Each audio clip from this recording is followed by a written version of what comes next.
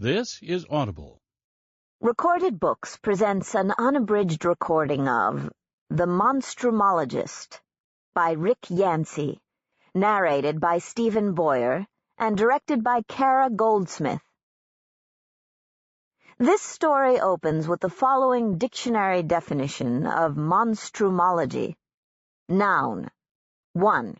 The study of life forms generally malevolent to humans and not recognized by science as actual organisms, specifically those considered products of myth and folklore. 2. The act of hunting such creatures. And now, The Monstrumologist.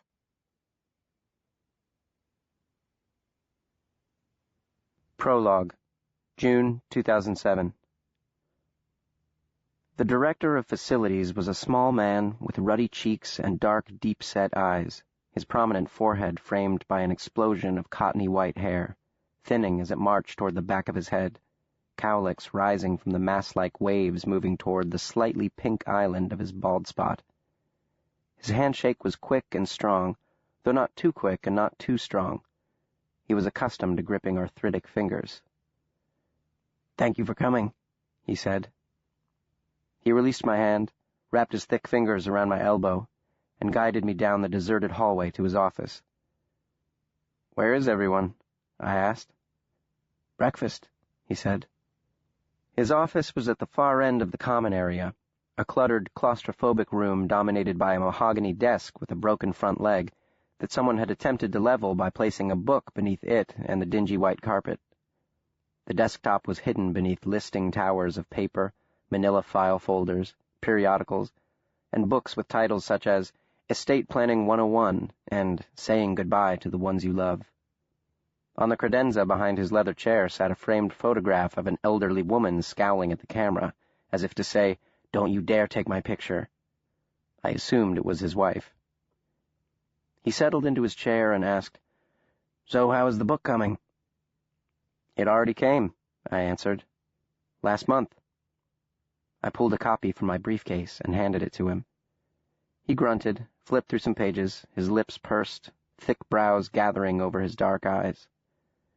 "Well, glad to do my part," he said. He held the book toward me. I told him it was his to keep.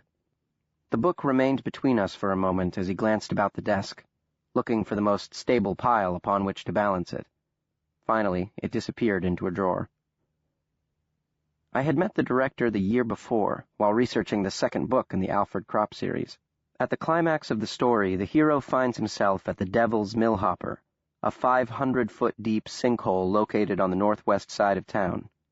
I had been interested in the local legends and tall tales regarding the site, and the director had been kind enough to introduce me to several residents who'd grown up in the area and who knew the stories of this mythical gateway to hell, now a state park, presumably because the devil had departed, making way for field trippers and hikers. "Thank you," he said. "I'll be sure to pass it around." I waited for him to go on. I was there on his invitation. He shifted uneasily in his chair. "You said on the phone you had something to show me." I gently prodded him. "Oh, yes." He seemed relieved and now spoke rapidly.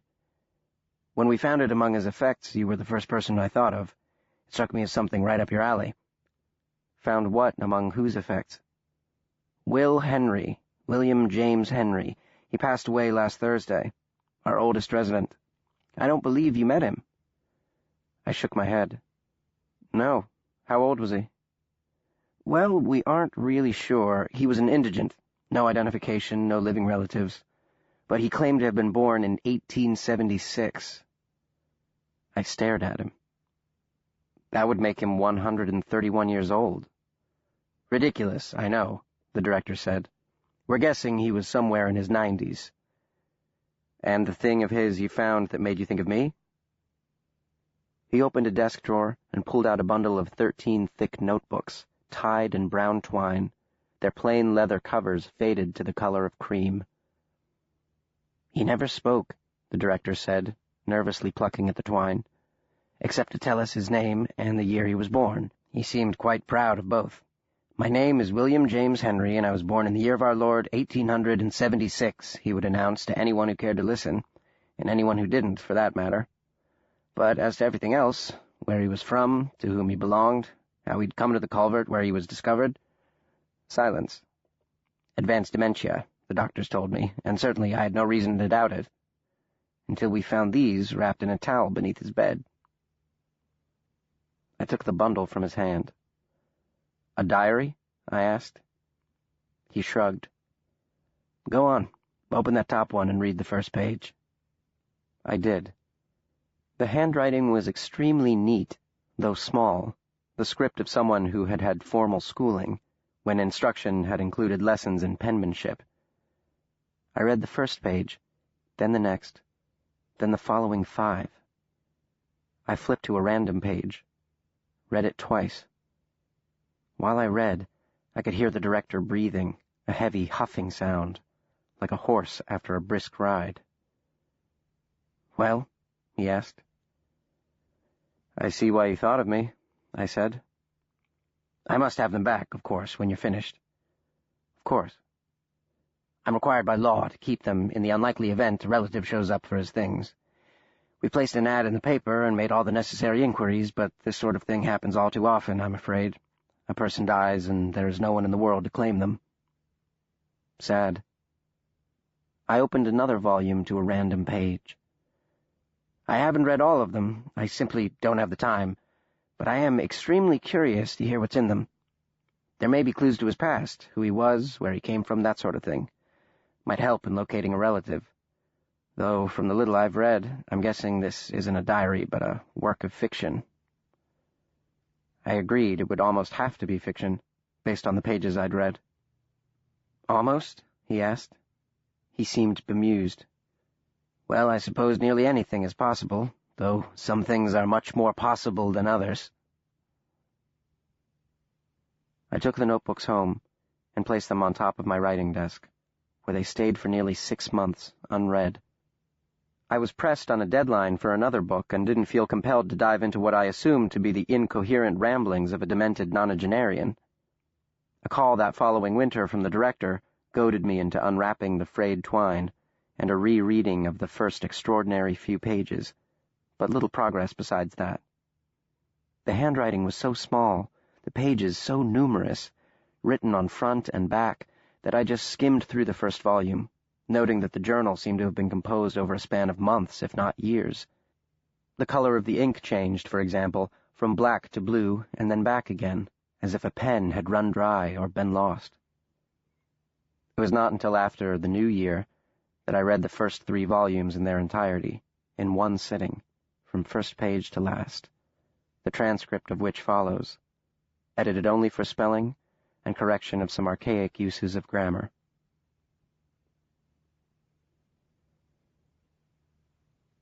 Folio 1. Progeny. Chapter 1. A Singular Curiosity. These are the secrets I have kept. This is the trust I never betrayed. But he is dead now, and has been for more than 40 years, the one who gave me his trust, the one for whom I kept these secrets, the one who saved me, and the one who cursed me. I can't recall what I had for breakfast this morning, but I remember with nightmarish clarity that spring night in 1888 when he roused me roughly from my slumber, his hair unkempt, eyes wide and shining in the lamplight, the excited glow upon his finely chiseled features, one with which I had, unfortunately, become intimately acquainted. Get up, Will Henry, and be quick about it," he said urgently. "We have a caller." "A caller?" I murmured in reply. "What time is it?" "A little after 1. Now get dressed and meet me at the back door. Step lively, Will Henry, and snap to." He withdrew from my little alcove, taking the light with him. I dressed in the dark and scampered down the ladder in my stocking feet, putting on the last of my garments, a soft felt hat a size too small for my 12-year-old head. That little hat was all I had left from my life before coming to live with him, and so it was precious to me. He had lit the jets along the hall of the upper floor, though but a single light burned on the main floor, in the kitchen at the rear of the old house where just the two of us lived, without so much as a maid to pick up after us. The doctor was a private man, engaged in a dark and dangerous business, and could ill afford the prying eyes and gossiping tongue of the servant class. When the dust and dirt became intolerable, about every 3 months or so, he would press a rag and a bucket into my hands and tell me to snap to before the tide of filth overwhelmed us. I followed the light into the kitchen, my shoes completely forgotten in my trepidation. This was not the first nocturnal visitor since my coming to live with him the year before. The doctor had numerous visits in the wee hours of the morning, more than I cared to remember, and none were cheerful social calls. His business was dangerous and dark, as I have said, and so, on the whole, were his callers. The one who called on this night was standing just outside the back door, a gangly skeletal figure, his shadow rising wraith-like from the glistening cobblestones. His face was hidden beneath the broad brim of his straw hat, but I could see his gnarled knuckles protruding from his frayed sleeves, and knobby yellow ankles the size of apples below his tattered trousers. Behind the old man, a broken-down nag of a horse stamped and snorted, steam rising from its quivering flanks. Behind the horse, barely visible in the mist, was the cart with its grotesque cargo, wrapped in several layers of burlap. The doctor was speaking quietly to the old man as I came to the door, a comforting hand upon his shoulder, for clearly our caller was nearly mad with panic. He had done the right thing, the doctor was assuring him. He, the doctor, would take the matter from here. All would be well. The poor old soul nodded his large head, which appeared all the larger with its lid of straw as it bobbed on its spindly neck. "'Tis a crime, a bloody crime of nature," he exclaimed at one point. "I shouldn't have taken it. I should have covered it back up and left it to the mercy of God." "I take no stances on theology, Erasmus," said the doctor. "I am a scientist, but is it not said that we are his instruments? If that is the case, then God brought you to her and directed you hence to my door." "So you won't report me?" the old man asked, with a sideways glance toward the doctor. "Your secret will be safe with me, as I hope mine will be with you. Ah, here is Will Henry. Will Henry, where are your shoes? No, he said as I turned to fetch them. I need you to ready the laboratory." "Yes, doctor," I responded dutifully, and turned to go a second time. "And put a pot on. It's going to be a long night." "Yes, sir," I said. I turned a third time. "And find my boots, Will Henry." "Of course, sir." I hesitated, waiting for a fourth command. The old man, called Erasmus, was staring at me. "Well, what are you waiting for?" the doctor said. "Snap to, Will Henry." "Yes, sir," I said. "Right away, sir." I left them in the alley, hearing the old man as I hurried across the kitchen. "He is your boy?" "He is my assistant," came the doctor's reply. I set the water on to boil, and then went down to the basement. I lit the lamps, laid out the instruments. I wasn't sure which he might need, but had a strong suspicion the old man's delivery was not alive. I had heard no sounds coming from the old cart, and there didn't seem to be great urgency to fetch the cargo inside, though this may have been more hope than suspicion. Then I removed a fresh smock from the closet and rummaged under the stairs for the doctor's rubber boots. They weren't there, and for a moment I stood by the examination table in mute panic. I had washed them the week before, and was certain I had placed them under the stairs. Where were the doctor's boots? From the kitchen came the clumping of the men's tread across the wooden floor. He was coming, and I had lost his boots. I spied the boots just as the doctor and Erasmus began to descend the stairs. They were beneath the work table, where I had placed them. Why had I put them there? I set them by the stool and waited, my heart pounding, my breath coming in short, ragged gasps. The basement was very cold, at least 10 degrees colder than the rest of the house, and stayed that way year-round. The load, still wrapped tightly in burlap, must have been heavy. The muscles in the men's necks bulged with the effort, and their descent was painfully slow. Once the old man cried for a halt. They paused 5 steps from the bottom, and I could see the doctor was annoyed at this delay. He was anxious to unveil his new prize. They eventually heaved their burden onto the examining table. The doctor guided the old man to the stool. Erasmus sank down upon it, removed his straw hat, and wiped his crinkled brow with a filthy rag. He was shaking badly. In the light, I could see that nearly all of him was filthy, from his mud-encrusted shoes to his broken fingernails to the fine lines and crevices of his ancient face. I could smell the rich, loamy aroma of damp earth rising from him. "A crime," he murmured. "A crime." "Yes, grave robbing is a crime," said the doctor. "A very serious crime, Erasmus. $1,000 fine and 5 years hard labor." He shrugged into his smock and motioned for his boots. He leaned against the banister to tug them on. "We are co-conspirators now. I must trust you, and you, in turn, must trust me. Will Henry, where is my tea?" I raced up the stairs. Below, the old man was saying, "I have a family to feed. My wife, she's very ill. She needs medicine. I can't find work, and what use is gold and jewels to the dead?"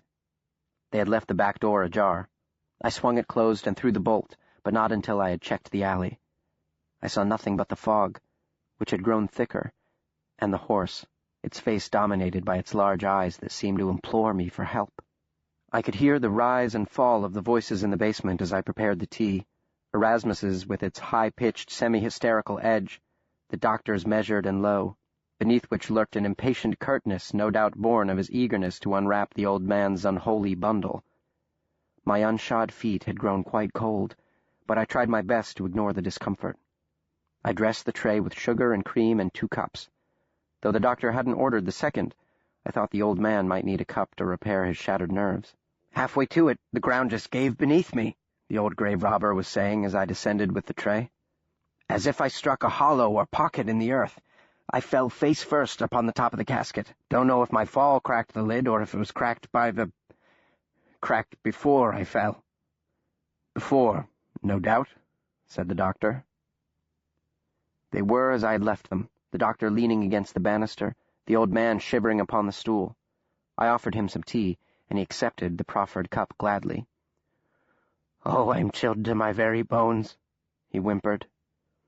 "This has been a cold spring," the doctor observed. He struck me as at once bored and agitated. "I couldn't just leave it there," the old man explained. "Cover it up again and leave it? No. I've more respect than that. I fear God. I fear the judgment of eternity. A crime, doctor, an abomination. So once I gathered my wits, I used the horse and a bit of rope to haul them from the hole, wrapped them up, brought them here." "You did the right thing, Erasmus." "There's but one man who'll know what to do," I said to myself. "Forgive me, but you must know what they say about you and the curious goings-on in this house. Only the deaf would not know about Pellinore Warthrop and the house on Harrington Lane." "Then I am fortunate," said the doctor dryly, "that you are not deaf." He went to the old man's side and placed both hands on his shoulders. "You have my confidence, Erasmus Gray, as I'm certain I have yours. I will speak to no one of your involvement in this crime, as you call it, as I'm sure you will keep mum regarding mine. Now, for your trouble." He produced a wad of bills from his pocket and stuffed them into the old man's hands. "I don't mean to rush you off, but each moment you stay endangers both you and my work, both of which matter a great deal to me, though one perhaps a bit more than the other," he added with a tight smile. He turned to me. "Will Henry show our caller to the door?" Then he turned back to Erasmus Gray. "You have done an invaluable service to the advancement of science, sir." The old man seemed more interested in the advancement of his fortunes, for he was staring open-mouthed at the cash in his still quivering hands.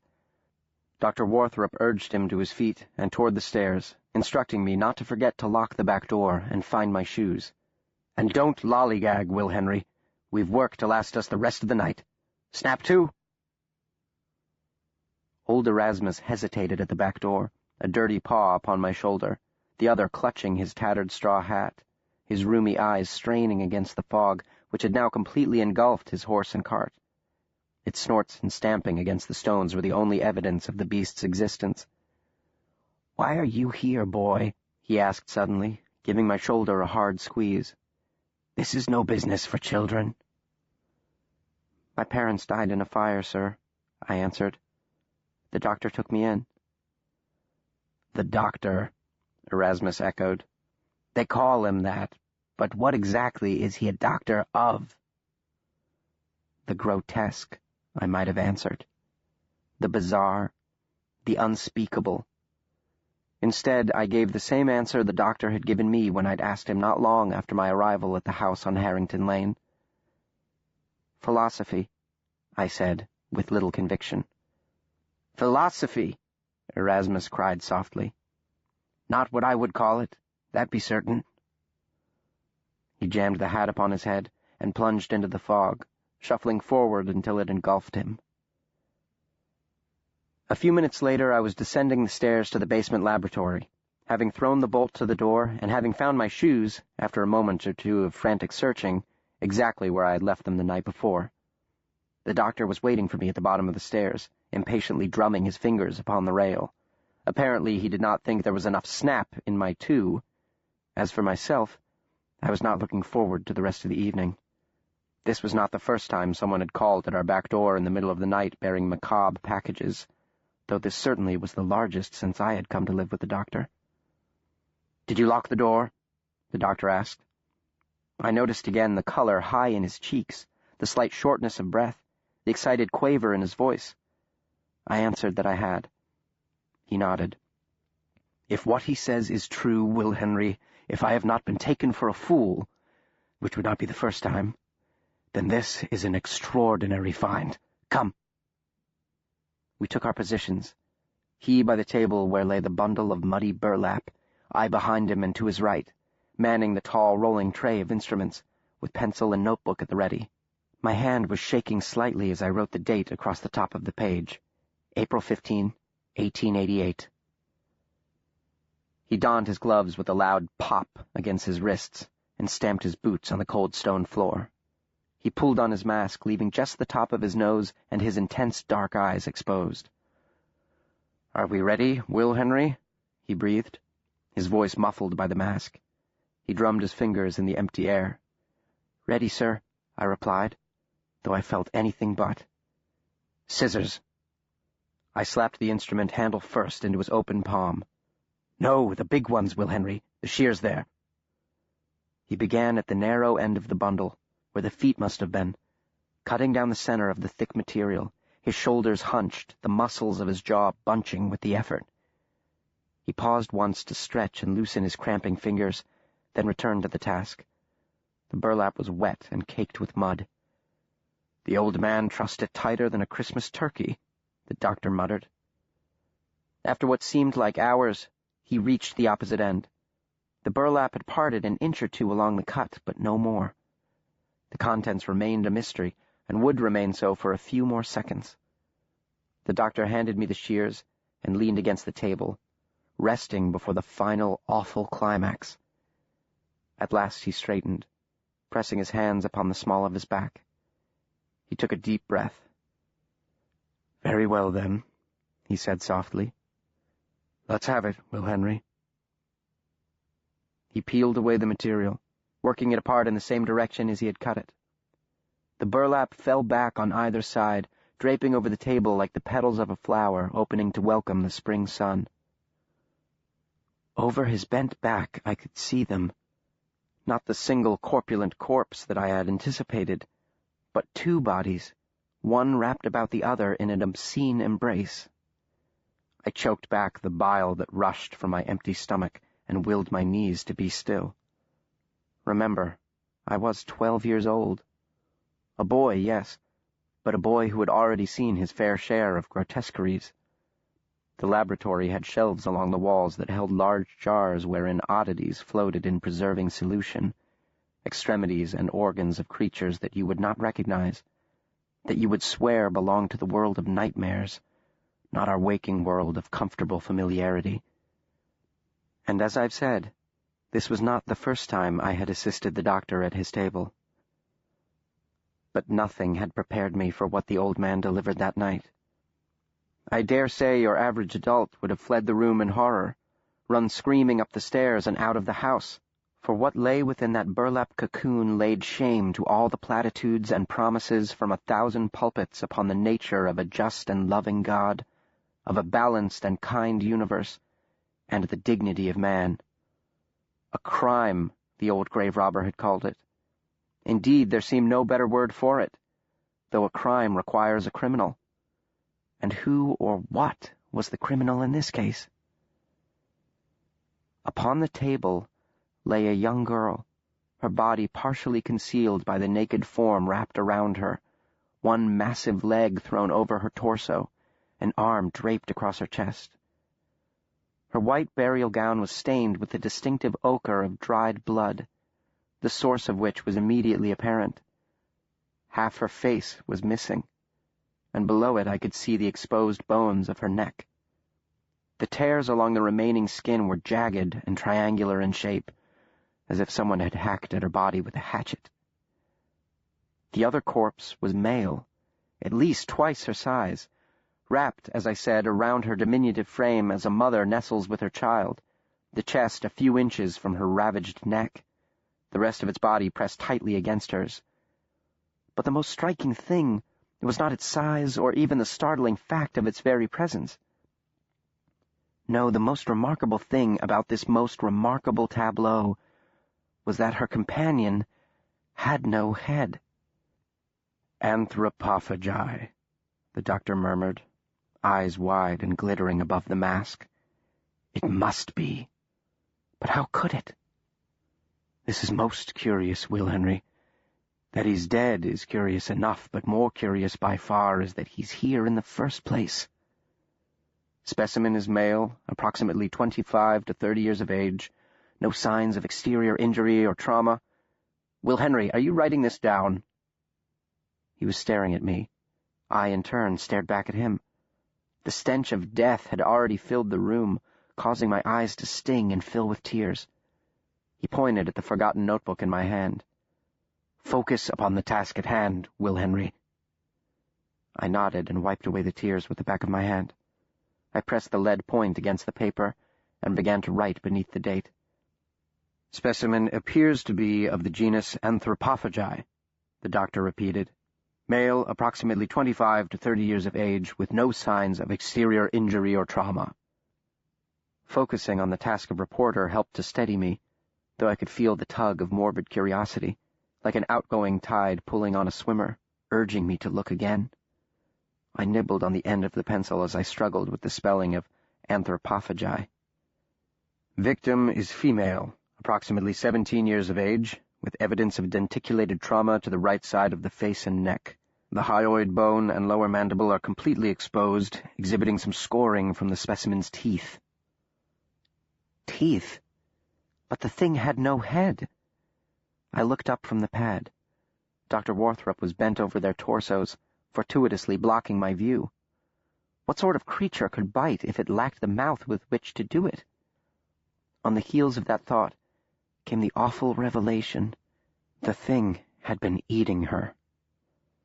He moved quickly to the other side of the table, allowing me an unobstructed view of the specimen and his pitiful victim. She was a slight girl, with dark hair that curled upon the table in a fall of luxurious ringlets.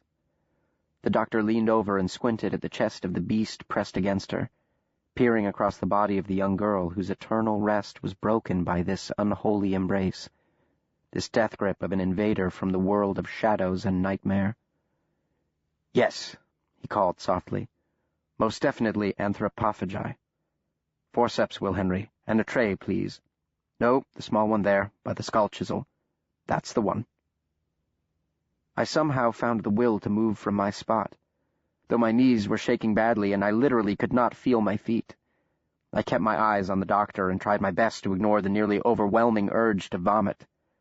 I handed him the forceps and held the tray toward him, arms shaking, breathing as shallowly as possible, for the reek of decay burned in my mouth and lay like a scorching ember at the back of my throat. Dr. Warthrop reached into the thing's chest with the forceps. I heard the scraping of the metal against something hard. An exposed rib? Had this creature also been partially consumed? And if it had, where was the other monster that had done it? Most curious, the doctor said, the words muffled by the mask. No outward signs of trauma, clearly in its prime, yet dead as a doornail. What killed you, Anthropophagus? How did you meet your fate?"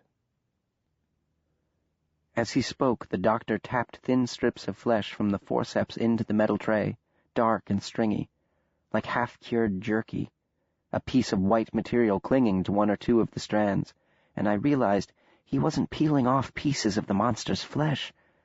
The flesh belonged to the face and neck of the girl. I looked down between my outstretched arms to the spot where the doctor worked, and saw he had not been scraping at an exposed rib. He had been cleaning the thing's teeth. The room began to spin around me. The doctor said in a calm, quiet voice, "Steady, Will Henry. You're no good to me unconscious. We have a duty this night. We are students of nature, as well as its products, all of us, including this creature, born of the same divine mind, if you believe in such things, for how could it be otherwise? We are soldiers for science, and we will do our duty. Yes, Will Henry?" "Yes, Will Henry?" "Yes, Doctor," I choked out. "Yes, sir." "Good boy." He dropped the forceps into the metal tray.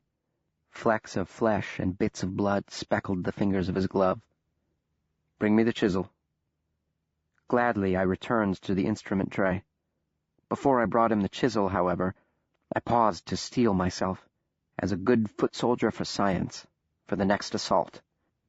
Though it lacked a head, the anthropophagus was not missing a mouth. Or teeth. The orifice was shaped like a shark's, and the teeth were equally shark-like, triangular, serrated, and milky white, arranged in rows that marched toward the front of the mouth from the inner, unseen cavity of its throat. The mouth itself lay just below the enormous muscular chest, in the region between the pectorals and the groin. It had no nose that I could see, though it had not been blind in life. Its eyes, of which I confess I had seen only one, were located on the shoulders, lidless and completely black. "Snap to, Will Henry," the doctor called. I was taking too long to steel myself. "Roll the tray closer to the table. You'll weigh yourself out trotting back and forth." When the tray and I were in position, he reached out his hand, and I smacked the chisel into his palm. He slipped the instrument a few inches into the monster's mouth and pushed upward, using the chisel as a pry bar to spread the jaws. "Forceps!"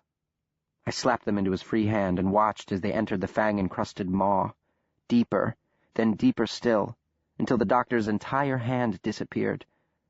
The muscles of his forearm bulged as he rotated his wrist, exploring the back of the thing's throat with the tips of the forceps. Sweat shone on his forehead. I patted it dry with a bit of gauze. "Would have dug a breathing hole, so it didn't suffocate," he muttered.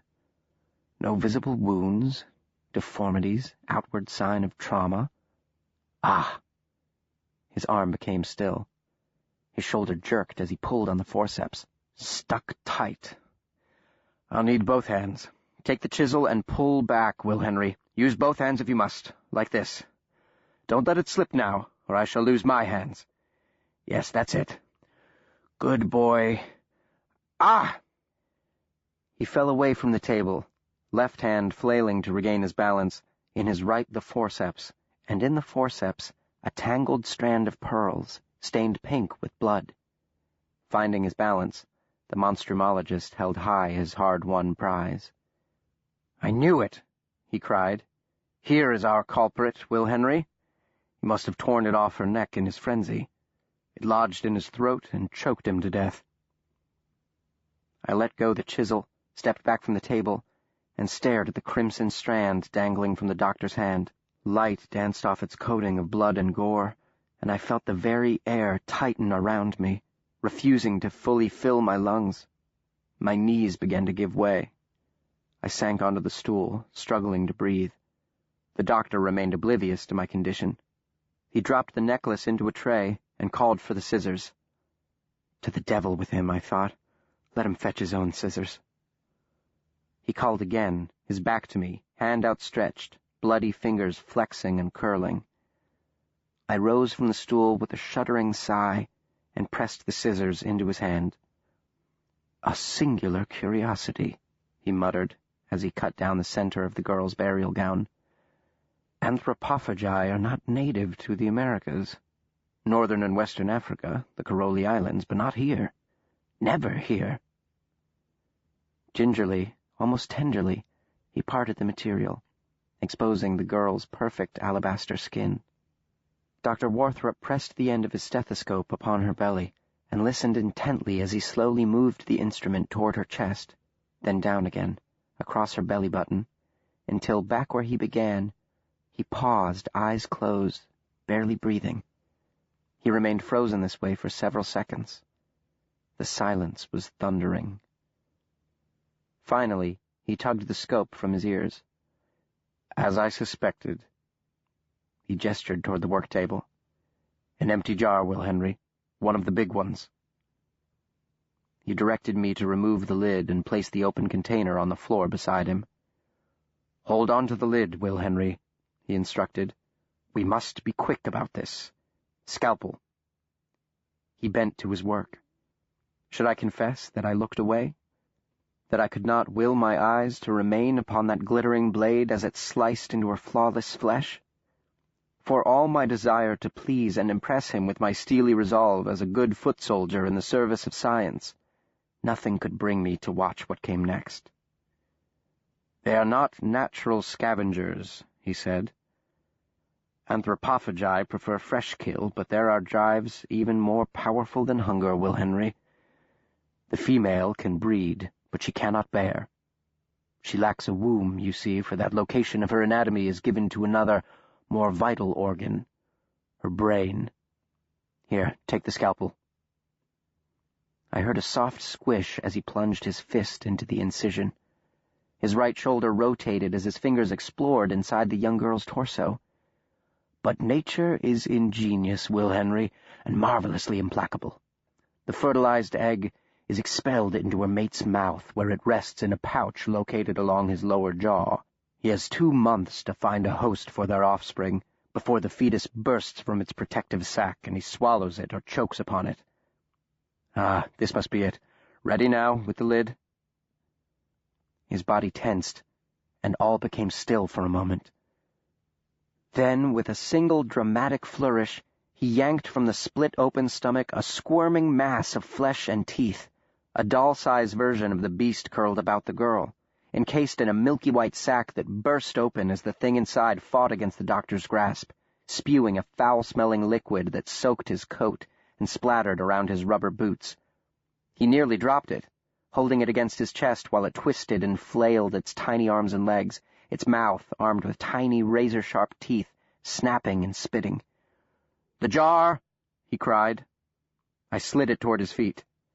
He dropped the thing into the container, and I did not need his urging to slap on the lid. "Screw it tight, Will Henry," he gasped. He was covered head to toe in the blood-flecked goop, the smell of it more pungent than that of the rotting flesh upon the table. The tiny anthropophagus flipped and smacked inside the jar, smearing the glass with amniotic fluid, clawing at its prison with needle-sized fingernails, mouth working furiously in the middle of its chest, like a landed fish gasping upon the shore. Its mewling cries of shock and pain were loud enough to penetrate the thick glass, a haunting, inhuman sound that I am doomed to remember to my last day. Dr. Warthrop picked up the jar and placed it on the workbench. He soaked some cotton in a mixture of halothane and alcohol, dropped it into the jar, and screwed the lid back on. The infant monster attacked the cotton, stripping the fibers apart with its little teeth and swallowing chunks of it whole. Its aggression hastened the effects of the euthanizing agent. In less than 5 minutes, the unholy spawn was dead. Chapter 2. His services are indispensable to me. Stopping only twice, for another cup of tea around 3 a.m., and to relieve his bladder near 4, the monstrumologist worked through the night and well into the next day, though with noticeably less urgency after the abortion of the abominable creature growing inside the young woman's corpse. Upon reaching full term, he explained to me in a dry, lecturing tone, which somehow made the topic more horrific, the infant anthropophagus bursts from its amniotic sac, and immediately begins to feed upon the host, until nothing is left except bones, and those he drills into by means of his needle-like teeth to suck out the nutrient-rich marrow. Unlike Homo sapiens, Will Henry, the anthropophagi develop teeth before practically anything else. We had separated the bodies with no small effort, for the beast had sunk its 2-inch claws completely into its victim. The doctor pulled them out, one rigid digit at a time, using the chisel as a pry bar. "Note how the claws are barbed," he pointed out, "like a whaling hook or the forelegs of a praying mantis. Feel the tip, Will Henry. Carefully. It is as sharp as a hypodermic and as hard as diamonds. The natives of its natural habitat use them for sewing needles and spear tips." He pulled the massive arm off the dead girl's chest. "Their reach exceeds that of an average man by nearly 1.5 feet. Observe how large its hand is." He placed his own hand palm to palm against the monster's. The creature's hand engulfed the doctor's as an adult's would a child's. "Like the lion, it uses its claws as its primary form of attack. But unlike the large mammalian predators, it does not attempt to kill its prey before it begins to feed. More like the shark or an insect, the anthropophagus prefers living flesh." It required both of us to drag its leg off the girl. A bit breathless from the effort, the doctor said, "They possess the largest Achilles tendons known to primates, enabling them to leap astonishing distances, up to 40 feet. Note the heavy musculature of the calves and quadriceps. Careful now, Will Henry, or he'll roll off on us." He directed me to clear a space on the work table. He took the shoulders of the girl, I took the legs, and together we moved her corpse. She was so light she seemed to weigh no more than a bird. He folded her arms across her chest and gathered the gown around her violated torso. "Fetch a clean sheet, Will Henry," he instructed me, and then he covered her. We stood for a moment before the shrouded figure, neither of us speaking. At last he sighed. "Well, she is free of it now. If there is any mercy in this, Will Henry, she did not suffer. She did not suffer." He clapped his hands and turned away, his melancholy vanishing in a wink as he strode back to the examining table, eager to continue his communion with the creature. We pulled it to the center of the table and rolled it onto its back. The black, lidless eyes on its shoulders and the yawning, fang-crowded maw in its chest reminded me more than anything of a shark. Its skin was as pale as a shark's underbelly as well, and for the first time I noticed the thing was completely hairless, a fact that amplified its nightmarish appearance. "Like the lion, they are nocturnal hunters," the doctor said, as if he had somehow read my thoughts. "Thus the oversized eyes and the complete absence of melanin in the upper dermis. Also, like Panthera leo and Canis lupus, they are communal hunters." "Communal, sir?" "They hunt in packs." He snapped his fingers, called for a fresh scalpel, and the necropsy began in earnest. While he carved up the beast, I was kept busy, taking dictation, handing him instruments, and scurrying from cupboard to table and back again, filling empty specimen jars with formaldehyde, into which he dropped the organs. Out came one of its eyes, the optic nerves dangling like twisted rope from the back. He pointed out the monster's ears, 5-inch-long slits located on either side of its waist, just above the hips. Then Warthrop opened the chest, just above the leering mouth, using the rib spreaders to make room for his hand to retrieve the liver, the spleen, the heart, and the lungs, grayish-white and oblong like deflated footballs. All the while he continued his lecture, interrupting himself from time to time to dictate measurements and describe the conditions of the various organs. "The lack of follicles is curious, not something that appears in any of the literature. The eye measures 9.7 centimeters by 7.3 centimeters, perhaps owing to their natural habitat. They did not evolve in temperate climes." He made an incision a few inches above the monster's groin, plunged both hands into the cavity, and pulled out the brain. It was smaller than I expected it to be, about the size of an orange. He placed it on the scale, and I recorded the weight in the little notebook. Well, thought I, that's good at least. With a brain this small, they can't be very smart. Again, as if he possessed the ability to read my thoughts, he said, "Probably the mental capacity of a 2-year-old, Will Henry. Somewhere between an ape and a chimpanzee. Though they lack tongues, they can communicate through grunts and gestures, much like their primate cousins, albeit with much less benign intent." I stifled a yawn. I wasn't bored. I was exhausted. The sun had long since risen, but in this windowless room reeking of death and the acidic stench of chemicals, it was endless night. The doctor showed no signs of fatigue, however. I had seen him like this before, when the fever of his peculiar passion was upon him. He ate very little, slept even less, all his powers of concentration, which was as formidable as any man's I have ever encountered, focused on the task at hand. Days would pass, a week, a fortnight, without a shave or a bath. He could not even spare a moment to comb his hair or don a fresh shirt, until, for want of food and rest, he began to resemble one of his macabre specimens. Bloodshot eyes sunk deep in their sockets, ringed in black, skin the color of coal dust, clothes hanging loosely from his emaciated frame. Inevitably, as night follows day, the flame of his passion would at last exhaust the fuel of his mind and body, and he would collapse, taking to his bed like one suffering from a tropical fever. Listless and irritable, his depression made all the more striking by the intensity of the mania that preceded it. All day long and well into the night I would be up and down the stairs, fetching food and drink and extra blankets, putting off callers. The doctor is ill and can't see anyone right now. Sitting at his bedside for hours while he bemoaned his fate. His work was for nothing. In 100 years no one would know his name, recognize his accomplishments, sing his praises. I would try to console him as best I could, assuring him the day would come when his name would be spoken in the same breath as Darwin's.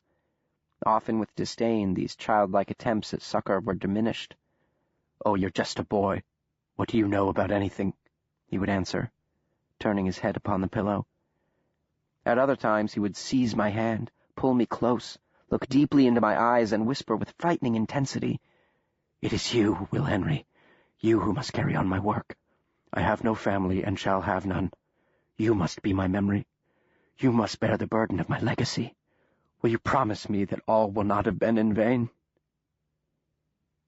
And of course I promised him. For it was true. I was all he had.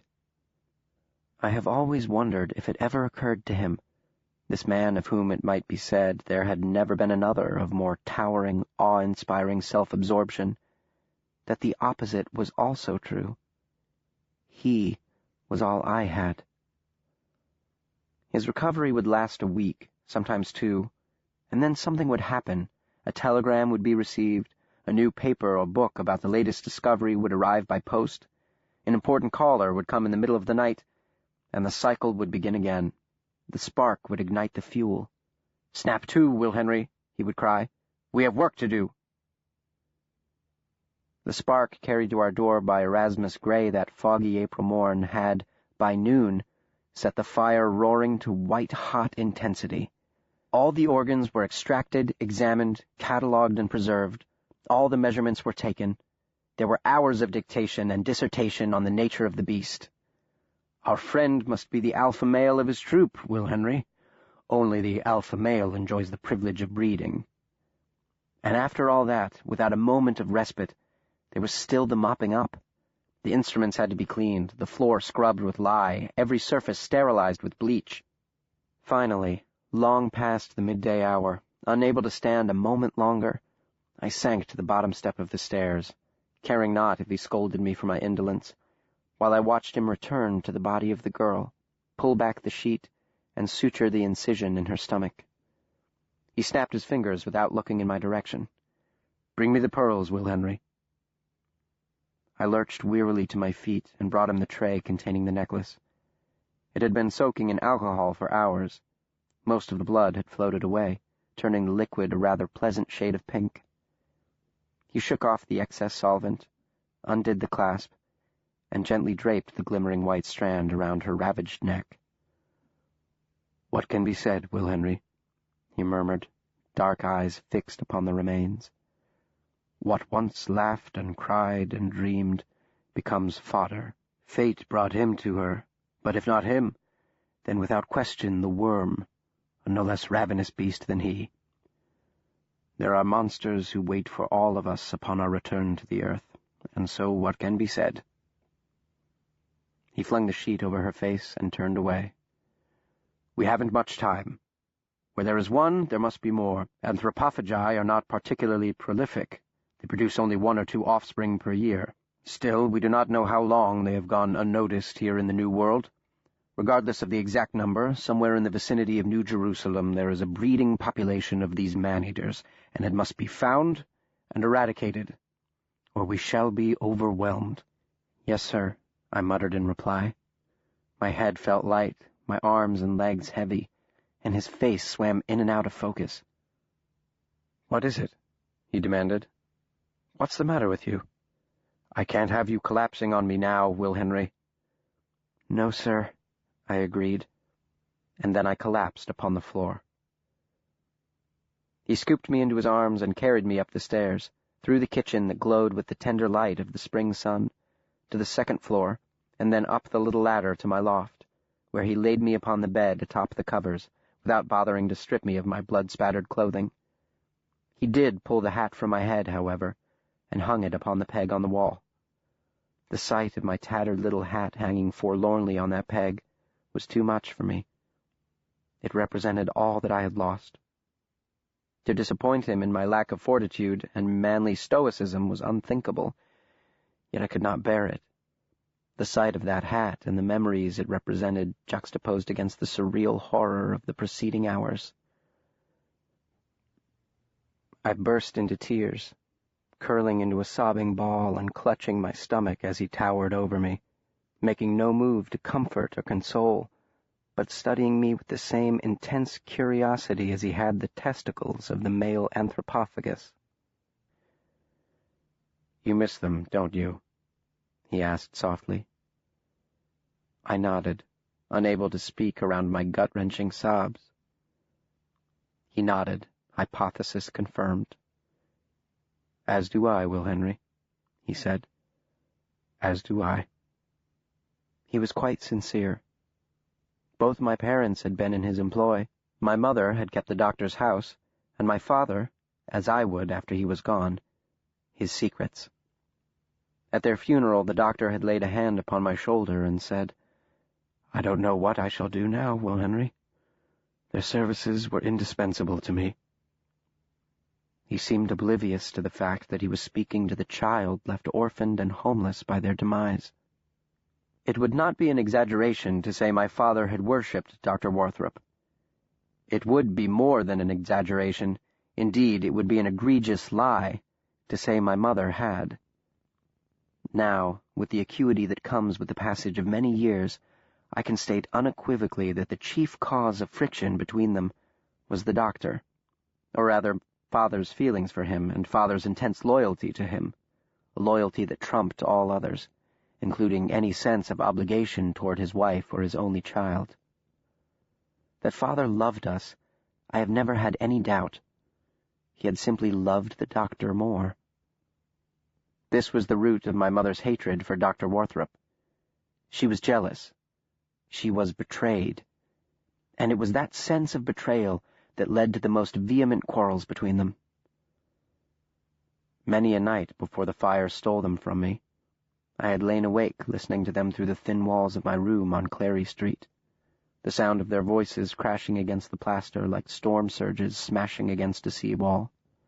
The culmination of the conflict that had begun hours earlier, usually when Father arrived late for dinner, late because the doctor had kept him. There were times when Father did not return for dinner, times when he did not return for days. When he at last came home, after my joyful greetings at the door, he would raise his eyes from my adoring ones to the decidedly less than adoring pair belonging to my mother, give a sheepish grin and a helpless shrug, and say, The doctor needed me. "What of me?" she would cry. "What of your son? What of our needs, James Henry?" "I am all he has," was the unwavering reply. "And you are all we have. You disappear for days without a word to anyone about where you're going or when you'll return. And when you do finally drag your thoughtless carcass through the door, you will not say where you have been or what you've been doing." "Now do not go on with me, Mary," Father would caution her sternly. "There are some things I can tell you and some things I can't." "Some things you can? What might those be, James Henry? For you tell me nothing." "I tell you what I can. And what I can tell you is the doctor is engaged in very important work and he needs my help." "But I do not. You force me into sin, James." "Sin? What sin are you talking about?" "The sin of false witness. The neighbors ask, 'Where is your husband, Mary Henry? Where is James?' And I must lie for you. For him. Oh, how it galls me to lie for him." "Then don't. Tell them the truth. Tell them you don't know where I am." "That would be worse than a lie. What would they say about me? A wife who doesn't know where her husband's gone?" "I don't understand why it should gall you, Mary. If it weren't for him, what would you have? We owe everything to him."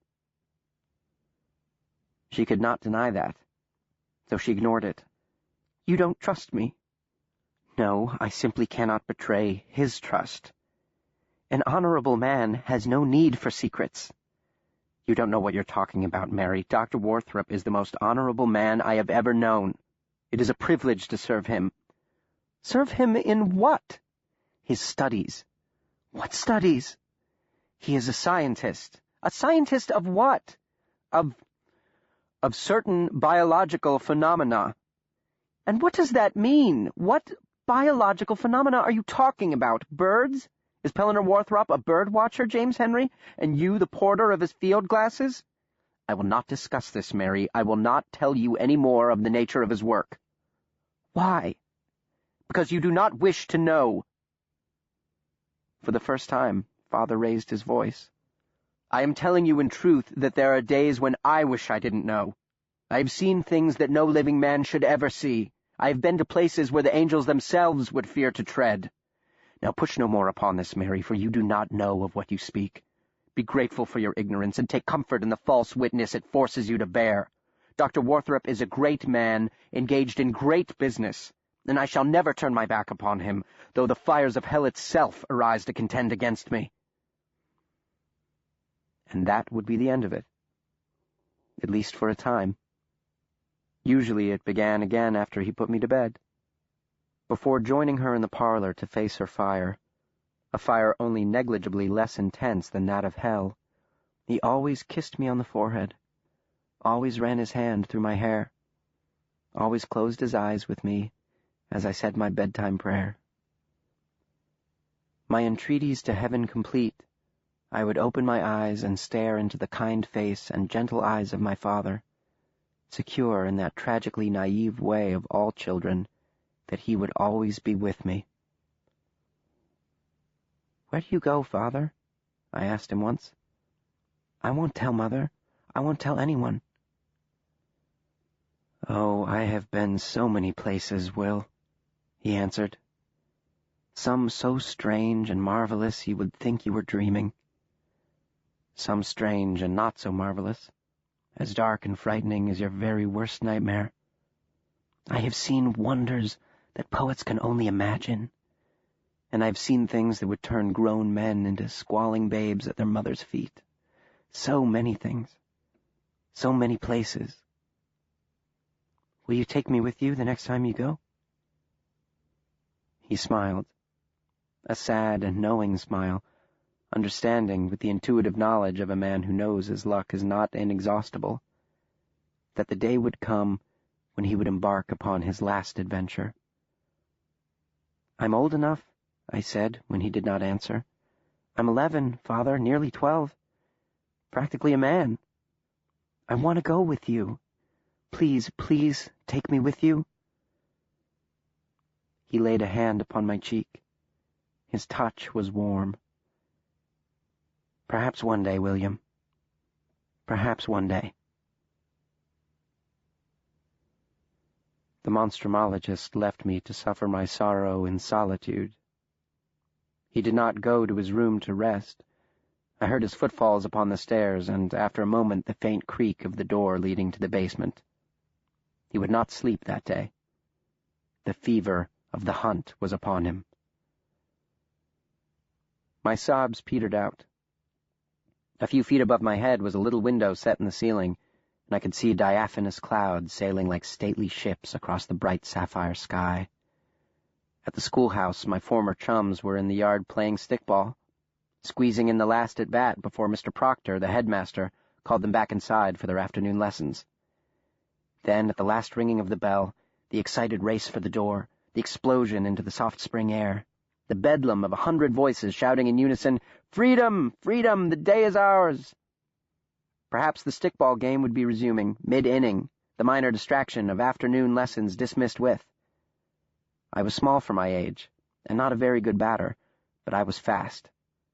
When I left the school for the private instruction of Dr. Warthrop, I was the fastest runner on my team, and the holder of the most stolen bases. I had stolen home a record 13 times. I closed my eyes and saw myself taking the lead on third, scooting along the baseline, eyes darting from pitcher to catcher and back again, heart high in my chest as I waited for the pitch. Scoot, another foot. Scoot, still another. The pitcher hesitates. He sees me out of the corner of his eye. Should he whip the ball to third? He waits for me to run. I wait for him to pitch. And I am still waiting when a voice speaks sharply in my ear, "Will Henry! Get up, Will Henry!" I opened my eyes. How heavy the lids felt, and spied the doctor standing in the opening to my little alcove, holding a lantern, with cheeks unshaven, with hair disheveled, and dressed in the same clothes from the night before. It took a moment for my mind to register that he was covered head to toe in blood. Alarmed, I sprang up with a cry. "Doctor, are you all right?" "Whatever do you mean, Will Henry? Of course I'm all right. You must have had a bad dream. Now come along. The hour grows late, and there's much to do before dawn." He rapped his knuckles against the wall as if to emphasize his point, and disappeared down the ladder. Quickly, I donned a fresh shirt. What time was it? I wondered. Above me, the stars seared the obsidian canopy of the sky. There was no moon. I felt along the wall, found my little hat on its hook, and put it on. It was quite snug, as I've said, but somehow that brought great comfort to me.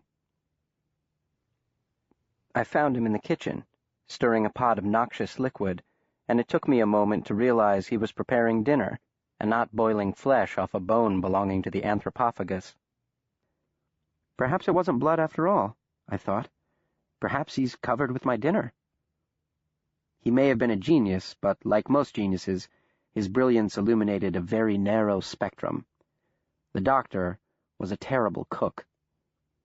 He ladled some of the noxious mixture into a bowl and slapped it upon the table.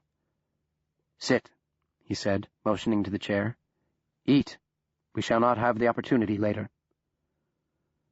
I gave the gruel an experimental stir with my spoon. A grayish-green object floated upon the surface of the thick brown broth. A bean? It was too large for a pea. "Is there any bread, sir?" I dared to ask. "No bread," he said curtly. Then he bounded down the stairs to the basement without another word. I rose at once from the table and checked the basket by the cupboard. A single roll, perhaps a week old, lay fermenting inside. I looked about and spied no second bowl, and sighed. Of course he had not eaten. Returning to my soup or stew or whatever the concoction might have been called, I chased down a few swallows with a glass of water and a few anxious words of prayer, not in thanksgiving, but in supplication. "Will Henry!" floated his call through the open basement door. "Will Henry, where are you? Snap to, Will Henry!" My prayers were answered. I dropped my spoon into the bowl. It gave a little bounce when it hit the spongy liquid, and hurried down the stairs. I found him pacing to and fro, from the workbench where the girl's body rested, to the examining table, now empty and wiped clean. I cast my eye about the room in an irrational bit of panic, as if somehow the thing had risen from the dead and might be lurking in the shadows. I spied it hanging upside down, between the bench and the shelves that housed its organs, the rope suspending it from the ceiling creaking from the enormous weight, and beneath, a large tub filled with the foul-smelling black sludge of its partially congealed blood. Here was the explanation for the offal on the doctor's clothing. He had been draining the carcass. Later it would be embalmed, wrapped in linen, and shipped by private carrier to the Society in New York. But for now it hung like a slaughtered hog in a butcher's shop, its heavily muscled arms dangling on either side of the tub, the tips of its claws scraping upon the floor as the rope slowly twisted and groaned with its weight. I looked away. Its remaining eye, black and lidless, frozen by death into an unblinking stare, seemed to be gazing directly back at me. I could see my slight frame reflected within that oversized orb. The doctor stopped pacing upon my arrival and stared at me with open mouth, as if startled by my presence after shouting for me to join him. "Will Henry," he said, "where have you been?" I started to say, "Eating as you told me, sir," but he cut me off. "Will Henry, what is our enemy?" His eyes were bright, the color in his cheeks high, symptoms of his peculiar mania that I had seen a dozen times before. On his face, the answer to his question, barked in a tone more reminiscent of a command, was obvious. I pointed a quivering finger at the suspended anthropophagus. "Nonsense," he said with a laugh. "Enmity is not a natural phenomenon, Will Henry. Is the antelope the lion's enemy? Does the moose or elk swear undying animosity for the wolf? We are but one thing to the anthropophagi: meat. We are prey, not enemies. No, Will Henry, our enemy is fear. Blinding, reason-killing fear. Fear consumes the truth and poisons all the evidence, leading us to false assumptions and irrational conclusions. Last night I allowed the enemy to overcome me. It blinded me to the glaring truth that our situation is not as dire as fear had led me to believe." "It's not?" I asked, though I failed to see the wisdom in his judgment. Did not the beast hanging from the ceiling give the lie to his assertion? The typical anthropophagi pod consists of 20 to 25 breeding females, a handful of juveniles, and one alpha male. He waited for my reaction, grinning foolishly, eyes sparkling. When he saw I did not share in his relief and exultation, the doctor hurried on. "Don't you see, Will Henry? There could not be more than 2 or 3 others. A breeding population in the vicinity of New Jerusalem is impossible." He recommenced his pacing, incessantly running his fingers through his thick hair, and as he spoke, my presence faded from his consciousness as light fades from the autumnal sky. This one fact gave birth to my fear, a fear that aborted all other, extremely pertinent evidence. Yes, it is a fact that a typical pod has up to 30 members, but it is equally true that anthropophagi are not native to the Americas. There has not been a single sighting of the species on this continent since its discovery. No remains or other evidence of its existence here has ever been found, and there is no corresponding legend or myth about them in the native traditions. He ceased his circuit and whirled upon me. "Do you see it now, Will Henry?" I think so, sir." "Nonsense," he cried. "Clearly you do not. Do not lie to me, Will Henry, to me or to anyone else, ever. Lying is the worst kind of buffoonery." "Yes, sir." "We must couple the fact that they are not native to these shores with the fact that they are extremely aggressive.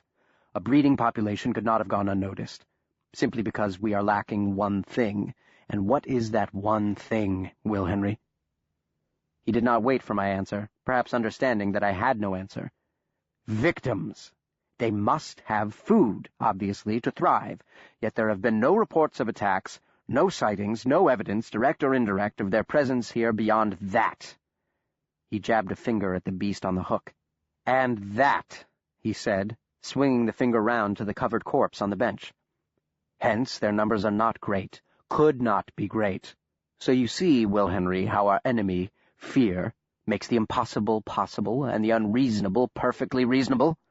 No, we have a case of a recent immigration, this male and perhaps one No more than 2, I would fathom, breeding females.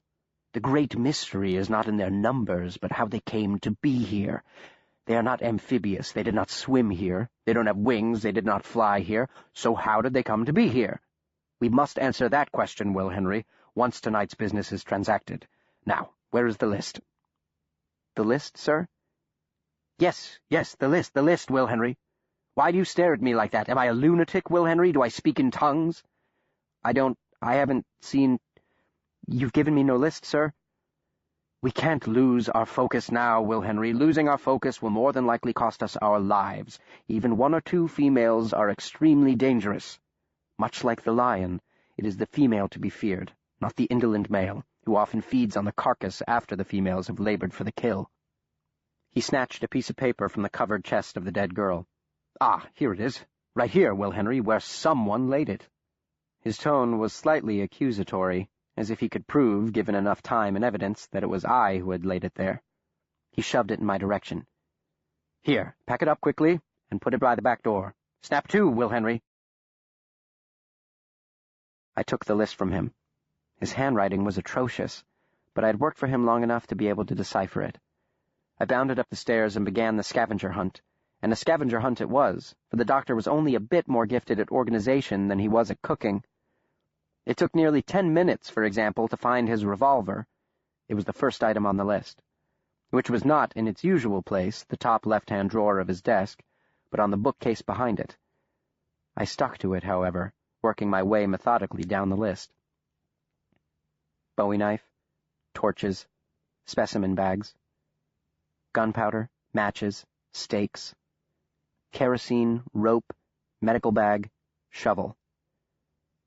Try as I might to follow the doctor's advice, to focus solely upon the task at hand, the meaning of the list, its import, I found impossible to ignore. We were preparing for an expedition. And all the while, as I scurried up and down stairs, in and out of rooms, digging through closets and cupboards, cabinets and drawers, the doctor's voice floated from below, shrill and ethereal. Will Henry? Will Henry, what is taking you so long? Snap to, Will Henry, snap to! At the stroke of midnight, I stood by the back door, using a bit of twine to tie a bundle of wooden stakes, to the accompaniment of the doctor's perpetual harangue. It is not as though I place unreasonable demands upon you, Will Henry. Have I ever placed unreasonable demands upon you? A sharp rapping upon the door interrupted our tasks, my tying, his upbraiding. Doctor! I called softly at the precise moment he appeared at the top of the stairs. Someone is at the door. Then answer it, Will Henry, he said impatiently. He stripped off his bloody smock and tossed it onto a chair. Erasmus Gray, the old grave robber who had called at almost the same hour the previous night, slouched upon the stoop, wearing the same battered wide-brimmed hat. Behind him I spied the same bony nag and rickety cart, half devoured by the fog. I had the distinctly unpleasant sensation of a dreamer entering for the second time the same nightmare, and for a moment I was sure, absolutely sure, that another grotesque cargo lay in the back of his old cart. Upon my opening the door, he removed his hat and squinted at my upturned face, his rheumy eyes disappearing behind their casing of withered flesh. "Tell the doctor I've come," he said in a low voice. There was no need for an announcement. The doctor stepped up behind me, flung wide the door, and pulled Erasmus Gray into the kitchen. And pulling was necessary, for the old man's tread was reluctant. His feet literally dragged across the ground. And who might judge him? Of the 3 who stood now in that kitchen, only one was looking forward to the hours ahead, and it was not old Erasmus Gray, or the doctor's young assistant. "Load the cart, Will Henry," the doctor directed me, as he, with firm hand upon the old man's elbow, guided, or forced, Erasmus toward the basement steps. The spring air was cool and moist, the fog a gentle kiss upon my cheeks. When I approached with the first load, the horse dipped its head in acknowledgment, as one beast of burden to its brother. I paused to pat its neck. It studied me with its large, soulful eyes, and I thought of the beast hanging upon the hook in the basement, and its eyes, blank and dark and filled with nothingness as acute as the space between the stars. Was it merely the emptiness of death that was so unnerving about those eyes? Or something more profound? I had seen myself reflected in the dead, soulless eyes of the anthropophagus. How different my reflection seemed in the eyes of this kind and gentle animal before me. Was it merely the difference between the warm look of life and the cold stare of death? Or was my image presented to me as the particular beholder perceived me, to one as companion, to the other as prey? As I dropped the last bundle of supplies into the cart, the doctor and the grave robber appeared, bearing the body of the dead girl between them, still wrapped in her makeshift shroud of bed linen. I stepped quickly out of their way and eased toward the warm and comforting light streaming through the open door. A pale hand protruded from the white draping, the index finger extended, as if she were pointing at the ground. "Lock the door, Will Henry," the doctor called softly to me, though his order was hardly necessary. I was halfway to the door, the key already in hand. There was no room for me in the little seat in the front of the old cart, so I clambered into the back with the body. The old man's head whipped around, and he frowned at the sight of me huddled next to the shrouded girl. He cast a baleful eye upon the doctor. "The boy is coming with us?" Dr. Warthrop nodded impatiently. "Of course he is." "Begging your pardon, Doctor, but this is no business for a child." "Will Henry is my assistant," the doctor replied with a smile. He gave my head a paternal pat. "A child by outward appearance, perhaps, but mature beyond his years, and hardier than he might seem to the unfamiliar eye. His services are indispensable to me." His tone made clear he would brook no argument from the likes of Erasmus Gray. The old man had returned his gaze to my huddled form as I crouched, shivering, hugging my knees to my chest in the spring chill, and I thought I saw pity in his eyes, a profound empathy for my plight, and not just the immediate plight of being forced to accompany my guardian on this dark errand. Perhaps he intuited the full cost of being indispensable to Dr. Pellinore Warthrop. And as for me, I was remembering my naive and desperate plea to my father nearly a year previously, who ironically now shared the same neighborhood as the dead girl lying beside me. "I want to go with you. Please, please take me with you." The old man turned away, but with a disapproving cluck and a shake of his ancient pate. He flicked the reins, the cart jerked forward, and our dark pilgrimage commenced. Now, reader, many a year has passed since the grisly events of that terrible spring night in 1888. Yet in all those years, hardly a day has gone by without my thinking of it with wonder and ever-blossoming dread. The awful dread of a child when the first seeds of disillusionment are planted. We may delay it. We may strive with all our might to put off the bitter harvest, but threshing day always dawns. The question haunts me still, and will, I suppose, until I join my parents in our final reunion. If the doctor had known what horrors awaited us not only at the cemetery that night, but in the days to come, would he still have insisted upon my company? Would he still have demanded that a mere child dive so deep into the well of human suffering and sacrifice, a literal sea of blood? And if the answer to that question is yes, then there are more terrifying monstrosities in the world than anthropophagi. Monstrosities who, with a smile and a comforting pat on the head, are willing to sacrifice a child upon the altar of their own overweening ambition and pride.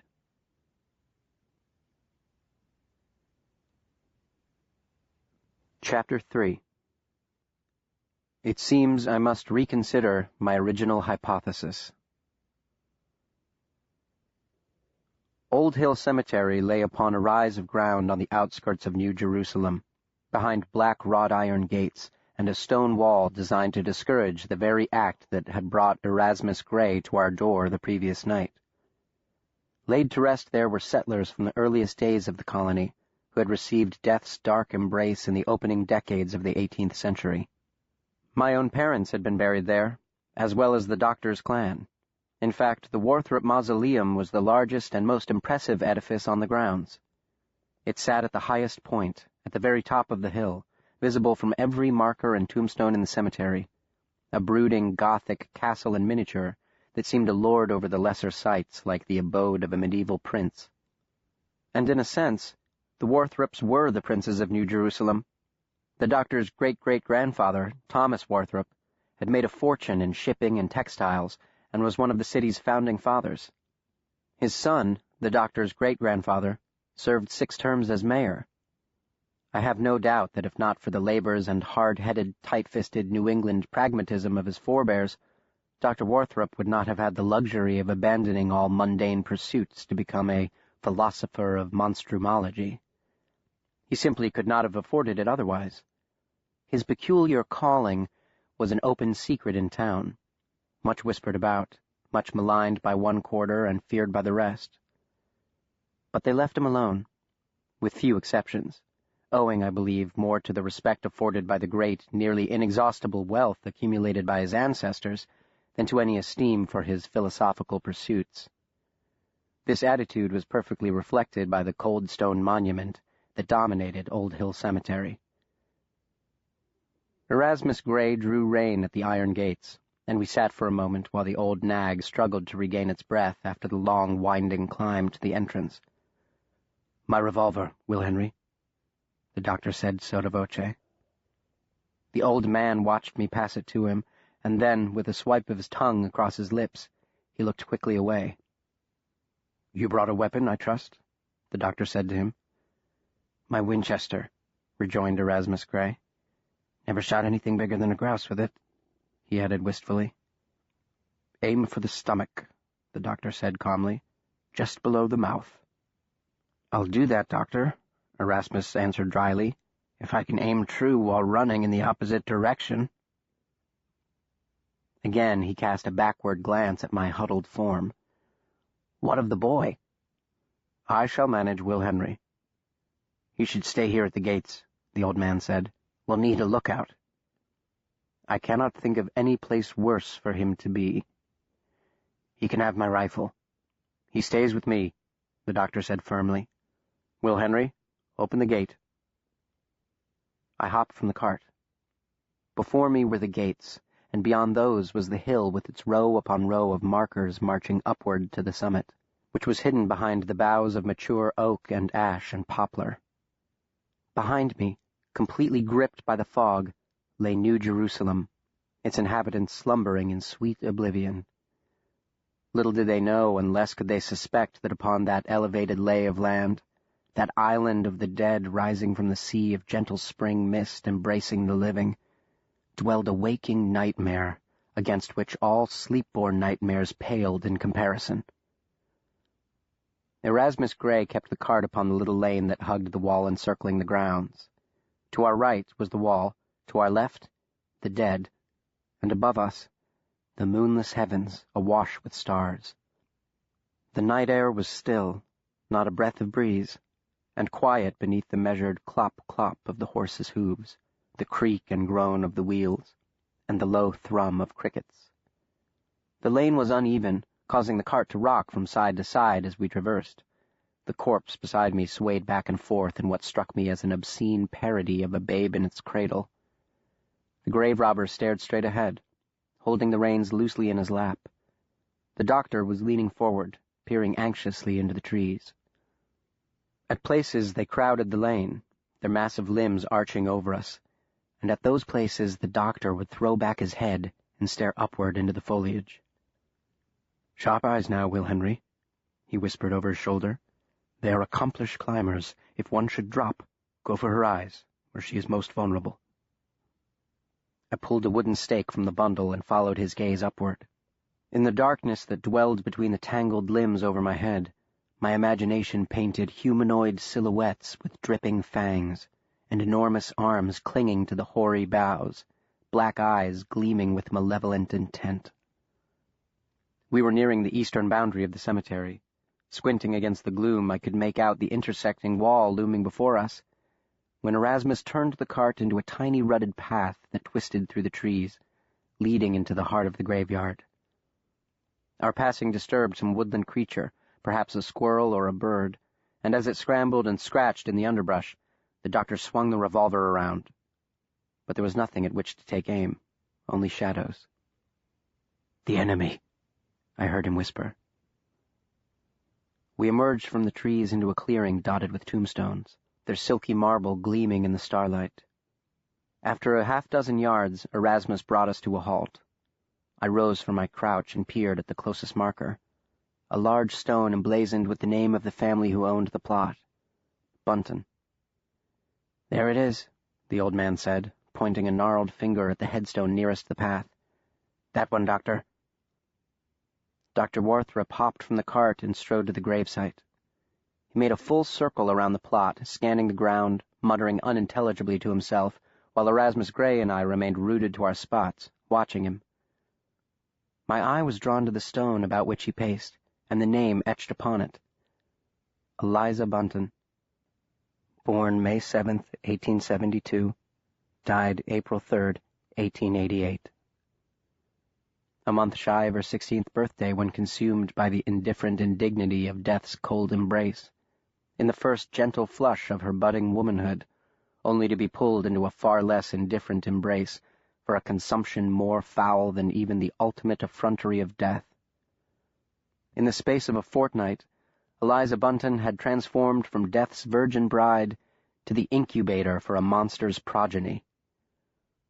I turned my gaze from the cold stone to the cold form beneath the white sheet, and my heart ached, for suddenly she was no longer a nameless corpse, an anonymous victim. She had a name, Eliza, and a family who must have loved her, for they had dressed her in the finest raiment and buried her in a necklace of the purest pearls, even arranging her luxurious curls with the utmost care, when all the while her destiny was not to lie in unbroken rest among her brethren, but to be eaten. Erasmus Gray must have sensed my distress, for he laid a hand upon my shoulder and said, "There, there, child, there, there." His tone changed abruptly from sympathy to indignation. "He shouldn't have brought you. A dark and dirty business is this, no place for any God-fearing Christian, much less a child." I shrugged his hand from my shoulder. I desired no sympathy from a man of his ignominious profession. "I'm not a child," I said. "Not a child, huh? Then these old eyes make a liar of Erasmus Gray. Let me have a closer look." He lifted my tattered little hat and squinted down at my face, a smile playing on his lips, and despite myself, so comical was his expression of earnest study, I caught myself smiling back. "Ack, you're right, not a child. A fine young man, then. Do you know what I think it is that fooled me, William Henry? It's this hat. It's much too small for a strapping young man such as yourself. A fully grown man should have a man's full-grown hat." With one hand he held my little hat, and with the other he dropped his large floppy hat onto my head. It fell over my eyes and nose, much to his delight. His chuckles grew louder, and the cart quivered with the aftershocks of his mirth. I pushed back the hat, and saw him looming above me, his spectral frame silhouetted against the velvet sky, my own tiny hat now perched upon his balding head. I found myself giggling right along with him. "What do you think, Will Henry? Is it true the clothes make the man? For now I do feel 50 years younger. By Jehoshaphat, I do." The doctor's impatient call interrupted our revelry. "Will Henry, fetch the torch and bring the stakes. Step 2, Will Henry." "Back to business, Mr. Henry," the old man said with a touch of sadness in his voice. He switched our hats, giving mine a sharp tug once it was on my head, then gently lifting my chin to look me in the eye. "You watch my back and I'll watch yours, Will Henry. Right then? Do we have a bargain?" He offered his hand, which I grasped and pumped quickly before hopping to the ground. The doctor had called, and of course I would go. I reached into the cart and pulled a torch and the bundle of stakes from the stack of supplies. When I joined him at the foot of Eliza Bunton's grave, Warthrop was on his hands and knees, his nose 2 inches from the freshly turned earth, sniffing like a bloodhound after an elusive quarry. A bit out of breath, I stood before him, unacknowledged, torch in one hand, stakes in the other, awaiting further instruction while he drew breath to the bottom of his lungs, eyes closed, forehead knotted in concentration. "I am a fool, Will Henry," he said at last, without lifting his head or opening his eyes. "For a fool takes for granted what a wise man leaves for fools." He cocked his head toward me without rising an inch, and his eye popped open. "A lighted torch, Will Henry." Abashed, I turned on my heel, only to turn again upon his barking, "Leave the stakes, light the torch, and bring it back to me. Snap to, William Henry." Old Erasmus Gray had disembarked, and was thus leaning against the side of the cart upon my breathless return, his Winchester rifle cradled in his arms. Expressionlessly he watched as I fumbled through the supply sack for the box of matches.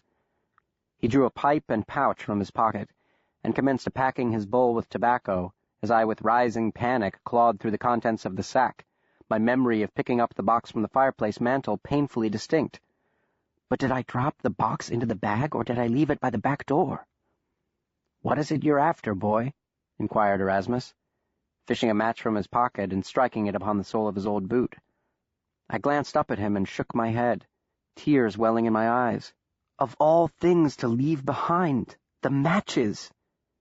The old man touched the flame to his bowl, and the sweet aroma of his leaf suffused the air. "Will Henry!" the doctor called. No more than 2 seconds passed before I saw what I was seeing, and immediately I begged a match from the old man. With shaking hand I lit the torch and trotted back to the doctor, his lecture on panic and fear brought fully home to me. Losing my wits had blinded me to the obvious. He took the torch from my shaking hand, saying, "Who is our enemy, Will Henry?" He did not wait for an answer, but turned upon his heel abruptly and repeated his circuit around the gravesite. "The stakes, Will Henry," he called, "and stay close." With the bundle of stakes in hand, I followed him. As he walked, the doctor held low the torch to cast the light upon the ground. He would stop, call for a stake, reaching behind him with outstretched hand, into which I would press a piece of wood. He stabbed it into the earth, and then continued, until 5 were thus planted, 1 on either side of the headstone, and 3 more in places all roughly 2 feet from the freshly turned earth of the grave. I could not tell why he was marking these spots. The ground left unmarked looked identical to that which received a stake. After 2 more circuits, each several paces farther from the grave, he stopped, holding the torch high and surveying his handiwork. "Most curious," he muttered. "Will Henry, go and press the stakes." "Press the stakes, sir?" "Try to push them deeper into the ground." I could push none more than half an inch farther into the rocky soil. When I rejoined him, he was shaking his head in consternation. "Mr. Gray?" he called. The old man shuffled over, rifle resting in the crook of his arm. The doctor turned to him, holding the torch high. The light danced upon the codger's weathered features, casting deep shadows into the crevices cutting his cheeks and brow. "How did you find the grave?" the doctor asked. "Oh, I knew where the Bunton plot was, all right, doctor," replied the grave robber. "No, I mean, was it disturbed at all? Did you note any evidence of digging?" Erasmus shook his head. "Wouldn't have bothered with it in that case, doctor." "And why is that?" "I would take it to mean somebody had beaten me to the prize." Something had beaten him to the prize, of course, which was the whole point of the doctor's inquiry. "So you noted nothing out of the ordinary last night?" "Only when I opened up the casket," the old man said dryly. "No holes or mounds of dirt nearby?" Erasmus shook his head. "No, sir, nothing like that." "No unusual odors?" "Odors? Did you smell anything odd, similar to rotten fruit?" "Only when I popped open the casket.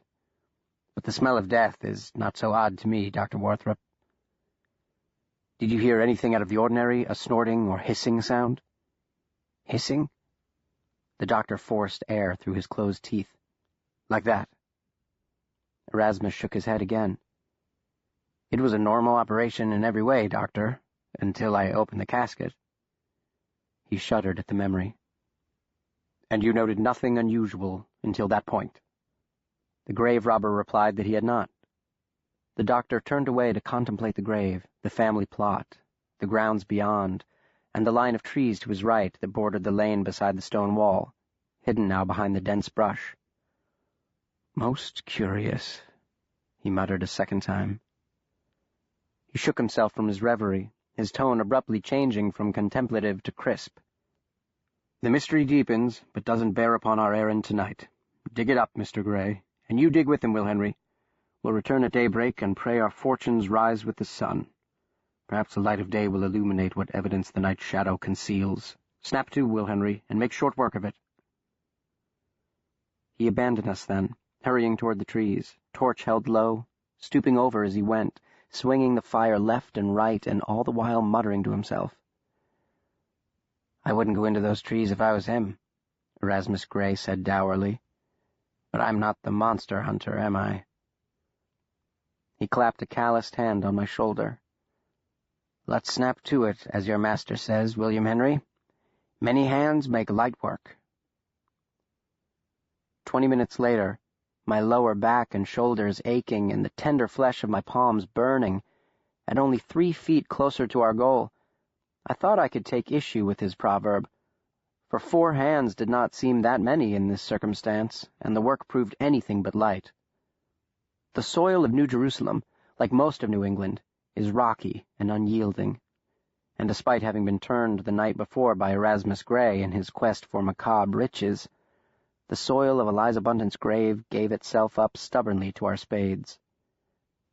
As I labored, I thought of the enormous male anthropophagus, who, with no tool but his steel-hard claws, had somehow managed to tunnel his way through the hard ground to reach his prey. Like the doctor, I found it most curious that we found no evidence of his invasion, and that Erasmus claimed to have found none the night before. Could the old man have missed it in the dark? Had he simply failed to notice it in his lust for booty, and obliterated the evidence in his haste to retreat with his monstrous find? We could hear Dr. Warthrop in the trees 50 yards away, stomping through the underbrush and the detritus of fallen leaves from the previous autumn, the sound punctuated now and then by soft, incoherent cries of consternation, the first of which caused Erasmus Gray to raise his head in alarm, thinking, no doubt, that the doctor had found, or had been found by, a living specimen of the species hanging in our basement. But they were not cries of panic or fear, I assured the old man. They were the ejaculations of a miner, his pan coming up empty yet again. Presently the doctor returned, and flopped down next to our deepening hole in utter dejection, stabbing the end of the torch into the mound of dirt beside it. He drew his knees to his chest and wrapped his long arms around them, staring glumly at our upraised, sweat-streaked faces with the expression of a man who has suffered some irreplaceable loss. "Well, did you find anything, Doctor?" asked Erasmus Gray. "Nothing," snapped the doctor. Erasmus Gray was obviously relieved, and the doctor, just as obviously, was not. "It defies all logic," the doctor said to no one in particular. "It flies in the face of reason.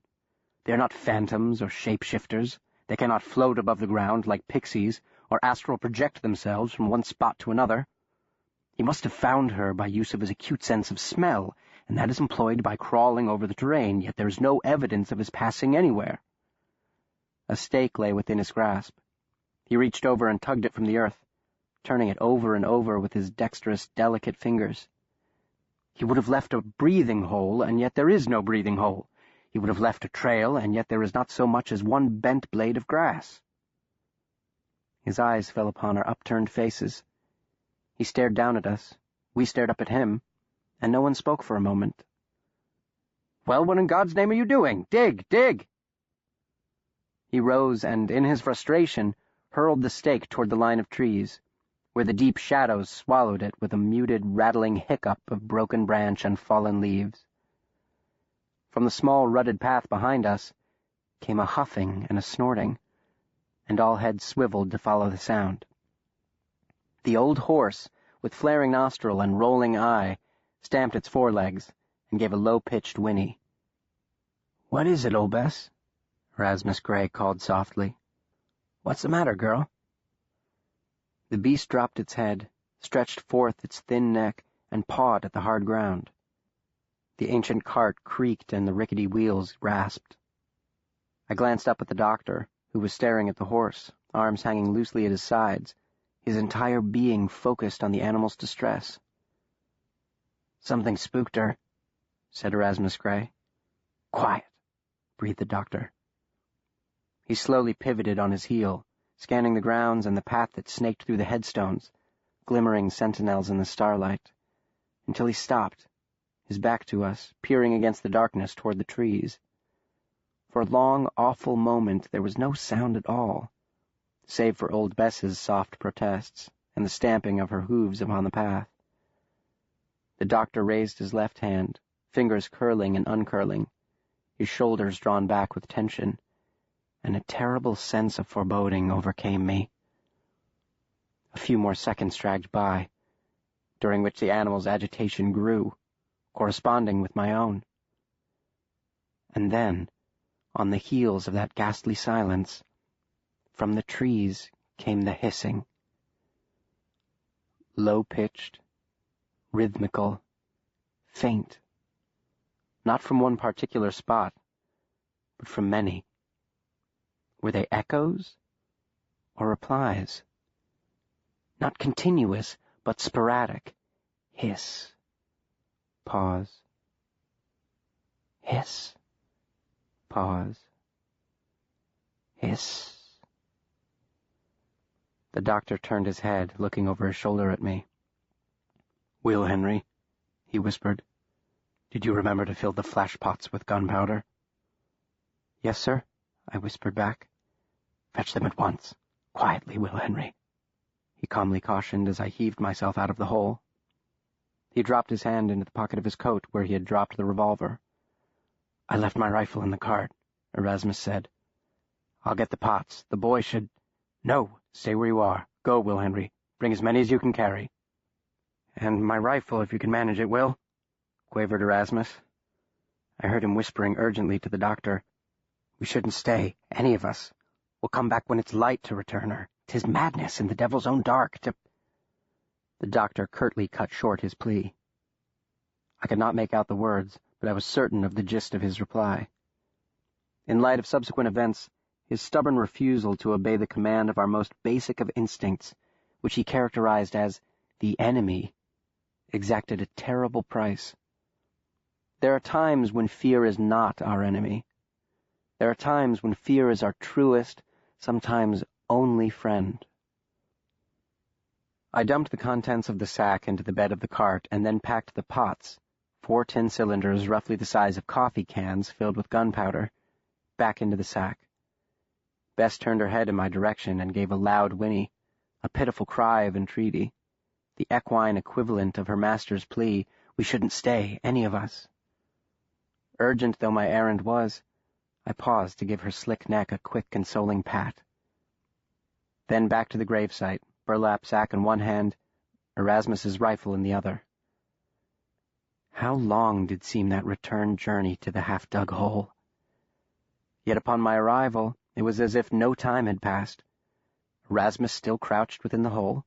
The doctor still stood his ground beside it, the torch flickering in its makeshift stand a foot to his left, its light painting his long, lanky shadow across the field. Erasmus grabbed the barrel of the rifle, pulling it from my hand and lowering himself like a soldier in a trench, so only the top of his head protruded over the hole's lip. The hissing had stopped. Now there was silence broken only by the old horse's snorts of fear. If she bolted, what would be our recourse?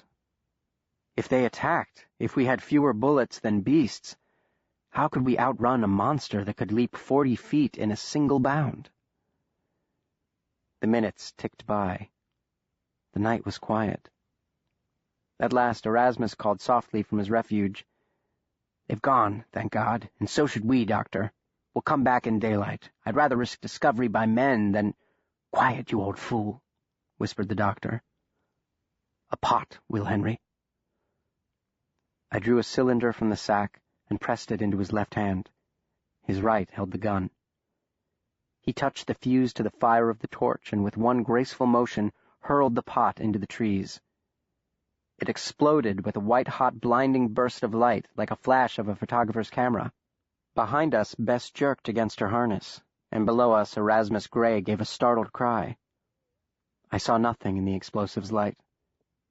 It passed in an instant, leaving the after-image of the trees impressed upon my eyes, but nothing else. No 7-foot-tall hulking forms with rows of glittering teeth in their chests. "Most curious," the doctor said. "Hand me another, Will Henry." "They've moved off, I tell ye." Erasmus Gray's fear had, as fear often does, metastasized into anger. "If they was even here to begin with. You hear strange things in the graveyard at night. Take it from me. I've come here often enough. Now you can stay if you wish, Dr. Pellinor Warthrop, but me and my horse are leaving. I told ye we shouldn't have come tonight, and I told ye we shouldn't have brought this child. Now I'm leaving, and if you want to ride back to town, you'll come with me." He laid his rifle at our feet and started to scramble out of the hole. But Erasmus Gray never got out of that hole. A massive claw, easily twice the size of a human hand, with a 2-inch gray razor-sharp barb on the end of each corpse-white digit, burst through the dirt between his feet, followed by the bald muscular arm, flecked with black soil and white stone. And then, like some nightmarish leviathan rising from the deep, the broad shoulders broke the undulating earth, those terrible unblinking black eyes glittering in the glancing glow of the torch, the yawning maw stuffed with 3-inch fangs in the middle of the creature's triangular torso snapping as a shark's when excited by the scent of blood in the water.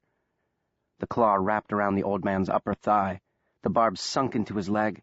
Erasmus flung out his arm in our direction, mouth agape in a high-pitched scream of horror and pain, and to this day that haunts me, the old man's wide-open orifice revealing its pitiful contingent of teeth, an absurd impersonation of the monstrous mouth between his kicking legs. Instinctively, stupidly, and no doubt to the doctor's disapproval and dismay, I caught the old man's flailing wrist. Inside the grave, the anthropophagus stuffed Erasmus Gray's captured leg into its snapping mouth. The teeth closed over his jerking calf, the black eyes rolled in their sockets, and I slid 2 feet forward until my head and shoulders dipped into the hole, and the screams of the old man reverberated like sullen thunder in my ears. The mouth below continued to work, chomping upward as the claw pulled the old man down, his free leg flailing like a drowning man's trying to kick to the surface. I felt the doctor's hands upon my waist, his voice barely audible above the cries of the doomed man. "Let go, Will Henry! Let go!" But it was not I who held fast with iron grip. It was Erasmus Gray. His fingers were wrapped around my wrist, and he was pulling me into the pit with him. All at once I slid farther in, for Warthrop had released me, and then, out of the corner of my eye, I saw the barrel of the doctor's revolver slam against the old man's forehead. I whipped my head around, turning my face from the sight as the doctor pulled the trigger, snuffing out the old man's screams of pain and panic in a single explosive instant. Hot speckles of blood and bone and brain splattered in my hair and against the back of my neck. The fingers around my wrist loosened, and the lifeless arm followed Erasmus Gray's corpse as it collapsed to the bottom of the hole, briefly obliterating the grotesque, bloody-mouthed thing beneath him. But I could hear its mouth working, the sickening crunch of teeth pulverizing bone and snapping sinew, the odd grunting like an enormous boar snuffling in the underbrush. Grabbing the seat of my pants, the doctor yanked me backward, and with surprising strength, no doubt the strength born of adrenaline-rich muscles, hoisted me to my feet. He shoved me toward the lane with a single command, a charge that was hardly necessary under the circumstances. "Run!" I complied. Unfortunately, so did old Bess, who bolted forward with a spring worthy of a mare half her age. As I sprinted toward the cart, it receded from me, pulled by the panicked horse off the lane and onto the rough ground, the frantic animal cutting across the graves and weaving between the tombstones. I dared not look back, but my ears delivered the sounds of the doctor close behind, and harsh barking calls that seemed to emanate from all directions. I was swift for my size, as I have said, but the doctor possessed a longer stride, and presently he overtook me. He reached the back of the bouncing cart before I did, threw himself upon it, landed directly atop the body of the girl, and flung his hand toward me. Was it my imagination, or did I feel something close behind? Its hot breath upon my neck, the thump, thump, thump of its heavy tread on the hard-packed dirt a mere step or two back. The humph, humph of their calls had grown louder, a frustrated sound infused with rage. The doctor lay upon his belly beside Eliza's body, his left hand extended toward me. Our fingertips brushed as I strained forward, but the cart was swinging crazily from side to side. Old Bess whipped first right, then left, picking her path through the headstones with no goal or finish line in mind, only the blind dictates of her instinct to escape. The doctor screamed something, and though I was but a yard or two from him, I could not make out the words. His right arm swung toward me then, the revolver clutched in his hand, and pointed at a spot over my shoulder. He screamed a second time, the gun went off, and the back of my shirt tore away as the monster behind me lunged. My pursuer, it seemed, had not been a figment of my imagination. The fingers of the doctor's left hand found my wrist. Like Erasmus at the grave, he yanked me toward him, though this time toward life, not death, and jerked me into the cart beside him. To my astonishment, he at once abandoned me, shoving the revolver into my shaking hands and hollering into my ear, "I'm going up front." And he went, scrambling on all fours toward the seat and the reins that were our sole hope of survival. I had never fired a gun in my life, but I fired it now, until the chamber was spent and the barrel smoked at the towering forms racing toward us. They came from the trees. They poured out of Eliza's grave, dozens of them, scores, sprinting with arms outstretched and mouths agape, their colorless skin radiant in the starlight, as if every tomb and sepulchre had vomited forth their foul contents. Clearly we were being outpaced. I watched in helpless horror as the swarm of fiends closed the gap. Old Bess's age caught up with her instincts, and her steps began to flag. Behind me the doctor let forth a string of curses worthy of a merchant marine, and with the horrific crunch of shattered wood, the cart came to an abrupt halt, the impact hurling me upon my back, my head saved from cracking open upon the rough boards by the pliant body of Eliza Bunton. I sat up, and saw that the old nag had dashed between two huge maple trees. She had managed the passage, but the cart had not. We were wedged tight. Dr. Warthrop reacted immediately. He jumped over the seat into the cart bed beside me. The anthropophagi were 100 feet away now, and I could smell them. An odor unlike any I had ever encountered, a noxious smell I can only liken to that of rotten fruit. "Out of the way, Will Henry!" the doctor shouted. I scooted backward on my backside toward the front of the cart. He shoved his arms beneath the shoulders of the young girl's corpse, and with a roar as primordial as the things bearing down on us, heaved her off the cart. The dead weight hit the ground with a sickening thud. "The harness!" he cried. "Undo the harness, Will Henry!" I grasped his goal, bounded over the seat, and dropped to the ground beside the straining horse.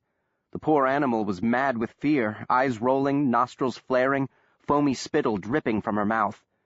A shape dropped from above on her other side, and I gave an involuntary cry, but it was the doctor, who set about undoing the clasps on the opposite flank. "Will Henry!" he called. "Done!" I called back. He swung himself onto the horse, slid his hand into the pit of my outstretched arm, and hauled me onto her back behind him. Bess needed no goading from us. She leaped forward, guided now by the doctor's sure hand toward the peripheral lane that would bring us to the cemetery's gates and the road beyond. I turned once, just once, and then turned away, pressing my cheek into the doctor's back, closing my eyes as I clung to his waist, willing myself to ignore what I had seen in that last backward glance. The doctor's desperate gambit had paid off. The pack had abandoned its pursuit and attacked the corpse, tearing it apart in ravenous frenzy, flinging shredded bits of white linen into the air, ripping from her torso her arms, her legs, her head, stuffing chunks of flesh into their snapping maws. The last thing I saw before hiding my face in the doctor's coat was her luxurious dark curls cascading from one of their jaws. To the main gates, and through them, onto Old Hill Cemetery Road, and then toward New Jerusalem.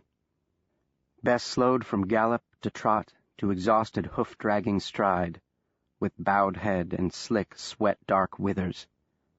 We relaxed with her, in a quiet made thunderous after our mad flight, and the only thing I can recall the doctor saying on the long ride home that night was this: "Well, Will Henry, it seems I must reconsider my original hypothesis."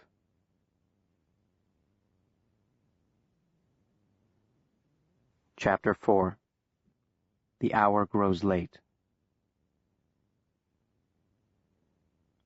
Upon our return to the house on Harrington Lane, the doctor sent me upstairs to wash up and change out of my filthy clothes. I was covered from the soles of my feet to the top of my head with dirt and offal, the right side of my face tattooed with the dried blood, skull fragments, and gray bits of brain that had animated Erasmus Gray for more than 60 years. Pebbles and twigs dropped from my tangled hair into the basin and clogged the drain, which rapidly filled with water stained a delicate pink from his blood. Grimacing, I plunged a hand into the fouled water to clear the clog, morbid curiosity drawing my youthful eye to the gray globs of gore floating upon the surface. It was not horror that seized my imagination, so much as wonder. 60 years of dreams and desires, hunger and hope, love and longing, blasted away in a single explosive instant, mind and brain. The mind of Erasmus Gray was gone. The remnants of its vessel floated, as light and insubstantial as popcorn, in the water. Which fluffy bit held your ambition, Erasmus Gray? Which speck your pride? Ah, how absurd the primping and preening of our race! Is it not the ultimate arrogance to believe we are more than is contained in our biology? What counter-arguments may be put forth? What valid objections raised to the claim of Ecclesiastes? Vanity of vanities, all is vanity. "Will Henry," came the doctor's voice from below. "Will Henry, where the devil are you? Snap to, Will Henry." I found him in the library, halfway up the ladder affixed to the floor-to-ceiling shelves, still clad in his traveling cloak and mud-caked shoes. Apparently he could not afford the time to change and wash. Without a word, he pointed to the shelves on his right, and I rolled the ladder to the spot. Behind us, upon the large table that dominated the room, 4 stacks of books sat upon the corners of a large map of New Jerusalem and its environs. "Now, where is it?" he muttered, running his thin finger along the cracked spines in a row of ancient tomes. "Where? Ah, here it is. Catch, Will Henry." He pulled a large volume from the shelf and let it fall 10 feet, where it landed with a heavy thud upon the carpet beside me. I looked up at him as he glared down at me, one side of his face smeared with dirt, his hair falling over his forehead, as matted and filthy as a cur's. "I told you to catch it," he said in a low-level voice. "Sorry, sir," I mumbled, scooping the book from the floor and carrying it to the table.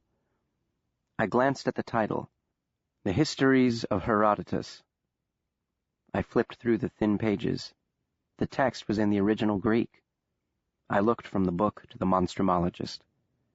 The doctor scampered down the ladder. "Why are you staring at me like that?" "Mr. Gray," I began, but the doctor cut me off. "We are slaves, all of us, Will Henry," he said, pulling the book from my hand and placing it upon the nearest stack. "Some are slaves to fear. Others are slaves to reason, or base desire. It is our lot to be slaves, Will Henry, and the question must be, to what shall we owe our indenture? Will it be to truth or to falsehood, hope or despair, light or darkness? I choose to serve the light, even though that bondage often lies in darkness.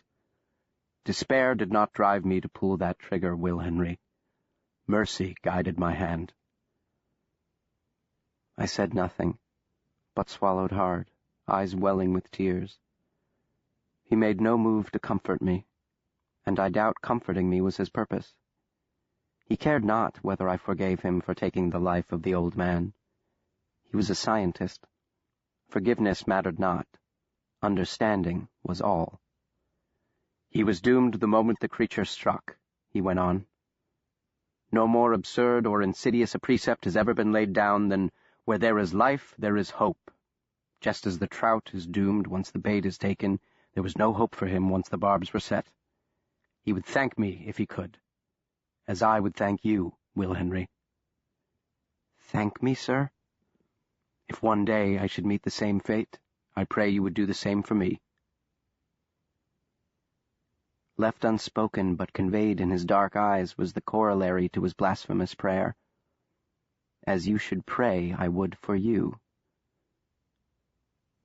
If in that hole the monster had seized me instead, no doubt he would not have hesitated to grant me the mercy of the bullet. I did not argue with him, though. I did not have the words to argue. I, at 12, had only the inarticulate protests of a child whose acute sense of justice has been offended by the pious rationalizations of an authoritarian adult.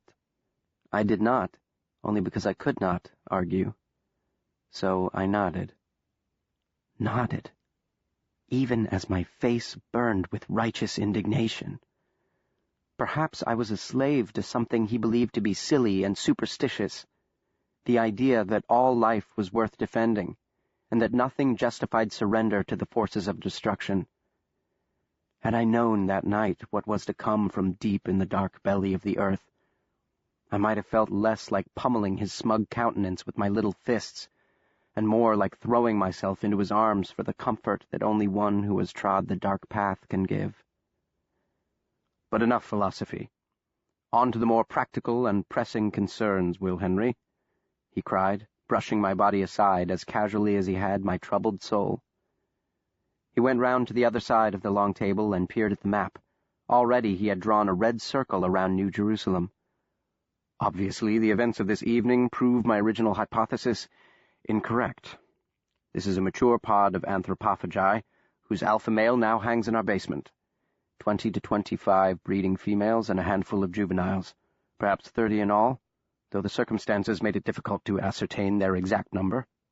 He looked up from the map. "Did you manage to get a count, Will Henry?" he asked, in all seriousness, as if it were plausible I might have counted them while simultaneously running for my life. "No, sir," I said. "But does that seem close to the mark?" he asked. 25 to 30, based upon your observation. 130 was closer to the mark based on my observation, but that skill had been tarnished by terror. The cemetery had seemed to overflow with them, pouring from every shadow and from behind every tree. "Yes, sir," I replied. "I would say 25 to 30. "Nonsense," he cried, slapping his open hand upon the tabletop. The resulting retort caused me to flinch. "Never tell me what you think I wish to hear, Will Henry. Never. I cannot rely upon you if you choose to be a parrot. It is a detestable vice not entirely limited to children. Always speak the truth, all the truth, in all things at all times. No man ever rose to greatness on the wings of obsequious deceit. Now be honest. You've really no idea whether there were 30 or 50 or 250. I bowed my head. "Yes, sir," I said. I could not tell. "Nor could I," he admitted. "I can only make an educated guess based on the literature." He picked up the Herodotus from the stack and flipped rapidly through the ancient pages until he came upon a passage and read it quietly to himself in the original Greek. After a moment or two, he slapped the book closed, replaced it upon the stack, and returned to the map.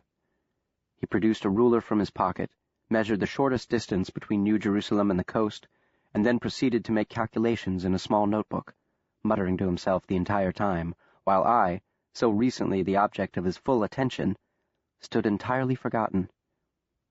His was a concentration more complete and exhausting in its force than that in any other man I have met in my long life. I felt, after the dazzling light of his focus had shifted away, like a person falling into a well, plunging from bright sunlight into utter darkness. He made several measurements from the borders of our county to various seaports along the coast, carefully noting each one in his notebook and tracing faint connecting lines along the edge of the ruler. Our town lay but a day's ride from the coast, and soon the parchment was filled with dozens of intersecting lines that reminded me of the intricate design of a spider's web. I was not entirely sure, but thought he had to be trying to discover the route taken by the monsters into New Jerusalem. It struck me, I confess, as exceedingly odd, after our narrow escape, that he would be wasting precious time in an interesting but pointless exercise. What did it matter where these things came from, or how they had come to be there? Would not our time have been more valuably spent rounding up all the able-bodied men in town for an impromptu hunt? The anthropophagi were loose among us, and clearly hungry. I could not chase from my mind's eye Eliza Bunton's hair spilling from the snapping jaws of the ravenous anthropophagi. Why did we tarry there reading old books, studying maps, and taking measurements while a pack of 30 sojourners from a nightmare roamed the countryside? We should have roused the residents to flee the creature's onslaught, or throw up barricades against the coming siege. The time to unravel the puzzle of their presence in New Jerusalem was after their eradication, not then, when our very survival hung in the balance. Who else, I wondered, might perish this night in the same unspeakable manner as Erasmus Gray, while the doctor draws his lines and reads his Greek and jots in his little book? Who else will be sacrificed upon the altar of science? If such questions occurred to a 12-year-old boy, surely they occurred to a man of Warthrop's intellect. I pondered this riddle, remembering his earlier admonitions upon the dangers of fear. Was that it? Was this man, the greatest monstrumologist of his day, overcome by dread? And were these frivolous, to my mind, pursuits at this desperate hour a means of avoiding the stark truth that circumstances had forced upon him? In short, was he, the great Pellinore Warthrop, afraid? Telling myself it was not for my own selfish comfort, but for my fellow man, I spoke up at last. For those slumbering innocents unaware of the mortal danger in their midst, for the old man asleep in his bed, and the tender babe at peace in her crib, I finally spoke. "Dr. Warthrop, sir?" He did not pause in his task. "What is it, Will Henry?" "Should I fetch the constable now?" "The constable? To what purpose?" To help," I stammered. "Help whom? With what?" "Help us, sir. With the infestation." He waved dismissively in my direction, still absorbed in his measurements. "The anthropophagi will not feed again this night, Will Henry," he said. His dark hair fell over his forehead as he leaned over the map, lips pursed in concentration. I would have dropped the matter had it not been for the folly of his original hypothesis. The predication that there could not have been more than 1 or 2 of the man-eaters lurking in the vicinity of New Jerusalem, an error that had cost a man his life, at the time pronounced with the same absolute conviction. So I pressed him as never before. "How do you know, sir?" I asked. "How do I know what?" "How do you know they won't attack again?" "Because I can read." A bit of annoyance had crept into his tone. He patted the nearest stack of books. 2,000 years of observation support my conclusion, Will Henry. Read Herodotus, peruse Pliny, the writings of Walter Raleigh. Anthropophagi are gorge-eaters, hunting, feasting, and then resting, for days, sometimes weeks, before killing again. He looked over at me. "What are you suggesting, Will Henry? It is my fault? The blood of the grave robber is on my hands? Perhaps it is. Was I mistaken about their numbers? Obviously. But it was an estimate based upon all available data rooted in logic. Given the same facts again, I would take the same gamble, for I deemed time to be of the essence. His discovery forced me into action quicker than I may have liked, and I am certain with more time for careful reflection I would have confronted the possibility that they may have adapted to their new environment in unforeseen ways, which undoubtedly they have. But you must understand, Will Henry, possibility is not probability.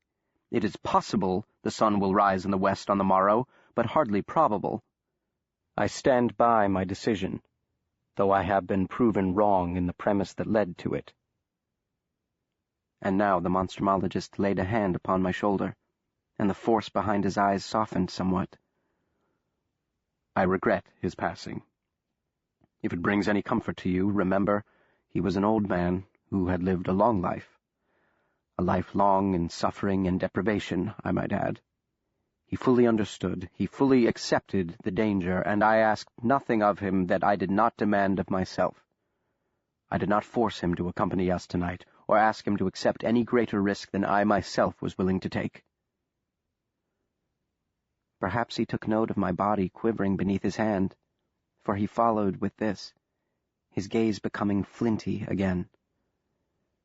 And I must say, Will Henry, it is exceedingly curious that you dwell upon the perceived folly and injustice of his end, and not upon your own good fortune, the life that would have been forfeit had I not ended his. Do you see? Do you begin to understand why I said he would thank me if he could? No, sir, I don't. Then I give you too much credit. I thought you were a clever boy.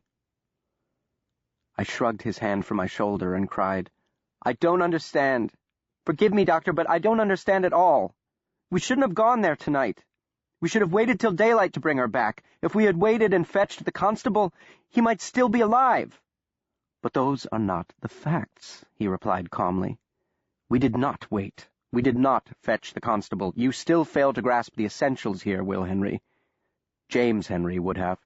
Your father would have understood. He would not have chided me or judged me. He would have thanked me. Thanked you?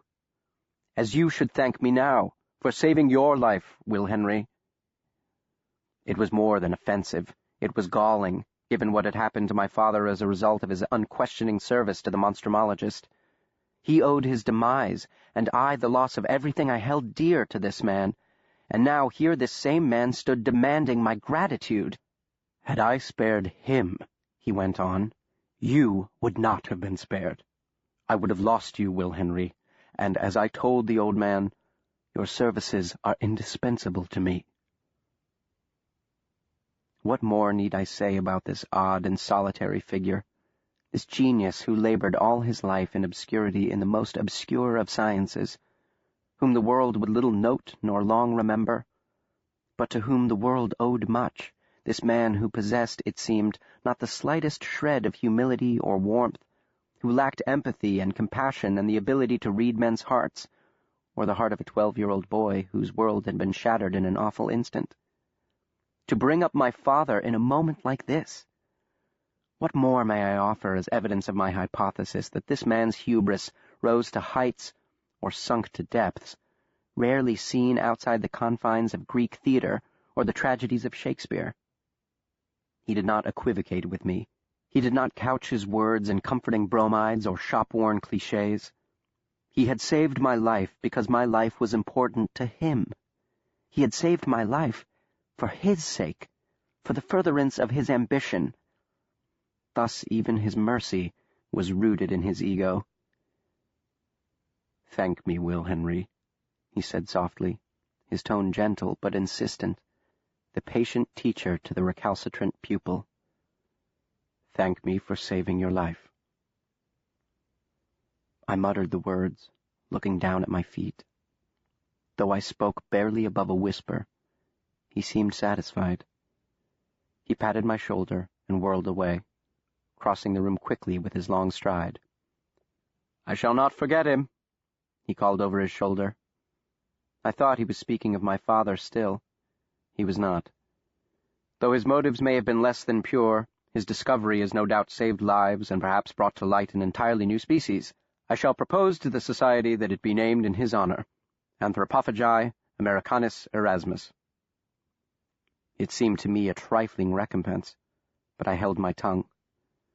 For if my suspicions are correct, that is precisely what we've uncovered. A generation of anthropophagi that has adapted brilliantly to its new environment, an environment radically different from its native Africa. New England is not the savannah, Will Henry. Ha!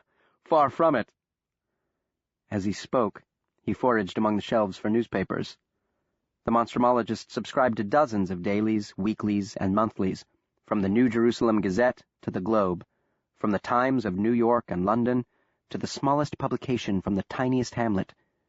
Every Tuesday a large stack was dropped at our doorstep and carried, by me, into the library, where the papers were sorted, by me, alphabetically, and by date of publication. Early on in my apprenticeship it had struck me as odd that for all the papers he subscribed to, I had never seen him read a single masthead. Yet he always seemed thoroughly conversant upon the events of the day, from the portentous to the paltry. He could hold forth for hours, for example, upon the vicissitudes of the stock market or the latest fashion from Paris. He must have, I decided, read them at night after I had retired to my little loft, and for a time I was convinced, based upon this and other evidence, the Monstrumologist did not sleep. I had never witnessed it, even during those periods of intense melancholia, which lasted for a fortnight or longer, when he would take to his bed, inconsolable in his malaise. In the early months of my life at Harrington Lane, sleep had eluded me. I had longed for and dreaded it. For rest I had needed, but nightmares I had not. Those horrible reincarnations of the night my parents perished.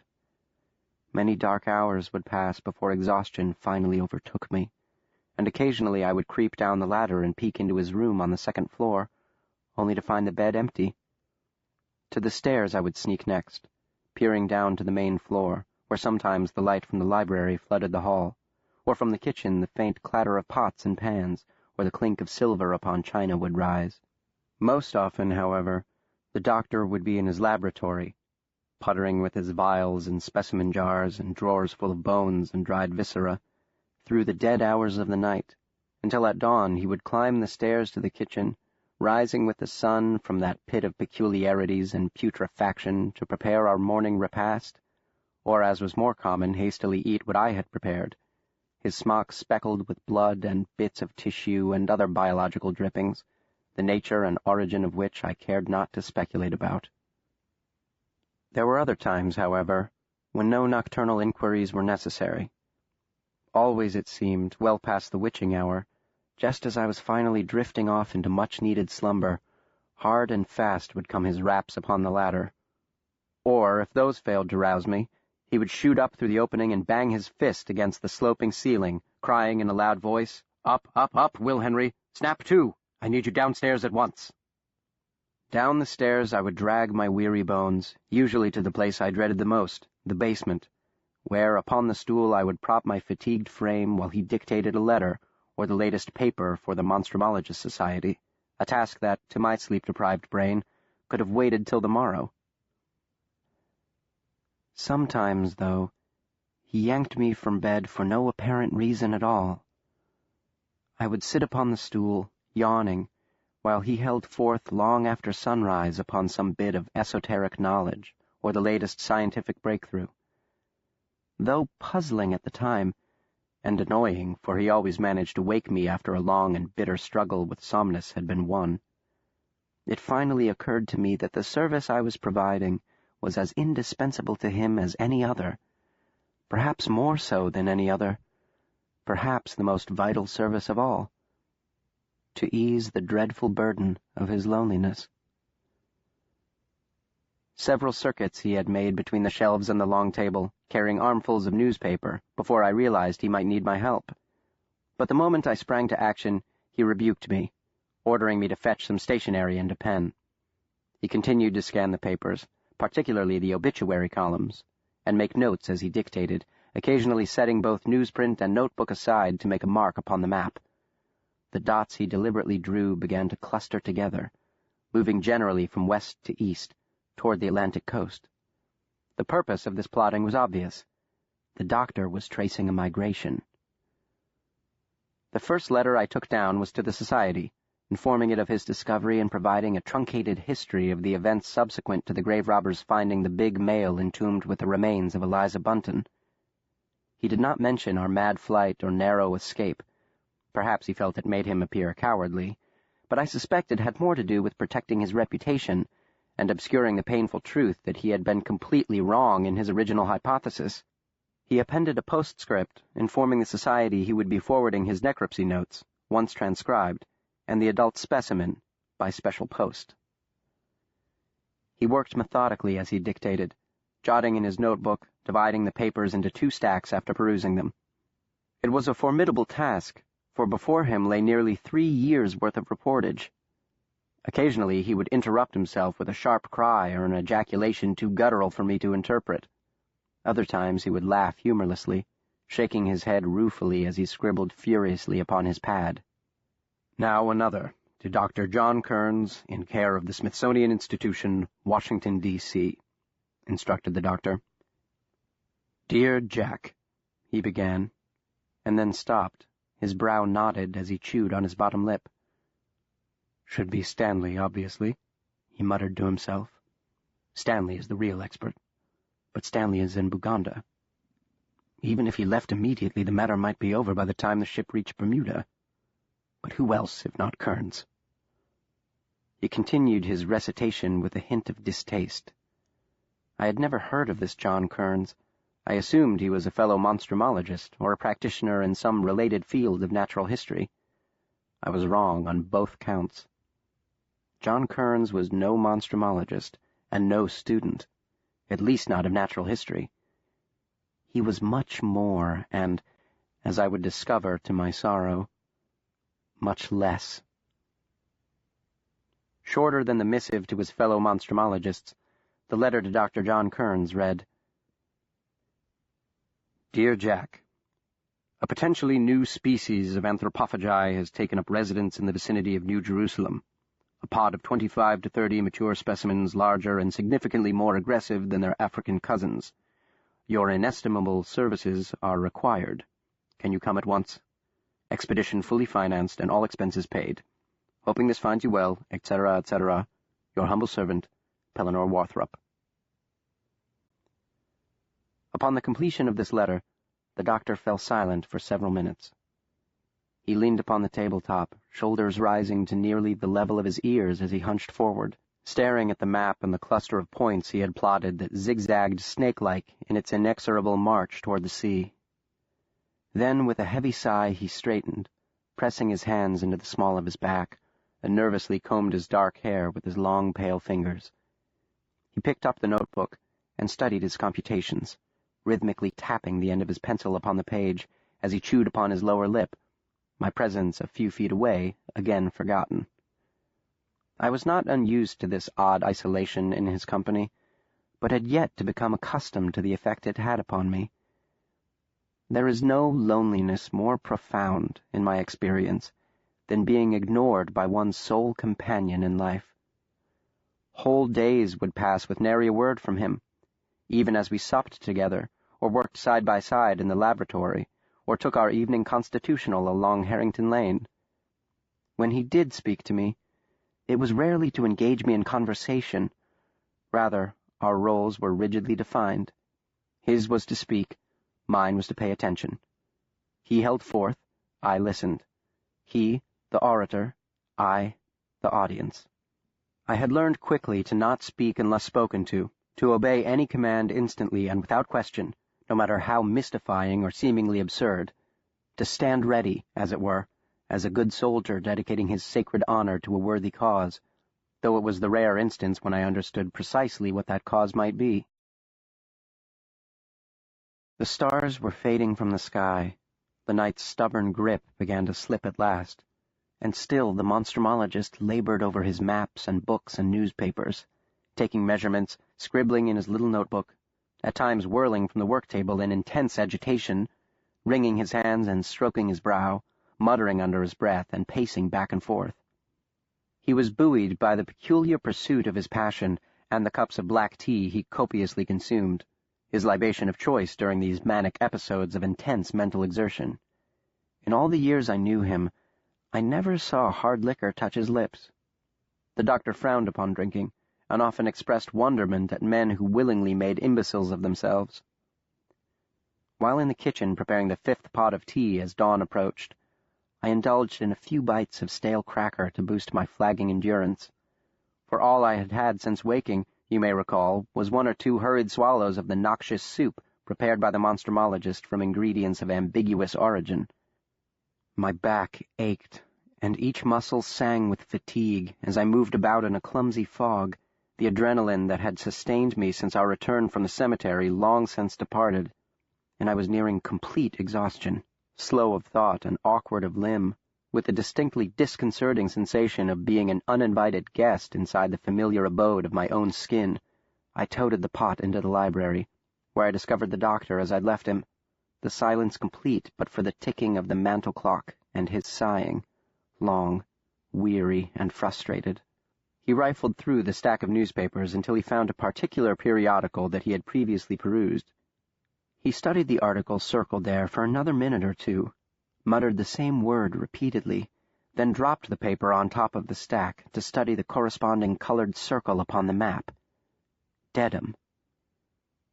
Dedham, Dedham, muttered the monstrumologist. Now why is that name familiar to me? He leaned over the map until his nose came within an inch of the parchment. He tapped the spot with his index finger and repeated the word 3 times as his finger fell upon it 3 times. Dedham. Tap. Dedham. Tap. Dedham. Tap. He turned the severity of his countenance fully upon me, startling me from my semi-stupor, for suddenly I existed again. I was dead, I was reborn. I was forgotten, and in the blink of an eye, his eye, the world remembered me. Dedham, he cried, waving the paper over his head. It snapped in the stultified air of the dusty library. Dedham, Will Henry! I knew I had heard it before. Quickly, go down to the basement. Under the stairs you'll find a steamer trunk. Bring it to me at once, Will Henry. Snap to, snap to! The first snap to owed to habit. The second was snapped, if you'll forgive me, with barely contained fury, for I did not snap immediately. I had failed to hear the first, for the word basement had momentarily deafened me, not by volume, but by import. But only a deaf man would have failed to hear the second snap. Quickly I left the library. More slowly did I enter the kitchen. More slowly still did I push open the door to the stairs that plunged into darkness deep, at the bottom of which hung the monster upon the steel hook, and stood the glass jar containing the appalling issuance of his loins, pulled whole and slimy and squirming from the belly of the virgin vessel that had borne it, bastard child in the most nightmarish of senses, a headless mass of claws already stained with human blood, with spindly white arms and a chest dominated by razor-sharp fangs that had bitten and snapped and chewed the empty air in its primal rage. The morning light, streaming with glorious spring abundance through the open windows, flooded down the narrow stairway.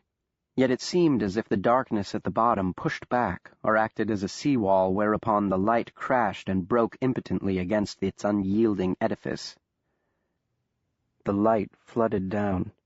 The smell of the dead anthropophagus roiled up, a sickening stench like rotting fruit enmeshed with the unmistakable odor of biological decay.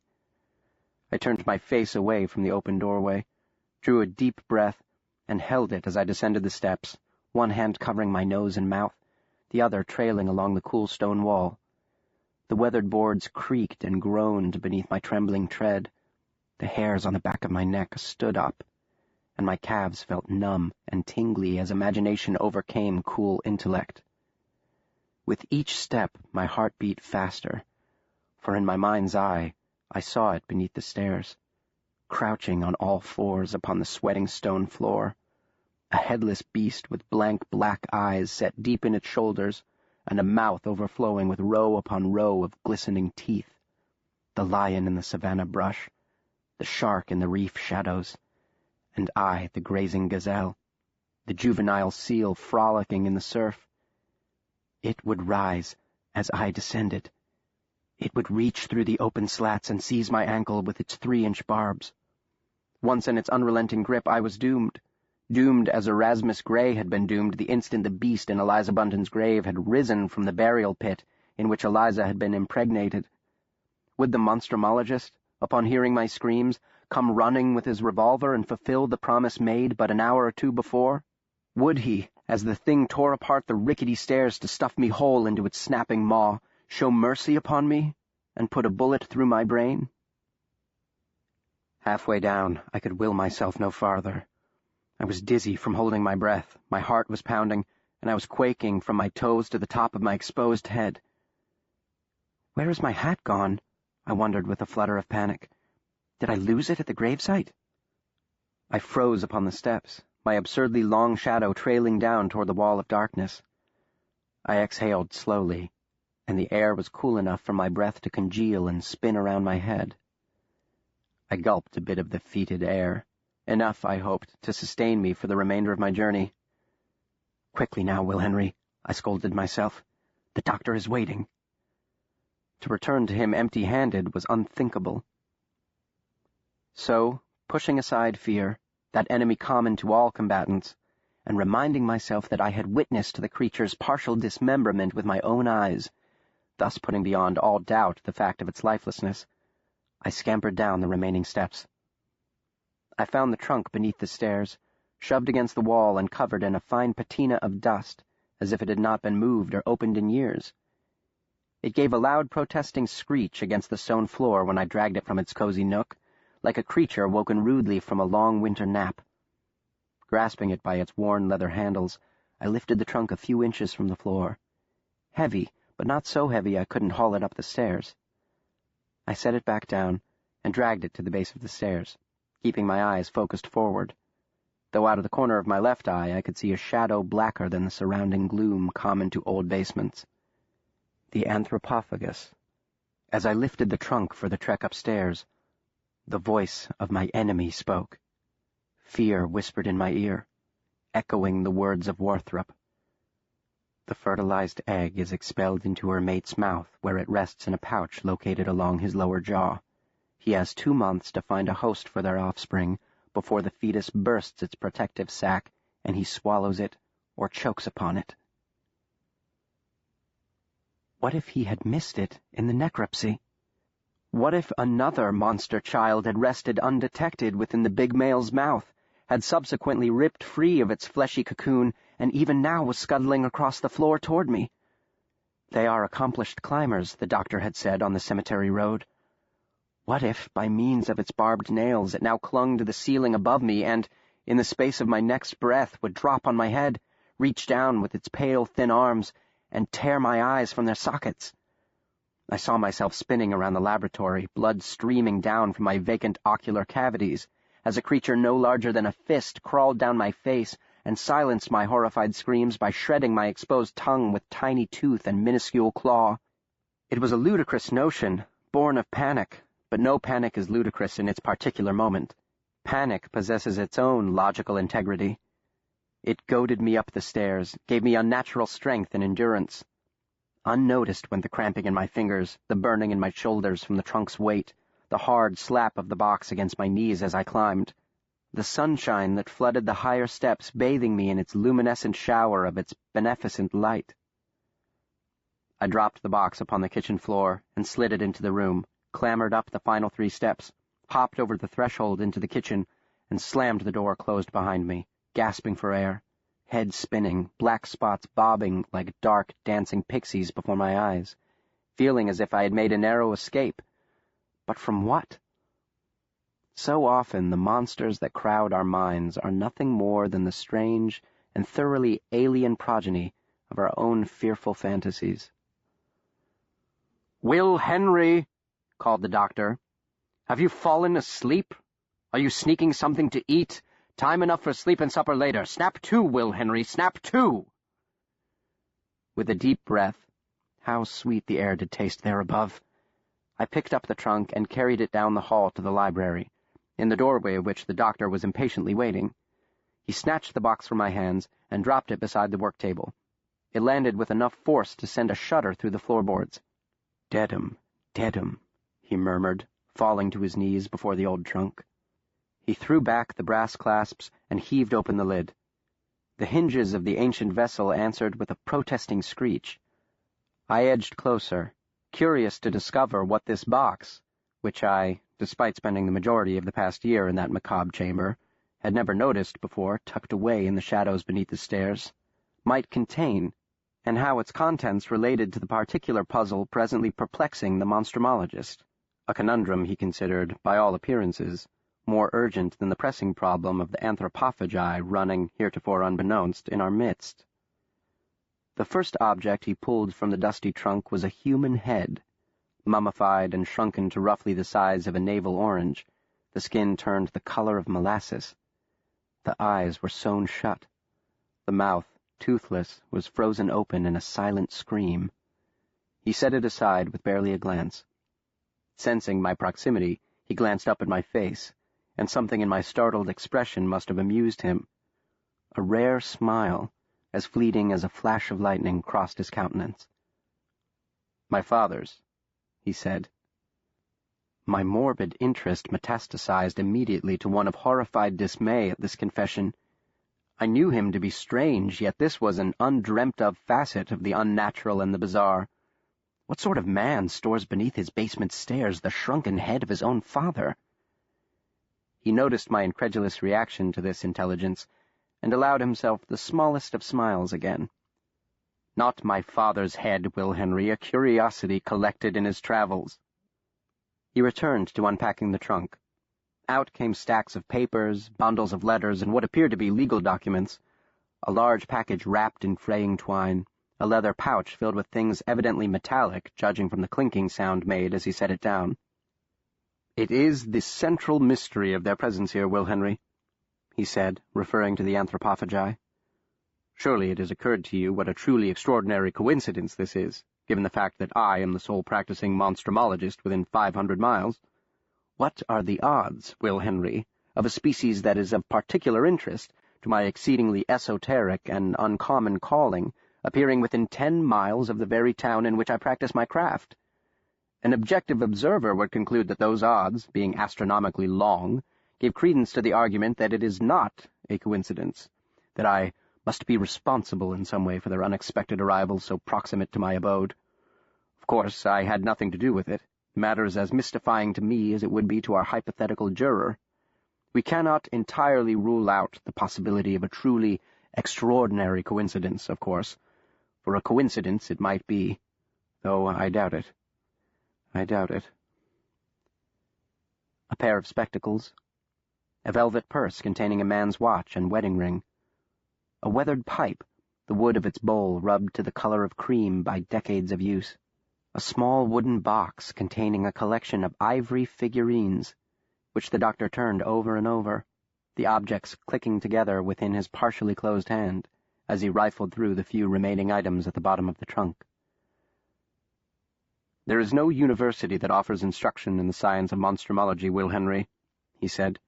"The Society regularly hosts seminars, by invitation only, in which the preeminent practitioners of our profession lecture on the finer points of their field of particular expertise. Most, if not all, of us apprentice in the art under the tutelage of a master officially recognized by the Society. Ah, here it is." Triumphantly he held aloft a leather-bound book, wrapped in fraying twine, its cover and spine worn to a shiny finish from years of handling. "Here, Will Henry, take these for a moment," he said, dropping the ivory figures into my hand. He tore the twine from the book as I examined the figurines I now held, still warm from his hand.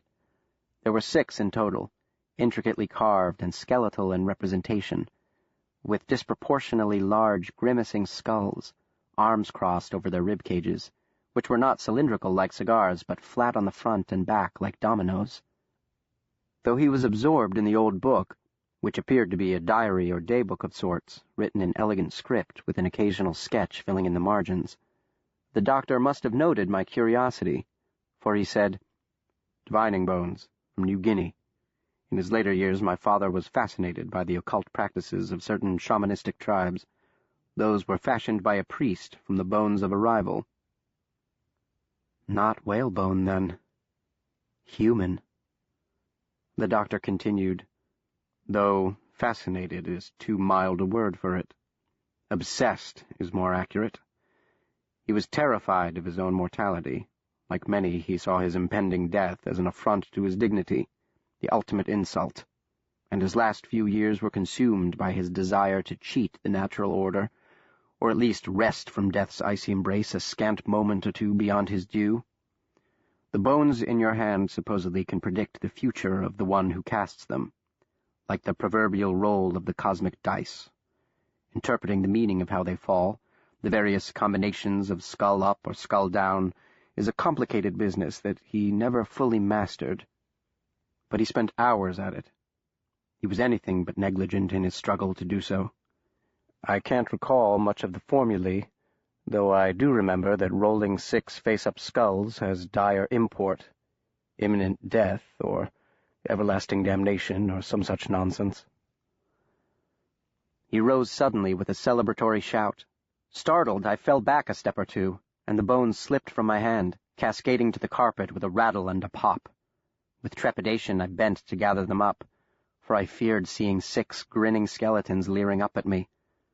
4 up, 2 down. I did not know, of course, how to interpret my inadvertent roll, but I was relieved, nevertheless. Without thinking, I dropped the bones into my pocket. "Dead 'em!" cried the monstrumologist. "I knew I had seen it before. Here it is, Will Henry, in the entry dated November 19th, 1871. Dead 'em. I have been to Motley Hill for the last time. I simply cannot bring myself to go there again, to look upon his tortured visage, and see in his face perfectly reflected the perfidy of my sin."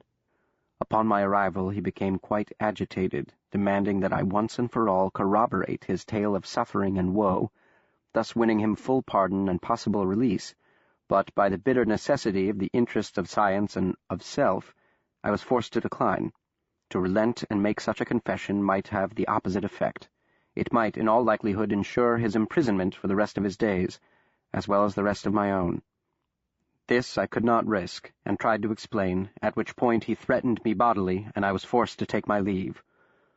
"Poor tormented creature, forgive me, V, forgive me. Thou art not the first to pay for the sins of another. Forgive me for my transgression, neither the first nor the last of many, I fear. I shall see thee again upon the judgment day. I shall answer for what I have done to thee. I cannot continue.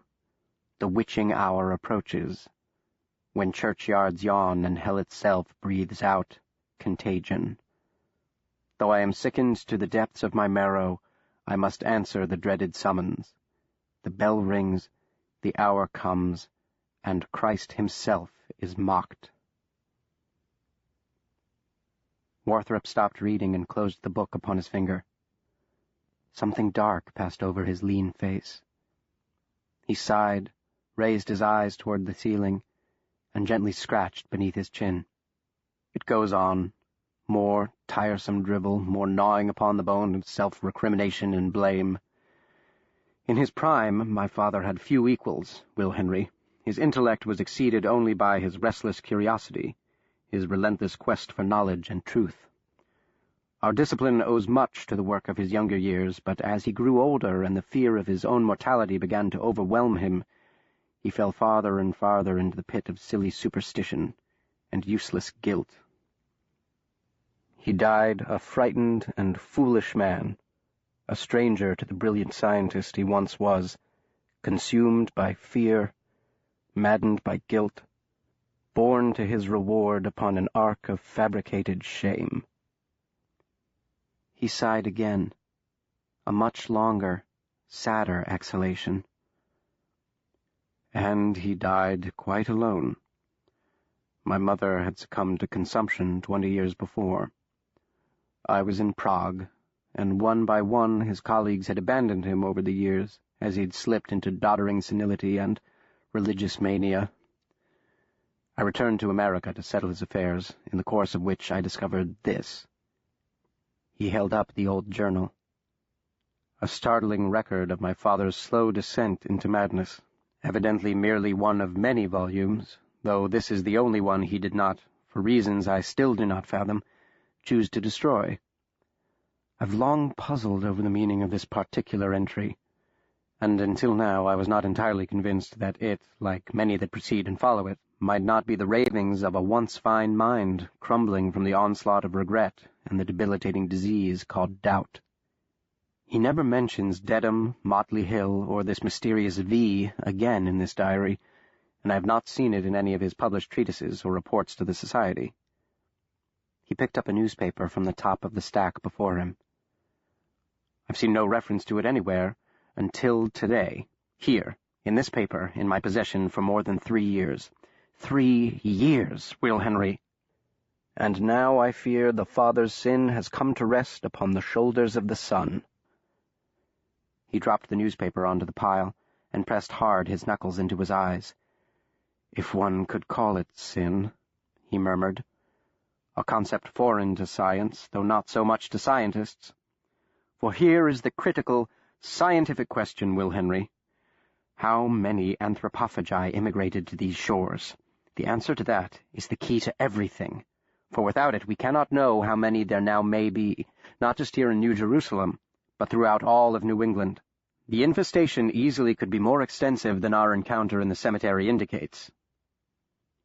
He studied the map for a few seconds more, then whirled from the table, kicking over the old trunk as he flung himself away, as if he had perceived the Gorgon's eyes in the lines he had plotted, in the article unnoticed for 3 years, in the tormented calligraphy of a dead man from an autumn long since gone, and was forced to look away lest he be turned to stone. "The hour grows late," said the Monstrumologist. "We have no more than 2, perhaps 3 days before they strike again. Go now, Will Henry, quickly, and post the letters. Stop for nothing and speak to no one. Straight there and back again. We leave tonight for Dedham."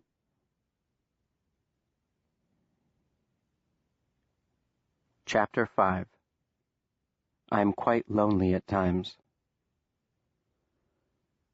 Less than an hour later, having followed his orders to a T, straight to the post office and back, making no stops along the way, although my route took me past the bakery, where the odors of muffins and fresh bread tempted me with their succulent perfume, I returned to the house on Harrington Lane, where I made straight for the library, expecting to find my master, but finding him not. There was the work table littered with his research, the tipped-over trunk, its lid yawning like an open mouth, its contents strewn around it, the regurgitated effluvia of his father's life, and the shrunken head resting on its side, its mouth frozen open in the apogee of a scream. But no Pellinor Warthrop. I had entered through the back door, passing through the kitchen on my way to the library, and had not seen him. To the kitchen I returned, hesitated before the half-closed basement door, but no light burned below and no sound rose from its black bowels. Just in case, I softly called his name. No answer returned.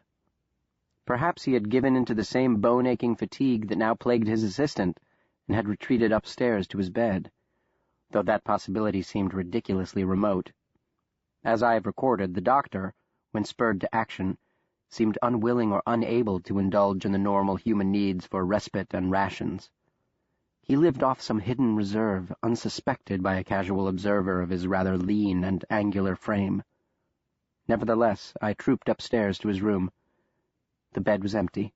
Remembering my irrational dread earlier upon the basement steps, had some spawn of the monster hanging below somehow survived? I returned hastily downstairs to the half-open door, and again called his name. "Dr. Warthrop? Dr. Warthrop, sir, are you down there?" Silence. I turned and trotted down the hall, bypassing the library and entering the study. That favored retreat in times of crisis, too, was deserted, as was the drawing-room and every other room downstairs. Surely if he had left the house, he would have left a note to explain his absence. I returned to the library. As I stood before his work table, my eyes fell upon the article he had circled, the same article that had sparked his remarkable memory. I knew I had seen it before, and I picked it up to read. Captain Varner returned to the asylum. Yesterday, nearly 20 years to the day of his incarceration, the General Court of Appeals handed down its decision in the final clemency hearing of Captain Hezekiah Varner. Captain Varner was convicted in March of 1865 of blockade running and dereliction of duty on the high seas when his ship, the cargo vessel Feronia, foundered off the coast near Swampscott. At his original trial, Captain Varner gave testimony he had been employed by certain Confederate sympathizers to supply the rebellion with goods and chattel, and that his entire cargo and crew had been overcome at sea by creatures not of this earth but from the very bowels of hell. At his hearing, Captain Varner, now 72 years old and in poor physical health, spoke on his own behalf, repudiating his earlier testimony, and stating the 2 days lost at sea after abandoning his vessel had afflicted him with a severe case of sunstroke. Captain Varner produced no other witnesses on his behalf. Dr. J.F. Starr spoke for the state, giving testimony that, in his opinion, Captain Varner was not in his right mind. "He was insane 20 years ago, and he is insane today," said Dr. Starr. Upon the conclusion of the court, Captain Varner was returned to Motley Hill Sanatorium, Dr. Starr's private asylum, in Dedham, where he has been confined since the conclusion of his original trial. Creatures not of this earth, but from the very bowels of hell. I thought of the thing hanging on a hook in the room over which I stood, of the pale muscular arm bursting through the loose soil of Eliza Bunton's grave, of the sickening squish of its paw puncturing the leg of the old man, of the mass of sickly white flesh and glittering black eyes and drooling mouths laced with row upon row of triangular teeth glittering in the glow of the April stars, of huge, hulking, headless monstrosities issuing from every shadow, leaping and bounding with enormous strides, of Eliza Bunton's corpse being ripped limb from limb and her head stuffed into the mouth of a creature that any rational man would indeed deem from hell. Having read the article and heard the cryptic entry from the diary, I had no doubt Dr. Warthrop was correct in his assessment. This Captain Varner, V, the elder Warthrop had called him, had had an encounter with anthropophagi. But that had been 23 years before. How had these bizarre and terrifying predators managed to survive, nay, thrive and reproduce, undetected for so long? Thus lost in reverie, I failed to hear the closing of the back door or the footfalls of the monstrumologist as he strode toward the room. I was unaware of his return until he appeared in the doorway, cheeks flushed, hair plastered to his head with dirt and grime, shoes caked in mud, a battered straw hat in his hand. I recognized that hat. It had been placed on my head by an old man whose brains a few hours before I had washed from my hair. "Will Henry," said the doctor quietly, "what are you doing?" Feeling the color rise in my cheeks, I said, "Nothing, sir." "That is obvious," he returned dryly. "Did you post the letters?" "Yes, sir." "Straight there and back again?" "Yes, sir." "And spoke to no one?" "Just the postmaster, sir." "And you mailed both by express delivery?" "Yes, sir." He nodded. He fell mute for a moment more, as if his mind had wandered. His gaze was unfocused, and though he stood perfectly still, agitation seemed to exude from every pore. I noticed a scrap of filthy cloth in his other hand, which at first I took to be a rag, but I quickly realized it was a shredded swatch of Eliza Bunton's burial gown. "And what are you doing now?" he asked. "Nothing, sir." "Yes, yes," he snapped. "So you have told me, Will Henry." "I didn't know where you were, so I was—" "Doing nothing." "Looking for you." "You thought perhaps I had taken refuge in my father's trunk?" "I thought you might have left a note." "Why would I do that?" The notion that he might owe me an explanation of his whereabouts was completely foreign to him. "You went to the cemetery?" I inquired. Best to change the subject, I thought. When aroused, his temper could be terrible, and I could tell he was already distressed. My ploy worked, for he nodded and said, "There were at least 24 distinct sets of prints. Assuming 4 to 5 immature juveniles sequestered in wherever their warren may be hidden, a total of 30 to 35. An alarming and extraordinary number, Will Henry." Seeing the hat in his hand reminded me of my own little cap, my sole possession, lost in our mad flight the night before. Dare I ask him if he found it? He saw my stare and said, "I've cleaned it up the best I could, filled her grave, recovered most of our supplies, and scattered the broken pieces of the cart in the woods. With a little luck, we may finish this business before we are discovered." I might have asked why discovery was undesirable in this instance, but everything in his demeanor suggested the answer to that question was obvious.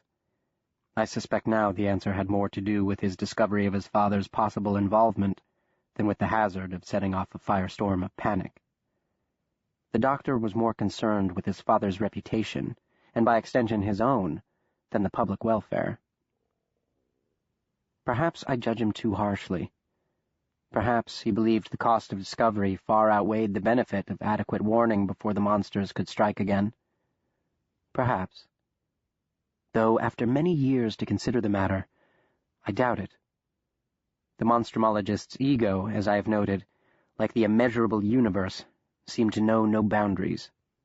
Even during those periods of intense melancholia to which he was prone, nothing mattered more to him than his perception of himself, his worthiness as a scientist, and his place in history. Self-pity is egotism undiluted after all. Self-centeredness in its purest form. "I'm going upstairs to wash up," he went on. "Pack up the trunk, Will Henry, and put it away. Saddle the horses and fix yourself something to eat. Snap to, now." He started down the hall, thought of something, turned, and tossed the old hat and bloody cloth into the room.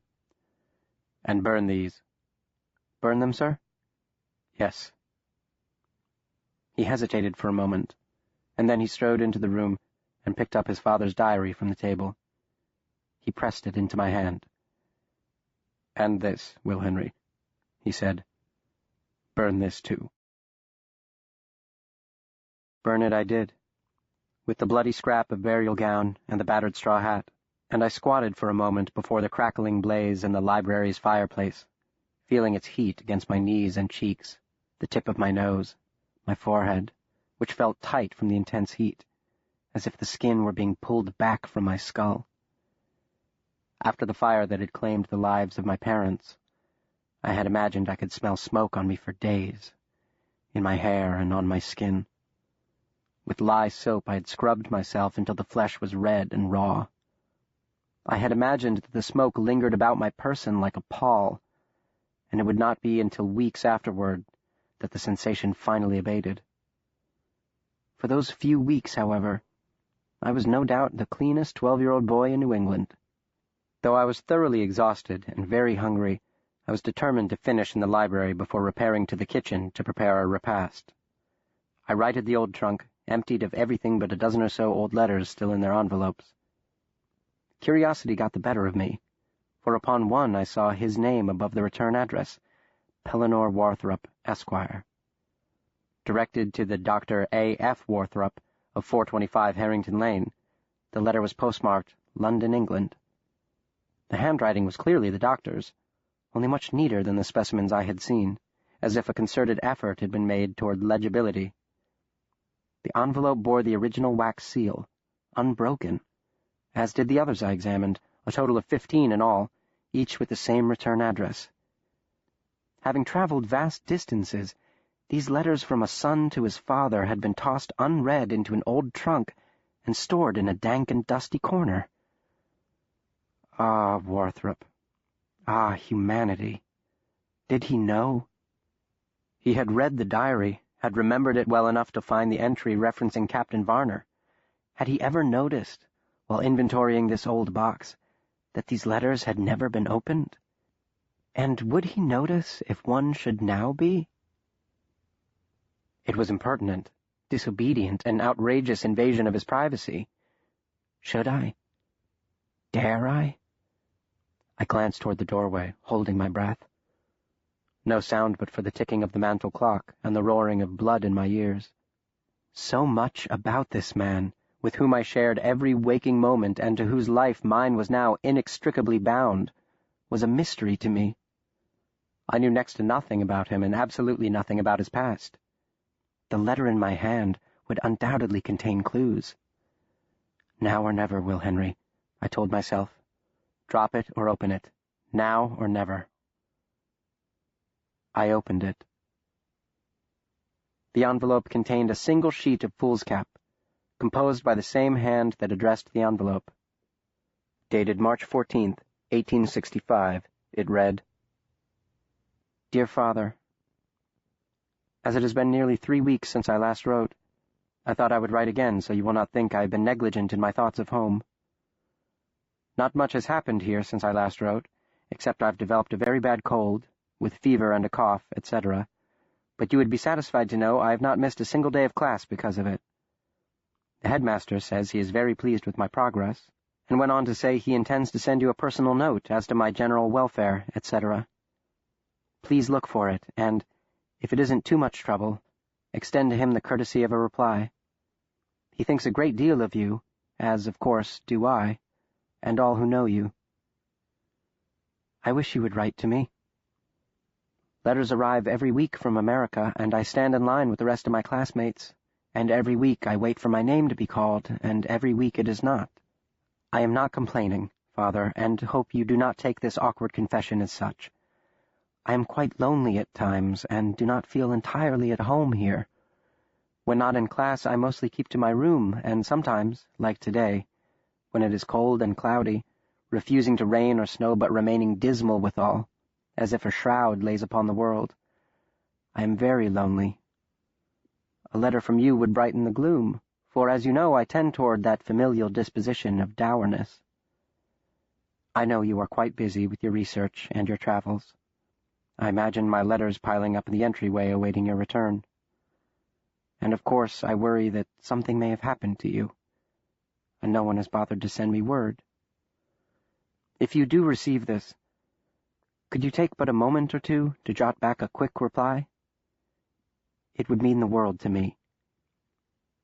I remain, etc. Your son, Pellinor. I heard the floorboards creak upstairs. Quickly, I folded the letter, stuffed it back into its envelope, and pressed my thumb down hard upon the wax seal, a hopeless act, since it was as hard as a nail after 23 years. The flap popped up half an inch. I dropped it into the trunk and scattered a few of its unsullied companions over it. It would mean the world to me. Apparently, to his father, it had not. What the son wrote, the father ignored. Was he indeed away on some adventure during that time when Warthrop was in London, a boy about my age, lonely and bereft of the familiar, longing to hear some news from his far-flung home? If so, why hadn't the elder Warthrop opened these letters upon his return? Why had he kept them at all if he'd cared not for his son? The irony does not escape me that I opened that letter searching for clues, only to deepen the mystery to which I'd sought insight. But reading it did accomplish one thing. As is so often the case, the insights we seek are not those we find. I could see him clearly in my mind's eye, huddled in his nightshirt upon his little cot, feverishly writing this letter between fits of coughing, a boy not unlike me, torn from his family and friends, with no one and nothing to console him. For the first time, I felt something other than awe and fear toward the Monstrumologist. For the first time, I felt pity.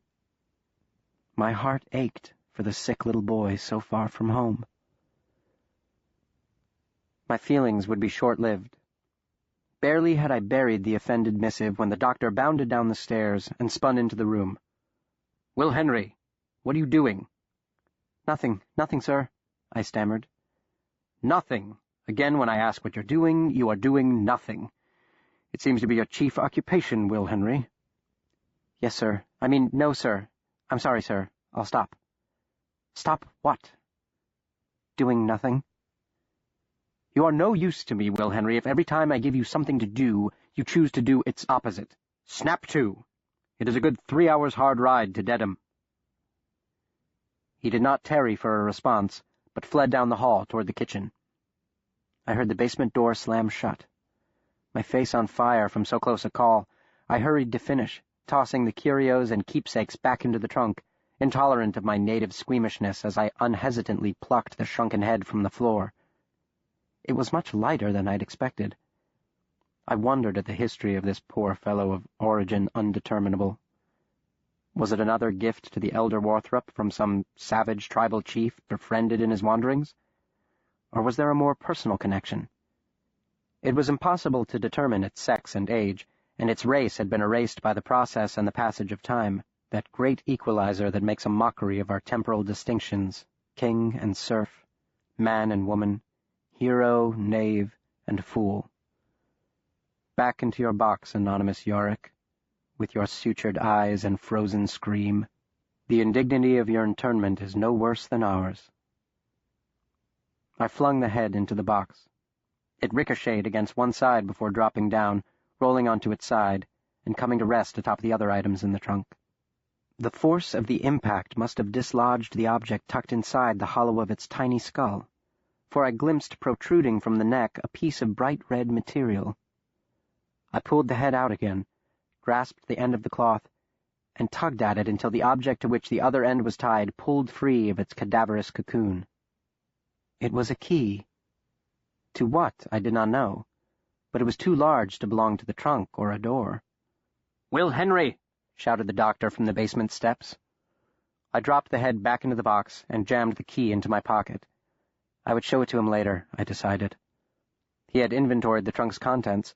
Perhaps he knew all about the key pushed inside the hollowed-out head. "Horses, Will Henry!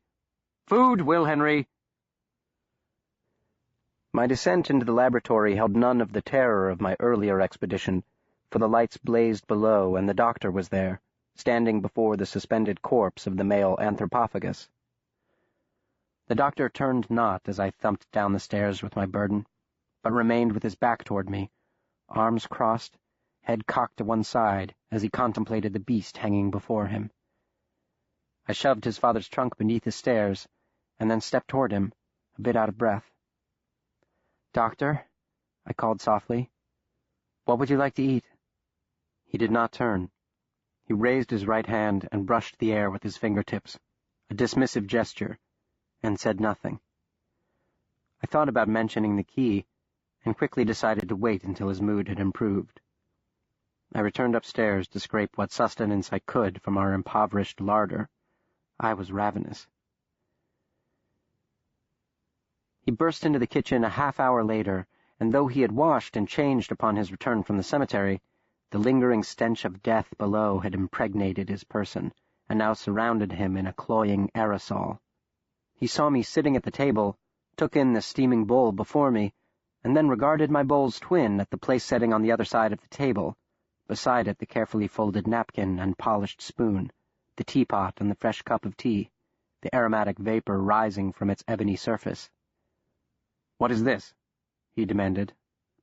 "Soup, sir." "Soup?" As if he had never heard the word. "Potato soup." "Potato soup?" he echoed. "Yes, sir. I found 2 fairly good ones in the bin, and some carrots and an onion. We had no cream or meat, so I used water and some flour to thicken it." "To thicken it?" "Yes, sir, flour, sir, to thicken it." "Flour," he said. "It isn't bad," I said. "I passed the bakery on my way to the post office, but you told me not to stop, so I didn't. And we've no bread to go with it. You should eat, sir." "I am not hungry." "But you said we should eat before—" "I know what I said," he interrupted crossly. "Few things are more annoying, Will Henry, than for a person to have his own words thrown back at him as if he were an imbecile incapable of remembering them. You are the one who cannot remember what was said, which was that you should eat something before we depart." "But I am eating something, sir." "Dear God!" he exclaimed. "Are you addled, William James Henry? Do you suffer from some mental defect of which I am not aware?" "No, sir. That is, I don't think so. I just thought you might like a little soup." I could feel my lower lip quivering. "A conclusion based upon a false premise," he snapped. "I am not hungry." I dropped my eyes. The intensity of his gaze was unbearable. His dark eyes glittered with unfathomable fury. His entire being vibrated from its force. What was it, I wondered? Did he perceive my thoughtfulness as its opposite, a willful act of disobedience?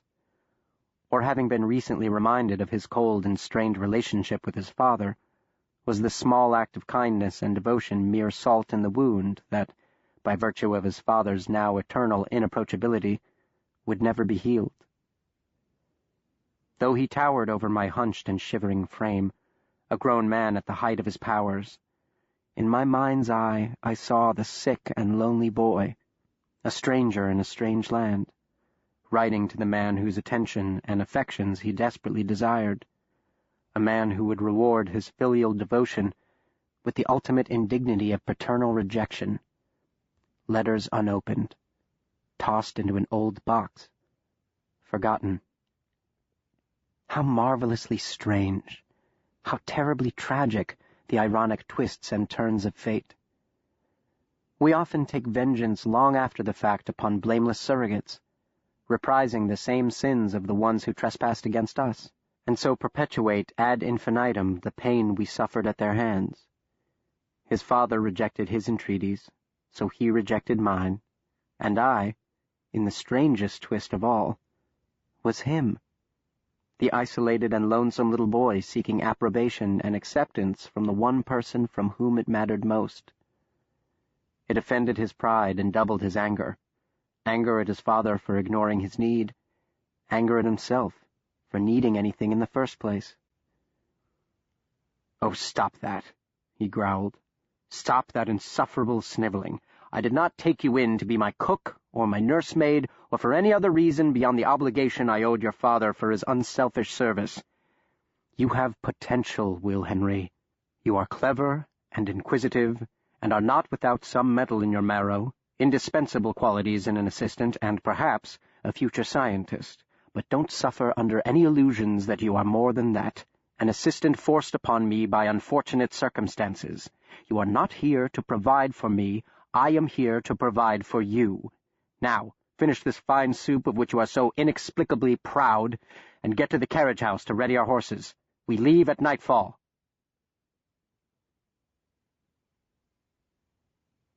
Chapter 6. What of the Flies? We rode that night straight through to Dedham, a 3-hour journey over rough and isolated roads, stopping once to rest our horses and again, just outside the boundaries of the town, to ease quietly into woods lest we be spotted by an approaching carriage. The night was cool enough for our horses' breath to steam as we dissolved into the deep shadows of the trees. The doctor waited until the hoofbeats and the rattle of the wooden wheels faded before we resumed our journey. We did not slow until we reached the first few houses occupying the town's outskirts. Inside these pleasant cottages, lamps warmly glowed, and I imagined the families ensconced inside, in the warmth of one another's company, partaking of the normal intercourse of a Tuesday night, father by the fire, mother with her young, with no worrisome thoughts of monsters lurking in the dark except in the minds of the most imaginative of their children. The man riding beside me suffered not from the naive illusions of well-meaning parents who, with calm voice and gentle touch, extinguished the bright, hot embers of a child's fiery imagination. He knew the truth. "Yes, my dear child," he would undoubtedly tell a terrified toddler tremulously seeking succor. "Monsters are real. I happen to have one hanging in my basement." We had not traveled far down the main street of Dedham before Warthrop turned his horse down a narrow lane that wound through a dense stand of poplars, at the head of which a small, inconspicuous sign hung upon a rusting steel pike, "Motley Hill Sanatorium." Trees and tangles of vine and weed crowded upon us as we proceeded, slowly now, up a rise of ground. The woods closed around us. The canopy drooped lower and lower, blotting out the stars, as if we had plunged into a dark and winding tunnel. There was no sound but the steady clop-clop of the hooves upon the hard-packed dirt. No chirp of cricket or croak of frog. Nothing disturbed the profound and eerie silence that did not so much descend upon our plunge down this Cimmerian path as slam hard down upon our heads. Our horses became jittery, snorting and stamping as we climbed. The doctor appeared quite collected, but for myself I was not faring much better than my little mare, both our eyes darting in the growing blackness. The trail, it hardly could be called a lane any more, finally leveled off. The trees drew back, and much to my and my little mare's relief, we emerged into an open, if overgrown, expanse of moonlit lawn. About 100 yards directly ahead stood a house of the Federal style, white with black shutters and towering columns guarding the front.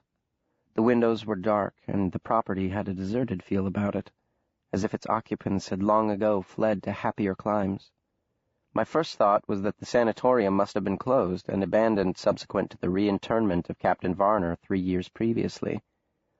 I glanced over at the doctor, whose mouth was grimly set and whose dark eyes seemed to glow as if backlit.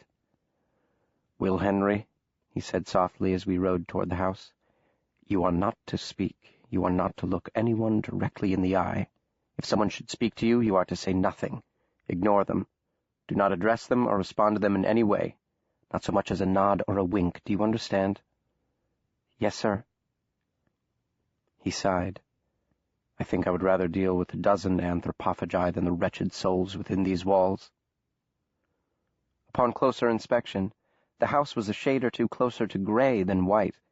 It had once been white, many seasons ago, but the paint had faded and begun to peel. Long strips of it hung from the bare, mildewed boards. The windows had not been washed for months. Quivering spiderwebs clung to their corners.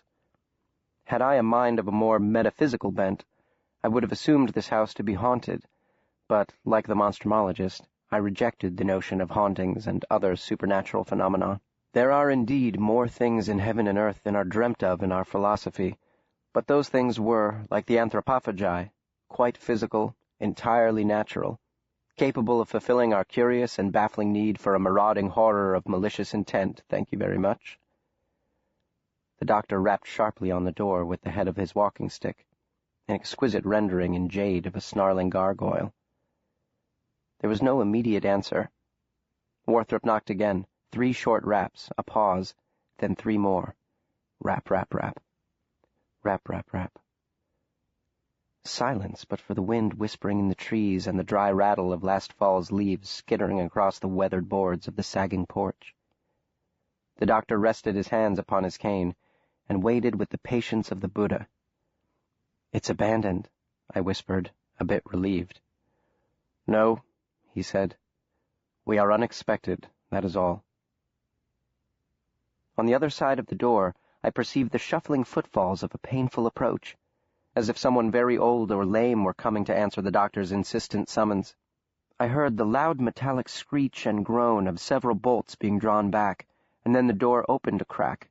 The flickering light of a lamp flooded onto the porch, and standing in the half-open doorway was a withered woman dressed in black, the lamp clenched in her gnarled knuckles, holding the lamp high to illuminate our faces. "No visitors past 9, the old woman croaked with toothless mouth. "This is not a social call," rejoined Warthrop. "No visitors past 9, she snapped harshly, raising her voice as if the doctor were hard of hearing. "No exceptions." "Perhaps you could make one in my case," said the doctor calmly, holding out his card. "Tell Dr. Starr that Pellinor Warthrop has come to see him." "Dr. Starr has retired for the evening," she said. "With strict instruction he is not to be disturbed." "My good woman, I assure you the doctor would not desire that you turn us away." "The doctor is asleep." "Then wake him," the doctor cried, losing patience. "My errand is one of the utmost urgency." She squinted at the card, her eyes nearly disappearing in the plethora of flesh surrounding them. "Dr. Warthrop," she read. "Heh! Dr. Warthrop is dead. I know that for a fact. He must be an impostor." "No, I am his son." Her mouth moved soundlessly for a moment, and the old eyes darted from the card to his face and back again. "He never mentioned having a son," she said at last. "I am certain there are many things of a personal nature he failed to confide in you," said the doctor dryly. "As I have pointed out, I am here on a matter of extreme importance, so if it's not too much trouble, could you, in the most expeditious manner in which one of your advancing years is able, relay to your employer my presence and my earnest desire to speak with him, preferably some time before the night becomes the morrow?" She slammed the door abruptly in our faces. The doctor heaved an exaggerated sigh. As the seconds turned to minutes, he did not move, but stood as still as a statue, leaning upon his cane, head bowed, eyes half closed, as if he were preserving his energy and gathering his wits for an imminent trial. "Is she coming back?" I said, when I could bear it no longer. It felt as if we'd been standing on that porch for hours. He said nothing. I asked again, "Is she coming back?" "She didn't throw the bolts," he said.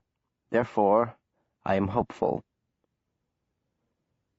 At last I heard hurried footsteps approach, and the door flew open, revealing an old man, though not quite as ancient as the crone who slumped in the hall a few steps behind him.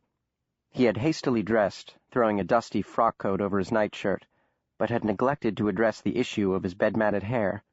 The wispy white strands hung down nearly to his shoulder, a diaphanous curtain falling over his enormous ears, exposing his mottled scalp.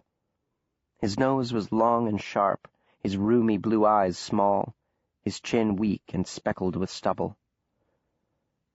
"Dr. Starr," said the Monstrumologist, "my name is Pellinor Warthrop. I believe you knew my father." "It is a pitiful case," the old man said, lowering his cup with a tremulous hand. The china rattled, and a brown tear of tea traced a path down the side of the cup. "Of particular interest to your father." "Not only to him," said the doctor. We were sitting in the small parlor just off the front hall. The room was like the rest of the house, chilly, ill-lit, and poorly ventilated. A strange, sickly sweet odor hung in the air. I had noticed it when we'd stepped inside. That and the indistinct, muffled noise of unseen people somewhere in the shadow-stuffed old house. Moans, coughs, screams, cries of desperation, cries of anger, cries of fear, and floating in faint counterpoint to this cacophony, hysterical peals of high-pitched laughter. Both my master and Dr. Starr ignored the offstage bedlam, acknowledging it only in the minor elevation of their voices. I, however, found myself unnerved to the point of distraction, and was forced to dip into the very bottom of my well of stoic fortitude to resist asking the doctor if I could wait outside with the horses. "So you have taken up his odd profession," ventured the alienist. "I shall be honest with you, Dr. Warthrop. I did not know until this night that he even had a son." "My father was an intensely private man," offered the doctor. "He found human intimacy distasteful. I was his only child, and I hardly knew him." "As is too often the case with a man like your father," observed Starr.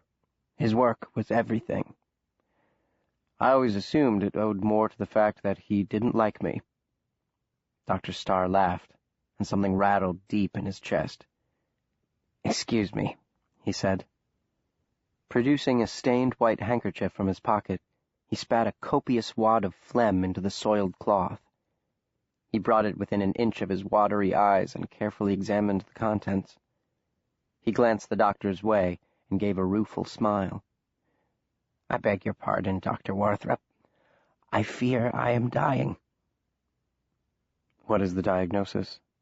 Warthrop asked politely. He was the model of forbearance, but his foot tapped rapidly upon the worn carpeting. "There is none," said Starr. "I didn't say I am. I said I fear that I am." "A fear to which all are susceptible from time to time?" "In my case it is nearly constant. Yet my reluctance to seek a diagnosis increases in direct proportion with the fear." "Interesting," said the doctor without much conviction.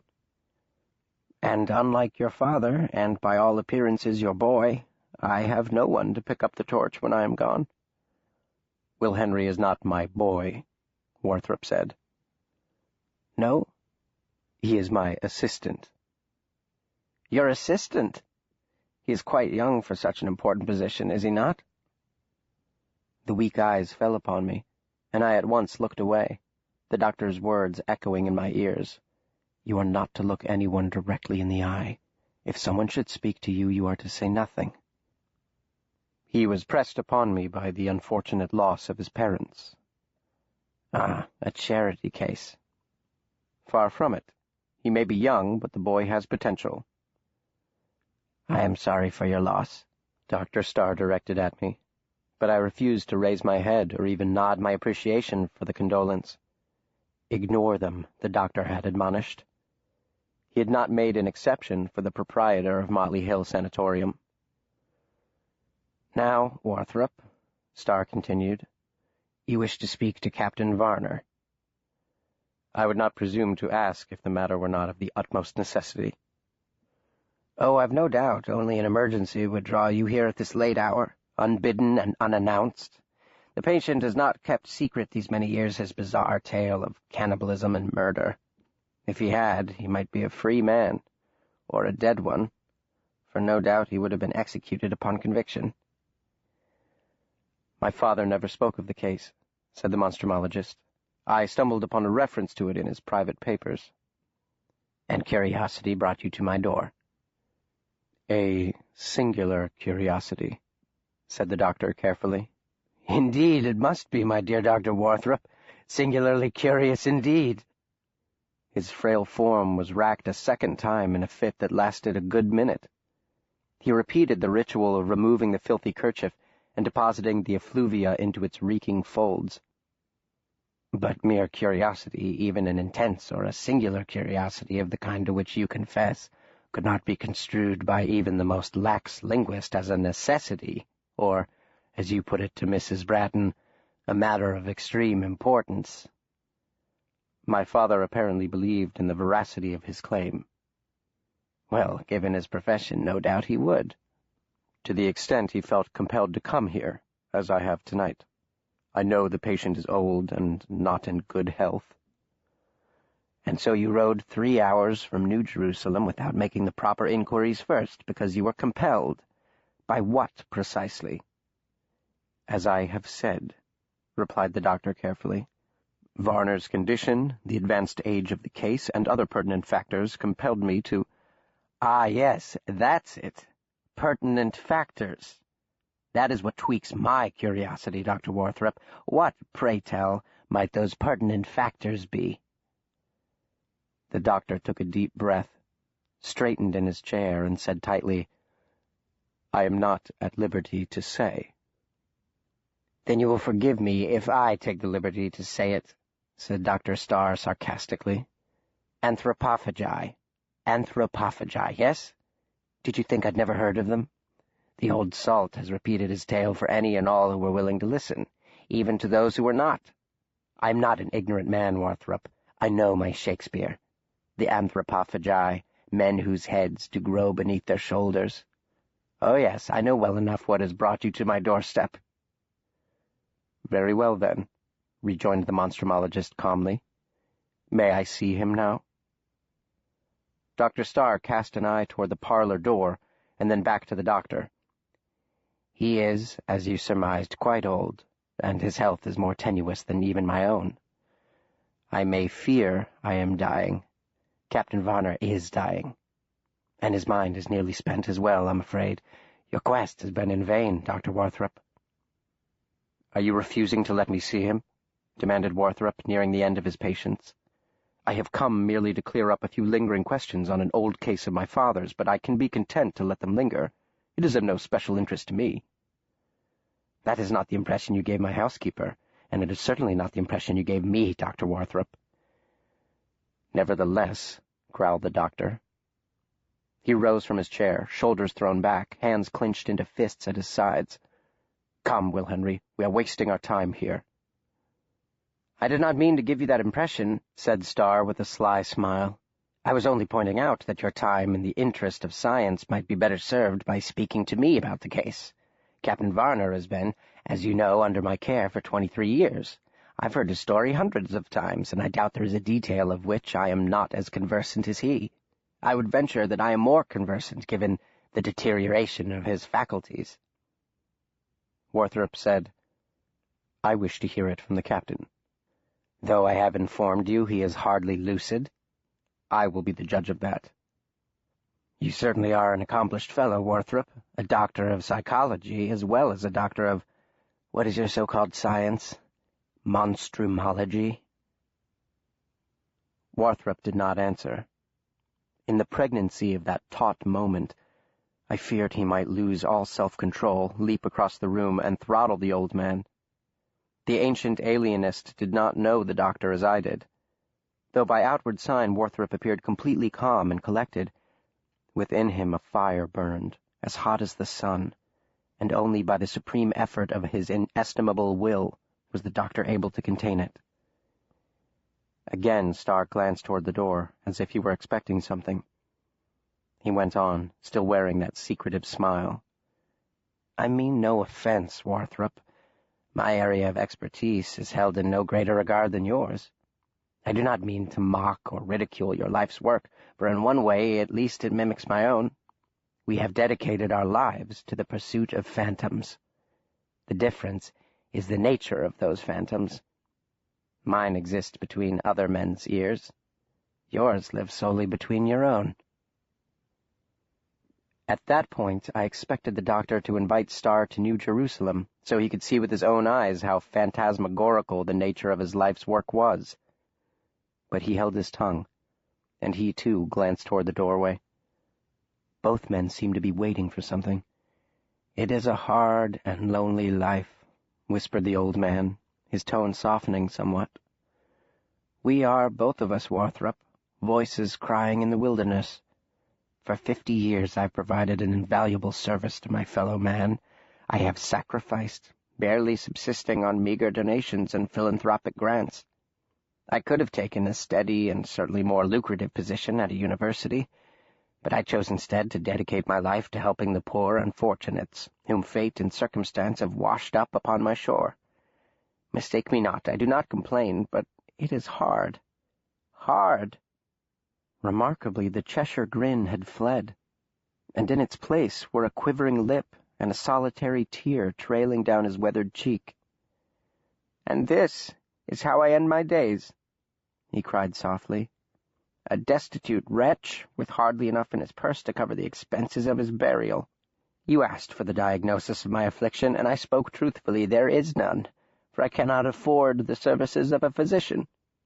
I, a doctor myself, who has sacrificed his well-being upon the altar of altruism, am forced to suffer a humiliating end because I refused to worship the golden calf. Ah, Warthrop, 'tis a pity. But I beg for none. 'Tis pride my undoing, but I would not undo it. I have no regrets.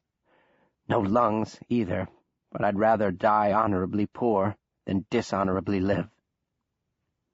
He dissolved into another raucous coughing spell, pressing his skeletal hands to his collapsing chest. The sleeves of his coat fell to his elbows, exposing his bony arms.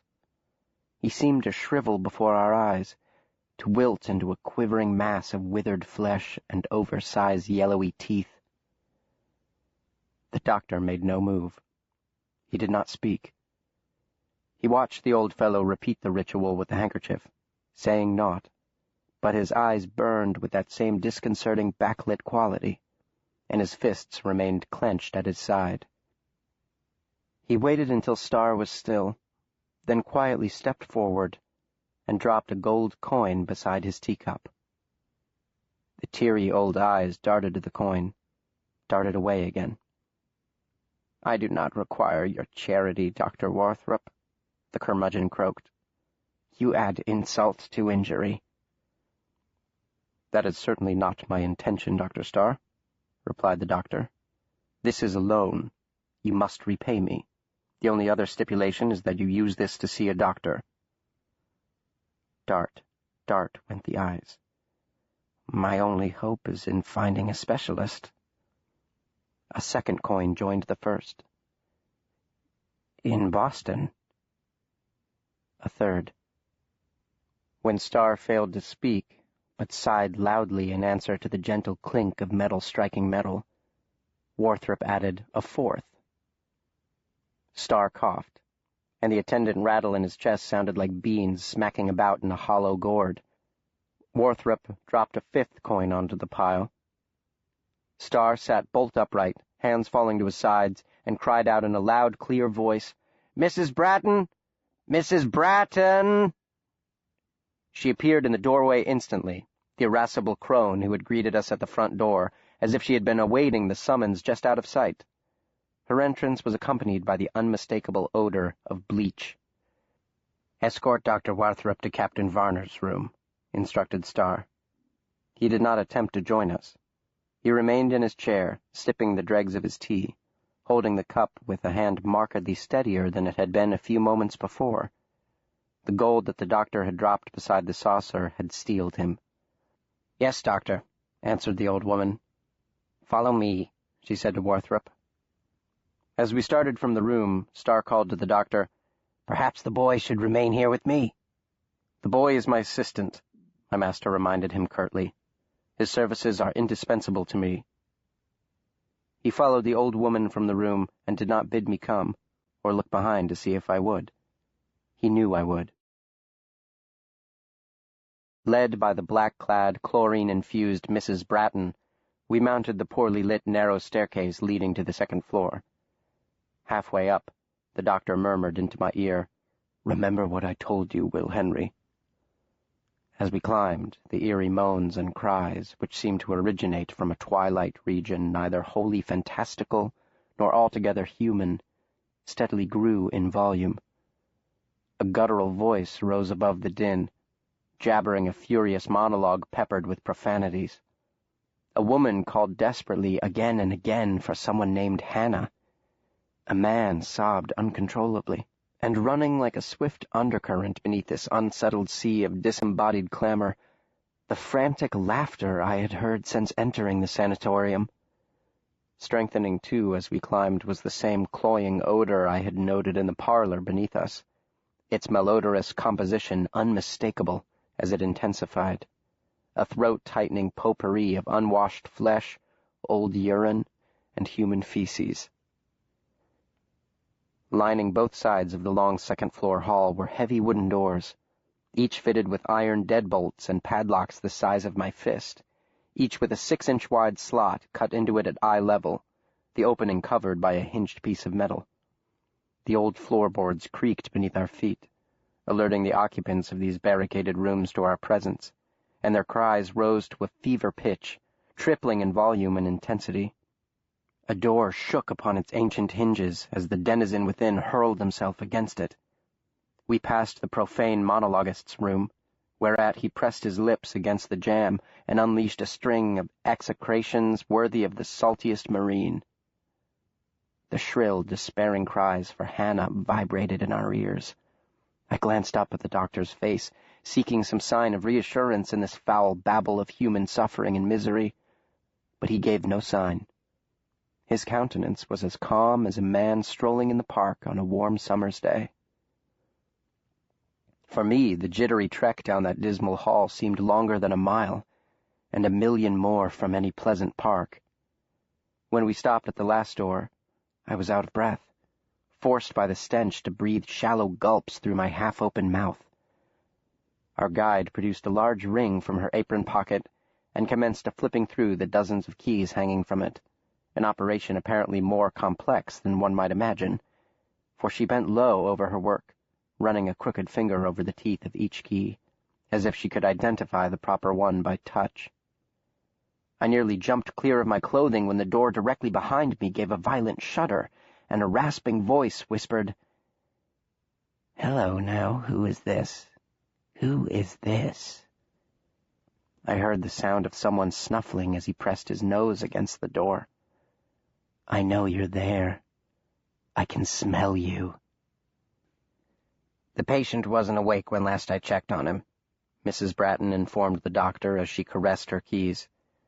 "Then we shall wake him," said the doctor. "You won't get much out of him," she said. "He hasn't made a peep in weeks." Warthrop made no reply. Mrs. Bratton at last found the key and popped open the old padlock, threw back the 3 bolts above its clasp, and with her shoulder pushed open the ponderous door.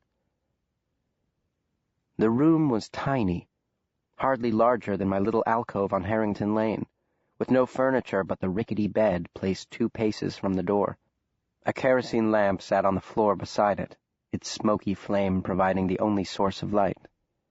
It flung our shadows upon the ceiling and the peeling plaster of the wall opposite the filthy window, beneath which, on the dusty sill, clustered the bodies of desiccated flies. Above them, a congregation of their extant cousins buzzed about and crawled upon glass. My eyes began to water, for the smell of bleach was overwhelming, and I deduced the reason for delaying the doctor downstairs. Mrs. Bratton had needed time to scour and disinfect before our introduction to Captain Varner.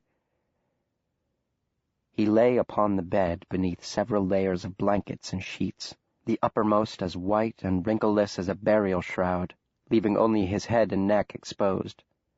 The bed was not large, but it appeared even smaller due to his enormous bulk. I had imagined him as a frail and shriveled old man, wasted away to a mere husk of humanity after 20 years of confinement and deprivation. Instead, lying before me was a man of monstrous proportions, weighing more than 400 pounds, I would venture, cradled as it were in a kind of trough created in the mattress by his staggering corpulence.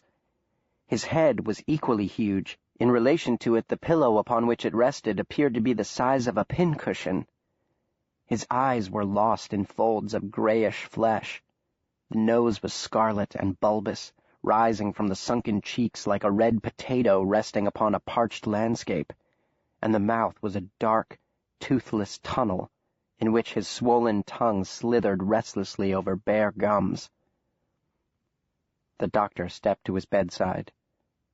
In her emaciated claws, the old woman nervously turned the keyring. The jingling of the keys, the labored breath of the afflicted, and the buzzing of the flies against the window were the only sounds in the tiny claustrophobic space. "I wouldn't touch him," she cautioned. "Captain Varner hates to be touched. Don't you, Captain Varner?" He answered not. Though his eyes were barely visible in their fleshy furrows, I saw they were open. The tip of his tongue, a mottled gray like his skin, wet his lips. His chin, but a knuckle-sized knot lodged between his neck and lower lip, shone with spittle. For a long moment Warthrop regarded this wretched object of his quest, saying nothing, allowing no expression to disclose his feelings. At last he seemed to shake himself from the spell and turned abruptly to the old woman. "Leave us," he said. "I cannot," replied she curtly. "It's against the rules." He repeated the command without raising his voice, but measuring the words as if she had failed somehow to understand them. "Leave us." She saw something in his eyes, and whatever she saw cowed her, for she at once looked away, furiously shaking her keys, the symbols of her total authority, and said, "The doctor shall hear about this." Warthrop had already turned back to the beached behemoth upon the bed. The sound of the jangling keys faded down the hall. She had left the door ajar. He directed me to close it. Then, as I pressed my back against its comforting sturdiness, Warthrop leaned over the bed, bringing his face close to the bloated one beneath him, and said in a loud, clear voice, "Hezekiah Varner? Captain?" Varner did not respond. His eyes remained focused on the ceiling, his mouth hung open. His tongue restlessly swiped the lower lip, then retreated into the shadowy recesses of the toothless maw. From deep within his chest rose a sound somewhere between a hum and a moan. But for the uneasy tongue, he moved not a muscle, if any muscle remained efficacious buried beneath the rolls of fat. "Varner, do you hear me?" asked the doctor. He waited for an answer, shoulders tensed, jaw tightly set, as behind him the flies fussed against the glass. The room was stifling and reeked of bleach. I breathed as shallowly as I could, and wondered if the doctor would mind if I cracked open the window for a bit of fresh air. Warthrop raised his voice and fairly shouted into the man's face, "Do you know who I am, Varner? Were you told who has come to see you this night?" The obese invalid moaned. The doctor sighed and looked at me. "I fear we may be too late," he said. "Who?" moaned the ancient mariner, as if to disprove him. "Who has come?" "Warthrop," the monstrumologist answered. "My name is Warthrop." "Warthrop!" cried the captain. The eyes, as if loosed by the mention of the name, became as unsettled as his tongue, sliding back and forth in their sockets but refusing to focus upon the doctor's face. They tirelessly traversed the ceiling, where Warthrop's distorted shadow danced, thrown there by the lamp on the floor, and looming over Varner like a demon spirit, dark, grotesque, huge. "You know the name," said the doctor. The enormous head gave the barest of nods. "God pity me, I do. I know the name Warthrop," issued the guttural reply, choked in spittle. "'Twas all Warthrop's doing. The devil curse him and all his kin." "A curse is one explanation," said the doctor dryly, "though I lean more toward Darwin's. The evidence is on my side, but time may yet prove me wrong and you right, Hezekiah Varner. Alistair Warthrop was my father." There was no response but for the odd, strangled, wheezing moans. My father, continued the Monstrumologist, who commissioned you sometime in late '63 or early '64, I would guess, to sail to West Africa, perhaps Senegambia or Lower Guinea, and return with a special cargo of particular interest to him. Yes, did he not? No, murmured the old man. No? Echoed the doctor, frowning. Not Senegambia or Guinea. Benin, groaned he. The kingdom of Benin, home to that godless mockery of royalty, the accursed ruler of that accursed land, the Abba, and I vow there is not to be found a heathen more foul or a libertine more loathsome in the four corners of the world. The Abba of Benin had captured living specimens of anthropophagi? Asked the doctor. He seemed startled by the notion. He houses a whole troop of the horrible beasts in a chamber beneath his palace. But anthropophagi cannot survive in captivity. They starve to death. Not these, Warthrop, gasped the old smuggler. These monsters were quite fat and happy, thank you. I saw it with my own 2 eyes, and if I were a braver man, I would pluck them out for the offense. They were fed? The doctor's tone was incredulous. How? Children, mostly. 12 or 13-year-old girls. Girls in the prime of their budding womanhood. Sometimes infants, though, squealing babes hurled naked into the hole. For in the center of the temple is a pit connected by a tunnel to the holding chamber. Into the pit the priests throw her. I have seen this, Warthrop. I have seen it. Cast down 20 feet to the bottom, whereupon she hurls herself against the smooth sides of the sacrificial abyss, scratching and clawing for a handhold, but of course there is none. There is no escape. The head priest gives the signal, the great wooden door rolls up, and they come. You smell it first, a rotten stench like death's decay, then the loud huffing and sharp clicks of their fangs snapping, as the doomed innocent erupts into frenzied screams, crying to her insensible judges above to have mercy. Mercy, Warthrop! They stare down at her with faces set in stone, and as the beasts burst into the pit, her terror robs her of her last shred of dignity. Her bladder empties, her bowels let go.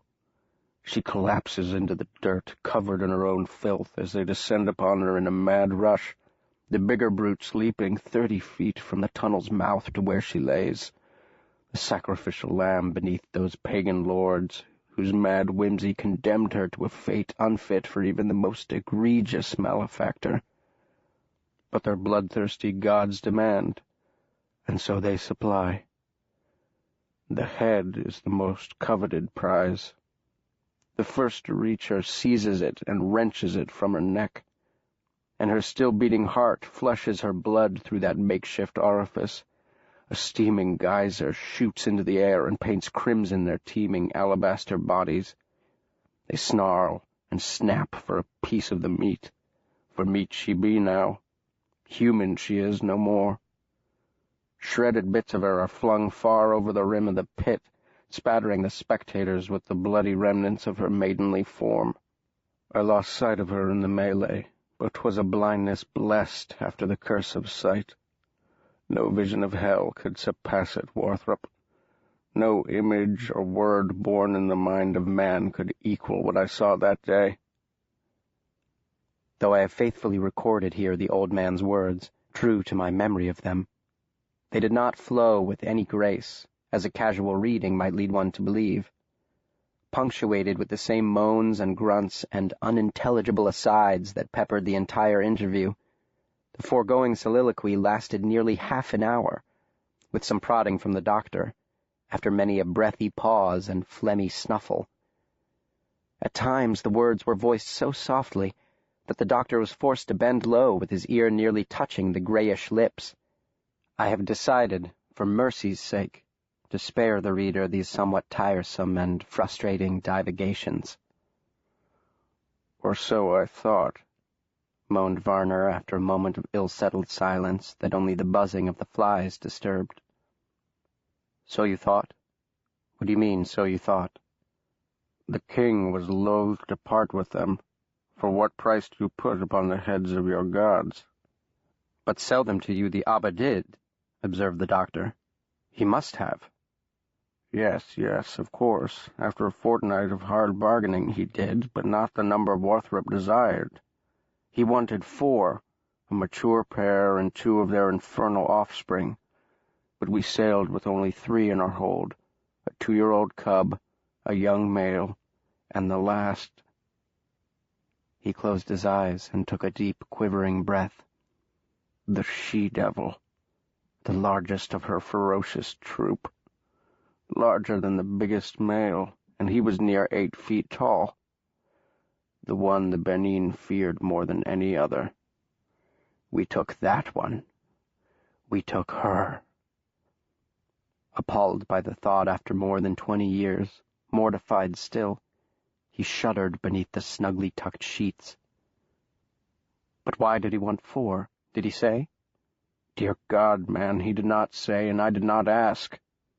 I did not even know when I sailed for that damnable country what the bloody things were. Warthrop offered a king's ransom for the work, and I cared not whether he wanted 4 or 80. The war had brought hard times to the Feronia. I accepted his offer without question, without a second thought. Warthrop turned away from the bed and in 2 steps was at the window, hands clasped behind his back, studying in all appearance and of all things the window-sill. He carefully picked up one of the dead flies, pinching its delicate wings between his thumb and forefinger, and then held it up as if to examine it for the cause of its demise. The prostrate Leviathan on the bed did not watch him.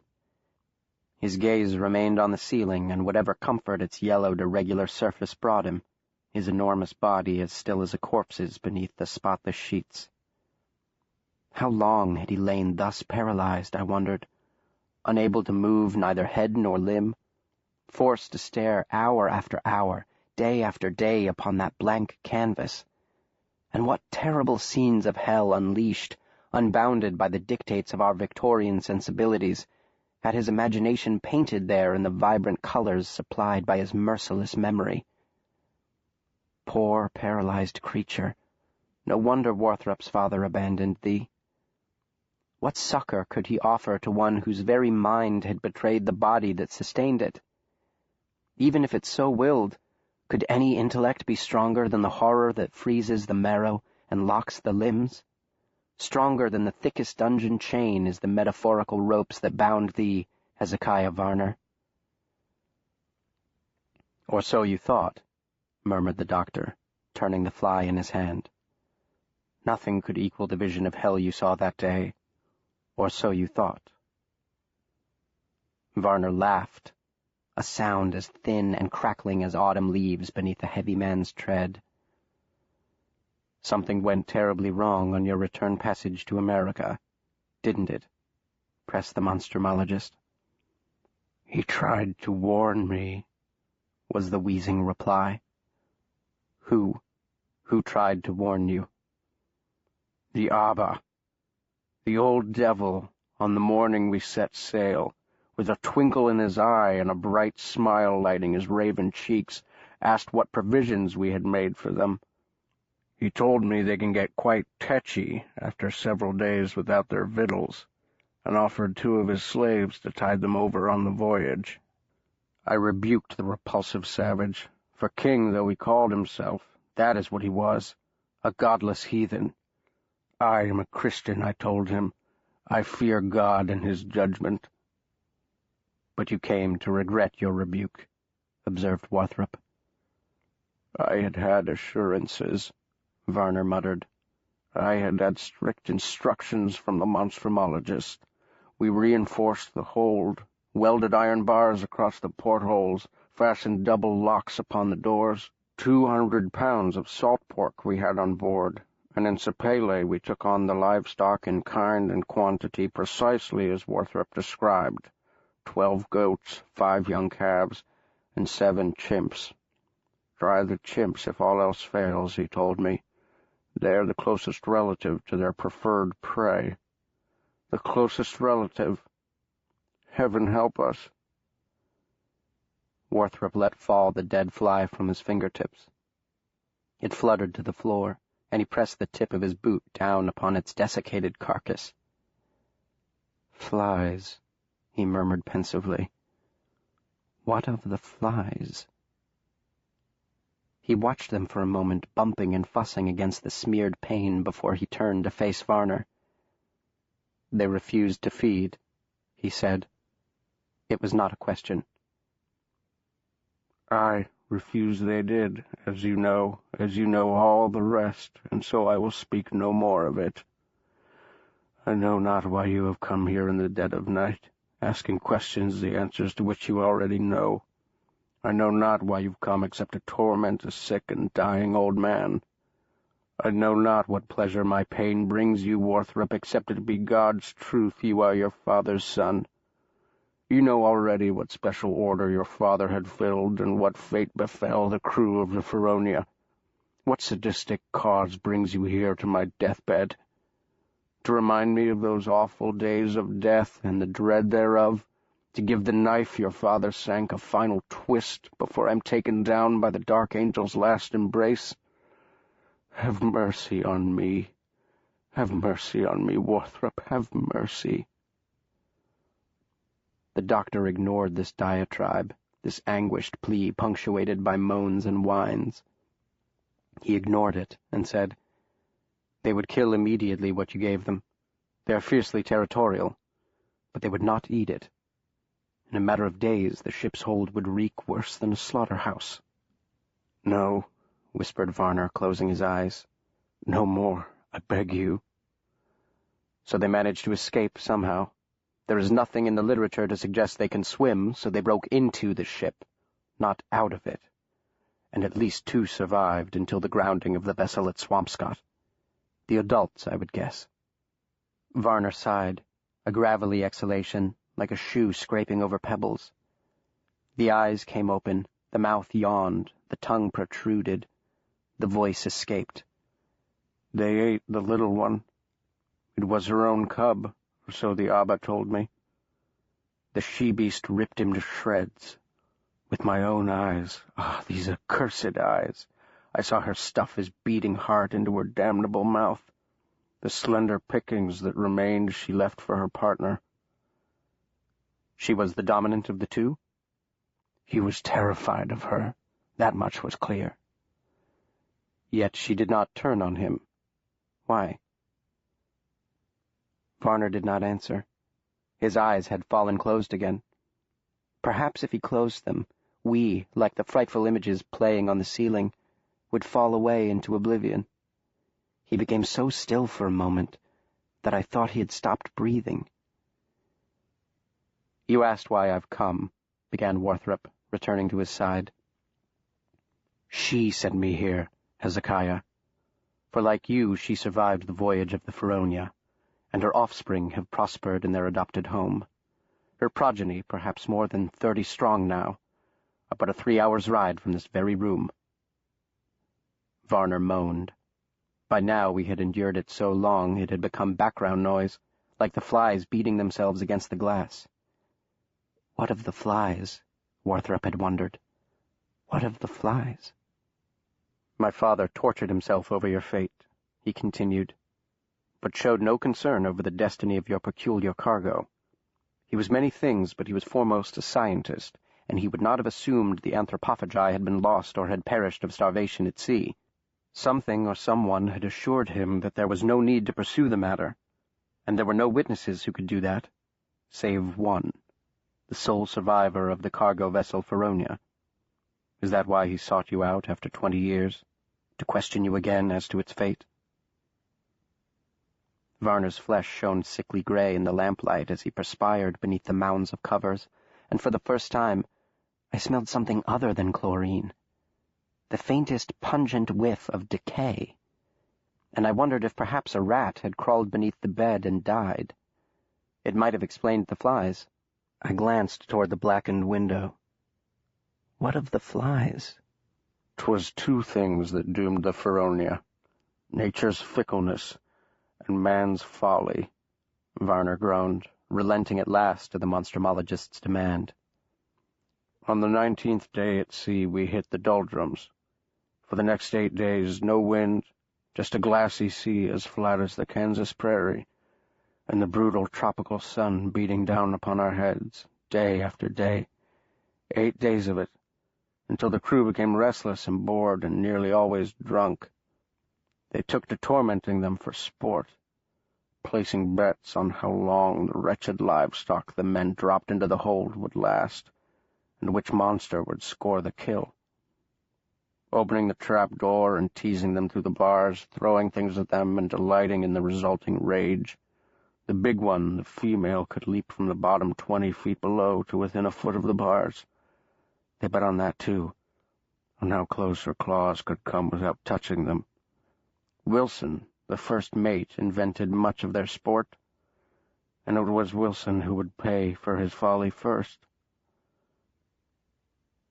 On the last day before the winds relieved the deadly calm that had stalled their passage, Varner told us, after another hot, indolent, rum-soaked day, Wilson and 2 of his shipmates decided to butcher one of the calves and offer a bloody slice of it to the anthropophagi. Wilson's drunken reasoning ran thus: the beasts won't eat what we offer because they know what it is. No self-respecting man-eater will deign to dine on a bloody goat. But if it don't know where it comes from, it might mistake it for man-meat and eat it. The plan was not approved by the captain. He had taken to his quarters with what he suspected might be malaria. His crew slaughtered the squealing sacrifice on deck and hurled its viscera overboard to the waiting sharks, oblivious in their besotted state that the fish's feeding frenzy was mere prelude, an awful foreshadowing of future events. Wilson and a roustabout named Smith sliced off a thick piece of the calf's flank and affixed it to a grappling hook. The hook they tied to one end of a 30-foot coil of rope, and Wilson lowered the bait through the bars, lying on his belly so as to witness the results of his experiment. It was dusk, a somnolent hour for the anthropophagi, when they burrowed into their bowers of straw, nest-like beds that the captain informed us the creatures had spent hours carefully constructing, and hours more maintaining. Anthropophagi are nocturnal hunters, and spend most of the day sleeping, nursing their young or performing bonding rituals with other members of the troop, the chief and most bizarre of which is the practice of picking bits of human flesh lodged in one another's teeth with the tip of their longest nail, the one extending from their middle finger. The operation is a delicate exercise in trust and self-control, for the recipient must remain perfectly still while its companion reaches far into the recesses of its tooth-encrusted maw to clean the back teeth. If it moves, the razor-sharp claw might slice open its gums, causing a reflexive slamming shut of its jaw, thus severing the hand of the one performing this invaluable service. Wilson could barely see them as they nestled together in the straw at the farthermost corner of the ship's hold. The iron bars welded over the portholes limited the light within even on the brightest day, and now the sun was setting. The monsters were mere darker shadows among lighter shadows, barely discernible from the mounds of straw surrounding them. Indeed, none could be certain whether those humped shadows represented their catch or were merely lumps of straw. Wilson swung the rope to and fro, calling softly for them to wake, that dinner was served.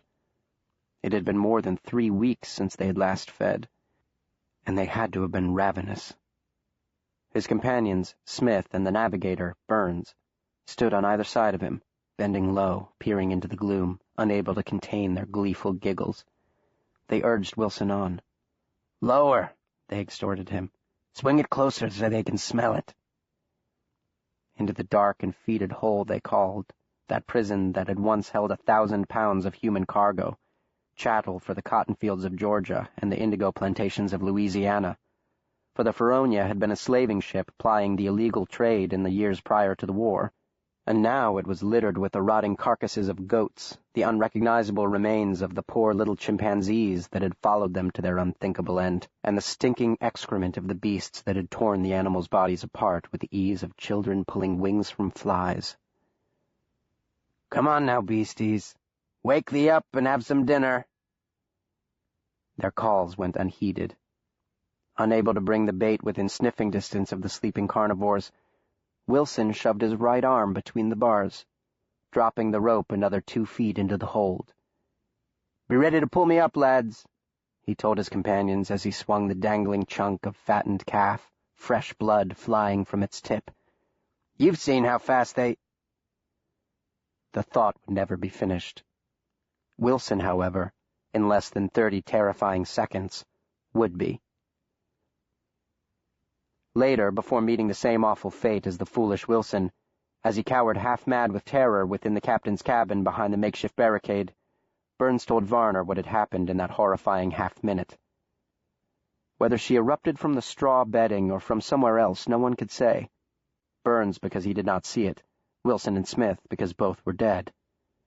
Wilson, for fear he might drop it, had wrapped the rope twice around his wrist, so when she struck, her weight upon the hook yanked his shoulder clear through the bars, though he had released his hold in the instant of the attack. The rope unwound from his wrist and dropped to the floor, but Wilson's shoulder was now wedged in the narrow space between the iron bars. In a voice hoarse with rum and heightened by hysteria, Wilson cried for them to pull him up. Did he see her in the murk below? Did her black, soulless eyes, glowing in the light of a dying sun, meet his before the slathering mouth yawned wide, and she leaped 20 feet straight up? The claws that struck punctured clear through the muscle and sinew of his forearm, and as they raked downward, borne by the creature's enormous girth, she swung her other talon up and latched onto one of the bars, inaccessible to her before Wilson had generously offered her a hand up. His companions recoiled in horror and dismay amid her savage snarls and their foolish companions' cries of fear and pain. His legs jerked. His feet pushed against the weathered planks as he tried to yank himself free, but the drag of her bulk upon his captured arm had wedged him even tighter. He threw back his head, twisting his face from side to side, for the she-beast had released his shredded arm, and now her bloody barbs slashed his face and swiped across the throat he had so considerately exposed. One of her nails must have found his carotid artery, for Burns reported that Wilson's screams abruptly ended in a gurgling report and a veritable geyser of blood, most of which cascaded in a robust stream into the monster's waiting mouth. His head fell forward with a sickening thud onto the metal bars, a final paroxysmal spasm of his legs, and Wilson lay still. Too late did Smith remember the Colt revolver strapped to his side. By the time he'd freed it from the holster, she had ripped 2 bars from their heavy bolts, snapping the reinforced boards as easily as a man snaps a toothpick. The same 2 bars directly beneath Wilson's lifeless body. His arm was free finally, but too late, and he tumbled into that noisome void to the hold below, where her companion, roused by the bedlam and no doubt the acrid smell of fresh blood, waited for him. Smith fired wildly as she, hanging by one claw, tore out 2 more bars with the other. Burns could not say if any of the shots found their target. He turned and ran. The boards shuddered beneath his feet. The passage reverberated with the roar of gunfire and Smith's hysterical screams. As Burns scampered up the narrow stairs to the quarterdeck, the gunfire abruptly ended. Either Smith had run out of ammunition, or she had heaved herself through the hole, and Smith, like Wilson, was a denizen of the living world no more. In any case, when the Feronia was boarded by Union forces after her grounding, what was left of Smith could have fit, in Varner's words, into a gunny sack. At this point in his grim narration, Varner paused. All color had drained from his countenance, and his body shook beneath the sheets. Memories can bring comfort to the old and infirm, but memories can also be implacable foes, a malicious army of temporal ghosts forever pillaging the long-sought-after peace of our twilight years. He had begged Warthrop not to make him recall those events he could not forget, for some recollections, as I myself know all too well, remain fresh in the mind whole decades after they are born. Yet when he fell silent, Warthrop did not press him to go on.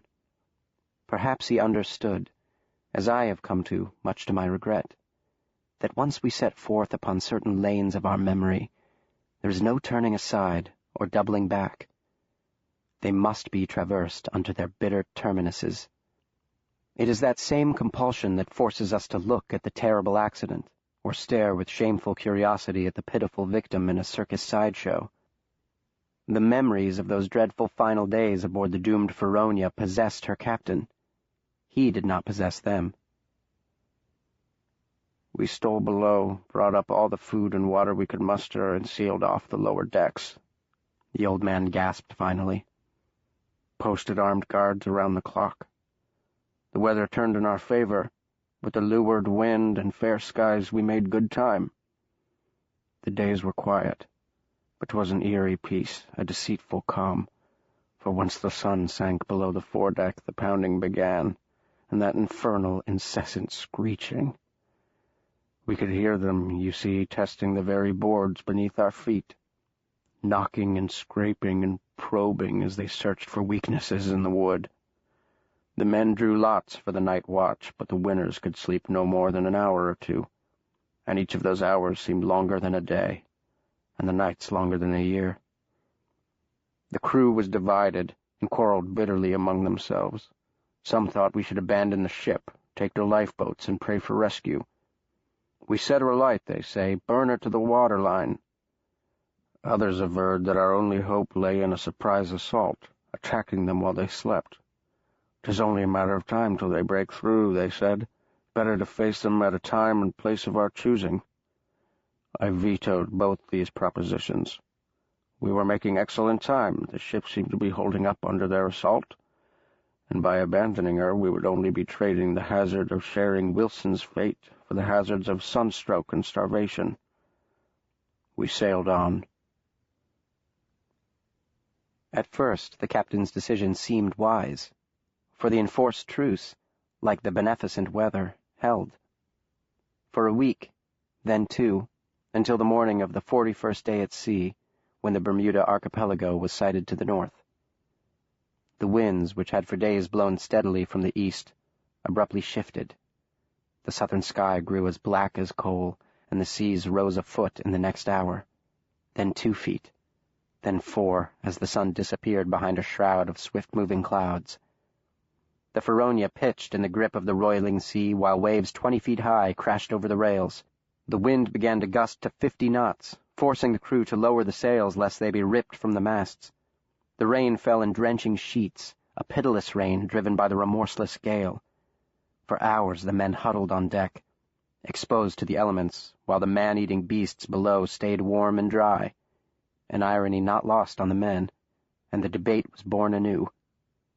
Already a man had nearly been washed to sea by a breaching wave. With each passing hour the storm strengthened. Lightning popped and spat around the mainmast.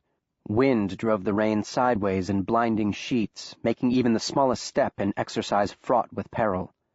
And as the day aged and the temperature plummeted, there was the danger of hypothermia. All watches and patrols were abandoned. As night fell, the crew of the Feronia huddled in a single mass of shivering humanity on the quarterdeck, their fear of nature's wrath outweighed by their fear of her insatiable progeny. "I know not who spied it first," confessed Varner. "Our lamps would not stay lit. The lightning was the only respite we had from the storm's black grip. Something's washed onto the deck," someone cried. We waited, all of us with bated breath, for the next stroke of lightning, but saw nothing when it came, just shadows stark and a pall of rain. A second flash, then a third, and someone else shouted, "There, see it there, by the mizzenmast." They raised their rifles, but I ordered them down. What but the luckiest shot could hit the mark in that maelstrom?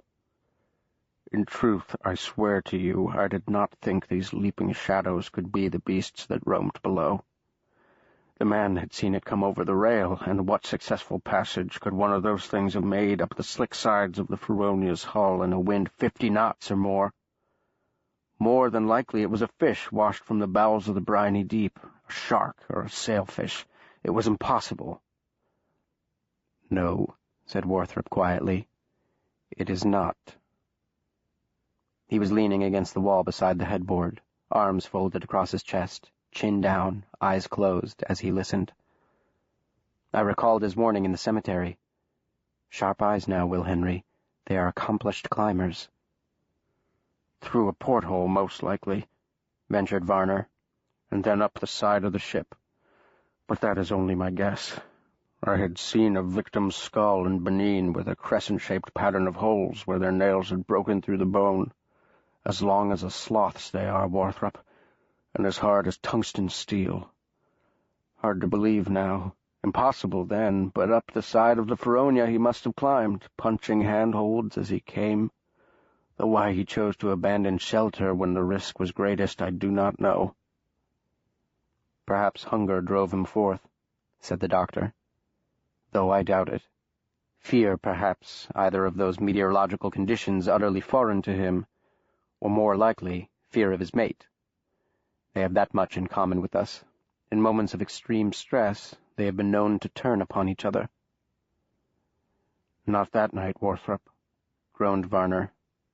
That night he chose easier victims. Whether hunger or fear compelled him to strike he did, quicker than the lightning itself, leaping 40 feet from the deck below, landing square in our midst, and in the hellish racket that ensued, the screams and shouts of my startled crew, the snarls and roars of the attacking beast, the explosions on all sides of rifles and small arms, and the howl of the wind, the crash of the waves, the roar of the thunder. From that bloody bedlam I was shoved down the stairs and dragged to the door of my cabin. It was the navigator, Burns, the sole survivor of the first attack, who hurled the captain into his quarters and slammed the door, while the battle raged on above them. The captain, still befuddled and weak from his bout of tropic fever, collapsed upon the floor as Burns ripped the heavy wardrobe from the wall and heaved it against the door as a barricade. He returned to the captain's side, whereupon, if he was expecting any thanks for his cool thinking and quick actions under fire, he was summarily disabused. The captain roundly cursed and berated him. He had lost his pistol in the forced retreat, and now they were trapped like rats. A bit drier than the poor rats above, but trapped nevertheless. Burns endured the abuse stoically and without remark, dragging his commander to the bedside and cautioning him to remain rooted to the spot. From this position they had a clear shot at the door, and were hidden from sight should anything look through the windows behind the bed. "In my closet," yelled the captain over the din on the deck directly over their heads. "Quickly, Burns!" Burns scuttled across the floor, fearing if he walked upright he might attract attention through the windows, to the closet, in which he found an elephant gun and some ammunition. Varner ripped it from his hands and laughed bitterly while he loaded. "A gift from the King of Ashanti. Never been fired. Let's hope we won't need to test it this night, Burns." They sat, side by side, at the foot of the bed. Lightning flashed through the windows, throwing long, fleeting, hard-edged shadows across the floor.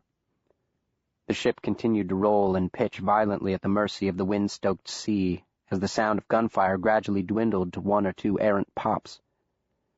The cries of the crew ceased altogether. It was the smashing sea, and the ear-splitting thunder, and the yowling wind. And that was all. They strained their ears for any sound of the men left on deck. Had the men fled the onslaught altogether, scattering to the deck below and finding what cover they could? How many had survived, or had any at all? And what of the monster? Surely it had to be dead, or else seriously injured. Not even a creature of that immense size and speed could overcome 20 heavily armed men in a close-quarters fight. Or could it?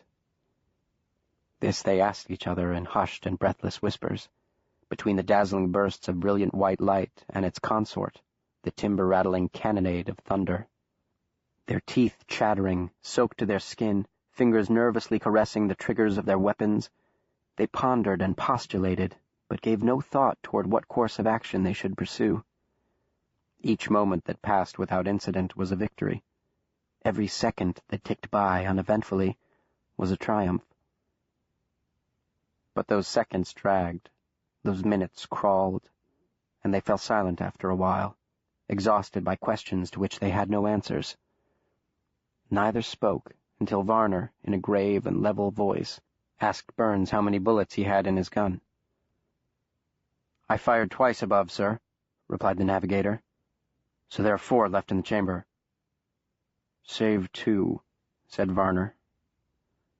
"2, sir?" "Fire twice if you must, but save the last 2. 1 for me and 1 for yourself, Burns, should it come to that. I do not wish to share in Wilson's fate." Burns swallowed hard and took a moment to answer. Perhaps he had been trying to frame an argument, an objection appealing to either faith or reason, and more likely than not, he'd failed. For he said, "Yes, Captain." "Tell me, Burns, are you a praying man?" asked the captain. "I am a Christian, sir." Varner chuckled and shifted the gun lying across his lap. It was quite heavy and was cutting off the circulation to his legs. "So am I, but the two aren't always the same thing, Burns. Do you pray?" "Never when I was young," confessed Burns. "More so now, Captain." "Good," said the captain. "Say a prayer, Burns, and put in a word for your captain." Dutifully, Burns bowed his head and began to recite the Lord's Prayer. He spoke it slowly and with great feeling. When he finished, both men were deeply moved, and Varner asked him if he knew the 23rd Psalm. "'Tis my favorite," Varner said, "though I walk through the valley of the shadow of death." Do you know it, Burns? Say it if you do. Burns did know it, and Varner closed his eyes as he recited, "The Lord is my shepherd, I shall not want." The words comforted him. They reminded him of his childhood, of his mother and the way she'd held his hand during church, of long carriage rides on warm Sunday afternoons, and the marvelous family dinners that had lasted long into the evening. "He restoreth my soul." How fleeting are those halcyon days of youth! How strange it is that the future seems so far away, yet how upon eagle's wings it arrives. In the batting of an eyelash, the chubby little boy sitting beside his mother in the family pew becomes a middle-aged man, cowering in the dark. "Thou preparest a table before me in the presence of mine enemies." "Good, Burns," he murmured. "Very good."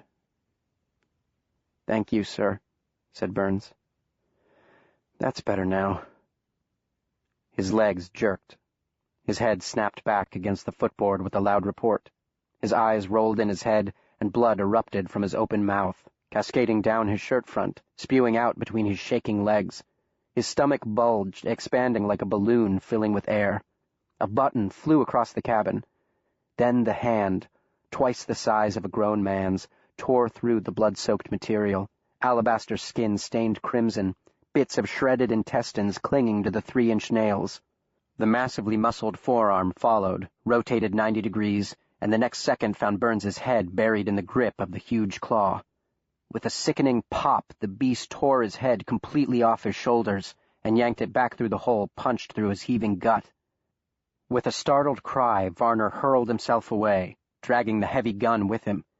He took no time to rise, but swung the weapon toward the headless body of his friend. Shivering uncontrollably, forearm aching from the weight of the gun, struggling to keep his balance while the ship wallowed in the waves, Varner held his breath and willed his raging heart to slow. Light fought with dark. Lightning flashed, then in an instant, darkness slammed back down. But the beast under the bed was patient. She would wait for darkness to win the battle. She would launch her attack when her prey was at his most vulnerable, when his most precious sense was lost to him. 1,000,000 years of evolution had prepared her for the moment. She was nature's preeminent predator, unlike her prey, whose species had only in the past 10,000 years or so surpassed her kind as lords of the earth. Driven from their ancestral home of savanna and coastal plain, those anthropophagi not killed or captured by tribes like the Benin for sacrificial sport had taken refuge underground or in the vast rainforests of the Congo and the Guinea coast, and her kind had dwindled with the passing years. Even so, humanity's rise had benefited her, and not merely by providing her with an abundance of prey on which to feed. To survive in an ever-diminishing habitat, the anthropophagi had become bigger, faster, stronger. When the pyramids first rose from the Egyptian sands, the average anthropophagi male measured a little more than 6 feet from foot to shoulder.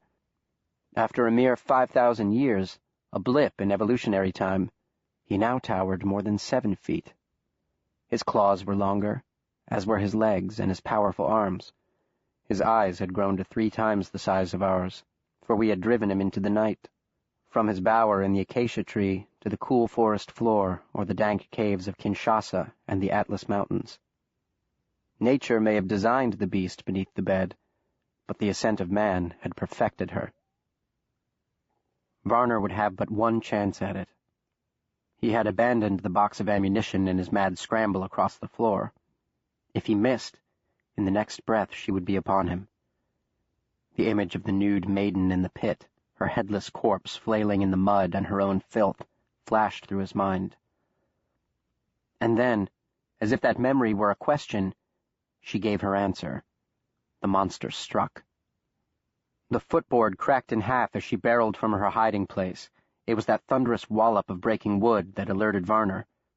He fired. The shot went wild. Something gave his leg a vicious yank. She had sunk her claws into his boot heel. He pounded between her hunched shoulders with the barrel of the gun as she dragged him toward her waiting mouth. He pressed the toe of his boot against the captured heel of the other and kicked hard. His foot slipped from the trap, and he scrambled toward his desk, barely keeping his balance in the pitch and roll of the groaning deck. Years before, he had made the purchase, in Borneo from a Malayan blacksmith known for his genius in martial metallurgy. A crease, the wavy-bladed dagger that Varner used to open letters, or, when nothing more suitable was handy, pick his teeth. Providence smiled on him in that moment, for the room lit up, and the lightning's bright light blazed upon the blade lying on the desk. He grabbed the crease and whirled around, thrusting the knife blindly into the dark. "I cannot say what it was," wheezed the bedridden old man 23 years later. "Chance or destiny. Luck or my guardian angel's guiding hand that brought the blade in blindness thrust into the black eye of the accursed beast. Aye, blind was the jab that blinded her. Louder than the crashing wave and blasting thunder were her roars of fear and pain as she stumbled back, and I heard her fall into the remnants of my bed. Perhaps she tripped over poor Burns. I cannot say. I was already at the door." Chance or destiny had given him opportunity. Now fear and its beneficent progeny, adrenaline, gave him the strength to seize it. He hurled the wardrobe out of the way, threw wide the cabin door, and dived into the driving sheets of rain. "I looked neither left nor right," said he. "I cared not if a rogue wave or an errant bolt took me. I made straight for the lifeboats." But the rope lashing the boat to the Feronia had become hopelessly tangled and twisted by the incessant wind. Crouching in the freezing water that had pooled in the bottom of the raft, Varner squinted against the pounding rain, numb fingers pulling and tugging vainly at the knotted rope. With head still bowed and eyes still closed, Warthrop said softly, "The knife." "Aye, Warthrop, the knife. And do you know I worried with those knots even as I bit upon the blade, to keep my teeth from chattering completely from my head? Laughing hysterically at my own folly, wrapped about, as it were, in my own good fortune, I cut the rope and dropped straight down into the sea."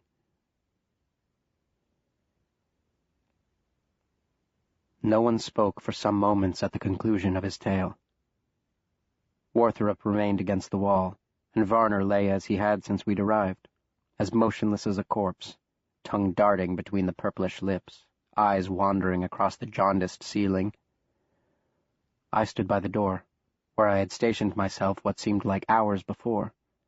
Had I not seen for myself Eliza Bunton in that obscene embrace, or witnessed firsthand Erasmus Gray's demise, I no doubt would have thought his tale a product of a tortured mind, a delusion born of an old salt's dementia, worth no more than the stories of mermaids and leviathans able to swallow a ship and her crew whole. Could there be irony crueler than this? How, upon his rescue, the truth had brought him here, to a house for the mad, for only a madman believes what every child knows to be true. There are monsters that lie in wait under our beds. How extremely fortunate, said the doctor, breaking the silence at last. "Not only to have escaped that night, Hezekiah, but to have survived until your rescue." "I lost them all, every one," responded Varner. "And I have spent the last 23 years in this horrid place, the final 5 years confined to this bed, with only my memories and that hideous key-jangling woman for company. Fortunate indeed, Warthrop, for if life is a question, then I have my answer. There is no escaping it. There is no cheating fate. I was the captain. The Feronia belonged to me, and I to her, and I betrayed her. I betrayed and abandoned her. But fate cannot be betrayed or abandoned. She can only be postponed. My doom was to be eaten, you see. And though I folded my hand 23 years ago, the house is called the bet. And now I must pay up." Warthrop stiffened. He stared for a moment at the bloated face, the teary, restless eyes, the scurrying tongue. He scooped the lamp from the floor and motioned to me. "Hold this, Will Henry," he instructed me. "Higher. Now step back." He grasped the covers with both hands. Varner's eyes slid in his direction, and the old man whispered, "No," though he did not stir. Warthrop threw off the bedclothes, and I stumbled backward with an involuntary gasp. Hezekiah Varner lay naked as the day he was born, beneath rolls of gelatinous fat, his body the same grayish hue as his face, a patchwork of gauze swatches hastily plastered in various locations over his colossal anatomy. A more grossly obese human being I had never seen. But it was not the sight that drove me backward or made me gasp. It was the smell. Multiplied tenfold was the cloying stench of rotting flesh I'd detected before, the foul odor I had attributed to a dead rat rotting beneath the bed. I glanced at the doctor, whose expression was grim. "Up here, Will Henry," he said. "Hold it over him while I have a look at this." I complied, of course, breathing shallowly through my mouth. But there was a faint taste of it on my tongue, the tingling tartness that accompanies any strong odor. As I held the lamp over the captain's immobile body, the doctor leaned over and gently began to pull back one of the bandages. Varner groaned, but moved not a muscle. "Don't," he moaned. "Do not touch me." Warthrop ignored his plea. "Foolish of me not to see it at once. There could only be one explanation for them, Will Henry." I nodded, one hand holding the lamp to illuminate his work, the other pressed against my mouth and nose. I nodded, but I did not understand. An explanation for whom? Varner's skin stretched as Warthrop peeled back the gauze. The bandage, like the others covering him, appeared dazzlingly white beside his gray flesh. The dressing was fresh. Mrs. Bratton had been quite busy while Starr had delayed us in the parlor, scrubbing down the room with bleach, stripping Varner of his filthy nightclothes, applying these bandages, piling high upon him the fresh linens, all in an effort to conceal— what? Not the bed sores, for they were to be expected on a bedridden man the size of Varner. The answer, of course, buzzed and fretted against the window behind us. What of the flies? "Don't touch me," whispered the human fodder beneath us. The bandage removed by Warthrop had covered most of Varner's right side. Beneath it was a wound roughly the size of a pie plate, oval in shape, the edges of which were jagged and inflamed. A weeping cavity bored down to his ribs, which I could see glistening a storm cloud gray in the flickering lamplight. Bloody pus dribbled over the hole's lip and coursed down a crease formed by 2 rolls of belly fat toward the mildewed bottom sheet. Mrs. Bratton had not been able to strip it from the bed. Varner was too heavy for that. Warthrop grunted, bringing his face to within inches of the wound, squinting into the recesses of the suppurating spot. "No," he murmured, with a shake of his head. "Not here. Ah, yes, our good Mrs. Bratton missed a few. Do you see them, Will Henry? Look closely. See, beneath the second rib there." I followed his finger to the spot where they squirmed and twisted in the organic muck of Varner's violated torso. 3 maggots performing a sinuous ballet in the infected meat, their black heads shining like polished beads. "Don't touch me." "We are myopic in our perceptions, Will Henry," breathed the doctor. "We populate our nightmares with the wrong carnivores. Consider it. The lowly maggot consumes more raw flesh than lions, tigers, and wolves combined. But what is this?" He brushed past me to the foot of the bed. I had erred in thinking the captain was completely nude. He was not. He was wearing boots. The leather was cracked. The laces had deteriorated to bits of knotted string. The doctor gently pressed his finger into the swollen red skin directly above the boot on Varner's right foot, and Varner responded with a hoarse cry of pain. Warthrop slid a hand between the heel and the mattress, and that single touch caused the captain to stiffen in agony. "For the love of God, if there be any mercy in you, Warthrop!" "The foot is swollen, badly infected. So too the left, I suspect," murmured the monstrumologist, ignoring his plea. "Bring the lamp closer, Will Henry. Stand there, at the foot of the bed. If I only had a sharp knife, I could cut it off." "Not my boots. Please, not my boots." Warthrop grasped the decaying shoe with both hands and gave it a sharp yank. Were these the same boots that had saved his life 23 years before? I wondered. Had he lain there all that time, refusing to remove them, in superstitious dread? The muscles in the doctor's neck went taut as he strained to pull the boot off. Varner began to weep uncontrollably. He cursed. He let loose with a string of blasphemies and invectives wrapped in heart-wrenching sobs. The shoe broke apart in the doctor's hands as it pulled free. The stink of decomposing flesh washed over us in an unwanted, nauseating wave. When the boot came off, the skin encased within came with it, sloughing off in a single curdled mass, and thick, viscous pus the color of pond scum gushed onto the sheets. Warthrop stepped back with an expression of disgust and dismay. "God damn them for this," he said in a low and dangerous voice. "Put it back on!"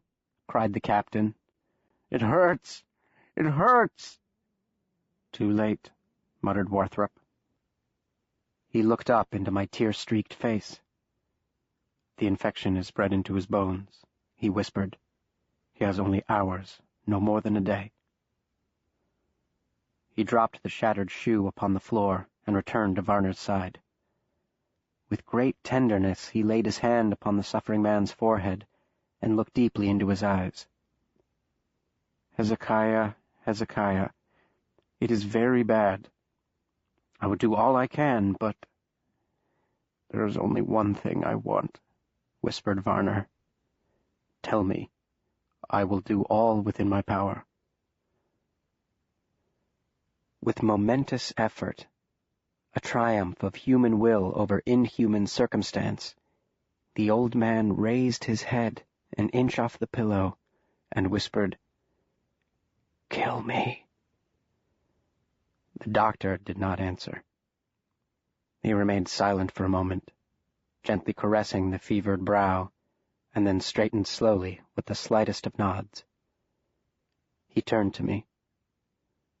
"Will Henry wait for me outside?" Outside, sir?" I stuttered. "If you spy her coming down the hall, knock twice upon the door." He turned back to the dying man, confident as always in my immediate obedience. He slid one hand beneath Varner's head, and with the other drew from beneath it the pillow. Without turning his head toward me, he said in a thick voice, "Do as I say, Will Henry." I set the lamp upon the floor, and the shadow thrown over the bed obscured the doctor's face and the man over whom he hovered, a dark shroud for dark business. I left them frozen thus in that melancholy tableau, closing the door behind me, and I sucked the air of the hallway to the very bottom of my starved lungs, like a swimmer breaking the steely clutch of a tide most cruel. I pressed my back against the wall between Varner's door and his neighbor's, and slowly slid down, wrapping my arms around my folded legs and pushing my wet face into my closed knees. There was a scratching sound behind the neighbor's door, and the same guttural voice I had heard before spoke again, saying, "Hello again, little one. Are you back to see me?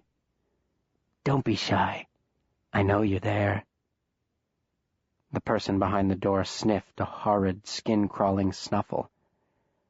"I can smell you.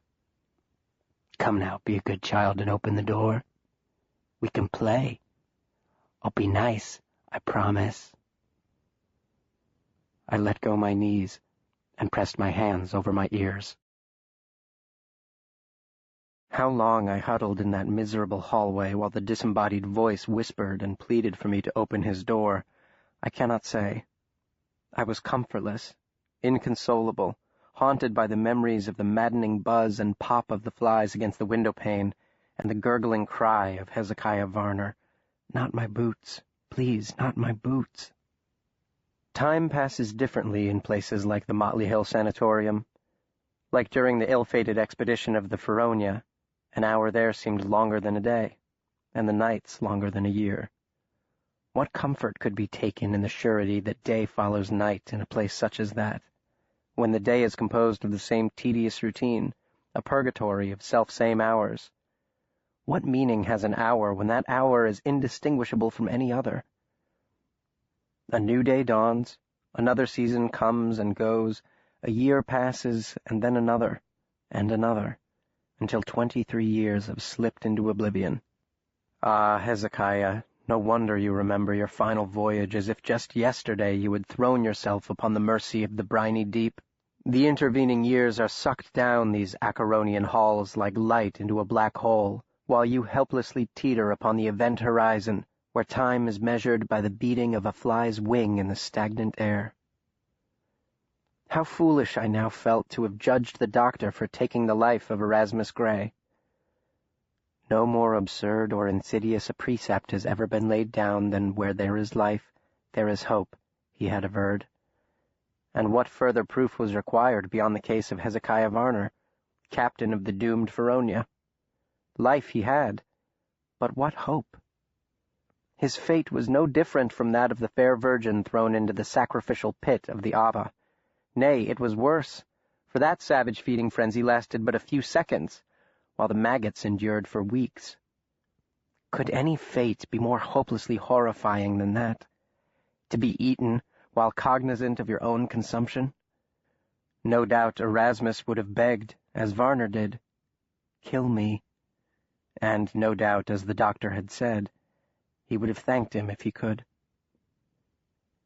It came as a surprise, then, when the doctor opened the door, his long shadow thrown by the lamplight across the floor and up the opposite wall, lowered himself beside me to assume a similar pose of weary resignation, pressed his fists against his black-rimmed eyes, and said, "I cannot do it, Will Henry." He laughed humorlessly, and added, "I cannot decide which it is, a triumph of will, or its failure. Perhaps it is both. You see why I prefer science to morals, Will Henry. What is, is. What might be, only might be."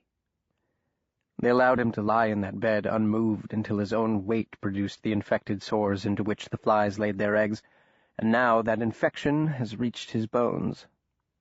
He is doomed, Will Henry. There is no hope of recovery. "Then why can't you?" I whispered. "Because I do not trust my own motives. I do not know whose hands would hold the pillow, his or mine." He stood up with a rueful shake of his head and bade me rise. "Come, Will Henry. We've one final piece of business here. The theme of this affair is shaping up to be one of accounting and recompense. What of the flies, indeed? The maggots that feed upon Varner's body, the worms of doubt and guilt that fed upon my father's soul. There are monsters like the anthropophagi, and then there are the monsters of a more banal bent. What is, still is, Will Henry, and will always be. He strode down the hall without a backward glance. I scurried after him, light-headed with relief that our sojourn there was nearing its end. Down the long hall, in which even at this late hour rang the calls and cries, the screeches and screams of the house's confined guests, down the narrow, creaking stairs to the first-floor hall, where the dour Mrs. Bratton waited, a splotch of white powder on her hooked, witch-like nose. She had donned both an apron and a pained, unnatural-looking smile. "Are you finished with the patient, then, Doctor?" she asked. "I am not finished," snapped Warthrop. "Though he nearly is. Where is Starr?" "Dr. Starr has retired for the evening," she answered stiffly, clearly taking issue with his tone. "It is very late." The monstrumologist barked a bitter laugh. "Without a doubt, my good woman. What do you keep here for pain?"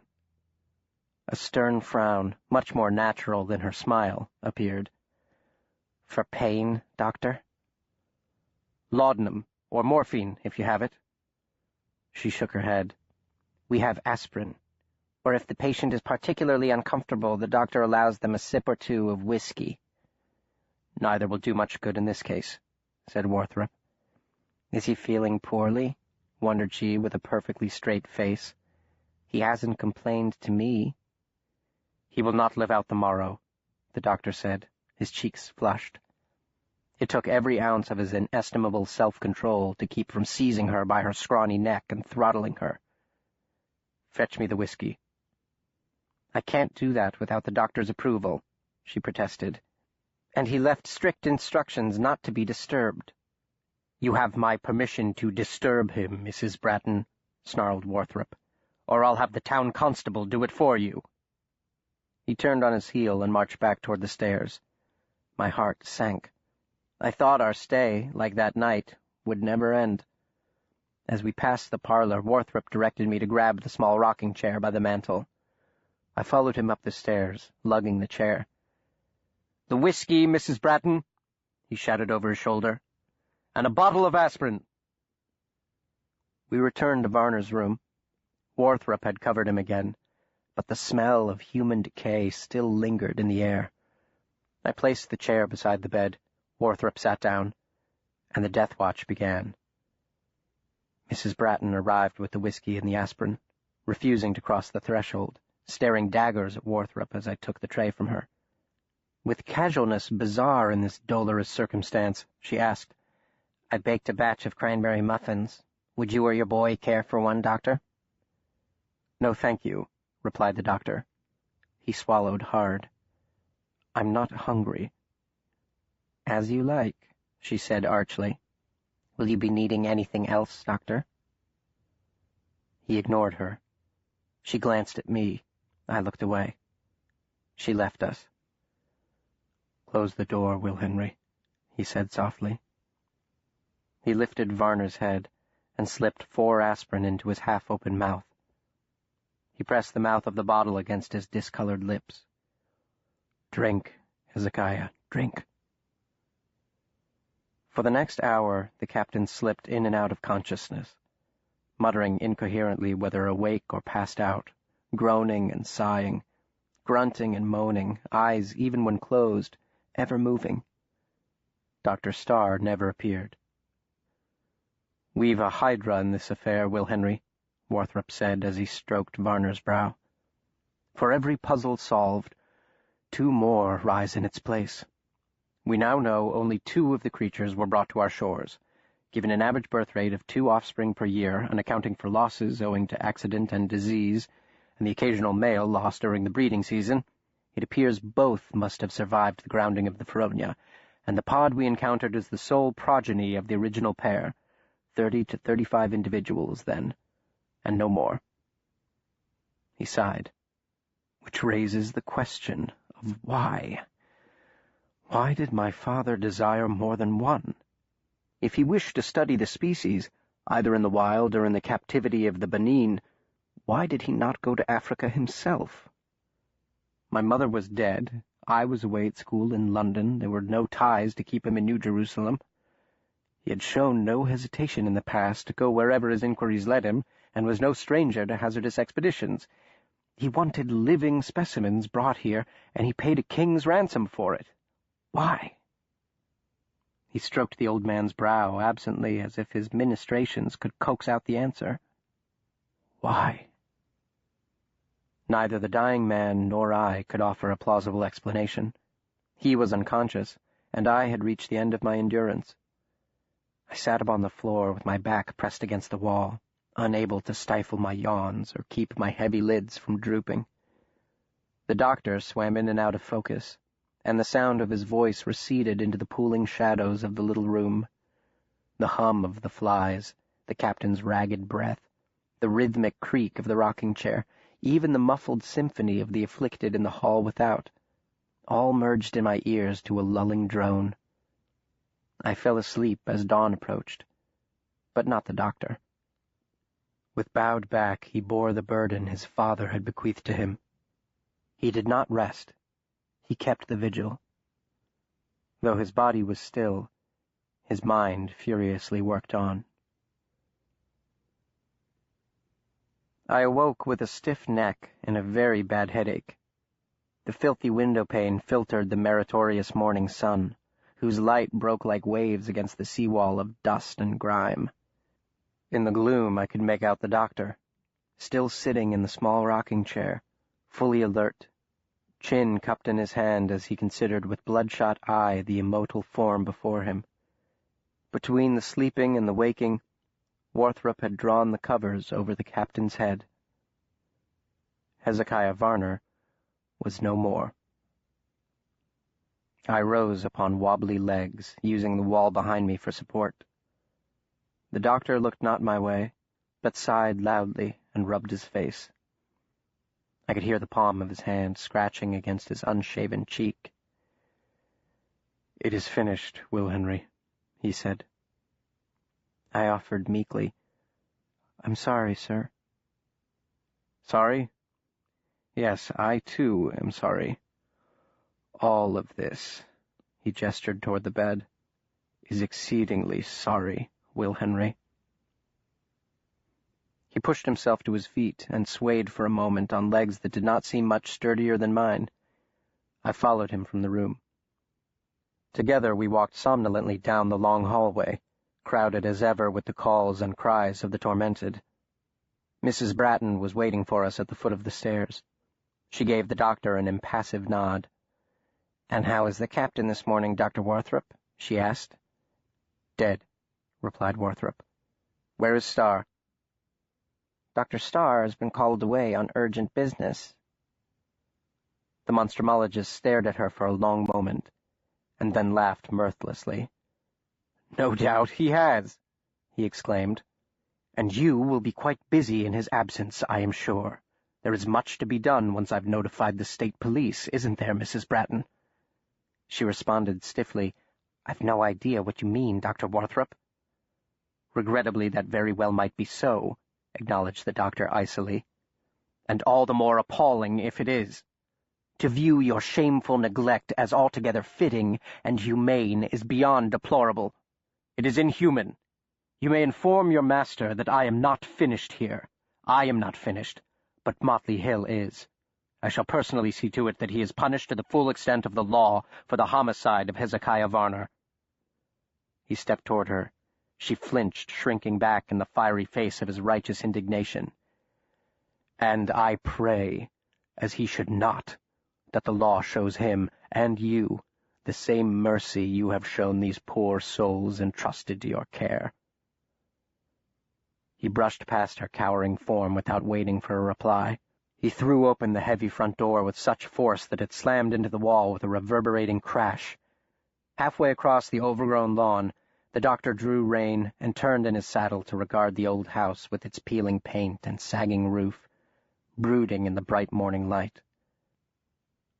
"Though Varner himself might argue it about his life," he mused, "it cannot be said about his death, Will Henry. His death shall not be in vain. There will be justice for Hezekiah Varner, and all those who suffer inside those accursed walls. I will see to that. By God, I will see to that.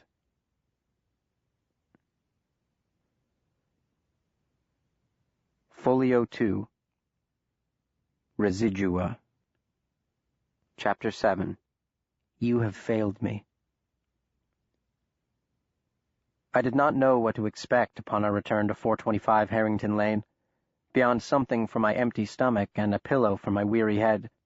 From the curt summons I had posted by express mail the day before, I suspected the doctor intended to await the arrival of John Kearns before proceeding against the anthropophagi, but I dared not ask him, for he had quickly fallen into one of his taciturn moods, growing more uncommunicative with each passing mile.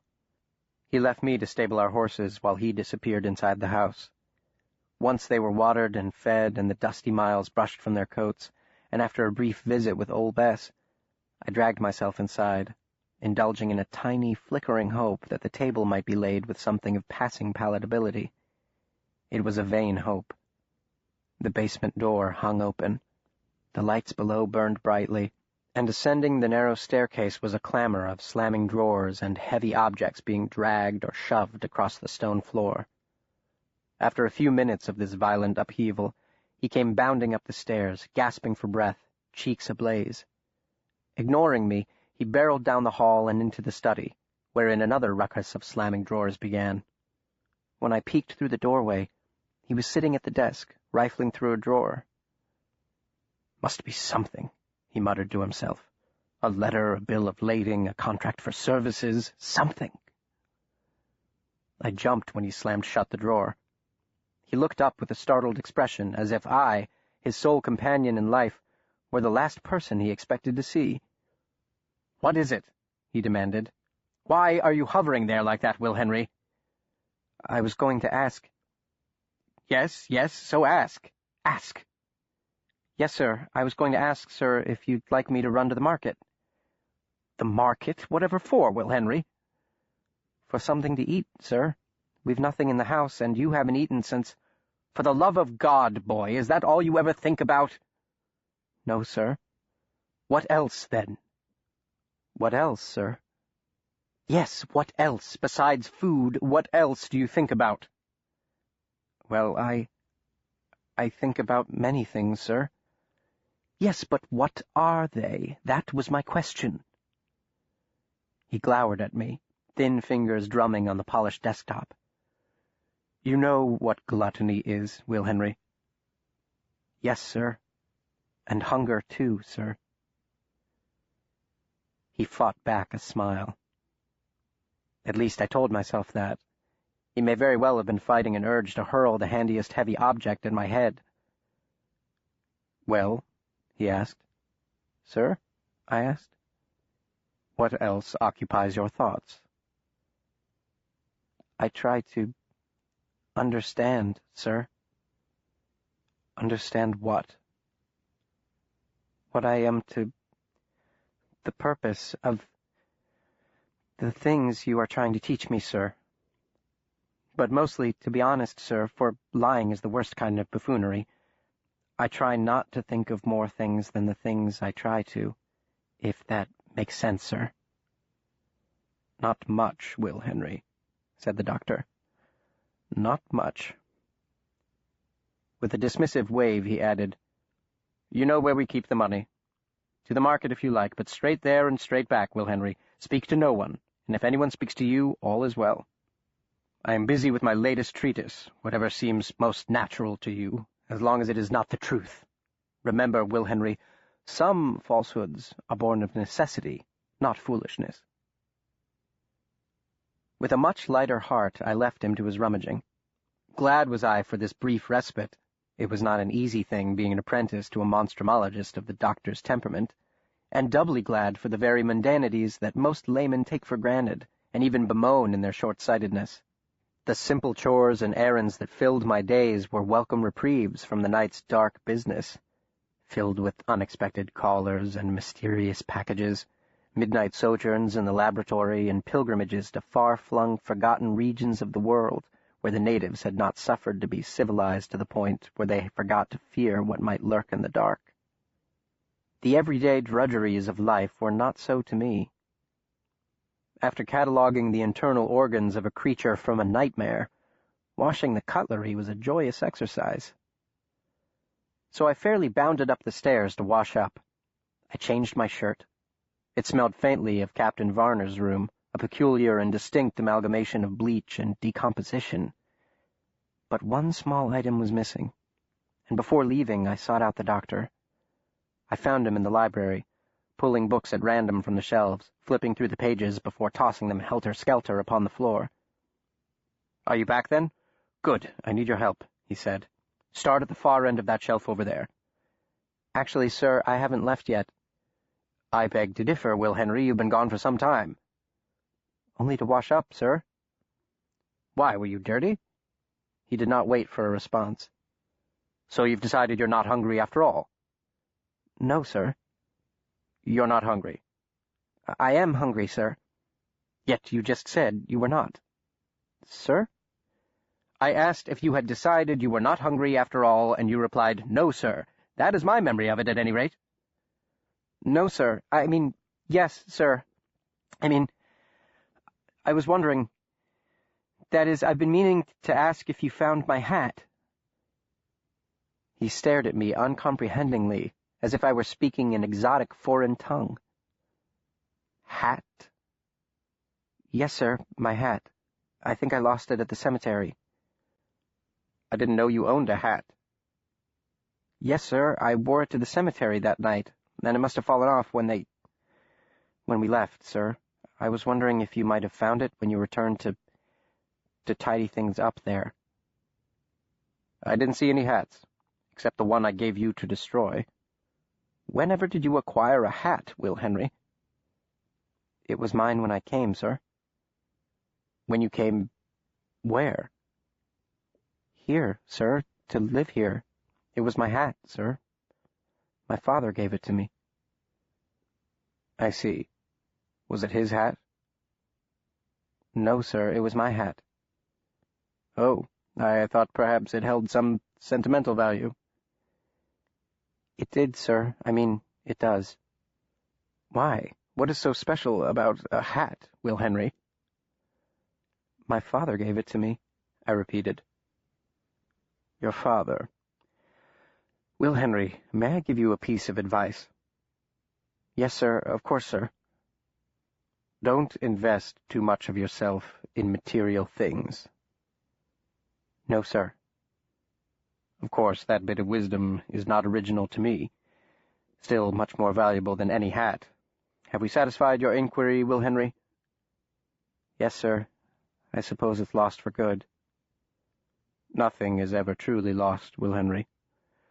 Unless we are talking about the evidence my father must have left behind regarding this unholy business, or the reason you remain standing there uselessly while I look for it." "Sir?" He had completely lost me.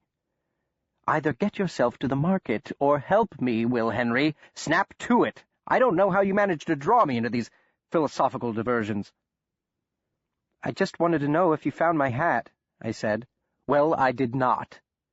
"That's all I wanted to know." "If you're looking for my permission to purchase a new one, get thee to a haberdasher, Will Henry, with the caveat that you do so sometime today." "I don't want a new hat, sir. I want my old hat." He sighed. I scampered away before he could fashion a reply. It had seemed a very simple matter to me. Either he had found my hat at the cemetery, or he had not. A simple, "No, I did not find your little hat, Will Henry," would have sufficed. I did not feel altogether responsible for the circuitous nature of our discourse. There were times when the doctor, despite being American-born and England-educated, seemed flummoxed by the precepts of normal conversation. I arrived in town hatless, but happy. For a few precious minutes, at least, I was free of all things monstrumological. Particularly trying had been the last 2 days. Had it been only 2 days since the old grave robber had appeared at our door with his ghastly burden?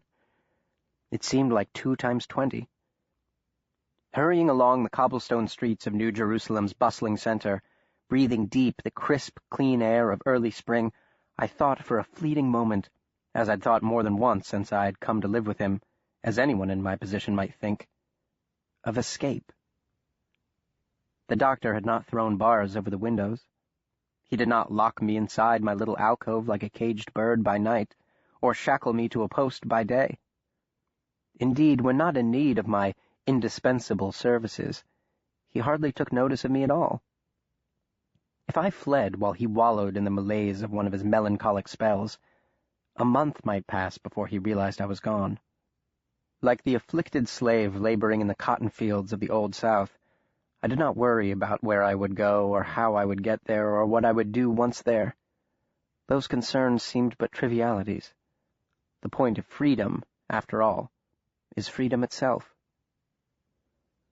Often over the years I've asked myself why I never ran away.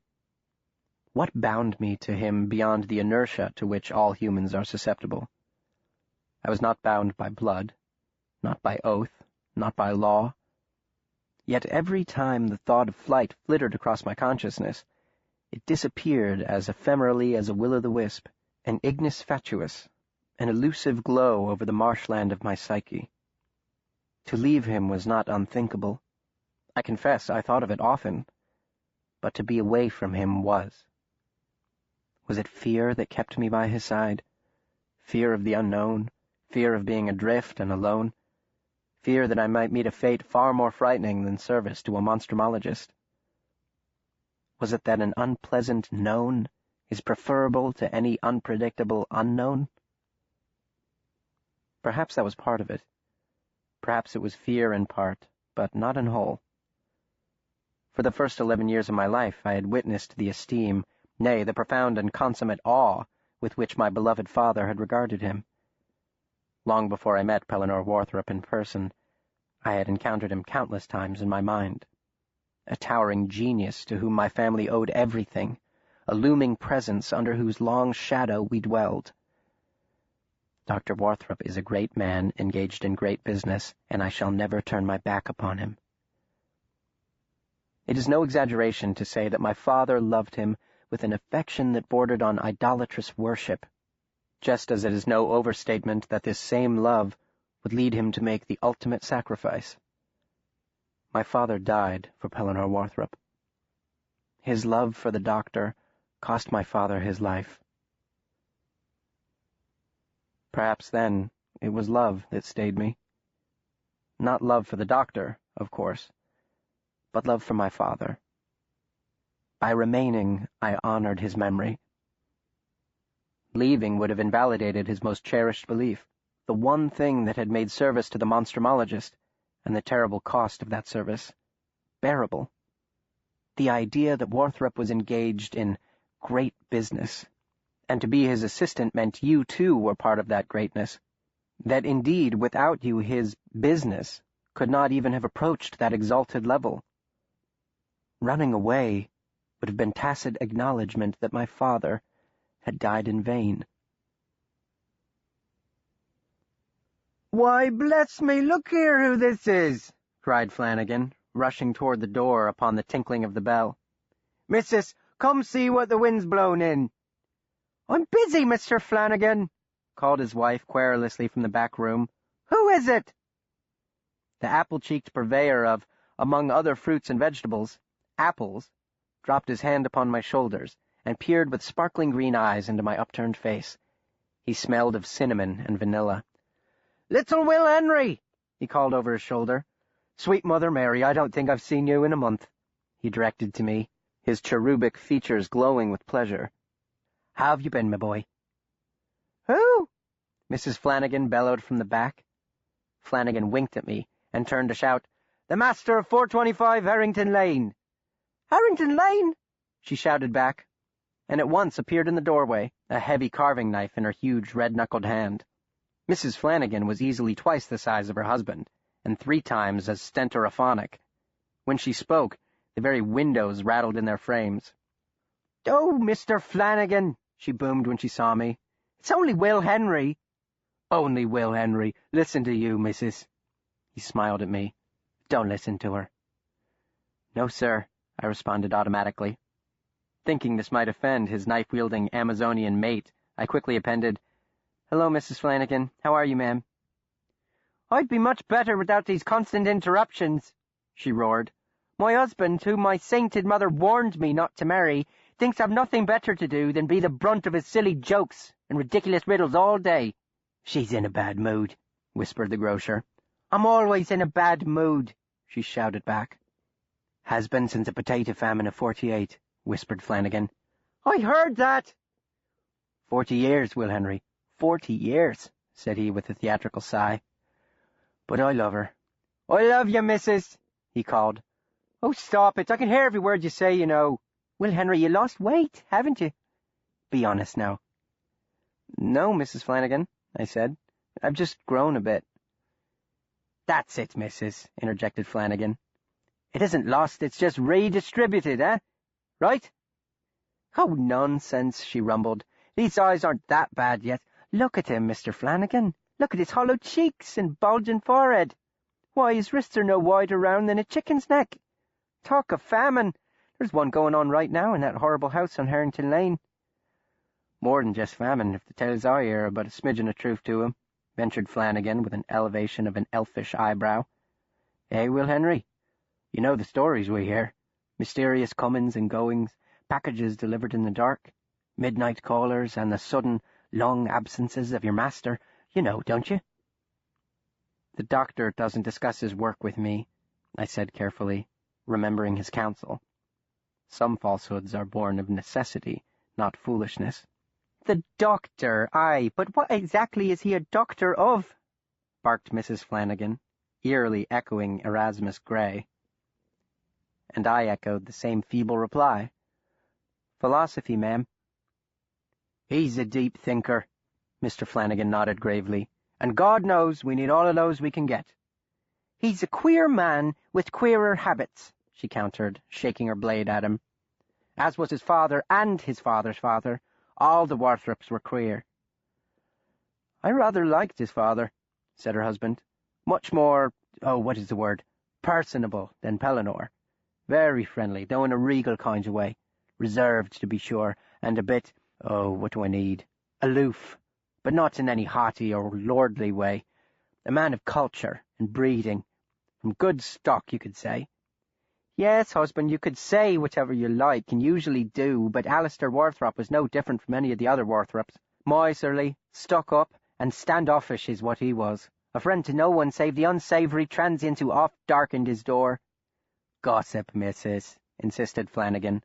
"Gossip and idle rumour." "He was a sympathiser. That much isn't gossip." "Don't listen to her, Will," he cautioned me. "She loves to go on." "I heard that. My ears work as well as my eyes, Mr. Flanagan." "I don't care whether you heard or not," he yelled back. Nervous now in the presence of this escalating domestic brawl, I grabbed an apple from the bin beside me. Perhaps if I selected my purchases, the fight might dissipate under the onslaught of commerce.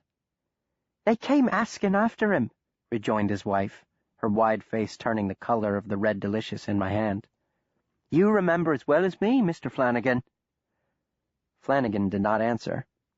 The twinkle in his smiling Irish eyes had vanished. His lips were painfully pursed. "Who came asking after him?" I blurted, unable to help myself. "No one," growled Flanagan. "The missuses. The Pinkertons, that's who. Stirring tempests in teapots," he finished with a shout. "Who are the Pinkertons?" I asked. "Detectives," she answered. "A whole troop of 'em." "There were 2, said Flanagan. "All the way from Washington," she continued, ignoring him. "In the spring of '61. The spring of '62, corrected her spouse.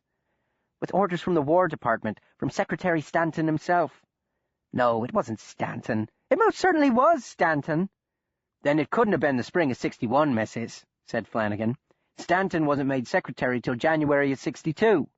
"Don't tell me, Mr. Flanagan. I saw the orders myself." "Why would undercover men for the government show you, a grocer's wife, their orders?" "What did they want?" I asked. The year, or years, in question nearly coincided with the mission to Benin. Could it have been mere coincidence? The proximity of the 2 events, the visit from the detectives on behalf of the Union, and the sailing of the Feronia but 2 years later? Had the government somehow learned of the elder Warthrop's plan to bring anthropophagi to America? My heart began to race, for it seemed that this serendipitous encounter might provide the key to unlocking the riddle plaguing the doctor, the answer to the anguished why at the dying captain's bedside.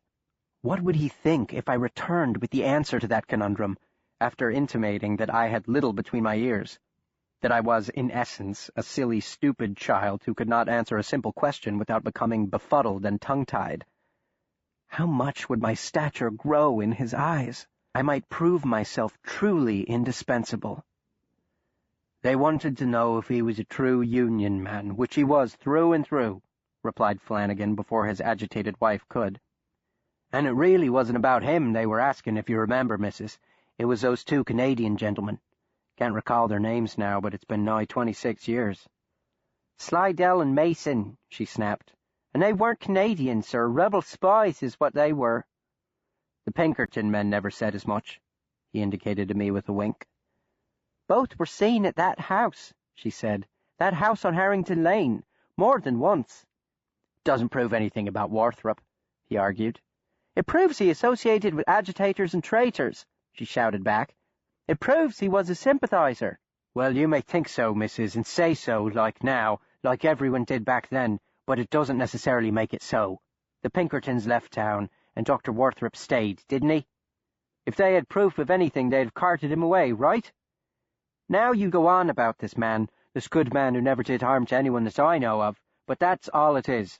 Just going on. It isn't right, missus, speaking ill of the dead. He was a rebel sympathizer, she insisted. My ears had begun to ring from all her shouting. He was different after the war, and you know it, Mr. Flanagan. Holed up in that house for weeks at a time. When he did come out, moped around town like someone who's lost his best friend. Never so much as a how do you do crossed his lips, even when you passed right by him on the street, like he'd been dumbstruck, like a man whose heart's been broken. That may be so, wife, conceded Flanagan with a heavy sigh. But you can't say it was because of the war. A man's heart is a complicated thing. A little less so than a woman's, I'll admit, but complicated it still is.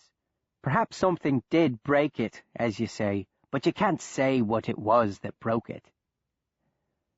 I could not say either, but thought I had a good idea. By the war's end, Alistair Warthrop's hands were stained with blood. Not blood spilled upon the battlefield, but poured out by the gallon aboard the Feronia. That blood.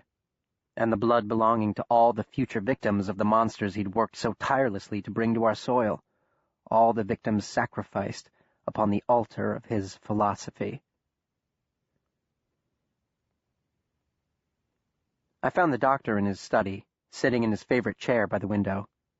The blinds were drawn and the room quite dark. I almost missed him when I glanced inside. I had looked for him first in the basement and, finding nothing but overturned boxes and files strewn upon his work table, checked the library next, which I found in a similar state of disarray, books thrown from the shelves, old newspapers and periodicals scattered pell-mell upon the floor. The study had not fared much better than the library. The contents of every drawer and cabinet lay in jumbled piles on every available surface. The entire house appeared to have been ransacked by bandits. "Will Henry," he said. He sounded weary beyond words. "I hope you fared better in your quest than I have in mine." "Yes, sir," I replied breathlessly. "I would have been back sooner, but I forgot to stop by the baker's, and I know how much you like his raspberry scones, so I went back. Got the last one, sir." "Scones?" "Yes, sir. And I stopped by the butcher's, too, and Mr. Flanagan's. He sends his regards, sir." "Why are you gasping like that? Are you sick?" "No, sir. I ran home, sir." "You ran? Why? Were you chased?"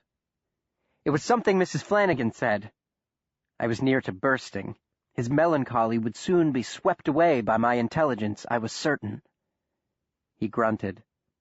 "Something about me, no doubt.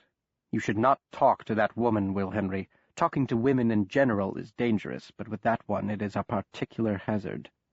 "It wasn't about you, sir, at least not the important part. It was about your father." "My father?" I told him everything in a breathless rush, of Slidell and Mason and the Pinkerton detectives' inquiries around town, confirmed by Noonan the butcher and Tanner the baker, of the generally held belief that his father had been a Confederate sympathizer, of his father's hermetic and heavy-hearted reaction to the South's fall, all of which coincided with the expedition of the Feronia. The doctor interrupted only once, to have me repeat the names of the men with whom his father was accused of associating. Otherwise he listened with unchanging expression, impassively studying me over his folded hands. I waited with bated breath upon the conclusion of my tale, sure he would leap from his chair, throw his arms around me, and bless me for untying the Gordian knot. Instead, much to my chagrin, he shook his head and said softly, "Is that it? Is that why you rushed here to tell me this?" "Did you already know?" I was crestfallen. "My father was guilty of many things," he said, "but treason was not one of them. It is possible he met with these men, and it is also possible their errand was of a seditious nature. Perhaps they had some insidious purpose in mind. His peculiar calling was not unknown in certain circles, but any scheme they proposed he would have rejected out of hand." "But how can you know that, sir? You weren't living here."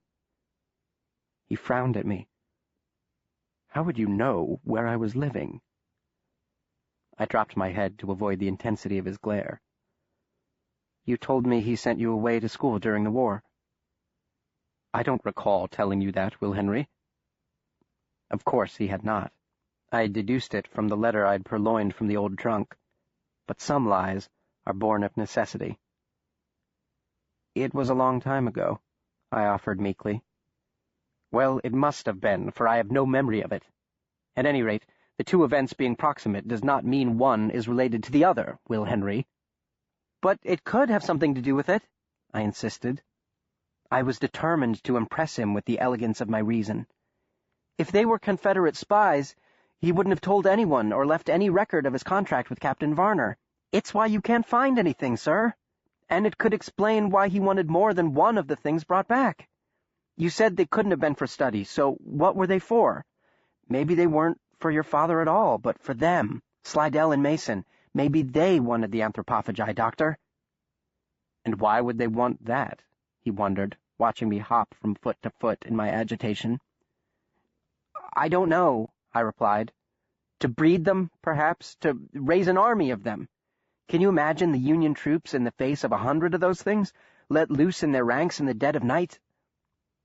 "The anthropophagi produce only 1 or 2 offspring a year," he reminded me. "It would require quite some time to produce 100, Will Henry. It took only 2 of them to wipe out the entire crew of the Feronia." "A lucky circumstance. I mean, of course, for the anthropophagi. They would not have fared as well against a regiment of battle-hardened soldiers. It is an interesting theory, Will Henry, unsupported as it is by any facts. Even if we assume these mysterious callers sought out my father to supply the rebellion with creatures to kill or terrorize the enemy, there are half a dozen he might have procured for them that did not entail the same risk and expense as a breeding pair of anthropophagi. Do you follow, Will Henry?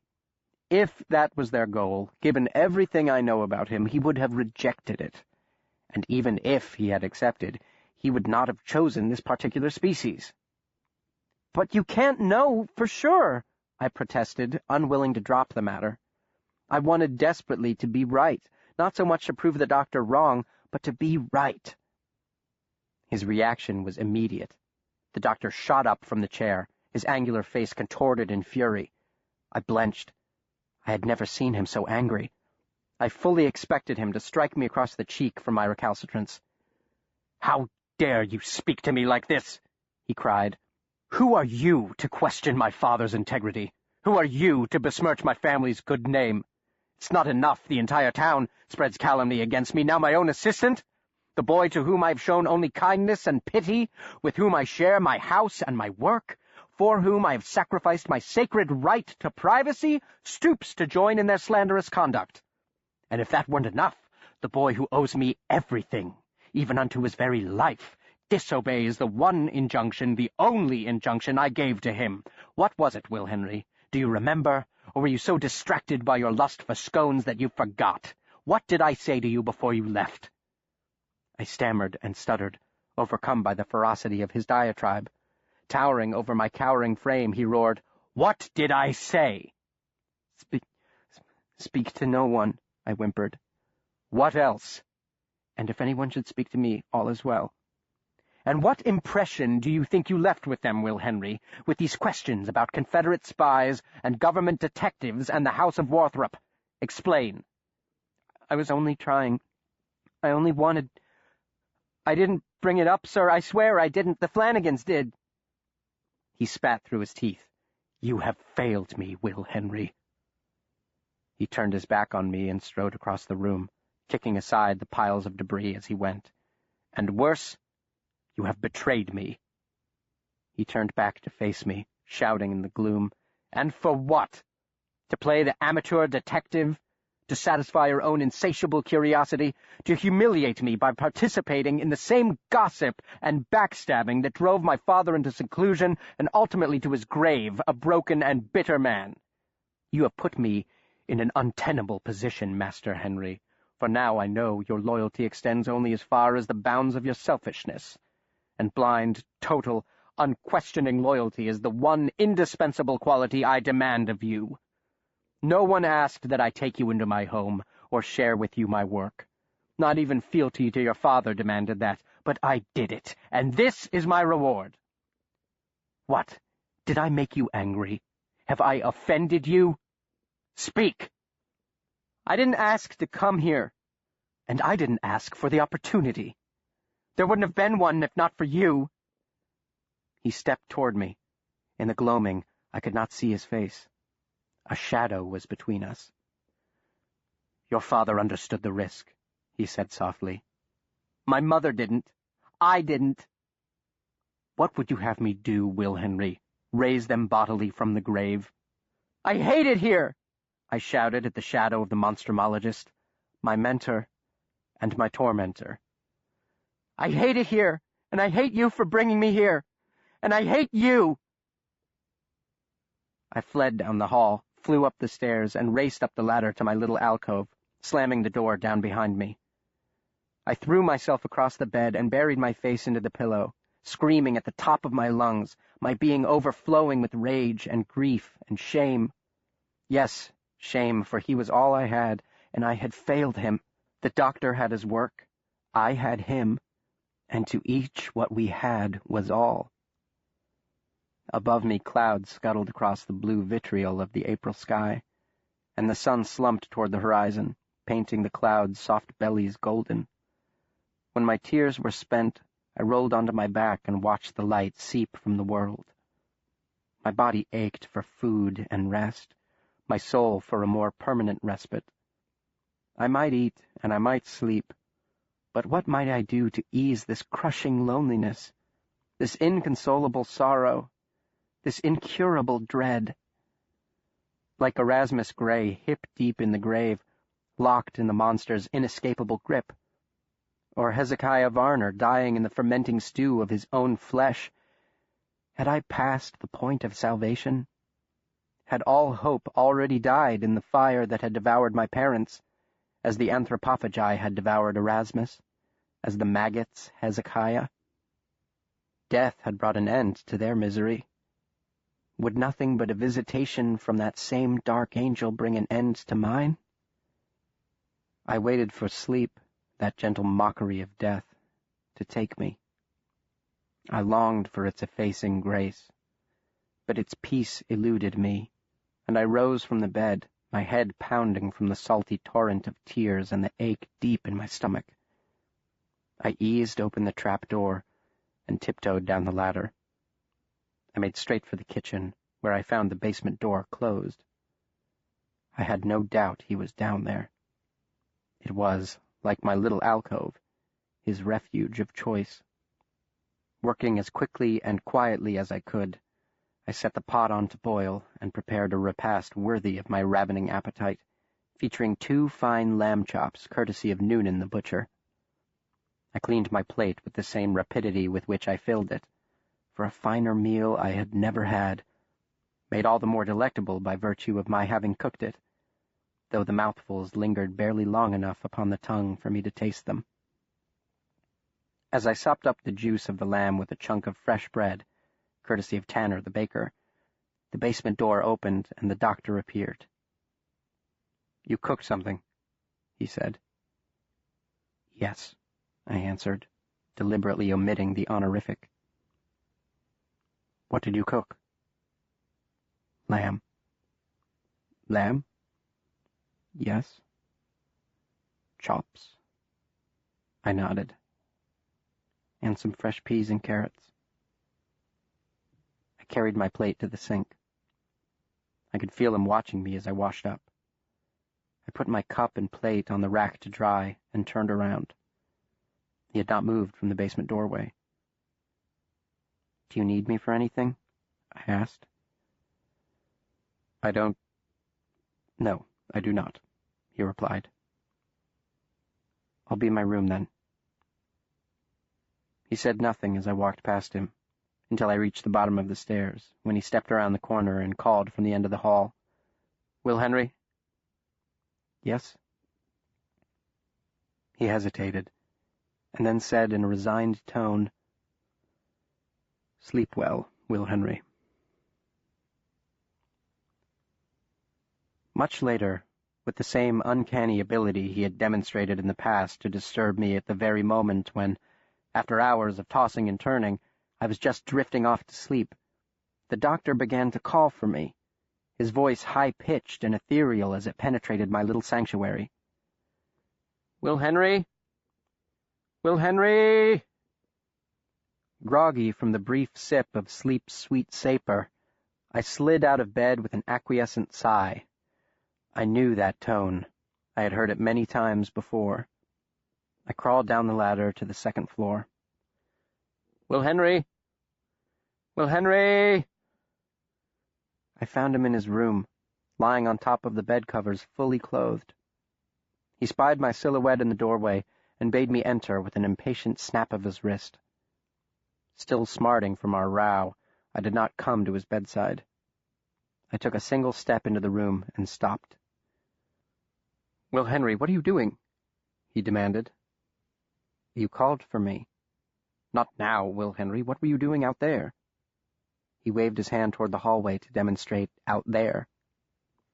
I was in my room, sir. No. I distinctly heard you bumping about in the kitchen. I was in my room, I repeated. Perhaps you heard a mouse. A mouse clattering pots and pans? Tell me the truth, Will Henry. You were cooking something. I am telling the truth. I was in my room. You're suggesting I'm hallucinating. No, sir. I know what I heard. I'll go downstairs and check, sir. No, stay here.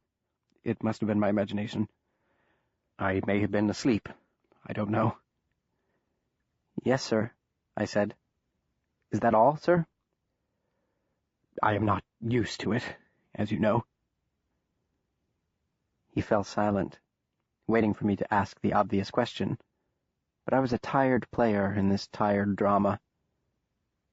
He had fallen into one of his frequent black moods, his psyche borne down in the crush of his peculiar proclivities. My role was well defined, and usually I played it with all the pluck I could muster. But the events of the last few days had sapped my spirits. I simply did not feel up for it. Sharing the house with someone, he offered when I did not ask.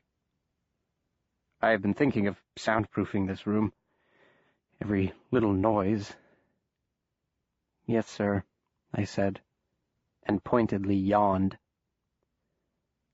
I might have imagined it, he conceded. The mind can play tricks when denied the proper rest. I cannot remember the last time I slept. At least 3 days, I said. Or eaten a decent meal. I said nothing. If he couldn't come right out and ask, I would make no offer. If he was going to be stubborn, well, so could I. Do you know, Will Henry, when I was younger, I could go a whole week with no sleep and a loaf of bread. I once hiked across the Andes with only an apple in my pocket. You're quite certain, then, you were not downstairs? Yes, sir. The noise stopped after I called for you. Perhaps you were walking in your sleep. No, sir, I was in my bed. Of course. Is that all, sir? all? Do you need anything else? Perhaps you don't wish to tell me because of the scones. The scones, sir? You snuck downstairs for a midnight snack, and you know how much I fancy them. No, sir, we still have the scones. Ah, well, that's good. There was no escaping it. He was not going to go himself, and he was not going to ask me. If I simply returned to bed, he would wait until I was on the brink of sleep again, and then my name would echo throughout the house, "Will Henry," until my will was broken. Down to the kitchen, then, I trooped, where I set a pot of water on to boil, and plated the scones. I prepared his tea, leaning against the sink and yawning incessantly while it steeped. I loaded the tray, and carried it back to his room. The doctor had sat up in my absence.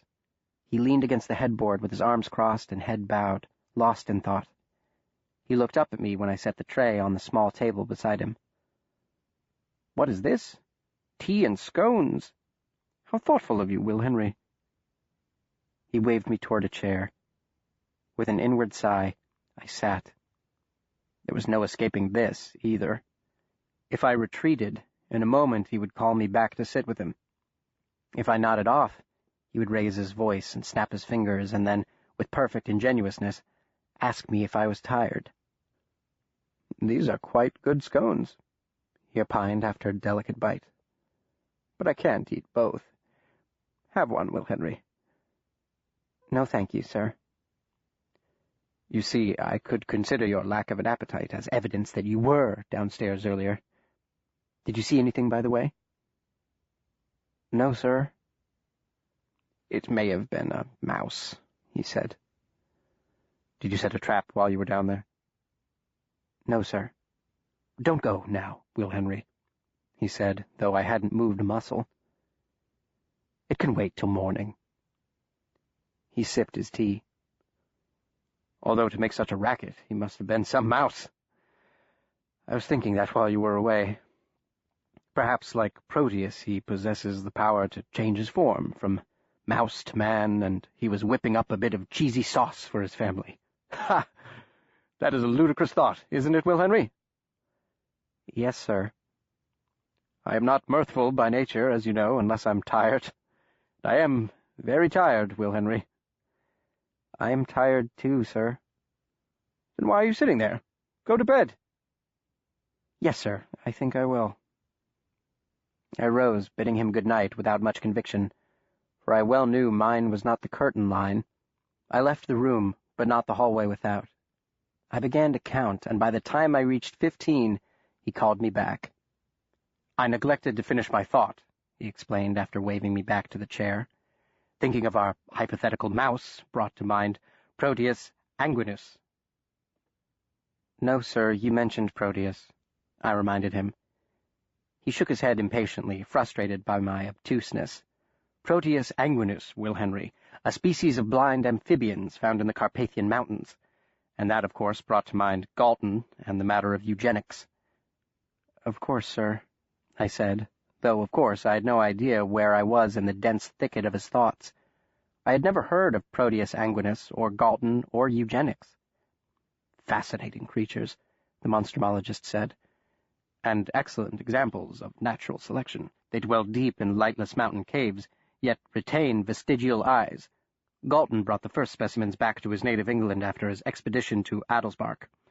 He was a friend of my father's, and of Darwin's, of course. Father was a devotee of his work, particularly in eugenics. There is a signed copy of Hereditary Genius in the library." "There is," I murmured mechanically. "I know they corresponded regularly, though it appears that, like his diaries and practically every letter he received over his lifetime, he destroyed the evidence of it." Practically every letter. I thought of the bundle of notes to father from son, unopened missives of faded ink on yellowed parchment at the bottom of an old, forgotten trunk. I wish you would write to me. When I returned from Prague in '83 to bury him, there was little but his books left, just his trunk and some notes on various species of particular interest to him, notes that I suppose he could not bring himself to destroy. He destroyed or discarded nearly all his personal effects, down to his last sock and shoelace, and would have the old trunk as well, I'm sure, had he remembered tucking it away beneath the stairs. It is as if in the waning days of his life he sought to eradicate all evidence of it. At the time, I attributed it to that morbid self-loathing to which he had fallen victim in his later years, that corrosive mix of inexplicable remorse and religious fervor. It brought his life full circle, if you will. He was found lying upon his bed one morning by the housekeeper, uncovered and curled in the fetal position, completely naked. The doctor sighed. I was startled by the intelligence. I had no idea how far he had fallen. He closed his eyes briefly. He was a very dignified man in his prime, Will Henry, quite particular in his appearance to the point of vanity. The idea that he would end his life in such a demeaning manner was unthinkable. At least, unthinkable to me. He fell silent, staring at the ceiling, and I thought of Hezekiah Varner, who had had no choice in the matter. But he was trapped in the amber of my memory. It had been nearly 10 years since I'd last seen him, and that Alistair Warthrop was a different human being, not the bare shell of one found 5 years ago. Warthrop shook himself from his melancholic reverie. He rolled onto his side to face my chair and rested his head on his open palm. His dark eyes glittered in the lamplight. Drifted off course again, didn't I, Will Henry? You must read Hereditary Genius sometime. After Origin of Species, but before The Descent of Man, for that is its place both thematically and chronologically. Its influence can be seen throughout Descent. The idea that both mental and physical features are passed on to an organism's progeny is revolutionary. Father saw it at once and even wrote to me about it. One of the few letters he ever sent. I still have it somewhere. Galton had shared an early draft with him, and Father believed the theory had applications in his own field of study, an exciting alternative to capture or eradication of the more malevolent species, like our friends the anthropophagi. If desirable traits could be encouraged and undesirable ones suppressed through selective breeding, it could transform our discipline. Eugenics could be the key to saving our subjects from extinction, for the rise of man had numbered their days unless, Father believed, a way could be found to domesticate them, much as the treacherous wolf was transfigured into the faithful dog. He paused, apparently waiting for some response from me. When none was forthcoming, he sat up and cried excitedly, "Don't you see, Will Henry? It answers the question of why. That's why he desired a breeding pair of anthropophagi, to put Galton's theory into practice, to breed out its savagery and taste for human blood. A daunting enterprise, enormous in scope and staggering in cost, well beyond his means, which may explain why he met with these mysterious agents in 62. That is only a guess, impossible to prove, unless we can find these men, if they still live, or some record of their agreement, if one exists, or ever existed. At any rate, it's the only reason I can think of to explain why he would meet with such men, if he thought their evil cause might advance his just one." He stopped, again waiting for my reaction. He slapped his hand upon the mattress and said, "Well, don't just sit there. Tell me what you think." "Well, sir," I began slowly. The truth was, I did not know what to make of it. "You knew him, and I didn't." "I hardly knew him at all," he said matter-of-factly. Less so than most sons their fathers, I would venture, but the theory fits what I do know about the facts. Only passion for his work could compel him to associate with traitors. It was all he had. He loved nothing else. Nothing.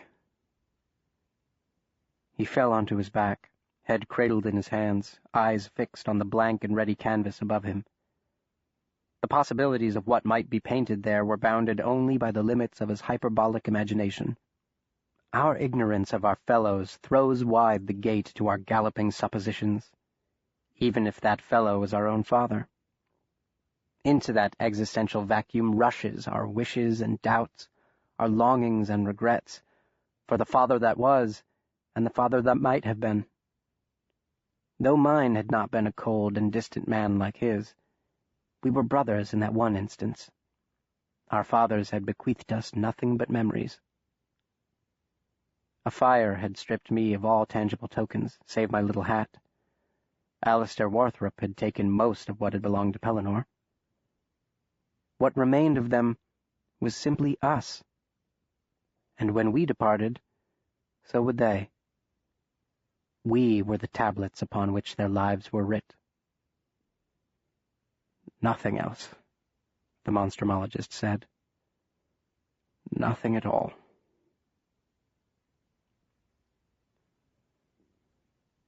I remained at his bedside throughout the night, in a grueling vigil different only in kind from the one the night previous, while the doctor drifted in and out of a light and restless sleep. Inevitably, as I started to nod off, he would jerk awake and call out in a voice bordering on panic, Will Henry, are you asleep?" To which I would answer, "No, sir, I'm awake." "Oh," he would reply, "you should rest, Will Henry. We'll need all our strength in the coming hours. By now he must have my letter, and if I know John Kearns, he will be on the earliest train."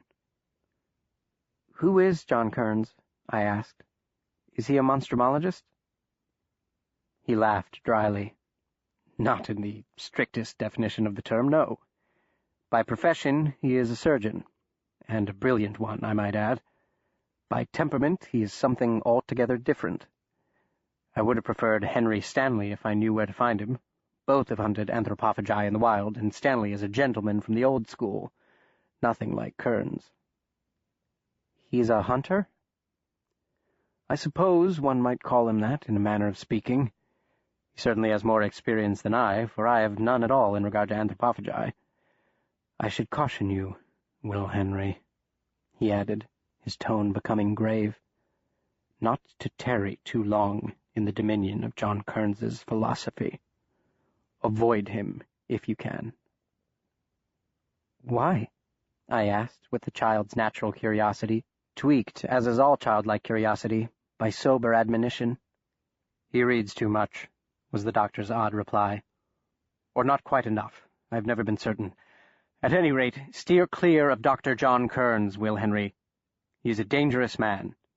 But the hour calls for dangerous men, and we must use every tool at our disposal. It's been 2 nights since they last fed.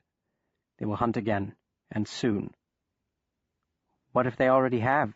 I asked, the thought bringing me fully to my senses. The room seemed to shrink and fill with menacing shadows. "I assure you that they haven't. The unfortunate Mr. Gray should keep them satisfied, at least for another day or 2. I did not give voice to the objection that immediately leapt to mind. But what if you're wrong? I'd tried that tack before, and had paid dearly for it. So I held my tongue. May God forgive me, I said nothing. Perhaps if I had spoken up, he might have questioned his assumption. Perhaps if I had insisted, perhaps if I had been unrelenting in my doubt and negligent in my trust and deference, 6 innocent people might not have suffered nearly unimaginable deaths. For even as he was speaking these soothing words, a family was being slaughtered. While we drowsily whiled away the deadest hours of the night, the beasts were busy imbuing them with blood.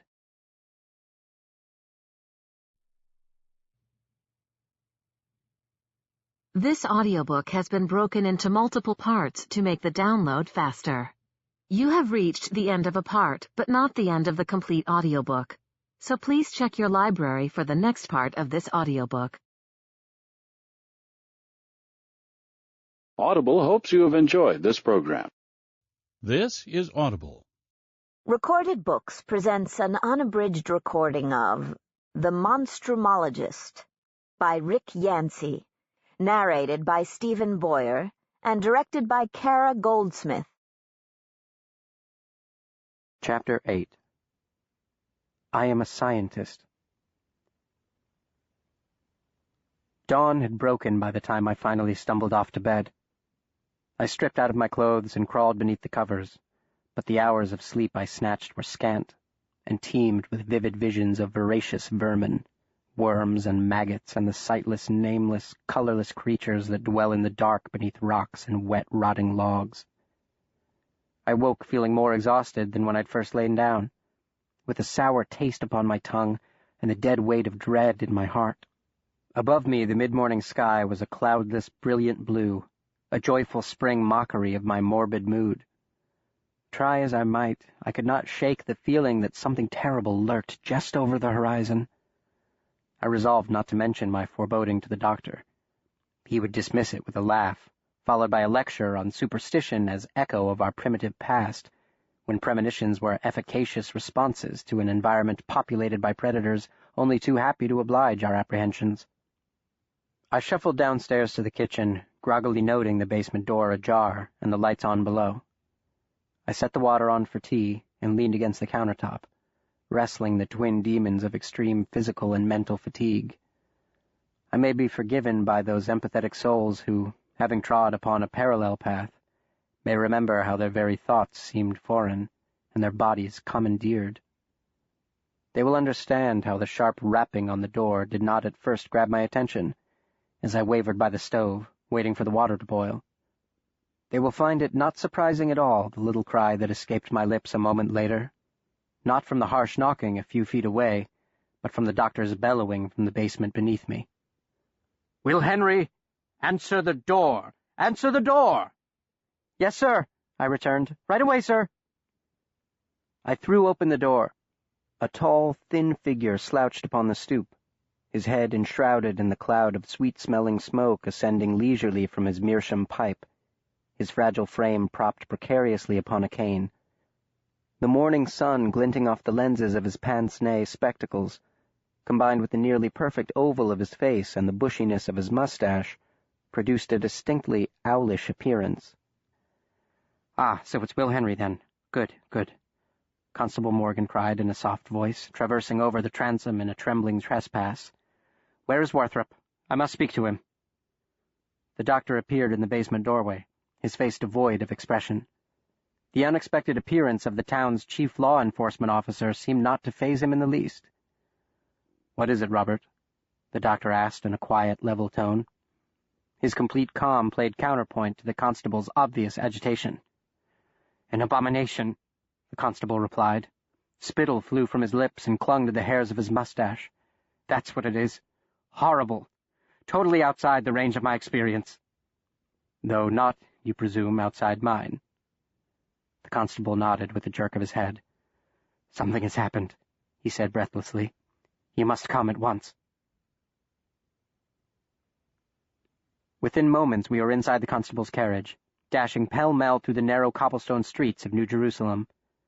The two men raised their voices to be heard over the clatter of wheels and the thunder of hooves and the whistling wind streaming through the open windows. The constable, whose purpose no doubt had been to wrest answers from the doctor concerning the troublesome imponderables of the morning's gruesome discovery, forthwith found himself, as so many who confronted him with similar intent, the object of the intended interrogation. He was pressed, prodded, and pummeled in the flood of the doctor's keen inquisitorial powers.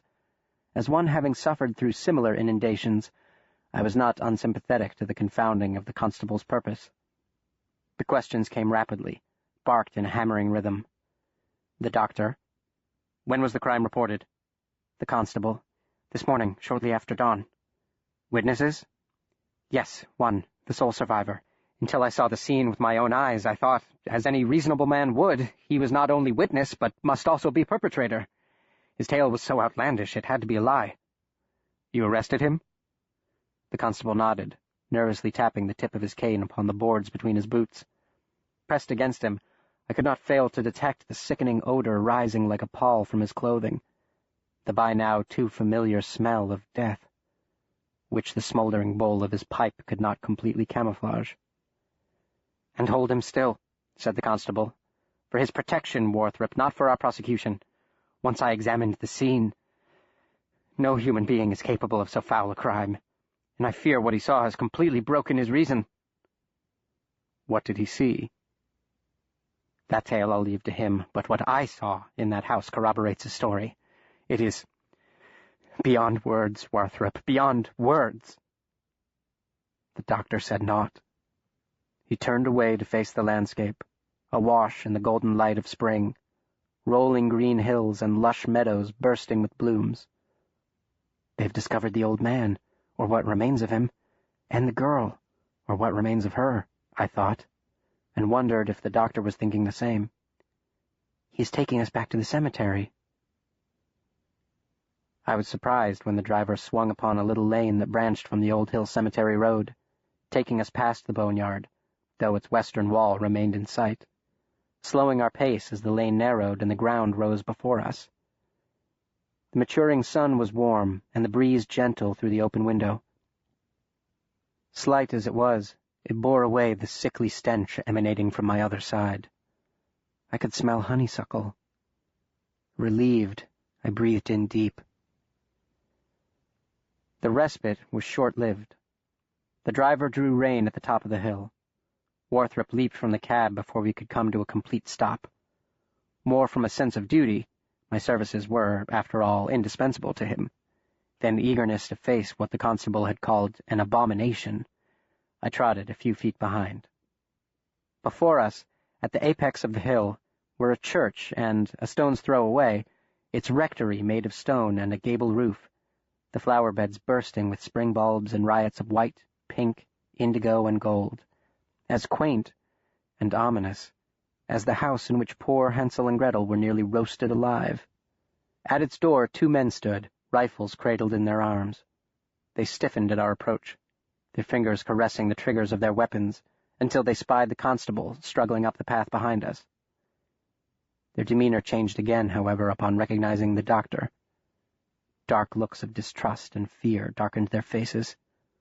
Warthrop was not a popular man in New Jerusalem. In another age, I've no doubt he would have been accused of consorting with the devil and been burned alive. "Thank God it isn't Sunday," gasped Morgan, arriving winded from his hike. "The good reverend's flock would be hard-pressed for evidence of the Lord's loving providence upon this unholy day." Behind his spectacles his eyes, in all ways owlish save one, for they lacked the ethereal serenity of those audacious avian hunters, fell upon my face, and he said, "Though no doubt in his travels Warthrop has seen worse, you are but a child, Will Henry, unaccustomed to such things. You should not go in with us." "He most certainly will go in with us," the doctor said impatiently. "But why?" demanded the constable. "What purpose could it possibly serve?" "He is my assistant," rejoined Warthrop. "He must become accustomed to such things." The constable knew the doctor too well to press the argument further. After heaving a heavy sigh and drawing one last time upon the beneficent balm of its bowl, he removed the pipe from his mouth, handed it to one of the nervous deputies, pulled his kerchief from his pocket, and then pressed it against his nose and mouth. My presence must still have troubled him. He looked down upon my upraised face a moment longer before saying softly, his words muffled behind the cloth, "There are no words, Will Henry. No words." He threw open the door, over which a sign had been hung, the words etched upon it an ironic preface to the charnel house within. "The Lord is my shepherd."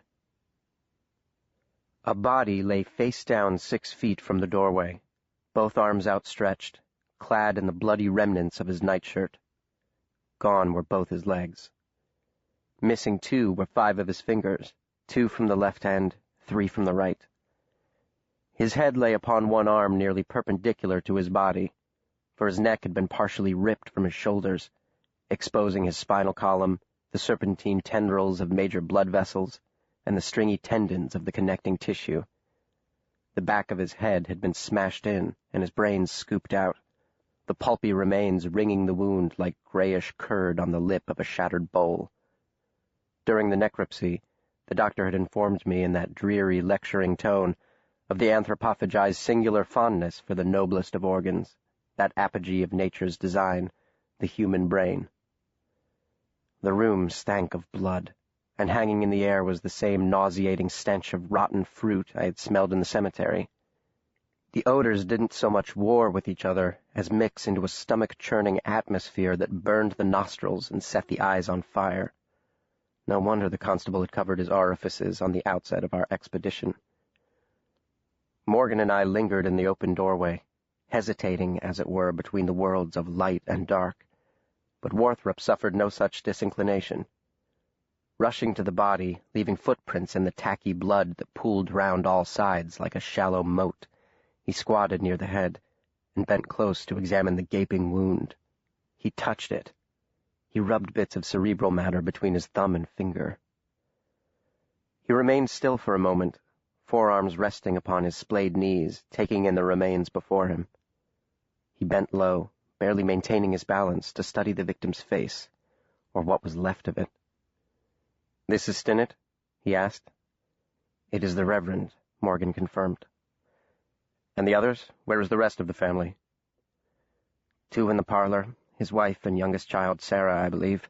Another child in the hall, a fourth in one of the bedrooms." "And the child who escaped? That leaves one unaccounted for." "No, Warthrop, that one is here." "Where?" "He is all around you," replied the constable, in a voice thick with revulsion and pity. And so he was. The Reverend, whose body remained more or less intact, had captured our attention as the locus of the slaughter, but all around it, like shards thrown from a grisly centrifuge, upon the walls and floorboards and even the ceiling above our heads, were fragments and scraps of human flesh, unrecognizable effluvia cemented by blood to nearly every surface, tufts of hair, bits of entrails, splinters of bone, shavings of muscle. In some places the walls were so saturated they literally wept with his blood. It was as if the child had been shoved into a grinder and then spewed out in every direction. Lying but a few inches from the doctor's right shoe was the severed foot of the boy, the only recognizable portion left extant by the marauding anthropophagi. "His name was Michael," the constable said. "He was 5. The doctor said nothing. In a slow circle he turned, hands upon hips, pirouetting to survey the carnage, his expression at once one of fascination and detachment, marveling at the sheer savageness of the attack, yet removed from its errant horror, heart divorced from mind, emotions from intellect, the quintessential scientist, set apart from the very race to which he belonged. Thus he stood, a living temple among ruins crushed in the literal sense of the word, and whatever he was thinking remained hidden within the hallowed halls of his conscience. Growing impatient, perhaps, with the doctor's disconcerting reticence in this time of utmost urgency, the constable stepped into the room and said, "Well, would you like to see the others?" The dreadful tour commenced. First the bedroom where the oldest children had slept. There were the remains of a girl whose name, the constable informed us, was Elizabeth, ripped to shreds like her brother, though her gutted torso was intact, lying upon the remnants of the shattered window-pane. The lace curtains, freckled with her blood, fluttered in the beneficent breeze, and, past the jagged glass that still clung to the window's frame, I could see the pleasant meadow of spring grass shimmering in the morning sun. "The point of entry?" mused Morgan. "Perhaps," answered the doctor, bending to examine the frame and the shards of glass clustered beneath it. "Though I do not think so. The improvised exit of our witness is my guess."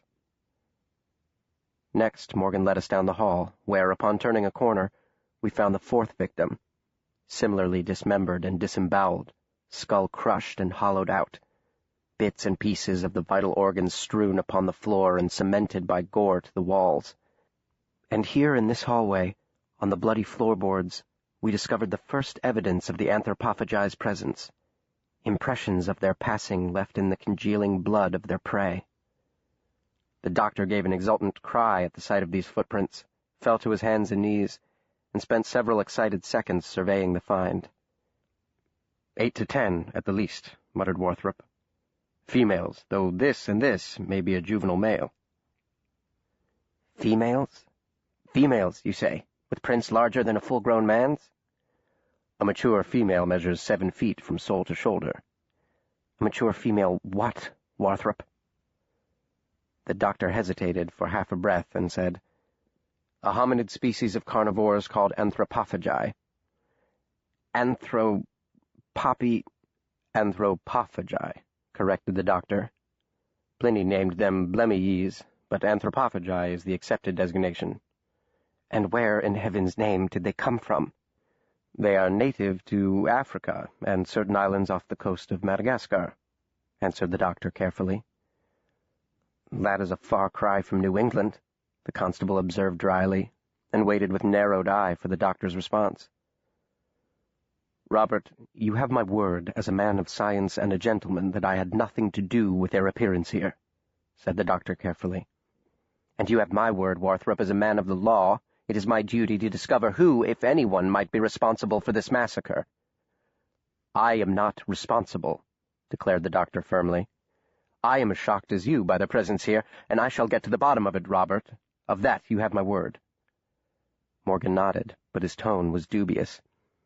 It simply strikes me as exceedingly odd, Pellinore, that such monstrous creatures should appear in the very town where the country's, if not the world's, preeminent expert in these matters resides.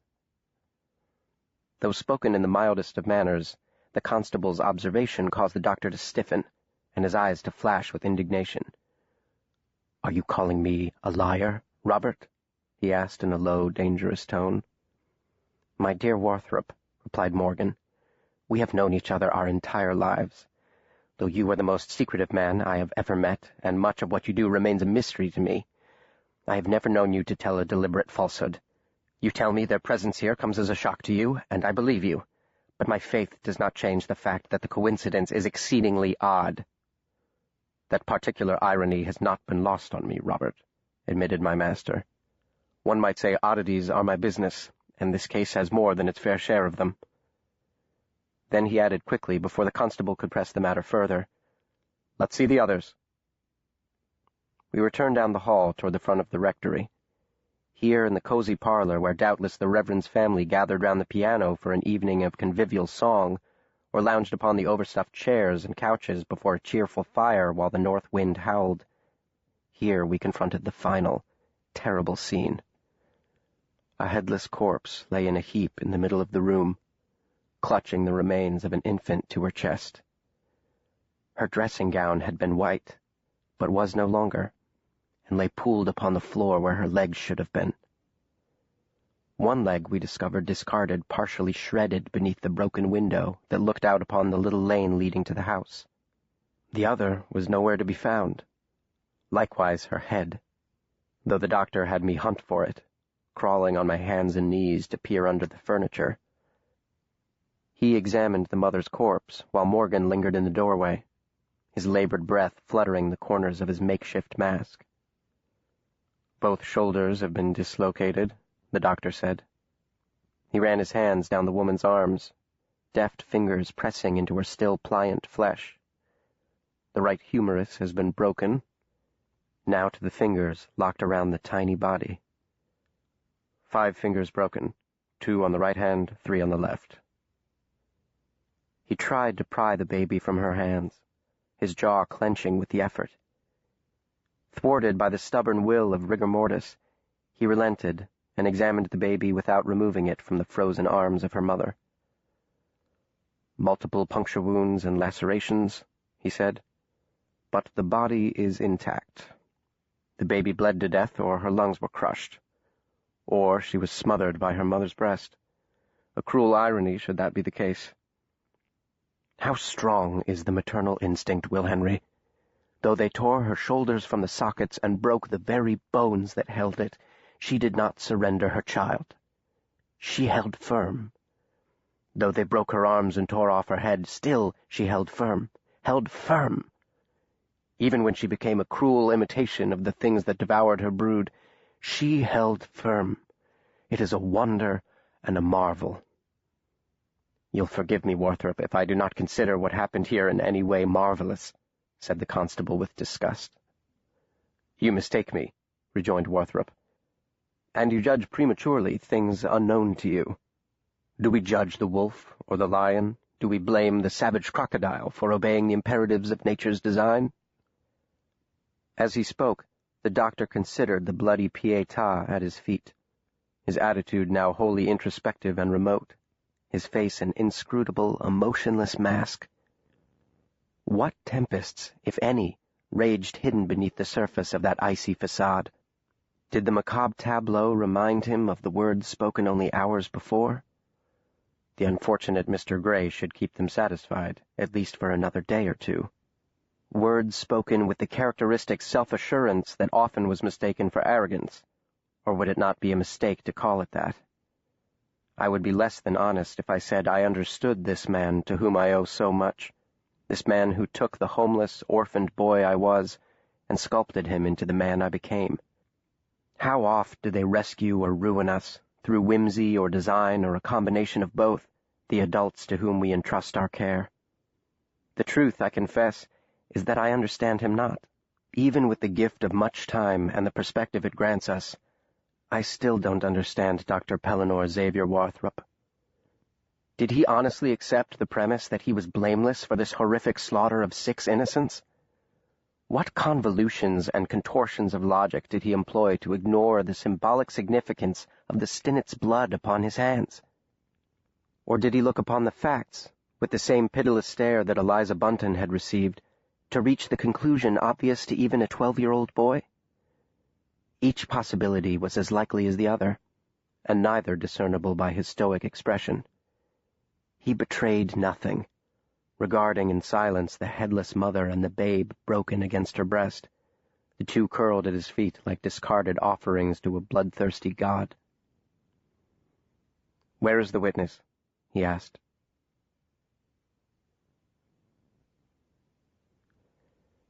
We paused in the yard to clear our lungs of death's foul miasma, and for the constable to refill his pipe.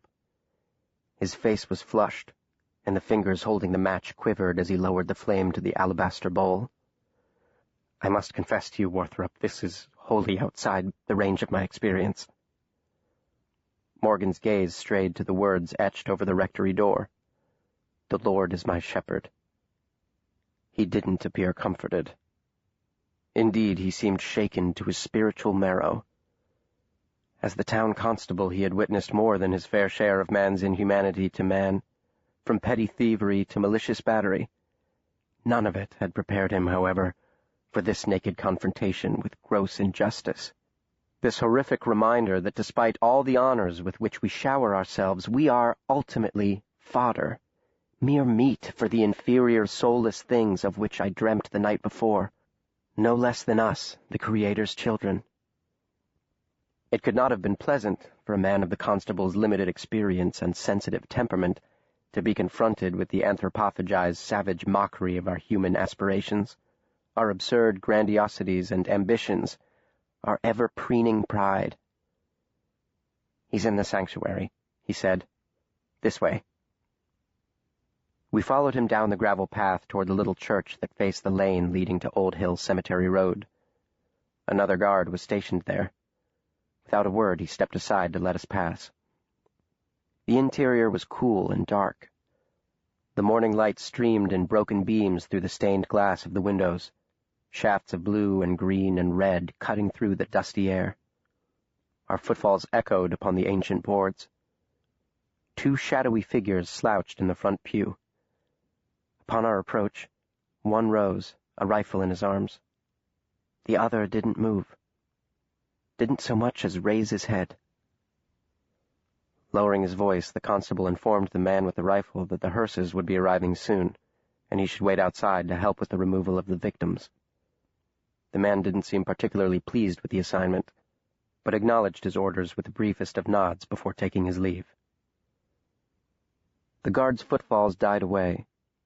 We were alone with our witness.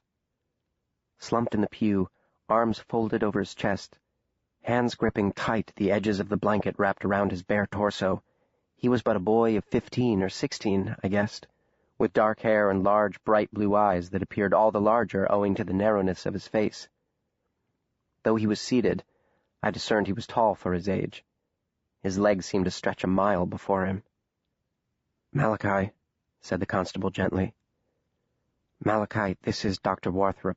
He's here to—" The constable paused, as if he were unsure what service the doctor could perform. "Well, help you." A moment passed. Malachi didn't speak. His full lips moved soundlessly as he stared, like some Eastern mystic, at a space beyond our mortal sphere, looking without, but seeing within. "I am not hurt," he said finally, in barely a whisper. "He isn't that kind of doctor," the constable said. "I am a scientist," said Warthrop. Malachi's strikingly blue eyes strayed to my face and remained fixed, unblinking, for a few agonizingly uncomfortable seconds. "Who are you?" he asked. "This is Will Henry," answered the doctor. "He is my assistant." Though Malachi's eyes remained on my face, he had ceased to see it. It was unmistakable, the transition from seeing to not seeing, the fading of his focus, or, better put, the refocusing to something altogether different, something that only he could see. We warred for his attention with this thing unseen. I knew not what the others were thinking. For myself, I wondered at his condition. His psyche had clearly suffered horrific wounds, yet physically he had emerged unscathed from the ferocious attack. How could that be? The doctor went to one knee before him. The movement didn't distract the stricken lad. His sight remained fixed upon my features, and not so much as an eyelash twitched when Warthrop laid a hand upon his outstretched thigh. In a soft voice the doctor spoke his name, squeezing gently the flaccid muscle beneath his hand, as if calling him back from that far-away, inapproachable place. "Malachi, can you tell me what happened?" Again his lips moved and no sound emerged. His otherworldly stare unnerved me, but as one who stumbles upon a terrible accident, I couldn't tear my eyes away from the awful gravity of his gaze. "Malachi," the doctor called quietly, now shaking the limp leg. "I cannot help you unless you tell me." "Have you not been there?" cried Malachi. "Did you not see?" "Yes, Malachi," answered the doctor. "I saw everything." "Then why do you ask me?" "Because I would like to know what you saw." What I saw. His eyes, large and blue and as depthless as the spinning maw of Charybdis, refused to release me from the riptide of their grip. He addressed the doctor, but he spoke to me. "I saw the mouth of hell fly open, and the spawn of Satan spew forth. That is what I saw." "Malachi, the creatures that killed your family aren't of supernatural origin. They are predators belonging to this world, as mundane as the wolf or the lion, and we are, unfortunately, their prey." If he heard the doctor, he showed no sign. If he understood, he gave no admission. Beneath the blanket he shivered uncontrollably, though the air was still and the sanctuary warm. His mouth came open, and he addressed me now. "Did you see?" I hesitated. The doctor whispered sharply in my ear, "Answer, Will Henry." "Yes," I blurted. "I saw—" "I am not hurt," repeated Malachi to me, as if he feared I had not heard him before. "I am unscathed." "A remarkable and extremely fortunate outcome of your ordeal," observed the doctor. Again he was ignored. Snorting with frustration, Warthrop motioned for me to come closer. It appeared Malachi would speak, but only to me. "How old are you?" he asked. 12. "That is my sister's age. Elizabeth. Sarah, Michael, Matthew, and Elizabeth. I'm the oldest. Have you any brothers and sisters, Will Henry?" "No." "Will Henry is an orphan," Dr. Warthrop said. Malachi asked me, "What happened?" "There was a fire," I said. "You were there?" "Yes." "What happened?" "I ran." "I ran, too." His expression didn't change. The impassive visage remained, but a tear trailed down his hollow cheek. "Do you think God will forgive us, Will Henry?" I don't know," I replied honestly. Being only 12, I was still a neophyte in the nuances of theology. "That's what Father always said," Malachi whispered. "If we repent, if we but ask." His gaze wandered to the cross hanging on the wall behind me. "I've been praying. I've been asking him to forgive me. But I hear nothing. I feel nothing." "Self-preservation is your first duty and inalienable right, Malachi," said the doctor a bit impatiently. "You cannot be held accountable for exercising that right." No, murmured Morgan. "You miss the point, Warthrop." He lowered himself into the pew beside Malachi and wrapped his arm around his narrow shoulders. "Perhaps you were spared for a reason, Malachi," the constable said. "Have you thought of that? All things do happen for a reason. Is this not the foundation of our faith? You are here, all of us, because we are but part of a plan prepared before the foundations of the earth. It is our humble duty to discern our role in that plan. I do not pretend to know what mine or anyone's might be, but it could be you were spared so no more innocent lives might be lost. For if you had remained in that house, you surely would have perished with your family. And then who would have brought us warning? Your saving of your own life will save the lives of countless others." "But why me? Why am I spared? Why not father or mother or my sisters and brothers? Why me?" "That is something no one can answer," replied Morgan. With a snort, the doctor abandoned any pretense of compassion and spoke harshly to the tormented boy. "Your self-pity mocks your faith, Malachi Stinnett, and every minute you wallow in it is a minute lost. The greatest minds of medieval Europe argued how many angels could dance upon the head of a pin, while the plague took the lives of 20 million. Now is not the time to indulge in esoteric debate upon the whimsy of the gods. Tell me, did you love your family?" "Of course I loved them." "Then exile your guilt and bury your grief. They are dead, and no amount of sorrow or regret will bring them back to you.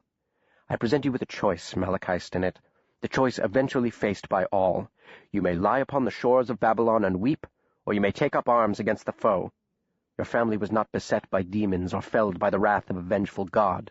Your family was attacked and consumed by a species of predators that will attack again, as surely as the sun will set this day, and more will suffer the same fate as your family, unless you tell me, and tell me now, what you have seen."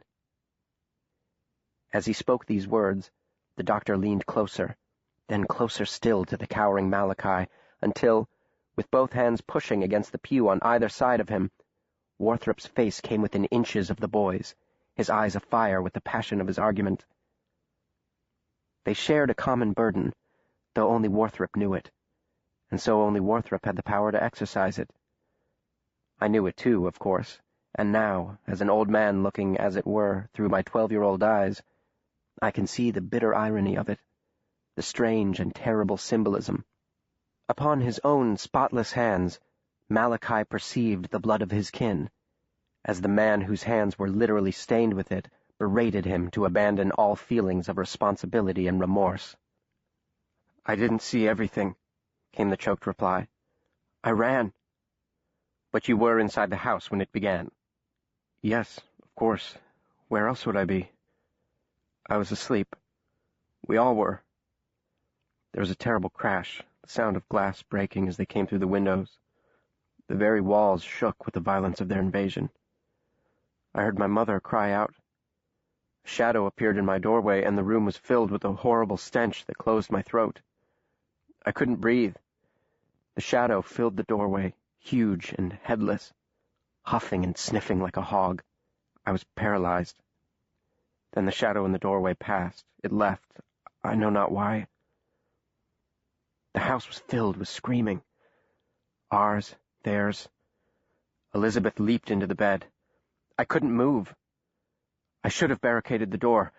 I could have broken the window not 2 feet away and escaped. But I did nothing. I lay in the bed holding Elizabeth, my hand over her mouth lest her cries draw them to us. And through the doorway I could see them pass, headless shadows, with arms so long their knuckles nearly dragged on the ground. Before the door, 2 of them fell into a scuffle with angry grunts and mad hisses, snarling and snapping as they vied for the body of my brother. I knew it had to be Matthew. He was too large to be Michael. They tore him apart before my eyes, ripped him to pieces and tossed his limbless torso down the hall, where I heard it smack the floor. And then the thudding and snarling grew louder as they swarmed around it. It was then I felt Elizabeth go limp against me. She had fainted. By now the screaming had all but ended, though I could still hear the beasts in the hall and at the front of the house, their snarls and hisses, their horrible grunts, and the crunching and cracking of bones. Still, I couldn't move. What if they should hear me? They moved so quickly, even if I got to the window, I feared they would be upon me before I could open it. And what horror might be lying in wait outside? Were there more patrolling the yard? I strained to rise from the bed, but I couldn't. I couldn't. He fell silent. His gaze had turned inward again. The constable had risen from the pew while he spoke, and walked with heavy tread to stand before one of the stained-glass windows, his face turned toward the scene of Christ as the Good Shepherd attending his flock. "But of course you did rise," prompted the doctor. Malachi nodded slowly. "You couldn't get the window open," urged Warthrop. "Yes, how'd you know?" "So you broke it open." "I had no choice." And the sound alerted them. "It must have, yes." "Yet still you didn't flee, though freedom and safety lay but a few feet away." "I couldn't leave her." "Back to the bed for her?" "They were coming." "You heard them." "I pulled her into my arms. She was as lifeless as the dead. I stumbled toward the window, lost my grip, dropped her. I bent to pick her up. Then—" "You saw it in the doorway." Malachi nodded again, rapidly now, his eyes wide in astonishment. "How do you know? Was it male or female, or could you tell?" "Oh, for the love of God, Pellinore," said the constable in consternation. "Very well." The doctor sighed. "You abandoned your sister and fled." No, I would never," cried Malachi. "I wouldn't leave her to that. For that." I grabbed her arms and dragged her to the window. "It was too late," murmured the doctor. "The thing was upon you." "It moved so fast." In one leap it crossed the room, wrapped its claws around her ankle, and yanked her from me as easily as a man might a doll from a baby. It flung her upward, and Elizabeth's head hit the ceiling with a sickening thud. I heard her skull shatter and her blood rain down upon my head. My sister's blood upon my head. He lost all composure then, covering his face with his hands, his body racked with heart-wrenching sobs. The doctor endured it for a moment, but only for a moment. "Describe it, Malachi," he commanded. "What did it look like?" 7 feet, perhaps more. Long arms, powerful legs, as pale as a corpse, headless, but with eyes in its shoulders. Or one eye, I should say. The other was gone. "Gone?" "Just a hole where the eye should have been." The doctor glanced at me. There was no need to say it. We both were thinking it. Chance or destiny that brought the blade and blindness thrust into the black eye of the accursed beast. "You were not pursued," said the doctor, turning back to Malachi. "No, I threw myself through the broken window, suffering not so much as a scratch. Not a scratch. Then I rode as fast as my horse would carry me to the constable's house." Warthrop placed a hand stained with the family's blood upon Malachi's shuddering shoulder. "Very good, Malachi," he said. "You have done well." "In what way?" cried Malachi. "In what way?" The doctor bade me remain in the pew with Malachi while he and Morgan withdrew to debate the best course of action. Or so I assumed based on the heated snippets I happened to overhear. From the constable, "Aggressive and immediate, every able-bodied man in New Jerusalem." And the doctor, "Unnecessary and imprudent, certain to cause a panic." Malachi regained his composure during their fervent deliberations, his sobs drying to a trickle of tremulous tears, his fear-born palsy quieting to an occasional quiver, like the small aftershocks of a violent earthquake. "What a strange man," said Malachi, meaning the doctor. "He isn't strange," I responded, a bit defensively. "His calling is strange, that's all." "What's his calling?" "He's a monstrumologist." "He hunts monsters?" "He doesn't like them called that." "Then why does he call himself a monstrumologist?" "He didn't pick the name." "I never knew there were such people." "There aren't many of them," I said. "His father was one, and I know there is a Monstrumologist Society, but I don't think it has many members." "Not very difficult to imagine why," he exclaimed. On the other side of the sanctuary, the argument rose and fell like superheated magma bubbling to the surface of a volcanic lake. Morgan: "Evacuate! Evacuate at once! Evacuate everyone!" Warthrop: "Stupid, Robert, stupid and reckless. The mayhem born of that intelligence would far exceed the benefits. This can be contained, controlled. It's not too late." "I never believed in monsters," Malachi said. Again his gaze turned inward, and I knew with the genius of a child's intuition that he had lost his grip on the moment and had fallen as swiftly as Icarus down to the bright, bloody memory of that night, where his family now dwelled, like the tortured souls of Dante's dream writhing in eternal torment, forever devoured, but never consumed. Their death throes replayed endlessly while he, Malachi, lay paralyzed with dread, helpless to halt the slaughter. His dear sister fainted by his side, the one who had sought salvation from him, the one and only one he'd had any chance of rescuing, but whom even a brother's love could not save. The tete-a-tete beneath the fractured light of the stained glass was nearing its crescendo. The doctor punctuated each point with a poke of his finger into the constable's chest, his strident voice echoing into the cavernous confines of the church.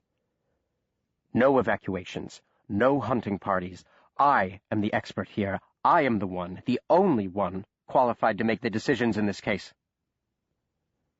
Morgan's measured response came quietly, yet insistently, in the manner of a parent to a recalcitrant child, or the manner of a frightened object of a madman's attention. "Warthrop, if I had the slightest doubt as to your expertise, I wouldn't have brought you here this morning. You may understand this foul phenomenon better than any man alive.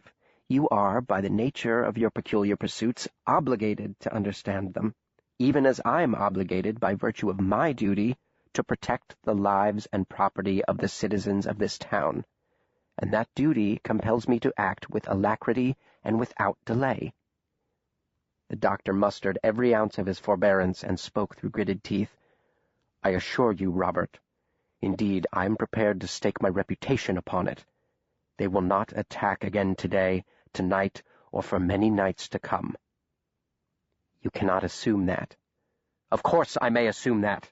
The weight of 3,000 years of direct evidence supports it. You offend me, Robert."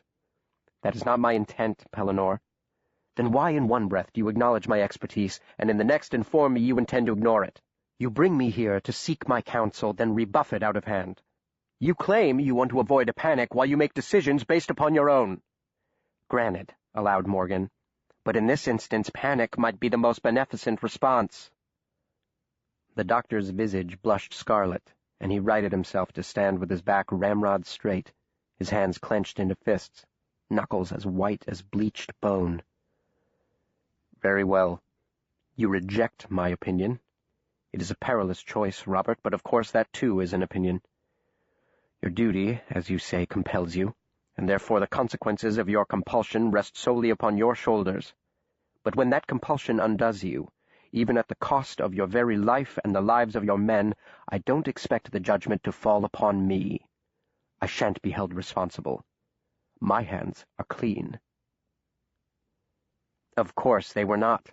Far from it. Both literally and figuratively, the blood of the anthropophagized victims was upon his hands. The old grave robbers, the entire Stinnett clans, he was soaked through and through with it. "Come, Will Henry," cried the doctor. "Our service here was sought but not accepted. Good day, Constable, and good luck to you, sir. If you need me, you know where you may find me." He strode down the center aisle to the doors, calling in a voice that boomed against the weathered boards, "Will Henry, snap to!" I rose from the pew, and when I did, Malachi sat upright and reached for me, his fingers finding my wrist and pulling me back. "Where are you going?" he demanded. His expression was desperate. I nodded toward the doctor. "With him." "Will Henry!" shouted the doctor. "May I come with you?" Malachi asked. The constable had appeared before us. "Fear not, Malachi. You will be staying with me until a more permanent arrangement can be—" He searched for the word, and then, with a shrug, said, "arranged." At the door, I turned to find the tableau unaltered. Malachi and Morgan against the backdrop of the cross. One slumped in the foremost pew, the other standing, his hand resting upon the boy's shoulder. Outside, the doctor breathed deep the warm spring air, as a man might take a draught of laudanum to steady his jangled nerves. Then, ignoring the two men stationed at the rectory door, whose demeanors darkened upon his appearance, he strode straight to the constable's carriage, where the driver loitered, spinning the chamber of his revolver in an attitude of studied boredom. "Harrington Lane," the doctor snapped at him, throwing open the carriage door and heaving himself inside. He snapped his fingers impatiently at me, and I clambered in beside him. We pulled off the narrow lane once to allow 3 black hearses to pass. We halted a second time for a cart bearing several men with rifles and a pack of hunting dogs, the excited animals barking and straining against their tethers, the attitude of their subdued handlers playing counterpoint to their agitation. The doctor shook his head and muttered derisively under his breath.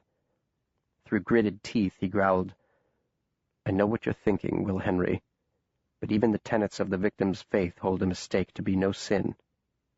A miscalculation is not negligence, nor prudence a crime. I am a scientist. I base my action or inaction upon probability and evidence. There is a reason we call science a discipline. Inferior minds bolt or build pyres to roast the witches in their midst. It is a false argument to assert that simply because we do not see fairies dancing upon the lawn proves naught as to their existence. Evidence begets theory, and theory evolves as new evidence emerges. 3,000 years of research, direct eyewitness accounts, serious scientific inquiry, was I to abandon all of it upon the doorstep of speculation and doubt? In all crises, are we to demand reason's abdication? Or worse, champion the coup of our baser instincts? Are we men or anxious gazelles? An impartial examination of the facts would lead any reasonable man to conclude that I am blameless, that I reacted with prudence and forbearance in this case, and indeed a lesser man might have squandered his energies pursuing those fairies on the lawn, which no one can see." He pounded his crimson fist upon his thigh. "So put aside your juvenile judgments, William James Henry. I am no more accountable for this tragedy than the boy who witnessed it. Less so, yes, if one applies the same cruel criteria to my actions." I didn't reply to this passionate outburst, for it was not so much directed at me as the peculiar demons that plagued his conscience. I was but a witness to the exorcism. I was keenly aware, as he must surely have been, of the sickening odor rising from our clothing, the toxic tincture of death clinging to our skin and hair, the tart taste of it tingling on our tongues. Upon our return to Harrington Lane, the doctor descended to the basement, where he stood, motionless, before the suspended corpse of the male anthropophagus. Was this immobility a mere illusion? Below the surface of this calm facade did a cyclone rage? I suspect, like the whole and wholesome sunlight splintered by the shards of colored glass inside the little church, Warthrop's psyche had been split. And though now far away, a part of him was still present at the morning's holocaust, kneeling, as it were, before the hollowed-out skull of the good Reverend Stinnett. I could hear him muttering variations on the argument couched in the coach, like a composer struggling with a difficult bridge, seeking to impose melodic balance to the discordant chords of his recalcitrant remorse. His muttering petered out. For several minutes he didn't speak. He didn't move. Statue still he stood, the maelstrom within as well veiled as the winds of a hurricane seen from space. "It is she," he said finally, in a tone tinged with wonder. "The matriarch blinded by Varner. By some malevolent twist of fate, she has come here, Will Henry. It is almost as if—" He hesitated to give voice to the proposition. It ran counter to everything he believed. As if she has come looking for him. I didn't ask to whom he referred. I didn't need to ask. I knew. "I wonder," he said pensively, addressing the monster hung before him upon the hook, "if she would be satisfied with his son."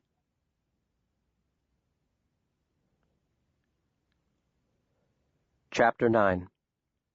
There is something I should show you. The constable returned to Harrington Lane later that afternoon, his reappearance predicted by the monstrumologist. "We must have work tidying up, Will Henry," he said.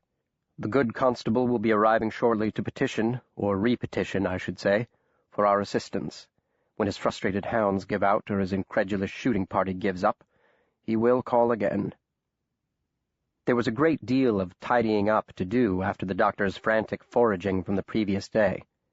He went to the study while I tackled the library, shelving books, stacking papers, and throwing away the blackened fragments of the old grave robber's hat and the heat-warped spine of his father's journal, which had escaped the fire. I felt rather like a malefactor cleaning up the scene of a crime, which, in a sense, it was. No sound emerged from the study as I worked. I suspected the reason for this silence, and when I ducked into the room to inform him I was finished, my suspicion was confirmed. The doctor hadn't been cleaning. He sat in his chair, an island in a sea of rubble, lost in reverie. Without a word I set to work while he watched, his gaze not unlike the inward stare of Malachi Stinnett, seeing me, but regarding something altogether different. The knock came at 3:15. The doctor rose and said, "You can finish later, Will Henry. Just close the door for now and show the constable to the library." Morgan had not come alone. Standing behind him was his driver, silver badge gleaming on his lapel, and revolver conspicuously strapped to his side, and Malachi Stinnett, whose dejected countenance noticeably brightened upon my opening of the door. "Is the doctor in, Will Henry?" asked the constable in a rigid, formal manner. "Yes, sir. He's waiting for you in the library." "Waiting for me? No doubt he is." They followed me to the room. Warthrop was standing by the long table upon which I had left the marked-up map with its bright intersecting lines and sloppily drawn circles and stars, rectangles and squares. I had neglected in my haste to roll it up, but the doctor seemed unaware of it lying in plain sight. Or he didn't care. He stiffened when we entered and said to Morgan, "Robert, I'm surprised." "Are you?" rejoined Morgan coldly. His attitude was one of barely contained contempt. "Will Henry said you were expecting me." The doctor nodded toward the deputy and the lone survivor of that morning's massacre. "You, not them." "Malachi asked to come, and I asked O'Brien." The constable tossed something onto the table. It slid a few inches on the slick surface of the map and came to rest beside Warthrop's fingertips. It was my beloved little hat. The one lost at the cemetery, now found. "I believe this belongs to your assistant." Warthrop said nothing. He was not looking at the hat. He was looking at Malachi. "Will, is that not your initials on the inside band there, W.H.?" asked the constable, though he had not turned his impeaching eye from Warthrop. "Will Henry, would you take Malachi into the kitchen, please?" said the doctor quietly. "No one leaves this room," barked Morgan. "O'Brien?" With a knowing smirk, the burly deputy stationed himself in the doorway. "I think it would be best if Malachi—" began the doctor. Morgan interrupted him. "I shall decide what's best here. How long have you known Warthrop?" The doctor hesitated. Then he said, "Since the morning of the 15th. "Since the—" Morgan was aghast. "You have known 4 days, and yet you told no one?" "I didn't believe the situation—" "You didn't believe?" "It was my judgment that—" "Your judgment!" "Based on all the data available to me, it was my judgment and my belief that the The infestation could be addressed with dispassionate deliberation without inciting unnecessary panic and unreasonable, disproportionate force. I asked you this morning, Morgan said, apparently unmoved by the doctor's rationalization. And I told the truth, Robert. You said you were shocked by their presence here. I was, and I am. The attack last night certainly did come as a shock, and in that sense I didn't lie. Are you placing me under arrest? The constable's eyes flashed behind his spectacles, and his mustache quivered. You brought them here, he said. I did not. But you know who did. The doctor did not respond. He didn't have the chance. At that moment, Malachi, who had been listening with growing consternation, who had insisted upon coming in ignorance of the constable's deduction, who now was in the presence of the man whose silence had damned his family, turned not upon the man in the dock, but upon O'Brien. He yanked the gun from the unsuspecting man's holster and threw himself upon Warthrop, forcing him to the floor and pressing the muzzle of the revolver against his forehead. The click of the hammer locking into place was very loud in the stunned silence that followed. Malachi straddled the doctor's fallen form, brought his face to within inches of Warthrop's, and spat out a single word. You. O'Brien lunged forward, but the constable slammed a hand into his chest to stay him, and called out to the grief-stricken boy, Malachi, Malachi, it will solve nothing. I want nothing solved, cried the maddened Malachi. I want justice. The constable stepped toward him. It is not justice, boy.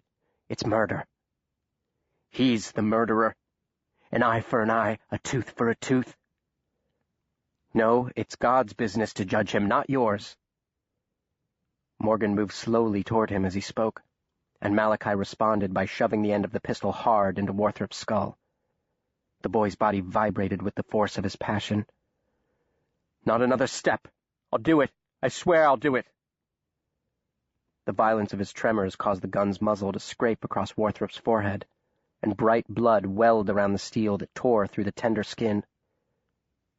Without stopping to think, for if I had, I might not have risked both our lives, I brushed past Morgan and went to my knees before them, the tormented Malachi and the prostrate Warthrop, and the boy turned his tear-stained face, contorted with anger and bewilderment, toward mine beseechingly, as if in my eyes he might find the answer to that unspeakable, unanswerable question, why? You took everything from me, Will, he whispered. And you would take everything from me, I answered. I reached for the hand that held the gun. He flinched. His finger tightened on the trigger. I froze. He is all I have, I said, for it was true. With one hand I grasped his shaking wrist. With the other I eased the firearm from his quivering fingers. In 2 strides Morgan was beside me, and he snatched the gun from me and handed it to the abashed O'Brien. Exercise a bit of care with this next time, he snapped. I placed my hand, now afflicted with the same palsy affecting Malachi, upon his shoulder.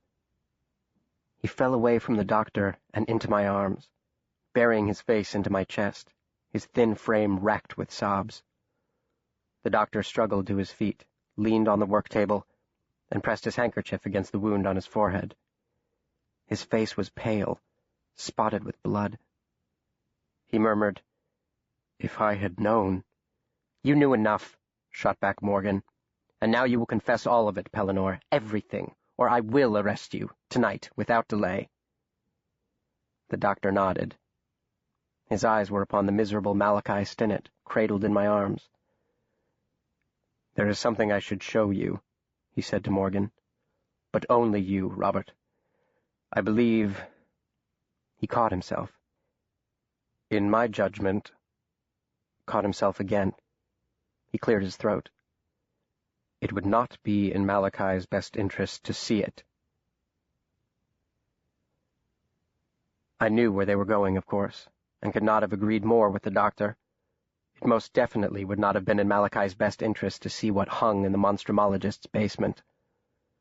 The beefy O'Brien started to follow them out, but Morgan ordered him to remain with us, and so he lingered in the doorway, looking none too happy about it, glowering across the room at me as if I were somehow responsible for the bloody turn of events. Perhaps I was, in part, and at that moment I certainly felt that way. The shadow of the doctor's guilt stretched long, and though I had questioned him the night of our mad flight from the cemetery, I hadn't pressed the matter to its utmost. The doctor, after all, hadn't locked me in my room or chained me to a newel. I could have run straight to the constables that night and sounded the alarm. And I didn't. The mitigating factors, my age, my subservient status, my bows to the doctor's superior intellect and the maturity of his judgment, seemed insubstantial in the presence of Malachi's pain, his unutterable loss. Looking up, my own vision clouded by sorrow for his plight and, I confess, for my own, I made out O'Brien glaring down at me, his upper lip twisted into a derisive snarl. "I hope he hangs for this," he said. I looked away, into Malachi's eyes, red-rimmed and wide open. He whispered, "Did you know too?" I nodded. Lying, the doctor had taught me, was the worst kind of buffoonery. Yes. They returned after what seemed like hours, but it couldn't have been more than a few minutes. All color had drained from Morgan's owlish face, and his locomotion to the chair into which he carefully lowered himself was reminiscent of the stiff and awkward movements of a shell-shocked soldier. With trembling fingers he packed his pipe, and 2 attempts it took to light it. Warthrop, too, having so recently teetered upon death's black abyss, seemed shaken and stunned, the round wound on his forehead caked in dried blood, perfectly centered an inch above his eyes, like the mark of Cain. "Will Henry," he said quietly, "take Malachi upstairs to one of the spare rooms." "Yes, sir," I replied at once. I helped Malachi to his feet, pulling his arm over my shoulders while he leaned against me, and together we shuffled out of the room, my knees nearing buckling under his weight. He was a good head taller than I. Up the stairs I lugged him, and into the nearest bedroom, the room in which the nude body of Alistair Warthrop had been found 5 years before. I eased him onto the mattress, where he, like the monstrumologist's father, rolled himself into a miserable ball, until his knees nearly brushed his chin. I closed the door and collapsed into the chair beside the bed to catch my breath. "I shouldn't have come here," he said. I nodded in response to this obvious observation. "He offered to take me to his house," he went on, referring to Morgan, "for I have no place else to go." "You have no other family?" I asked. "All my family is dead." I nodded again. "I'm sorry, Malachi." "You do everything for him, don't you? Even apologize."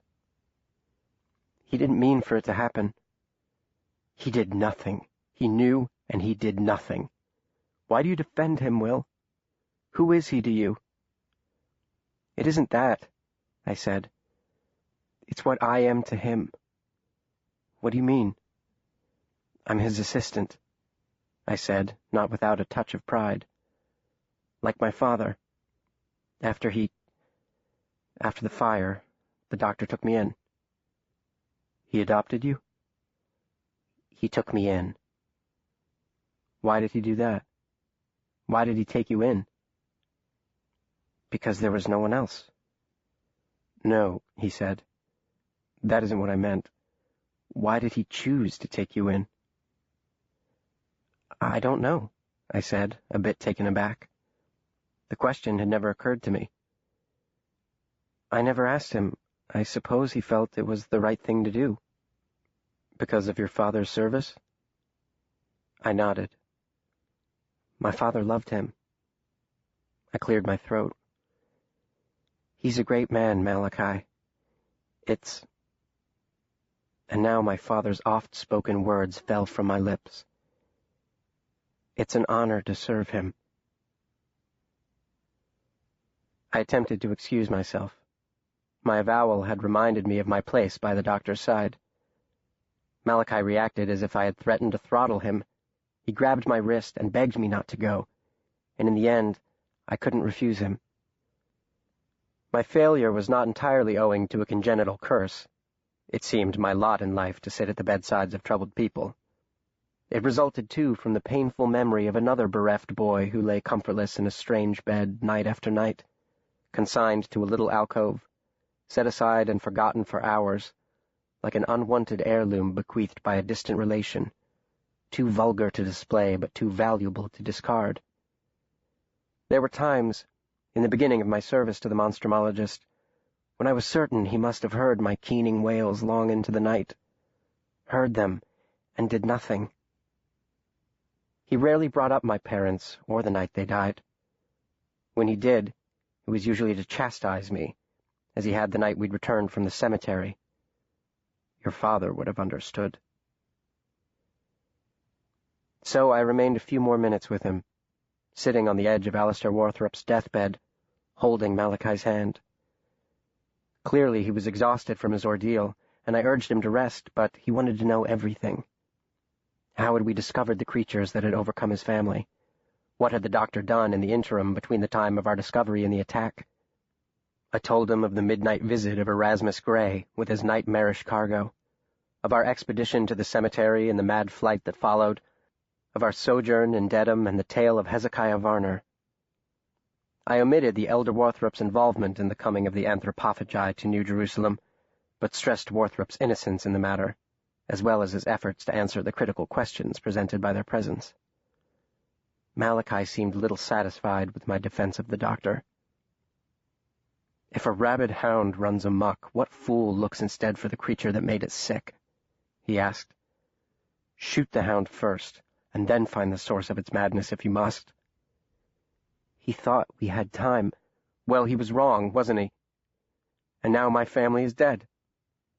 Me too, Will, he added matter-of-factly, without a shred of self-pity or melodrama. I'm dead too. I feel your hand, I see you sitting there, I breathe. But inside, there's nothing. I nodded. How well I understood. I gave his hand a squeeze. It will get better, I assured him. It did for me. You'll never be the same, but it will get better. And I promise you the doctor will kill these things, down to the last one. Malachi slowly shook his head, his eyes ablaze. He's your master and rescued you from the bleak life of the orphanage, he whispered. I understand, Will. You feel bound to excuse and forgive him, but I cannot excuse, and I will not forgive this, what did you say he was? A monstrumologist. Yes, that's right. A monster hunter. Well, he is what he hunts. He fell silent after these damning words, and his eyelids fluttered, drooped, then finally closed altogether. He held tightly to my hand, however, even as weariness bore him down. I had to pry his fingers from mine before making my escape. I flinched on my way down the stairs, for the evening quiet was shattered suddenly by the banging on the front door and the doctor's bellowing for me to answer it. What has happened? I wondered. Have they struck again? Night was falling. Perhaps another nocturnal rampage had begun, or perhaps word of the Stinnet's demise had leaked out, and a party of Warthrop's fellow townspeople had come calling with hot tar and feathers. He is what he hunts, Malachi had said. I didn't believe that, but understood how Malachi might judge him, and the rest of the town as well, once it learned of the anthropophagi onslaught. I didn't think the doctor was a monster who hunted monsters, but I was about to meet a man who did, and was. Chapter 10. The Best Man for the Job. He was quite tall, well over 6 feet, the man standing on the doctor's doorstep, athletic of build and handsome in a boyish way, with rather fine features and stylishly long flaxen hair. His eyes were an odd shade of gray. In the glittering lamplight they appeared nearly black, but later, when I saw them in daylight, his eyes took on a softer shade, the ashy gray of charcoal dust, or the hue of an ironclad warship. He wore a traveling cloak and gloves, riding boots, and a Homburg hat set at a rakish angle. His mustache was small and neatly trimmed, golden like the mane of his hair, so diaphanous it appeared to float above his full and sensuous lips. "Well," he said, with a note of surprise. "Good evening, young man." He spoke with a refined British accent, a leonine purr of a voice, melodic and soothing. "Good evening, sir," I said. "I'm looking for the house of a dear friend of mine, and I'm afraid my driver might be lost. Pellinor Warthrop is his name?" With a sparkle in his eye, he added, "My friend's name, not the driver's." "This is Dr. Warthrop's house," I offered. "Ah, so it's Dr. Warthrop now, is it?" He chuckled softly. "And who might you be?" "I'm his assistant. Apprentice," I corrected myself. "An assistant apprentice. Good for him. And for you, I'm sure. Tell me, Mr. Assistant Apprentice." "Will, sir. My name is Will Henry." "Henry? Now that name sounds familiar." "My father served the doctor for many years." "Was his given name Benjamin?" "No, sir, it was Patrick," he said with a snap of his fingers. "No, you are much too young to be his son, or his son's son, if his son had one." "It was James, sir." "Was it? Are you quite certain it wasn't Benjamin?" From within, the doctor called loudly, "Will Henry, who was at the door?" The man in the cloak leaned forward, bringing his eyes to the level of my own, and whispered, "Tell him." "But you haven't told me your name," I pointed out. "Is it necessary, Will Henry?" He produced a piece of stationery from his pocket and dangled it before my eyes. I recognized the handwriting at once, of course, for it was my own. "I know Pellinor didn't write this letter. Compose it, yes, write it. Impossible. The man's penmanship is atrocious." "Will Henry," the doctor said sharply behind me, "I asked who—" He froze upon seeing the tall Englishman in the entryway. "It's Dr. Kearns, sir," I said. "My dear Pellinor," purred Kearns warmly, brushing past me to seize the doctor's hand. He pumped it vigorously. "How long has it been, old boy? Istanbul?" "Tanzania," returned the doctor tightly. "Tanzania? Has it really been that long? And what the blazes did you do to your bloody forehead?" "An accident," murmured the Monstrumologist. "Oh, that's good. I thought perhaps you'd become a bloody Hindu. Well, Warthrop, you look terrible. How long has it been since you've had a good night's sleep or a decent meal? What happened? Did you fire the maid and the cook, or did they quit in disgust? And tell me, whenever did you become a doctor?" "I'm relieved you could come on such short notice, Kearns," said the doctor with that same tightly wound tenseness in his tone, ignoring the interrogatories. "I'm afraid the situation has taken a turn for the worse." "Hardly avoidable, old boy." The doctor lowered his voice. "The town constable is here." "As bad a turn as that, then? How many have the rascals eaten since your letter?" "6. "6? In just 3 days? Very peculiar." "Exactly what I thought. Extraordinarily uncharacteristic of the species." "And you're quite certain it's anthropophagi?" "Without a doubt. There's one hanging in my basement, if you'd care to—" At that moment Constable Morgan appeared in the library doorway. His round eyes narrowed suspiciously behind his spectacles. Kearns spied him over the doctor's shoulder, and his cherubic countenance lit up. His teeth were astonishingly bright and straight for an Englishman's. "Ah, Robert, good," said Warthrop. He appeared somewhat relieved, as if the constable's appearance had freed him from an intolerable burden. "Constable Morgan, this is Dr. "Corey," said Kearns, extending his hand forcibly at Morgan. "Richard Corey, how do you do?" "Not well," answered the constable. "It has been a very long day, Dr. Corey. Please, Richard. Doctor is more or less an honorary title." "Oh?" Morgan tilted back his chin. His spectacles flashed. "Warthrop informed me you were a surgeon." "Oh, I dabbled in my youth. More of a hobby now than anything else. I haven't sliced anyone open in years." "Is that so?" inquired the constable courteously. "And why is that?" "Got boring after a bit, to tell you the truth.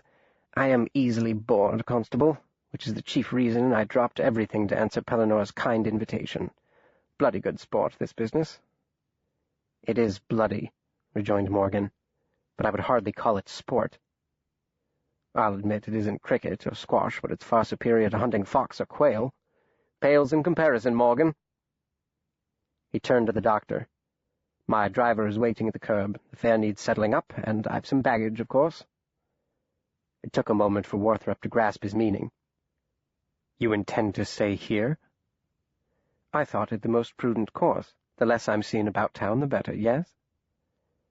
Yes, agreed the doctor after a pause. Of course. Here, Will Henry. He reached into his pocket and pulled out his money clip. Pay Dr. Corey's. Richards, interjected Kearns. Driver, completed Warthrop, and take his luggage up to the extra room. Extra room, sir? My mother's old room. Why, Pellinor, I'm honored, said Kearns. Snap to, Will Henry. We'll have a late night of it, and we'll be wanting some tea and something to eat. Kearns pulled off his gloves, shrugged off his cape, and dropped them and his hat into my arms. There are 2 valises, 3 crates, and 1 large wooden box, Master Henry, he informed me. The valises you can manage, the box and trunks you can't, but the driver may lend a hand if you provide the proper incentive. I would suggest you carry the crates around to the carriage house. The suitcases and the box must go to my room. Be careful with my box. The contents are quite fragile. And a spot of tea sounds spectacularly satisfying. Do you know they had none on the train? America is still an astonishingly uncivilized country. I take mine with cream and 2 sugars, Master Henry. That's a good lad. He winked and ruffled my hair, clapped his hands together, and said, Now, then, gentlemen, shall we get to work? It may have been a long day, Robert, but the night will be longer, I assure you. The men retired to the library while I and the driver, once his palm had been properly greased, set to unloading our guest's baggage. The aforementioned wooden box proved to be the most cumbersome item. Though not as heavy as the large crates we carted to the carriage house, the box was at least 6 feet long and wrapped in a slick, silky material that made a good grip difficult. Negotiating the turn of the stairs presented a particular problem, in the end accomplished by easing the box on its end and pivoting it around the corner. The driver cursed and swore and sweated profusely, complaining during the entire enterprise of his back, his hands, his legs, and the fact that he was no beast of burden. He was a driver of them. We both felt cutouts in the wood beneath the silky wrapping that would have made excellent handholds, and he wondered aloud why anyone would bother to wrap a wooden box in bed-sheets. Next I went to the kitchen for the tea and cakes, and at last to the library bearing the tray. As I entered, I realized I had set out only 3 cups. I would have to go back for another. And then I saw that O'Brien was gone, sent home perhaps by Morgan, who may have wanted as few witnesses as possible to the budding of their nascent conspiracy. The men were leaning over the work table, considering the marked-up map as Warthrop pointed to a spot of coastline. This marks where the Feronia went aground. Impossible to say, of course, the precise location where they came ashore, but here, he picked up the newspaper from the top of the stack, is a notice of a missing boy who the authorities believe ran off to sea, 2 weeks later and 20 miles inland. Each circle, here, here, here, he said as he jabbed each spot, etc., represents a potential victim, most of whom were reported missing or were discovered several days or weeks later, their injuries attributed to the foraging of wild animals. I've noted the corresponding dates in each of the circles. As you can see, gentlemen, while we cannot attribute every instance to the feeding activities of our uninvited guests, the record indicates a cone of distribution, a gradual migration that leads here, to New Jerusalem. Neither in his audience spoke. Morgan sucked on his pipe, long since gone out, and regarded the map through the lower quadrant of his pince-nez. Kearns gave a noncommittal grunt and smoothed his nearly invisible mustache with his thumb and forefinger. Warthrop went on, speaking in that same dry lecturing tone to which I had so often been subjected.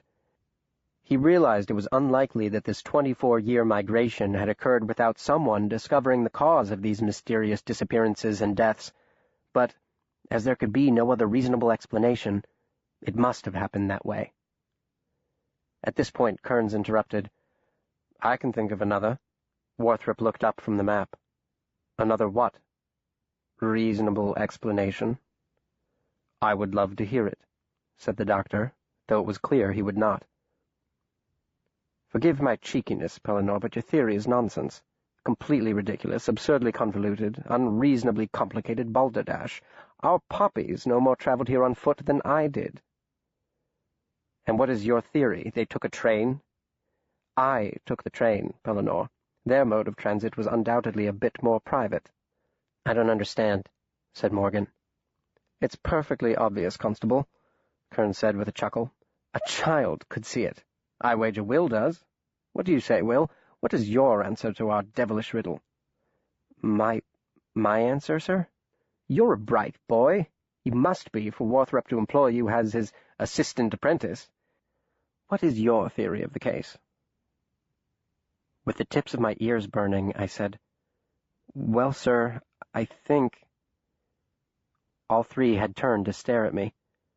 I swallowed and plunged on. They're here, obviously, and they must have gotten here somehow, which means they either got here on their own with no one knowing, or... Yes, very good. Go on, Will Henry. Or... What? Asked Kearns. Or someone did know. I looked to the floor. The doctor's glare was particularly discomforting. Precisely. Kearns nodded. And that someone knew because he arranged their passage from Africa to New England. What are you suggesting, Kearns? Demanded Warthrop, forgetting himself as the course of the conversation veered toward treacherous waters. Kearns? Asked Morgan. I thought his name was Corey. Kearns is my middle name, offered the retired surgeon smoothly. From the maternal side of the family. It's as absurd as you claim my theory to be, insisted Warthrop. To suggest that someone brought them here, with no one being the wiser for it, housed somehow, and fed. How, and by whom? Again, my dear Warthrop, questions the answers to which are obvious. Don't you agree, Will Henry? So obvious it's comical. I understand your myopia in the matter, Pellinore. It must be quite painful for you to accept. So you have worried and twisted the facts, chewed and gnawed upon the evidence, until up is down, black is white, square is round. You offend me, John, growled Warthrop. John? But your given name is Richard, objected Morgan. A nickname, after John Brown, the agitator. My mother was an American, you see, and quite the abolitionist. I am a scientist, insisted Warthrop. I go where the facts lead me. Until your heartstrings tug you back. Come now, Pellinore, do you honestly believe in this claptrap theory of yours? They wander ashore, undetected, and for the next 24 years manage to feed off the local populace and make little anthropuppies, leaving behind no direct evidence, no survivors, no eyewitnesses, until they miraculously arrive at the doorstep of the very person who requested the pleasure of their company? You're like the priests in the temple. You strain out a gnat, but swallow a camel. It's possible the facts do fit, insisted the doctor. How? Adaptation, natural selection, and some luck, I'll admit that. It's conceivable. Oh, Pellinore, said Kearns, really, it's conceivable the moon is made of blue cheese. I can't conceive of that, Morgan argued. You can't prove it isn't, retorted Kearns. He laid a hand on the doctor's shoulder, a hand the doctor promptly shrugged off. When did he die? 4 or 5 years ago. Look at your circles there. You drew them yourself. Look at them, Pellinore. Look at the dates. See how they cluster there and there. See the gap in time between this circle 12 miles away and this one but a half-mile from the cemetery? These here, within this 10-mile radius, beginning in late 83 to the present, these represent true attacks, perhaps. The rest is wishful thinking. They were pulled off that ship, transported here, and kept safe and sound until their keeper could no longer provide them their victuals. Warthrop slapped him hard across the cheek. The sound of flesh striking flesh was very loud, and no one spoke for a long moment. Kearns's expression hardly changed. He wore the same small, ironic smile he had worn from the moment he'd stepped inside 425 Harrington Lane. Morgan busied himself with his pipe. I fiddled with the teacup. The tea had long since gone cold. "It's right before your eyes," said Kearns softly. "If you would but open them." "This John Richard Kearns Corey does have a point, Pellinor," Morgan said. "Or Dick," interjected Kearns. "Some people call me Dick for Richard, or Jack for John." "He would never do such a thing," said Warthrop. "Not the man I knew." "Then he wasn't the man you knew," Kearns said. "I mean the reference to opening eyes," corrected the constable, "in terms of what is right before ours. How they got here is not why we are here. We must decide, and decide quickly, how to exterminate them." "I thought that had been decided already," Kearns said. "Or was there some other reason I was invited?" "In the morning I am contacting the governor's office to request the mobilization of the state militia," pronounced Morgan.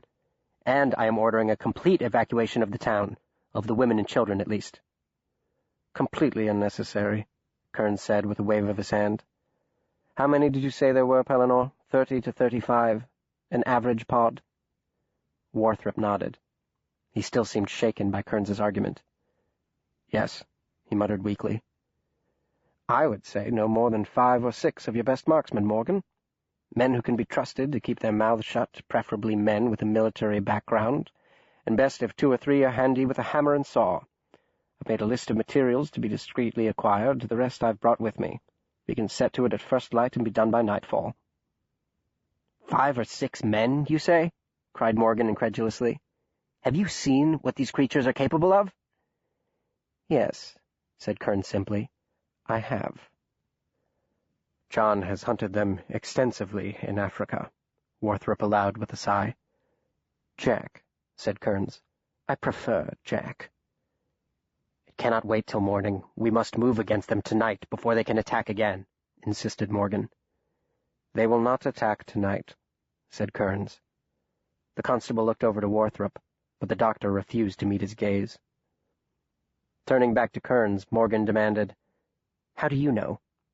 "Because they've just fed. In the wild, poppies gorge once a month and spend the rest of their time lolling about like indolent lotus-eaters. Satisfied, constable?" "No, I'm not satisfied." "It hardly matters. Now, there are some conditions that first must be met before we can proceed." "Conditions for what?" asked Morgan. "For my services. Surely Pellinor told you." "Pellinor chose not to tell me many things." "Ah, well, you can hardly blame him, can you? He's already pledged to cover my expenses, but there remains the small matter of my fee." "Your fee?" $5,000, in cash, payable upon the successful completion of our contract. Morgan's mouth dropped open. He turned to the doctor and said, "You never said anything about paying this man." "I shall pay him out of my own pocket," the doctor said wearily. He leaned against the table, his face pale and drawn. I feared he might faint. Without thinking, I took a half-step toward him. "Seems only just," said Kearns. "Please, Jack," the doctor entreated him.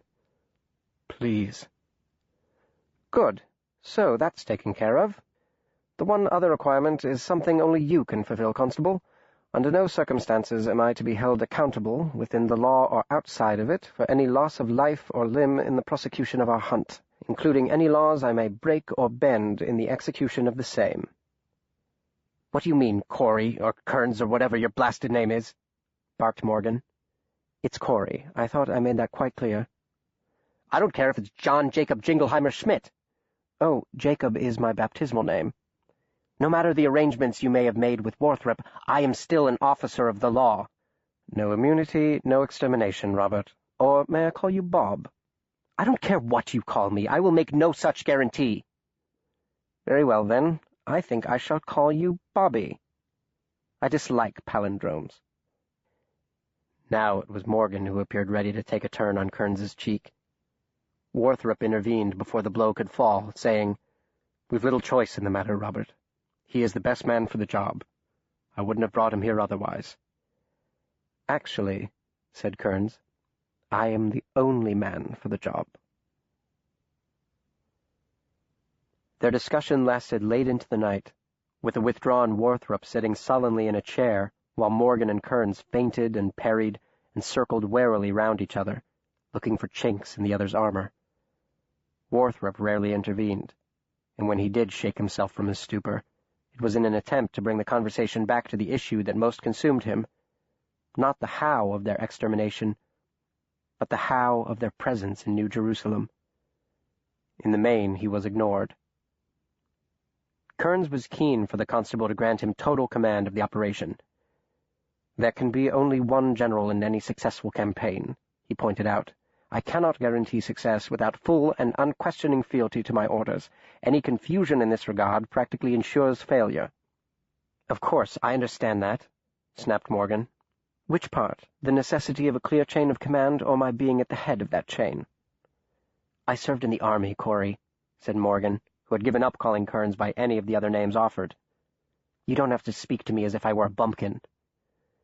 Then we are agreed? You will make clear to your men who is in charge? Yes, yes.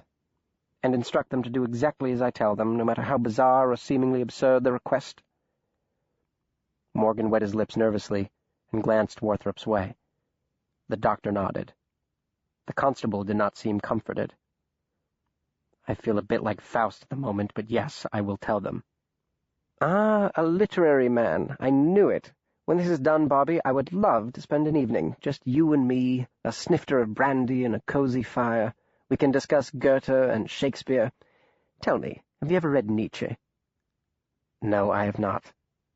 Oh, you simply must. He's a genius, and not entirely incidentally, a good friend of mine. Borrowed, I shan't say stole, one or two of my pet ideas, but that's a genius for you. I've never heard of the man. I shall lend you my copy of Jenseits von guten Börze. You can read German, yes? What is the point of this? Morgan had finally lost his temper. Warthrop, what sort of man have you brought here? He told you earlier, Kearns countered, losing in an instant his cheerful facade. The sparkle in his gray eyes extinguished itself, and suddenly his eyes seemed very dark, black, in fact, as black and expressionless as a shark's. The face, at all times previous so lively, winking, smirking, alight with jollity, now blank like the eyes, as immobile as a mask, though the impression was the opposite, of a mask falling away to reveal the true character beneath. That personage possessed no personality, neither cheerful nor dour. Like the predator whose eyes his now resembled, no emotion moved him, no compunction restricted him.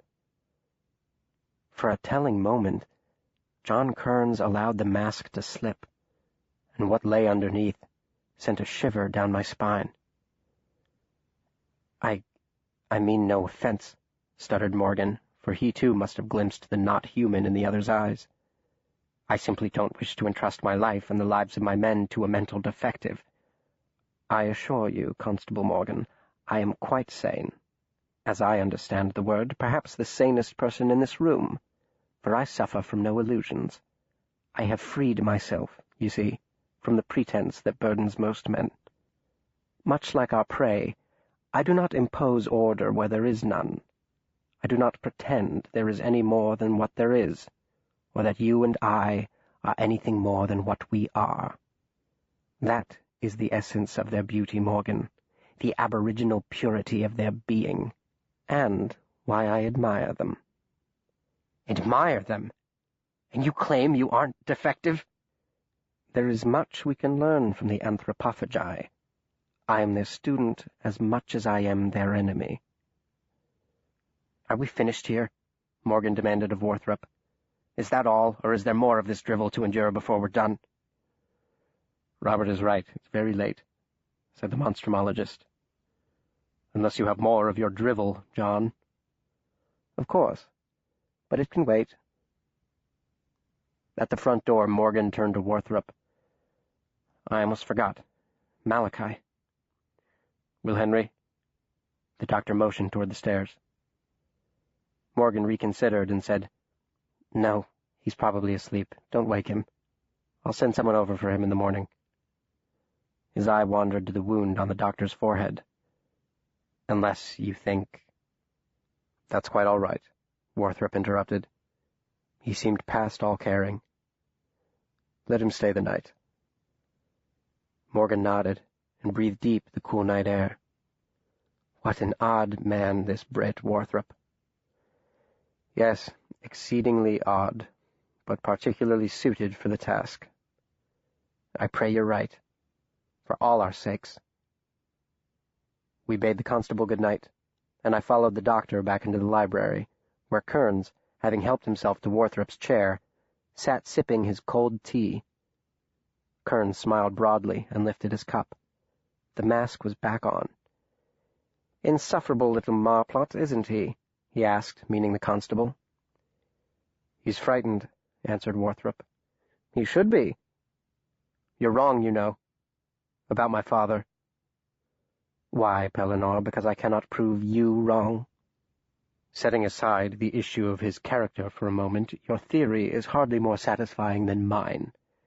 How did he manage to conceal them for such a long period of time, or sustain them with their gruesome diet? Even granting you the outrageous assumption that Alistair was capable of such gross inhumanity, where did he find victims? How could he, for 20 years, without getting caught or even raising the least bit of suspicion, supply them with human fodder?" "You overestimate the value of human life, Pellinore. You always have. Up and down the eastern seaboard, the cities are seething with trash, the refuge washed up from Europe's slums. It would be no Herculean task to lure scores of them here with promise of employment or other incentives, or, failing that, to simply snatch them from the ghetto with the help of certain men who do not suffer from your quaint romantic idealism. Believe me, the world is full of such men. Of course, it is entirely possible, though not, I would say, probable, that he persuaded his pets to adapt their diet to a lower form of life, assuming that was, as you propose, his goal. It is possible they have acquired a partiality to chicken. Possible, though not very probable." Warthrop was shaking his head. "I'm not convinced." "And I am not concerned, but I am curious. Why do you resist an explanation that makes far more sense than your own? Really, Pellinore, would you care to compute the odds of them migrating here to your own backyard by sheer chance? In the back of your mind you must know the truth, but refuse to acknowledge it. Why? Because you cannot bring yourself to think the worst of him? Who was he to you? More important, who were you to him? You defend a man who barely tolerated your existence." His boyish face lit up. "Ah, is that it? Are you still trying to prove yourself worthy of his love, even now, when it's impossible for him to give it? And you call yourself a scientist. You're a hypocrite, Pellinore. A silly, sentimental hypocrite. Much too sensitive for your own good. I've often wondered why you even became a monstrumologist. You are a worthy man with admirable attributes, but this business is dark and dirty, and you never struck me as the type. Did that have to do with him as well? To please him, so he would finally notice you? Say no more, Kearns. The doctor was so agitated by these barbs set with such exquisite surgical precision that I thought he might strike Kearns again, this time with something harder than his hand, perhaps the fireplace poker. I didn't invite you here for this. You invited me here to slay dragons, did you not? Well, that's what I'm trying to do. I slipped out of the room shortly after this fevered exchange. It was quite painful to watch, and even now, decades later, to remember in such vivid detail. As I mounted the stairs to the second floor, I thought of Soup, and of the doctor's words. Don't suffer under any illusions that you are more than that, an assistant forced upon me by unfortunate circumstances. I did not at the time know why I should remember those words at that moment. Now, of course, the reason is obvious. I paused at Malachi's door and peeked inside. He hadn't moved a muscle since I'd seen him last, and I watched him sleep for a moment before closing the door. Then up the ladder to my loft, to catch or at least chase slumber myself. But an hour later I was up again, for I heard my name being called by a voice shrill with distress. At first, in my groggy condition, I assumed it was the doctor's. However, upon reaching the second floor, I realized the voice emanated from Malachi's room. My route took me by the room now occupied by Jack Kearns, and I paused there, for the door was ajar, and light from within streamed into the darkened hall. Inside, I saw Kearns kneeling before the long wooden box. He had removed the silk covering and the lid, which he had laid on the floor beside him. I noted several quarter-size holes had been drilled into it. Kearns reached into the valise next to him and removed a thin, pencil-shaped object that appeared to be made of glass. He flicked it twice with his finger, then bent over the box. His back was to the door, so I couldn't see more, nor did I wish to. I stepped quickly into Malachi's room and closed the door. He was sitting up, his back pressed against the headboard, his bright blue eyes shining with apprehension. "I woke up and you were gone," he said in an accusatory tone. "I was called away," I said. "What time is it?" "I don't know, very late." "I was having a dream and a loud noise woke me. I almost jumped out the window." "You're on the second floor," I pointed out. "You would have broken your leg, Malachi." "What was the noise I heard?" I shook my head. "I don't know. I didn't hear anything. It may have been Dr. Kearns." "Who's Dr. Kearns?" "He is—" In truth, I did not know who he was. "He's come to help." "Another monster hunter?" I nodded. "When do they plan to do it?" he asked. "Tomorrow." He didn't speak for a moment. "I'm going with them," he said. "They may not let you." "I don't care. I'm going anyway." I nodded again. Me too, I fear, I thought. "It was Elizabeth," he said. "My dream? We were in this dark place, and I was searching for her. She called my name again and again, but I couldn't find her. I searched, but I couldn't find her." "She's in a better place now, Malachi," I offered. "I want to believe that, Will. My parents are there too, and one day I'll see them again." "But why do you believe that? Why do we believe such things? Because we want to?" "I don't know," I answered honestly. "I believe because I must." I stepped into the hall and eased the door closed behind me. Turning to go back to my room, I almost collided with Kearns. He was standing just outside his door. Startled, I stumbled backward. Kearns was smiling. "Will Henry," he said softly. "Who is in that room?" "What room, sir?" "The room you just came out of."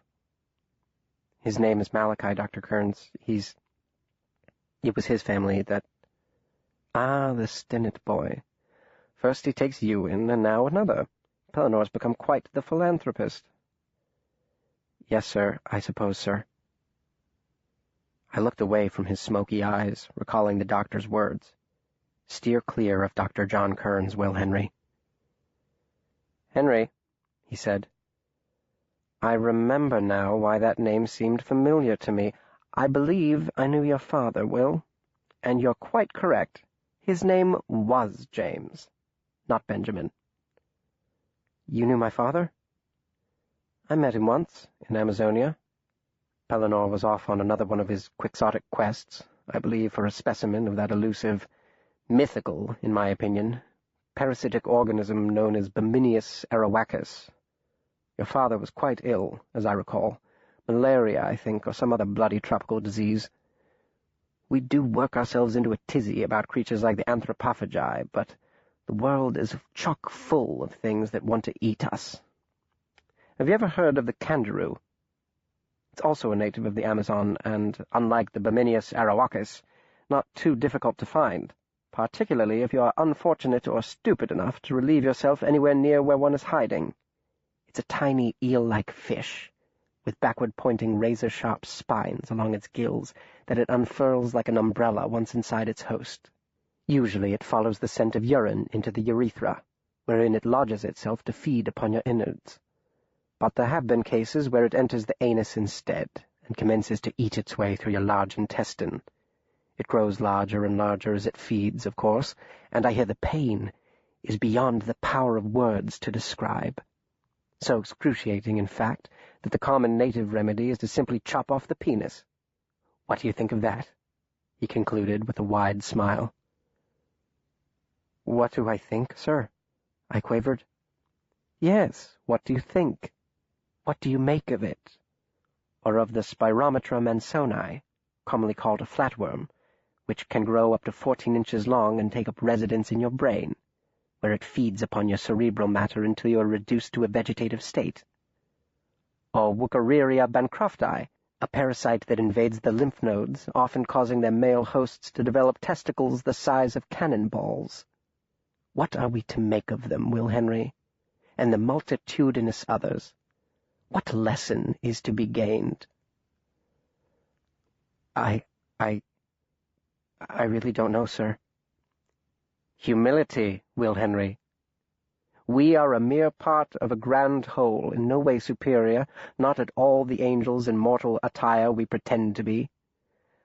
I don't think that the kangaroo gives a tinker's damn that we produced a Shakespeare or built the pyramids. I think we just taste good. What is it, Will? You've gone quite pale. Is something the matter? No, sir. I'm just very tired, sir. Then why aren't you in bed? We've a long day tomorrow and a longer night. Sleep tight, Will Henry, and don't let the bedbugs bite.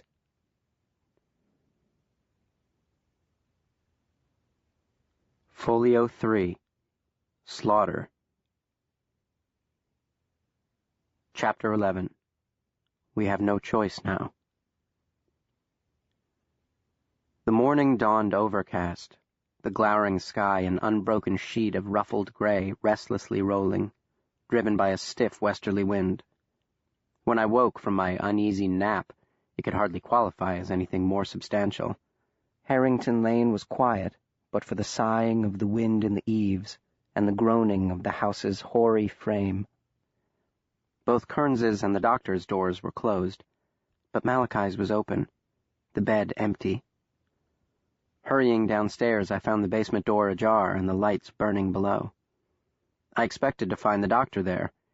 Instead, I discovered Malachi, sitting cross-legged on the cold floor in his stocking feet, contemplating the beast that hung upside down a few feet away. "Malachi," I said, "you shouldn't be down here." "I couldn't find anyone," he said, without taking his eyes from the dead anthropophagus. He nodded at it. "Gave me quite a start," he admitted matter-of-factly. "The missing eye. I thought it was her." "Come on," I urged him. "I'll make us some breakfast." "I've been thinking, Will, when this is over, you and I could run away, the two of us. We could enlist in the army together." "I'm too young," I pointed out. "Please, Malachi, the doctor will be...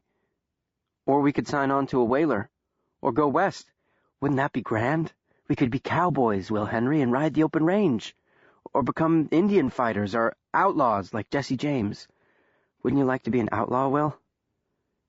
"My place is here," I answered, "with the doctor." "But if he were gone?" "Then I would go with him." "No, I mean if he should not survive this day." I was startled by the notion. It had never occurred to me that Warthrop might die. Considering I was an orphan whose naive faith in the ever-presence of his parents had been shattered, one might think the possibility would have been foremost in my mind, but I hadn't contemplated it until that moment. The thought made me shiver. What if the doctor should die? Freedom, yes, from what Kearns had called this dark and dirty business, but freedom to do what? Freedom to go where? To an orphanage, most likely, or a foster home. Which would be worse, Tutelage under a man such as the Monstrumologist, or the miserable, lonely life of an orphan, unwanted and bereft. "He won't die," I said, as much to myself as to Malachi. "He's been in tight spots before." "So have I," said Malachi. "The past doesn't promise anything, Will." I tugged at his sleeve to urge him up. I didn't know how the doctor might react if we should be discovered, and I had no desire to find out. Malachi pushed me away, his hand hitting against my leg as he did. Something in my pocket rattled. "What's that?" he asked. "In your pocket?" "I don't know," I answered honestly, for I had completely forgotten. I pulled them from my pocket. They clicked and clacked in my hand. "Dominoes?" he asked. "Bones," I answered. He took one and examined it. His bright blue eyes shone with fascination. "What are they for?" "For telling the future, I think." "The future?" He ran a finger over the leering face. "How do they work?" "I don't really know. They're the doctor's, or his father's, I should say. You toss them into the air, I think, and how they land tells you something." "Tells you what?" "Something about the future, but—" "That's what I mean. The past is nothing. Give them to me." He snatched up the 5 remaining bones, cupped them in both hands, and shook them briskly. The ensuing clatter sounded very loud in the cool, moist air. I could see his hands moving in the big, black, blind eye of the anthropophagus. He tossed the bones into the air. End over end they spun and twisted and turned, and then fell back to earth, scattering willy-nilly on the cement. Malachi crouched over them, eagerly surveying the result. "All face up," he murmured. 6 skulls. What does it mean, Will?" "I don't know," I said. "The doctor didn't tell me." Thus, buffoon that I was, I lied. I had managed to coax him into the kitchen for something to eat, and was setting the water on the fire to boil when the back door burst open and the doctor barreled into the room, a look of profound anxiety contorting his haggard features. "Where is he?" he cried. At that moment Kearns entered from the hall, his countenance as calm as the doctor's was disturbed, his clothes and hair as neat as the doctor's disheveled. "Where is who?" he asked. "Kearns. Where the devil have you been?" "From going to and fro in the earth and from walking up and down in it. Why?" "We've been loaded up for more than half an hour. They're waiting for us." "What time is it?" Kearns made a great show of removing his pocket watch from his vest pocket and opening it. 10:30. "Really? As late as that?" He shook the watch beside his ear. "We won't be ready if we don't leave now." "But I haven't eaten anything." He glanced toward me, and then noticed Malachi at the table, ogling him with mouth half open. "Why, hello there. You must be the poor Stinnett boy. My sincere condolences for your tragic loss. Not the usual way we meet our Maker, but whichever way we go, we always get there. Remember that the next time you fancy putting a bullet into Warthrop's brain. I try to." "There's no time for breakfast," insisted Warthrop, his face growing scarlet. "No time for breakfast. I never hunt on an empty stomach, Pellinore. What are you making over there, Will? Eggs? 2 for me. Poached, with a bit of toast and coffee. Strong, mind you. As strong as you can make it." He slid into the chair opposite Malachi and granted Warthrop a glimpse of his dazzling orthodontics. "You should eat too, Pellinore. Don't you ever feed the man, Will Henry?" "I try, sir." "Perhaps he has an intestinal parasite. It wouldn't surprise me." "I'll be outside," said the doctor tightly. "Don't worry with the washing up, Will Henry. The constable and his men are waiting for us." He slammed out the door. Kearns gave me a wink. "Tense," he observed. He turned his charcoal eyes upon Malachi. "How close was it?" "Close?" echoed Malachi. He seemed a bit overwhelmed by the natural force of the hunter's personality.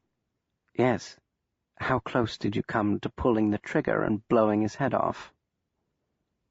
Malachi dropped his eyes to his plate. I don't know. No? I'll put it to you this way, then. At that crystalline moment when you pressed the muzzle into his face, when the bullet was a squeeze of your finger away from blasting his head apart, what did you feel? Afraid, answered Malachi.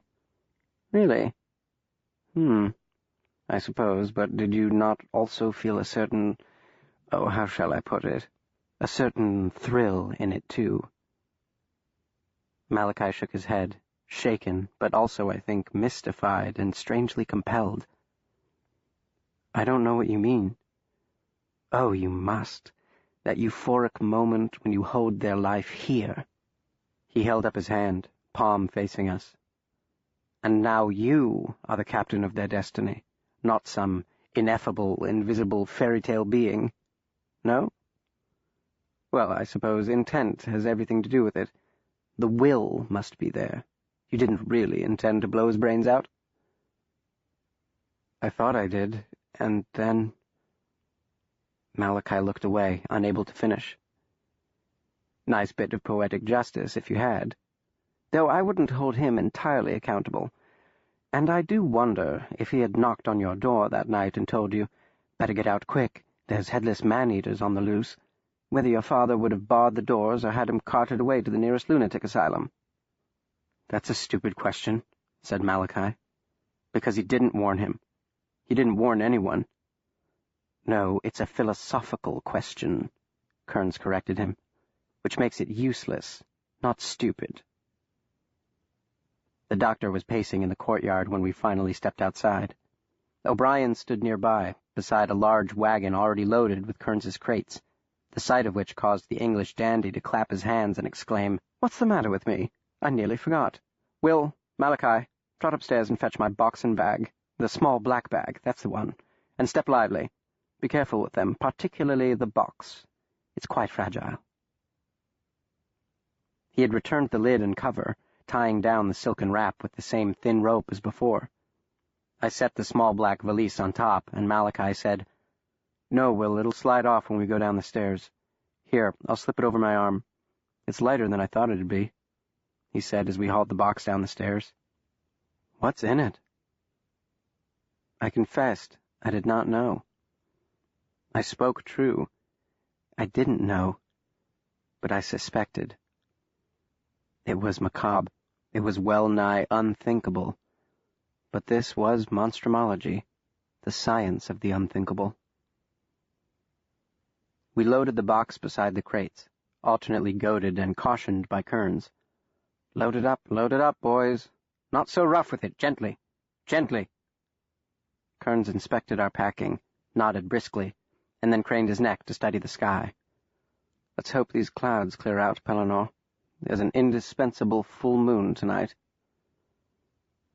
The doctor and Kearns rode with O'Brien in the truck. Malachi and I followed on horseback, he astride the doctor's stallion, and I on my little mare. With each inexorable step toward the locus of his family's slaughter, Malachi grew more withdrawn, his eyes assuming that eerie, faraway stare with which he'd first greeted me in the sanctuary of his father's church. Did he know it then, in the subterranean recesses of his soul, the fate that awaited him at the fall of night, in that black, lightless chasm beneath the land of the dead? Did he know, deep in his marrow where wordless verity dwells, what the roll of the bones had presaged, and that he now rode upon that dark road to which Kearns had alluded? If so, he didn't turn aside. With his head up, his eyes forward, and his back straight, Malachi Stinnett rode on to his doom. It was near noon when we rendezvoused with Morgan and his men at the Stinnett house. An argument ensued, the second that day and not the last, between the doctor and Kearns. Kearns wished to examine the scene of the previous day's carnage, and Warthrop wanted to begin preparations at once for the night's grisly work. "It isn't a voyeuristic exercise, Warthrop," said Kearns. "Well, not entirely. There may be something you missed that might prove helpful." "As in?" asked the doctor. Kearns turned to Morgan, whose drawn features and reddened eyes bespoke of his quality of rest the night before. "Constable, it's your crime scene. May I enter, please?" "If you feel it's absolutely necessary," answered Morgan testily. "I've agreed to defer to your judgment, haven't I?" Kearns tipped his hat, winked, and disappeared inside the house. The constable turned to Warthrop and growled under his breath, "If you didn't vouch for this man, Warthrop, I would take him for a charlatan. He seems altogether too cheerful for such grim business." "It's the joy of a man perfectly suited for his work," replied the doctor. Morgan ordered O'Brien to wait by the door for Kearns, while we joined his deputies inside the church. He had chosen 6 men for the hunt. They sat on the first pew, the same bench where Malachi had cowered the day before, their rifles at their sides, with expressions stern and stares unflinching, as Morgan introduced the monstrumologist. "This is Dr. Warthrop, for those of you who don't know him, or of him. He is an authority in these matters." The doctor nodded gravely to the men, but none spoke, and none returned his sober greeting. We waited in gloomy silence for Kearns to complete his gruesome inspection. One of the men picked up his rifle and commenced disassembling it. When he was satisfied with its condition, he methodically put it back together. Beside me, Malachi didn't stir or speak, but stared at the cross hung high. At one point, Morgan glanced our way and whispered to Warthrop, "Surely you don't mean to bring those boys along?" The doctor shook his head and whispered something back that I couldn't hear. A half-hour later, the doors flew open, and Kearns strode down the aisle, with O'Brien in his wake, pulled along like flotsam in his powerful current. He walked past us without acknowledging our presence, to the front of the sanctuary, where he stood for a moment, his back to our little congregation, contemplating the cross, or so one who didn't know him well might think. Morgan endured it as long as he could, then rose from his seat and bellowed, his voice echoing in the cavernous space, "Well, what are you waiting for?" Kearns crossed his arms over his chest and bowed his head. Another moment he took before turning, and when he did, a small smile he wore, as if he were enjoying some private joke. "Well, it's anthropophagi, no doubt of that," he said. "There was never any doubt of that," snapped Warthrop. "Let's get on with it, Kearns." "My name is Corey." "All right," muttered Morgan. "I've had enough." He turned to the sharpshooters in the first pew. "Dr. Warthrop has engaged the services of this person who purports to have extensive experience, Kearns corrected him, at killing these things. I would tell you his name, but at this point I'm not sure even he knows what it is, if he has one at all. To the contrary, there are more than I care to count." He smiled, but his winsome grin would be short-lived. "Thank you, Constable, for the warm introduction and the ringing endorsement. I shall endeavor to live up to it." He swung his eyes, which appeared as black as midnight in the ethereal splintered light of the church, toward the men before him. He reached into his trouser pocket and pulled out a dark gray concave object about the size of a $50. "Can any of you tell me what this is?" "Pellinor, you're not allowed to answer." "No? No one? Then I shall give you a hint. I found it inside the good Reverend's house just now." "Nothing? Not even a guess?" "Very well. This, gentlemen, is a fragment of the temporal bone from an adult human male approximately 40 to 45 years of age. For those of you whose knowledge of anatomy is a bit rusty, the temporal bone is part of your skull, and not incidentally the hardest bone in your body. Despite its appearance, the large egg-shaped hole you see here in the middle," Kearns held it up to his eye, looking at his rapt audience as if through a peephole, "was not neatly drilled by a surgical tool, but punched by the tooth of a creature whose bite force exceeds 2,000 pounds. This is what happens when a ton of pressure is applied to our strongest bone, gentlemen. You can imagine what happens when it's applied to the softer portions of our anatomy." He slipped the piece of skull back into his pocket. "The evolutionary reason for that tremendous bite is that the anthropophagi lack molars. 2 rows of smaller teeth ring the outside of the larger central teeth. Those first rows are for snaring and grasping. The remainder, of which there are approximately 3,000, are for slicing and slashing.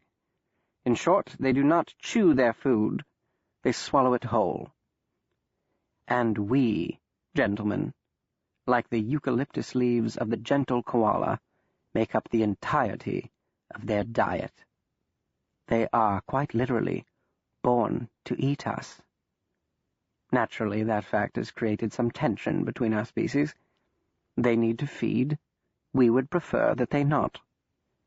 The advent of civilization and its fruits, the spear and the gun, for example, tipped the scales in our favor, forcing them into hiding and forcing upon them another adaptation of which the brutal assault yesterday is a prime example. The anthropophagi are fiercely territorial, and will defend their homestead down to the last little snappy-toothed toddler. In other words, gentlemen, the ruthlessness with which they hunt is exceeded only by the sheer savagery with which they protect their territory. And that is precisely where we shall meet them tonight, not on our ground, but on theirs. The time will be of our choosing, but not the place. We shall take the fight to them, and they will give us the fight we ask for. And when that happens, gentlemen, you may expect something akin to a 2-year-old's temper tantrum, albeit a tantrum thrown by a creature topping 7 feet and weighing approximately 250 pounds, with 3,000 razor-sharp teeth embedded in the middle of its chest. Kearns smiled, his sunny countenance in stark contrast with his words. "Tonight you will witness the stuff of nightmares. You will see things that will shock and appall you, that will freeze you down to your God-fearing marrow, but if you do everything I say, you may survive to see the next sunrise, but only if you do everything I say. If you are willing to make that pledge now, with no reservations, you'll live to enthrall your grandchildren with the tale of this night.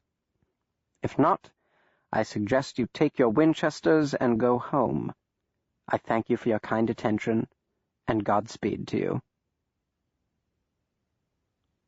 Silence fell over the little assembly while Kearns waited for their verdict. They had hardly needed the lecture. They all had seen the human wreckage left in anthropophagi's wake. They understood what they faced. They understood, and none made a move. None accepted the invitation to depart. One of the men cleared his throat and growled, "They're not the only ones that defend their own, the bastards. What do you want us to do?" Kearns put them to work at once, constructing 2 4-by-8-foot platforms from the load of timber deposited in the front yard. Once completed, the platforms would be transported to the cemetery, raised into position with a system of ropes and pulleys, and attached to the foremost trees of the woods along the cemetery's western border, to a height of 10 feet. "Why 10?" asked the doctor out of earshot of the hammering and sawing crew. "They can easily jump that high." "10 is high enough," answered Kearns cryptically. More concerned was he with the weather. He hovered near the back of the truck that contained his crates and the mysterious shrouded box, constantly casting his eye overhead. Around 3 in the afternoon, as the last nails were being driven, a drizzling rain began to fall, spotting the constable's spectacles, forcing him to yank them off his nose every 2 minutes for a quick wipe across his vest. The rain dampened his tobacco as well as his spirits. His bowl refused to stay lit. Kearns took note of it and said, "When this is over, I'm sending you a pound of the finest Perique, Morgan. Far superior to that rabbit dung you smoke." The constable ignored him. "Polenor, I'm concerned about the boys." He nodded toward Malachi and me. "I say we either leave them here in the church or send them back to your house. It serves no purpose." "To the contrary," interrupted Kearns. It serves my purpose." "Perhaps you're right, Robert," Warthrop reluctantly acknowledged. "I will not leave," avowed Malachi angrily. "I am not a boy, and I will not leave." "I won't have it on my conscience, Malachi," the constable said, not unkindly. "Your conscience?" Malachi fairly shouted. "What of my conscience?" "Absolutely," Kearns laughed. "You should have stayed in that room so she could rip your head off your shoulders after she was through breaking every bone in your little sister's body. What kind of brother are you?" With an enraged cry, Malachi launched himself at his tormentor. The doctor intercepted him as he swung impotently at Kearns's face, wrapping his arms about Malachi's torso in a fierce embrace. "Your choice was the right one, Malachi," Warthrop whispered sharply into his ear. "You had a moral imperative." "I wouldn't speak of moral imperatives if I were you, Pellinore," cautioned Kearns, his eyes sparkling with delight. "And anyway, this absurd notion of the immutability of morals is a wholly human construct, the fanciful invention of the herd. There is no morality save the morality of the moment."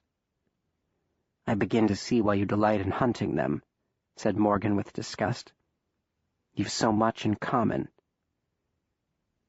Malachi went limp in the arms of the man whom just the night before he had come within a hair's breadth of murdering. His knees gave way, and the doctor's arms kept him from collapsing to the wet ground. "Why, yes, Constable, that's true," agreed Kearns. "We are very much like them, indiscriminate killers, ruled by drives little acknowledged and less understood, mindlessly territorial and murderously jealous. The only significant difference being that they have yet to master our expertise in hypocrisy, the gift of our superior intellect that enables us to slaughter one another in droves, more often than not under the auspices of an approving God." He turned to Malachi.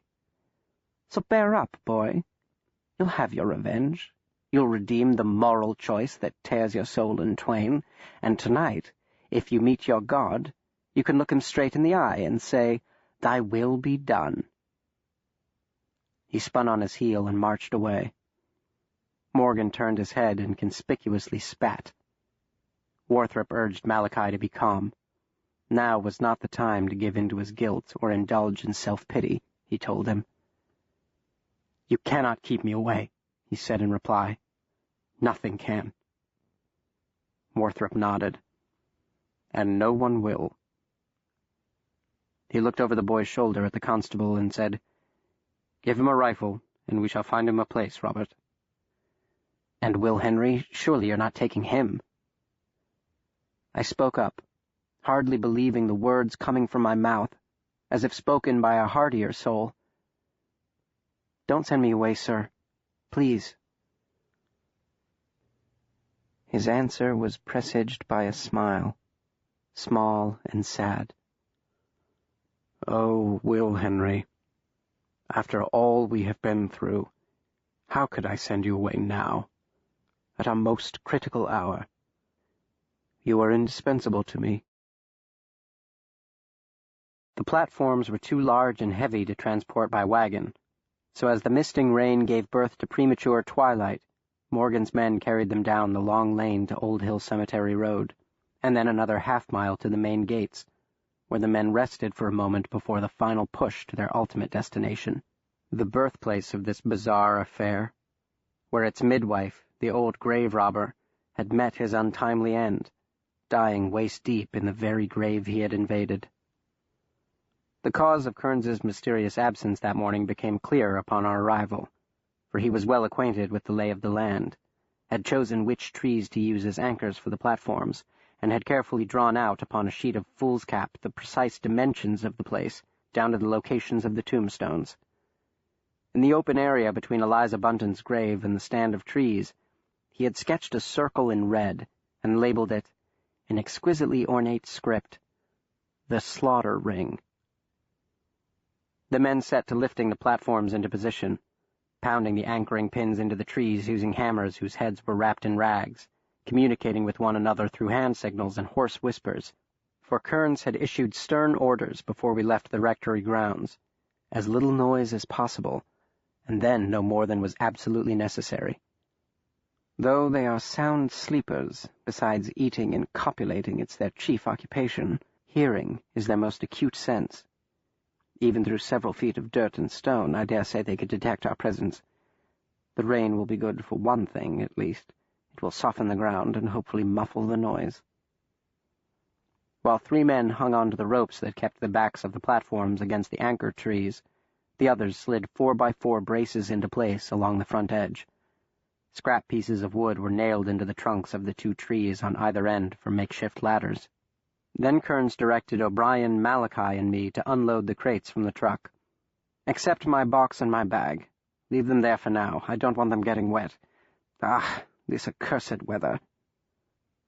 Warthrop drew him aside, out of earshot of the agitated constable, whose distress seemed to grow by the minute. "I will probably regret asking this question," he whispered. "But what is in that box?" Kearns returned a look of mock astonishment at the doctor's ignorance. "Why, Pellinore, you know very well what's inside that box." He walked over to one of the crates and popped open the lid. Packed into individual compartments within were a dozen dull black canisters, each about the size of a small pineapple, wrapped in straw. Kearns removed one and called softly to me, "Mr. Henry, catch." He tossed it underhanded to me. It hit me in the stomach, and I comically juggled it before gaining a grip on its slick hide. "Careful, Will. Don't drop it." "What is it?" I asked. It was quite heavy relative to its size. "What is it? And you call yourself an assistant apprentice monstrumologist? This is an indispensable tool of the trade, Mr. Henry. It's a grenade, of course. Give that little pin there a pull." "He's joking, Will Henry," called the doctor softly. "Don't pull it." "You're no fun," Kearns chastised him. "What do you say, Will? I'll put you in charge of them. You can be my grenadier. Won't that be grand? Be a good boy now, and once they've that platform secure, you and Malachi can move them up." He flung open the lid of the second crate and pulled out a length of sturdy rope with a heavy iron chain attached to one end. A hook was welded to the other end of the chain. Next, he reached into the crate and withdrew a metal rod about 4 feet long and 2 inches round, pointed on one end and looped on the other to create an eye hole. It looked like a monstrous sewing needle. The last thing he removed was a large mallet of the size used to drive railroad spikes. He threw the rope over one shoulder, picked up the hammer and spike, and called for me to follow. As I trotted after him, I heard the constable whisper, "What the devil is all that for?" And Warthrop's reply, his voice filled with disgust, "To secure the bait." Kearns stopped about 20 yards from the tree line, went to one knee on the wet earth, and squinted through the gray mist toward the platform. "Yes, this should be about right. Hold the stake like this, Will Henry. Use both hands while I drive it in. Don't move now. One missed stroke and I'll break your arm." I kneeled in the mud and jammed the sharpened end of the stake into the ground. He swung the mallet high over his head and let it fall, the square head hitting the top of the metal loop with enough force to fling tiny pieces of shrapnel in all directions. The impact sent a ringing echo across the cemetery grounds. The men, who were now nailing the cross braces onto the platform's legs, started at the sound, swiveling their heads around in alarm. Thrice Kearns raised the hammer, and thrice let it fall. My arms reverberated with each blow, and I gritted my teeth lest I accidentally bite my tongue in two. "There, one more should do it," muttered Kearns. "Would you like to give it a try, Will?" He offered me the huge hammer. "I don't think I could lift it, sir," I replied in all honesty. "It's as big as me." You are quite small for your age. What is your age? 10? 12, sir." 12? I must have a word with Pellinore. He can't be feeding you properly." "I do all the cooking, sir." "Why doesn't that surprise me?" He gave the rod another whack, dropped the mallet, and tugged on the stake with both hands, grunting with the effort. "Should do it," he said thoughtfully. "How much do you weigh, Will?" "I don't know exactly, sir. 75, 80 pounds." He shook his head. "The man should be reported. Here." He threaded the chainless end of the rope through the loop and tied it off in a complicated knot. He bade me take the other end, the one with the chain attached, and walk toward the trees until the rope went taut. "Now give it a hard pull, Will," he called softly. "Hard as you can."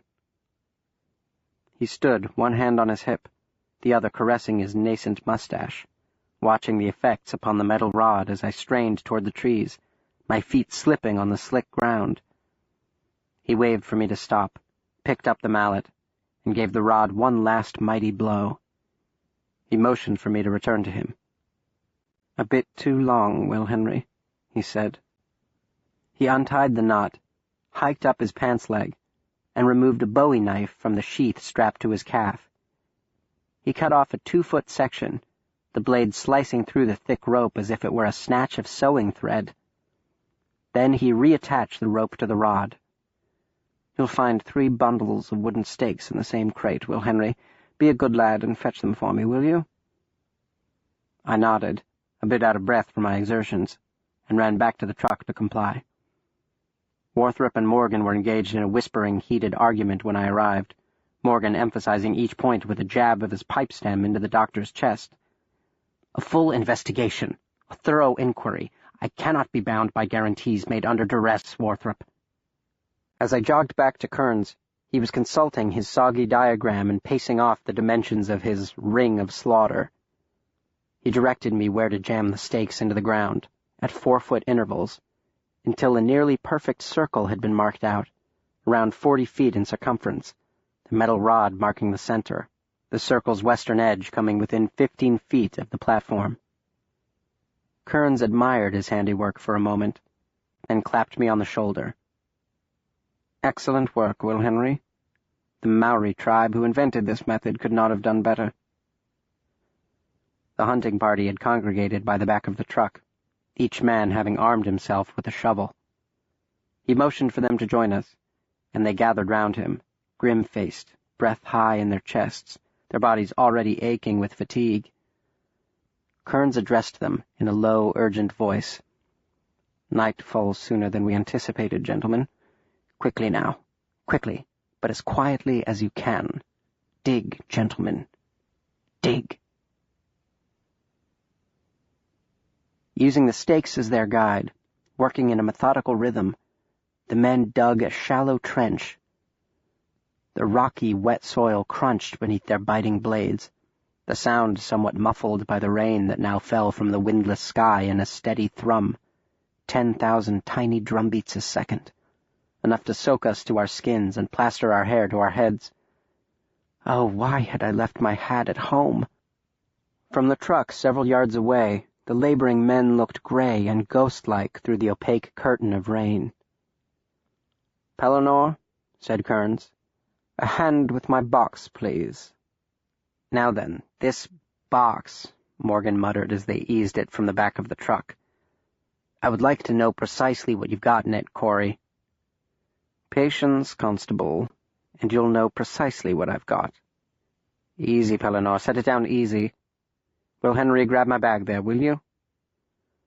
He slipped off the silk sheet and pulled off the lid. The doctor stepped back with a sigh of resignation. He had known what was in the box before Kearns had opened it, but knowing and seeing are often 2 very different things. Morgan stepped forward to peer at the contents and gasped, all color draining from his cheeks.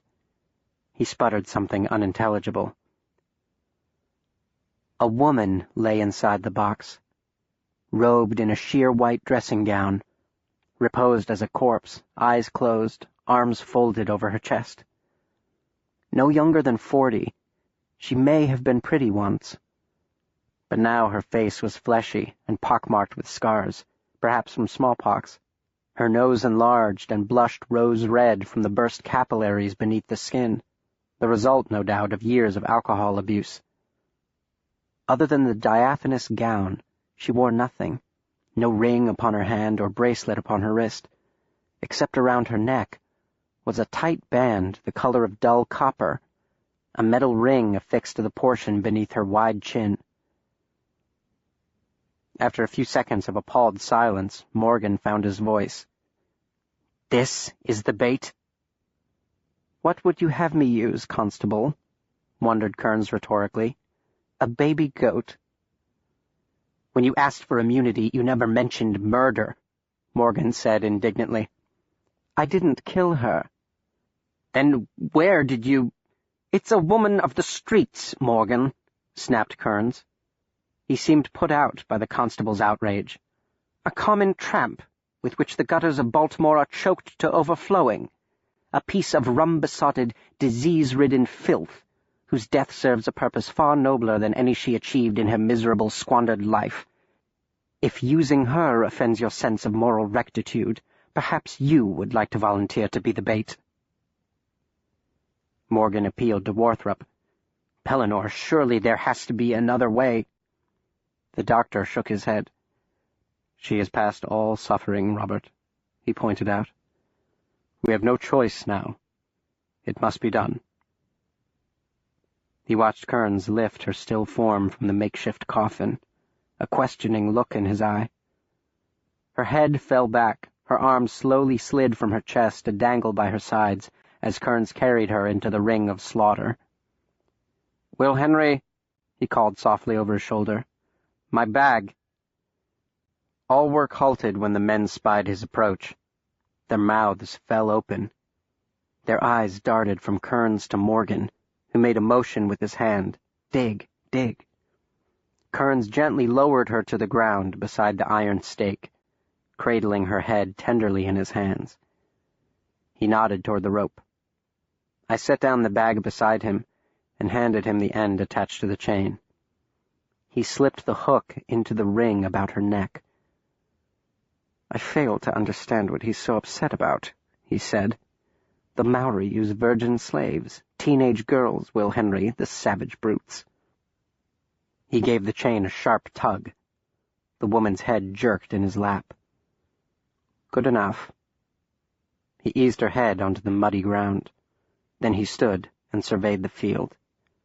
I looked to my right, toward the platform, and saw standing there a solitary figure, a rifle cradled in his arms, staring down at us, as still as a sentry on the watch. It was Malachi. Though the monotonous rain droned on and the gray light heralding night's inexorable arrival seemed to linger, unchanging, still there was a sense of time speeding up, a quickening of the clock, an acceleration of the march to battle. 2 large barrels were unloaded from the truck, their contents, a pungent black mixture of kerosene and crude oil, emptied into the freshly dug trench encircling the sacrificial victim. Kearns ordered everyone onto the platform to review what he called the Maori Protocol. "I shall take the first shot," he reminded the rain-soaked, mud-spattered men. "You will wait for my signal to open fire. Aim for the area just below the mouth, or the lower back. Anywhere else is just a flesh wound." "How much time will we have?" asked one. "Less than 10 minutes, I would venture, in this weather. More than enough time to get the job done. Or this phase of it, anyway. But 10 minutes will seem an eternity. Remember, there are only 2 conditions under which we abandon this platform: when our work is done, or if our barrier is breached. Who is on the trench?" A thin-faced man named Brock raised his hand. Kearns nodded and said, "Stay by my side and wait for the order. Do nothing until I tell you. Timing is everything, gentlemen, once we've marked the scout." "All right, then. Any questions? Any last-minute reservations? Anyone who'd like to bow out? Now is your time, for now is the time." He raised his face to the weeping sky, closed his dark eyes, and sighed deeply, a smile playing on his sensuous lips. "The bloody hour is come."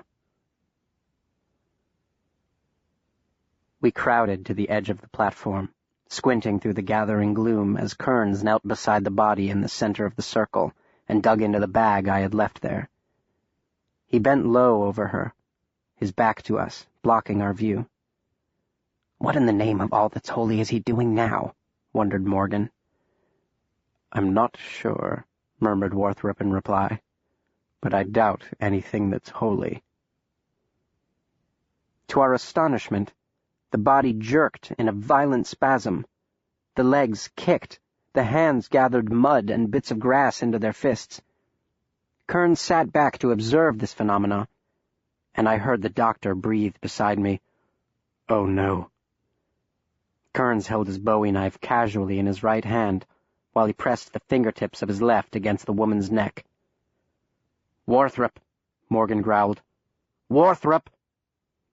With a single fluid motion of his arm, Kearns reached across the thrashing captive's torso and opened up her abdomen with the razor-sharp blade. The piercing screams of agony that greeted this act of heartless barbarity rent the twilight stillness with all the force of a thunderclap. They echoed among the trees and the silent sentinel tombstones. They filled the silence to overflowing, increasing in volume and intensity with each passing second, and each of those seconds seemed longer than an hour. She rolled in Kearns's direction, flinging out a supplicating arm to the man who had mutilated her, but he was already racing back to us, the bloody blade clutched in his hand. He jammed the knife between his teeth. He must have tasted it then, her blood on his tongue, to clamber up the makeshift ladder and then, once safely aloft, dropped it from his mouth onto the boards. We barely took note, however, for we were riveted by the scene below, frozen in horror, paralyzed with dread. She managed to roll onto her hands and knees and crawl toward us, yowling and squealing like a pig in a slaughterhouse as it chokes on its own blood. The rope played out. The chain attached to her neck grew taut. Kearns snatched up his rifle, tucked the butt against his shoulder, and squinted through the sight, swinging the barrel from north to south and back again, oblivious, it seemed, to our consternation at this unexpected and horrifying turn of events, incognizant, apparently, even of the cries of confusion, pain, and fear reverberating all around us. The author of those cries struggled against her tether only a few feet away, having now raised up to her knees, both arms toward us outstretched, her face contorted in unspeakable agony, her once spotless gown caked in a mixture of earth and blood. The chain that yanked her back snapped and rang with each violent lunge. "Curse your black heart, Corey!" shouted Morgan. "She's alive!" "I never said she wasn't," replied Kearns reasonably. "Spotters, what do you see? Look sharp. Mr. Henry, you too, look sharp now." I tore my eyes away from the awful offering and scanned the hunkered markers and rolling grounds for any sign of movement, but a shroud had fallen over the world, and I spied nothing but earth, tree, stone, and shadow. Then, out of the corner of my wandering eye, I saw a dark shape darting between the tombstones, crouched low to the ground, moving in a zigzag pattern toward us. I tugged on Kearns's sleeve and pointed. "Where?" he whispered. "Ah, good boy, I see it. Easy now, gentlemen, easy. The shot is mine." He stood ramrod straight, legs spread for balance, finger caressing the trigger. "Come, my pet," he murmured. "Dinner is served." The lone anthropophagized scout hesitated for a moment just outside the trench. The rain glistened on its milky skin, and even from this distance, in the dying light, I could see its mouth opening and closing, and its teeth gleaming wickedly in its slathering maw. The massive arms were so long its knuckles almost brushed the ground as it stood, a bit bow-legged, at the edge of the trap. If it was aware of our presence, the beast must have been overcome by bloodlust, or perhaps it simply didn't care, for it bounded forward suddenly with a horrible roar, traversing the expanse between it and the wounded woman with stupendous speed. With at least 30 feet still separating them, it launched itself into the air, claws outstretched, mouth agape, and at that moment, Kearns fired. The monster twisted in flight, struck by Kearns's bullet an inch below its bulbous eye. It dropped like a stone, its bellowing balls drowning out the screams of its intended victim. Then it was back on its feet, spitting and snarling, gnashing its fangs as it stumbled stubbornly forward. The woman turned her head at the sound of its inhuman howls, and went stiff for an awful moment before hurling herself toward us. This time, when the chain broke her momentum, her head snapped back with such force I was sure she had broken her own neck. Kearns slammed another bullet into the chamber, rammed the bolt home, and fired a second time, striking the monster in the upper thigh. It stumbled, but came on. 15 feet now. 10. Kearns reloaded and pulled the trigger.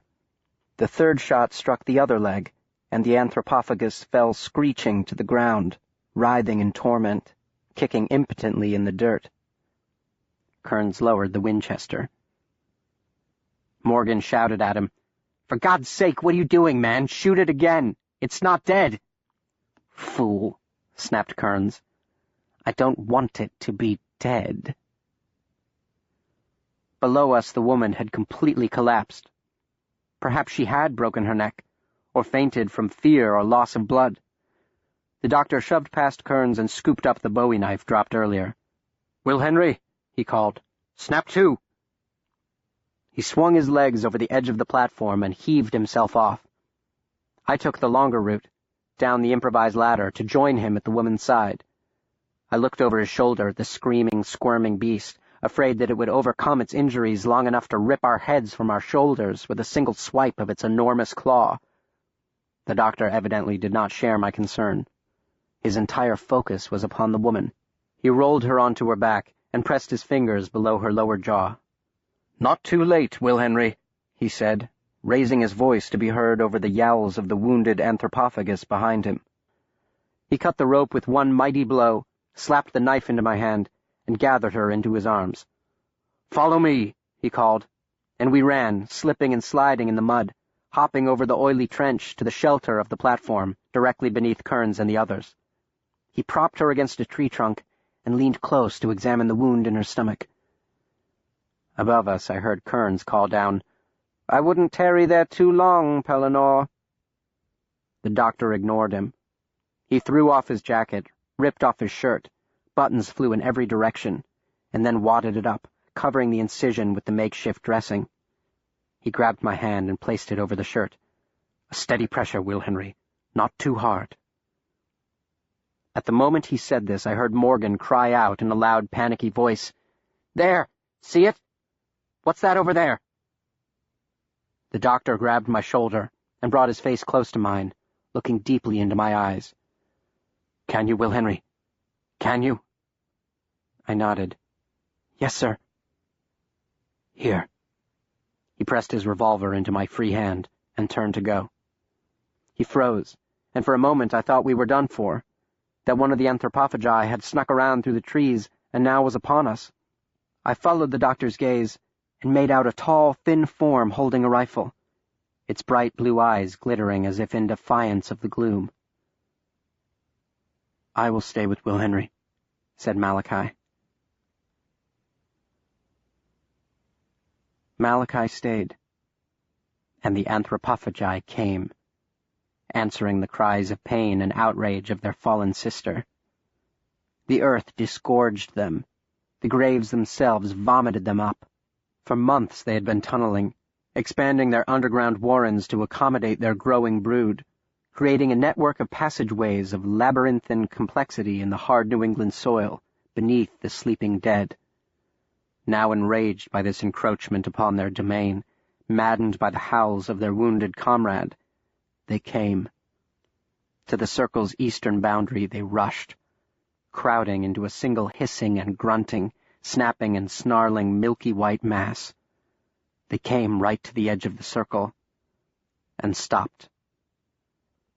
Perhaps they smelled something they didn't like, or another, deeper sense warned them, an instinct inbred by thousands of years of conflict with their prey. These ambitious bipedal mammals who had had the audacity to evolve from a thick-headed, easygoing primate into hunters themselves, capable of not only defending the human species, but of wiping the anthropophagi from the face of the earth. What terrible irony was this, that they needed us to thrive in order to thrive themselves, but at the cost of their own extinction. I heard Kearns call from above, "Steady, lads, steady. Only on my signal. Brock, are you ready?" Brock grunted something in reply. Beside me, Malachi went to one knee and raised his rifle. I was close enough to hear his ragged breath and smell the damp wool of his jacket. On my other side, Kearns's anonymous victim clung to life, grasping my wrist in both her hands as she stared uncomprehendingly at my face. "Who are you?" she croaked. "Are you an angel?" "No," I answered. "I'm Will Henry." I started, for suddenly Kearns's voice rang out. He was shouting at the top of his lungs, "Hello! Hello, my pretties! Ollie oxen free! The party's over here!" The effect upon the milling monsters was immediate. With leaps and bounds, over the trench and into the slaughter ring they swarmed, 24 strong, fanning out as they rushed to the platform, with black eyes shining and mouths agape, the taunting of Kearns overcoming all cautionary instinct. When the last headless horror had crossed the eastern boundary, Kearns shouted the order to drop the fire, and Brock hurled a flaming oil-soaked rag into the trench. 5 feet high, the flame erupted. I felt its heat on my cheeks as it raced around the trench, fed by the fuel of oil and kerosene, sending roiling plumes of acrid black smoke boiling into the atmosphere. The monsters skittered and slid to a panicky halt within the circle of fire, screeching with shock and fear primordial. When man had first tamed fire, it had foreshadowed their doom. Like the closing of hell's fiery gates, the 2 lines of flame met on the far side of the trench, sealing the beasts, as well as their fate, inside. "Fire at will, gentlemen," shouted Kearns over the crackle of the fire, the spitting hiss of the rain, the terrified shrieks of the anthropophagi. Gunfire exploded above us. The boards over our heads rattled and shook violently to the point where I was certain the entire improvised structure would come crashing down upon our heads. Night had fully fallen, but now the grounds were alight in a smoky orange glow, crowded with spasmodic shadows, choked with the cannonade above and the death cries below. Through the awful din, I heard Kearns's delighted cry, "Like shooting bloody fish in a barrel!" An object twice the size of a baseball sailed into the circle, and an instant later the ground shook with the concussion of the grenade's blast, a great blooming ball of flame blossoming where it burst, hurling searing hot shrapnel in a flesh-rending radius of destruction. Can't see, Malachi muttered in frustration, swinging his rifle to and fro. He scooted forward, as if he actually intended to rush the flames, hop the trench, and take the fight directly to the things that had slaughtered his family.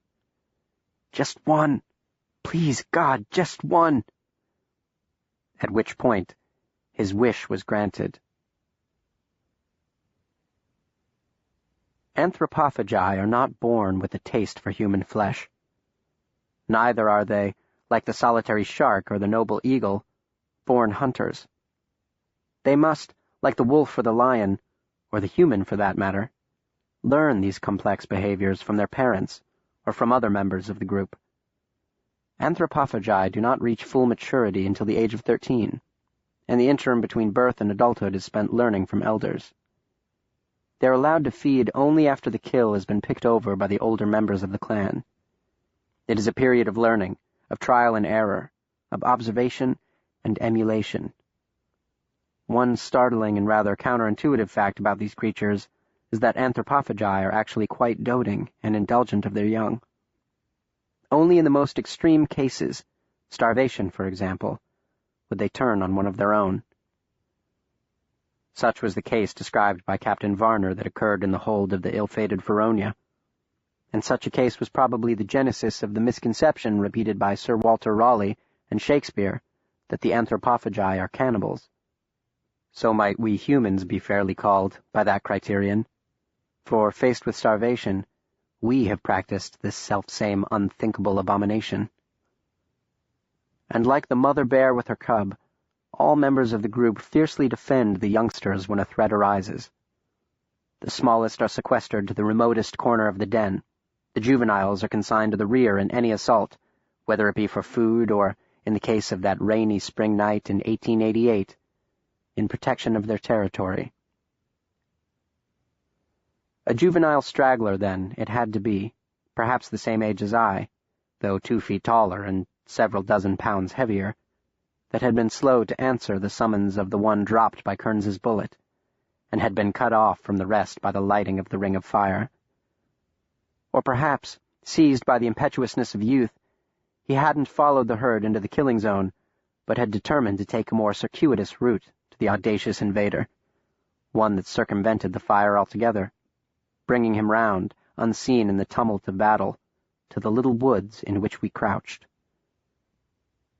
His assault was clumsy and amateurish by anthropophagi standards, owing to his limited experience, to the excitement of the hour, or to a combination of both.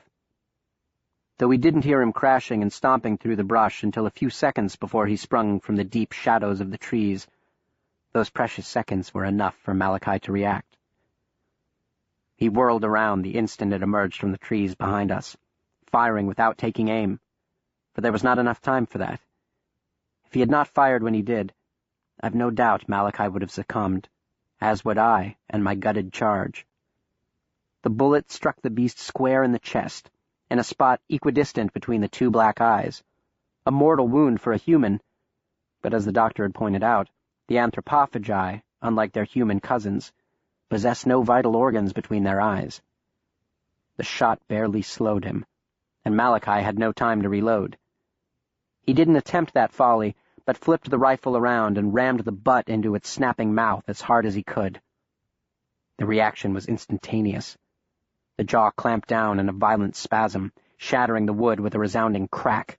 The force of its tremendous bite, more than 2,000 pounds according to Kearns, ripping the rifle from Malachi's hands. Blood poured from the monster's wound, flowing down its heaving chest straight into its mouth, staining its teeth crimson. It lunged for Malachi with arms outstretched, as it had seen its elders do, the killing pose, eyes rolling back as the arms came up, the digits of its massive claws splayed, hooked barbs spread wide for maximum effect. Malachi stumbled backward, lost his balance, fell. In another half-second it would be upon him. But I was only 3 or 4 feet away, and a bullet travels far in a half-second.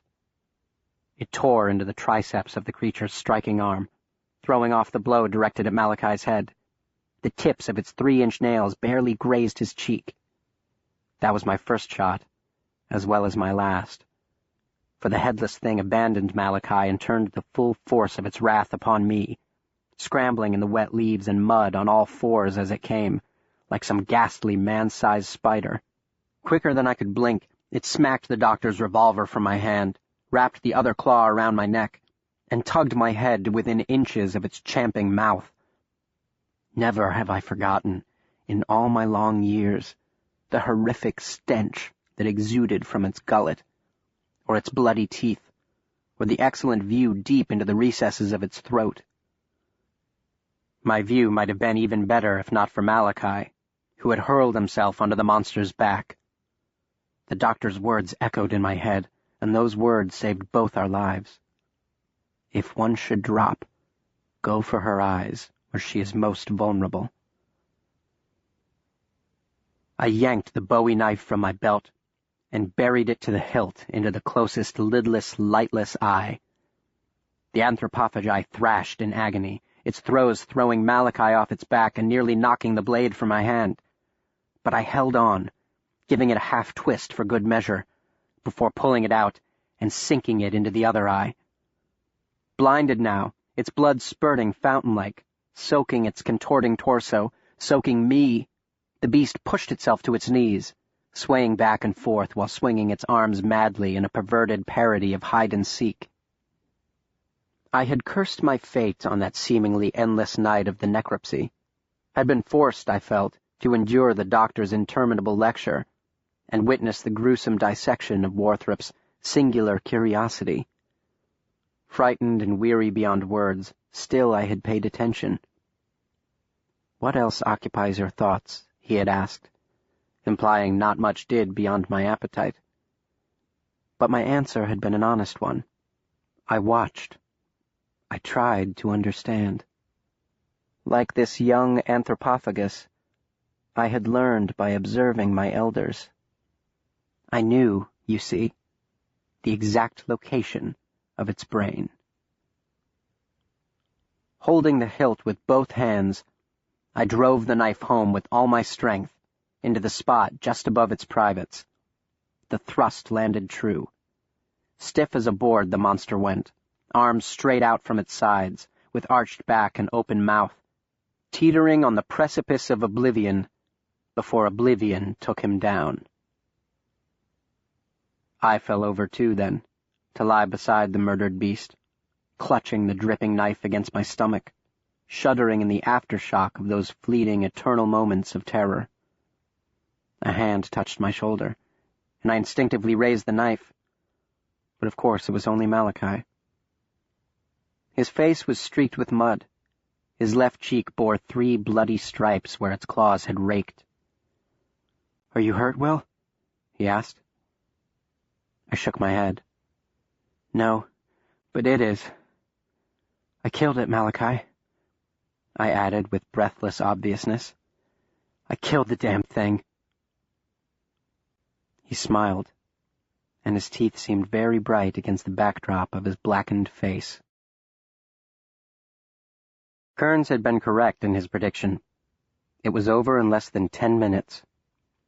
The gunfire over our heads dwindled to a few sporadic pops, the fire having consumed quickly most of its fuel, and suffering from the steady onslaught of rain, petered out, leaving in its wake an undulating black curtain of smoke, and inside the circle itself was heard nothing but the gurgling and muffled grunts of the mortally wounded. The doctor appeared first, and, upon seeing the lifeless young anthropophagus at our feet, his face lit up with surprise and alarm. "What happened?" he demanded. "Will Henry killed it," Malachi explained. "Will Henry?" exclaimed the doctor. He looked at me with wonder. "He saved my life," averred Malachi. "Not just yours," Warthrop said. He knelt beside the woman, felt for her pulse, rose. "She has lost consciousness, and a great deal of blood. We must get her to the hospital immediately." He hurried away to make the arrangements. Malachi picked up the shattered remnants of his rifle and wandered toward the smoking ring, before which Morgan and his men had gathered. I didn't see Kearns. The doctor returned after a moment with O'Brien, and with me trotting beside holding the makeshift compress against her stomach, they carried her to the back of the truck. "What do I tell the doctors?" asked O'Brien. "The truth," answered Warthrop. "You discovered her wounded in the woods." We joined the others standing in the no-man's land between the edge of the platform and the smoldering trench. No one spoke. It was as if we were all waiting for something, but none could say exactly what we were waiting for. The men seemed shell-shocked. Their breath was shallow, and the color was high in their cheeks. Morgan lit his pipe with shaking fingers, the matchlight sparking in his foggy pince-nez. Warthrop beckoned me to follow, and then hopped through the billowing screen of smoke into the killing field. There we spied Kearns, stepping carefully through the tangle of albino limbs and the twisted, headless torsos of his victims, their bodies steaming in the warm, moist air. "Warthrop, lend me your revolver." I handed it to him.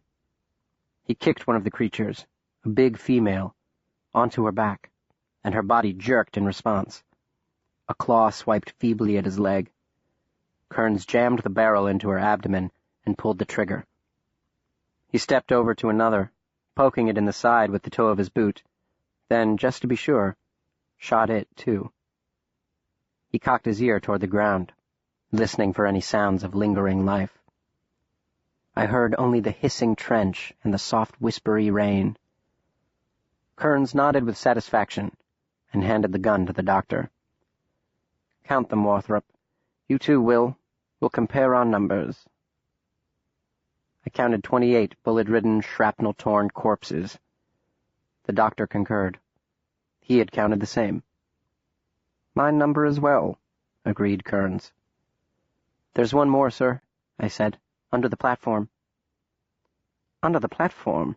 asked Kearns, startled. "I killed it." "You killed it?" "I shot it, and then I stabbed out its eyes, and then I stabbed out its brain." "Stabbed out its brain!" cried Kearns with a laugh. "Well done, Mr. Assistant Apprentice Monstrumologist. Very well done indeed. Warthrop, award this boy the Society's highest honor for bravery." His smile faded, and his gray eyes seemed to darken. "That makes 29. Assume 3, perhaps 4 immature juveniles tucked away someplace safe, and we are at 32 or 33. "About what we estimated," said Warthrop. "Yes, except," began Kearns in a rare moment of gravitas. "We'll fetch a light to make sure, but I can't find a female fitting her description. Warthrop, the matriarch, is not here." Morgan had regained some of his composure when he joined us among the steaming carcasses.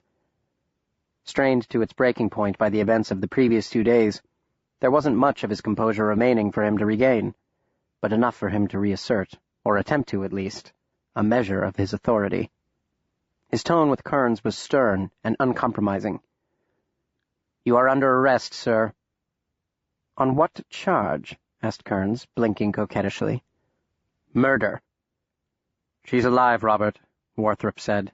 "At least she was when she left." "Attempted murder, kidnapping, reckless endangerment, and... "Hunting headless monsters out of season," offered Kearns helpfully. Morgan turned to the doctor. "Warthrop, I deferred to your judgment in this matter. I relied upon your expert opinion." "Well," said Kearns, "the bloody beasts are dead, aren't they?" "I would suggest you save the self-serving statements for the trial, Mr. Kearns." "Doctor," corrected Kearns. "Dr. Kearns." "Corey." "Kearns, Corey, I don't care. Pellinor, did you know what he intended? Did you know beforehand what was in that box?" "I wouldn't answer that if I were you, Warthrop," said Kearns. "I know an excellent attorney in Washington. I'll give you his name, if you like."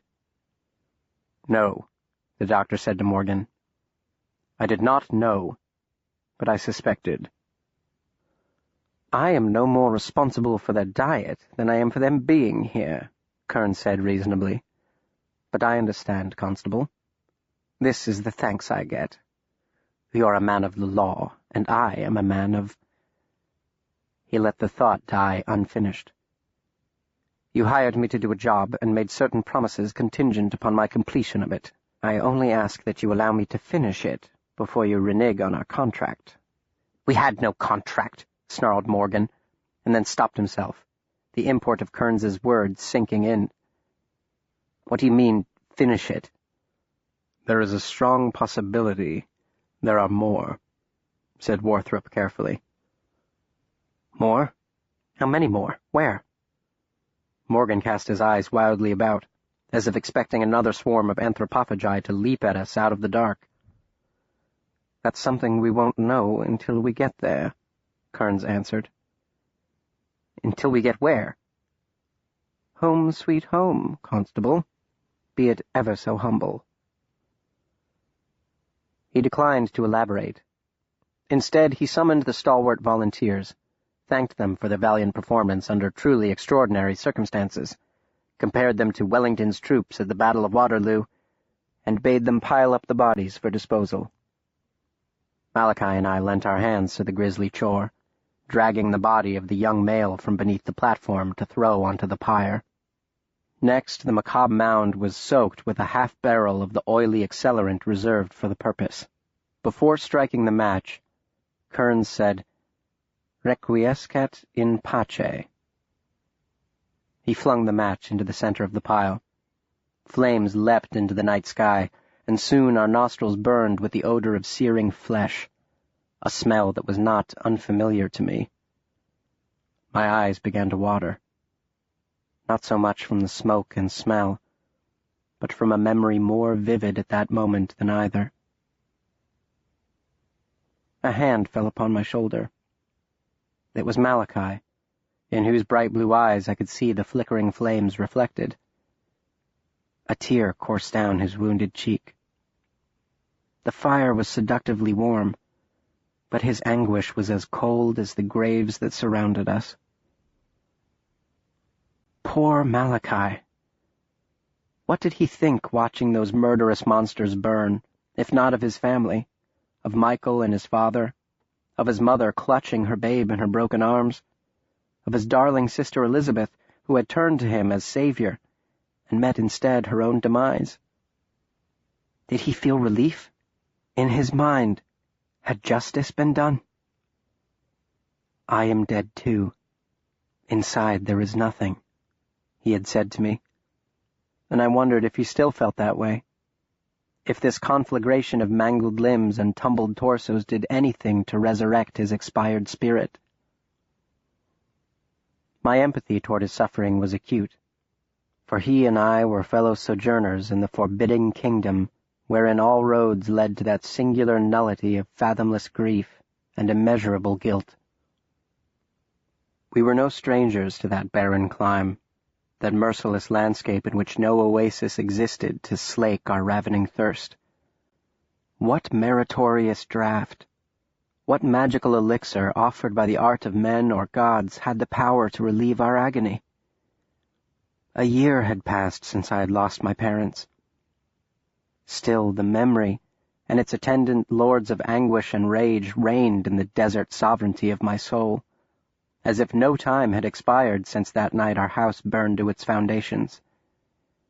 Verily, nigh 80 years later, they still smolder in the ruins, the blackened, twisted corpses of my parents. I hear their cries as clearly now as I hear this pen scratch upon the page, or the hum of the fan upon my desk, or the call of the bobwhite outside my window. I see my father in the final moments of his life, with the same clarity I see that calendar hanging there on the wall, marking the march of my days, or the sunlight shimmering upon the lawn, where the dragonflies hover and the butterflies dance. For nearly a week he had lain in bed, racked by a virulent fever that had swelled and receded like the tides. One moment he was burning hot, the next brought teeth-chattering chills that no amount of blankets piled high upon him could remedy. Nothing would stay in his stomach, and on the third day of his confinement bright red half-dollar-sized spots began to appear all over his body.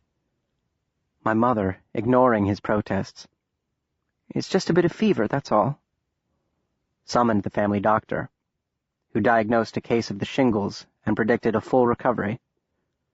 Mother was not convinced. He had recently returned home, having accompanied Warthrop on one of his expeditions to parts unknown, and she suspected he had contracted some rare tropical disease. Father's hair began to fall out by the fistful.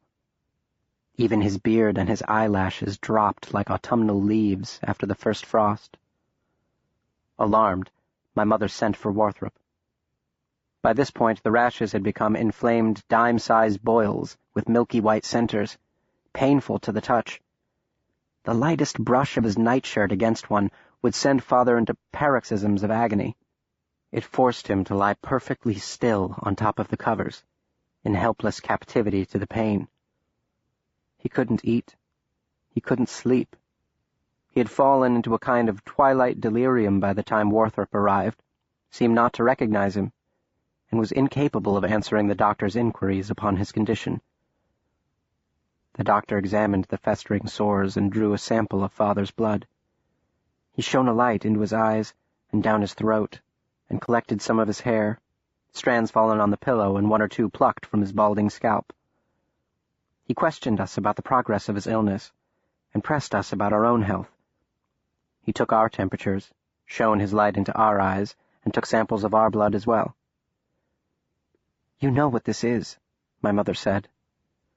"It could be the shingles," the doctor said. "But it isn't," she insisted. "You know it isn't. Please, Dr. Warthrop, tell me what's wrong with my husband." "I cannot, Mary, for I know not. I will have to run some tests." "Will he live?" "I think so. Perhaps for a very long time," he added enigmatically. "For now you might try hot compresses, as hot as he can bear. If anything should change, for better or worse, send your boy over immediately. I want to see him." The prescribed treatment did bring temporary respite from the pain.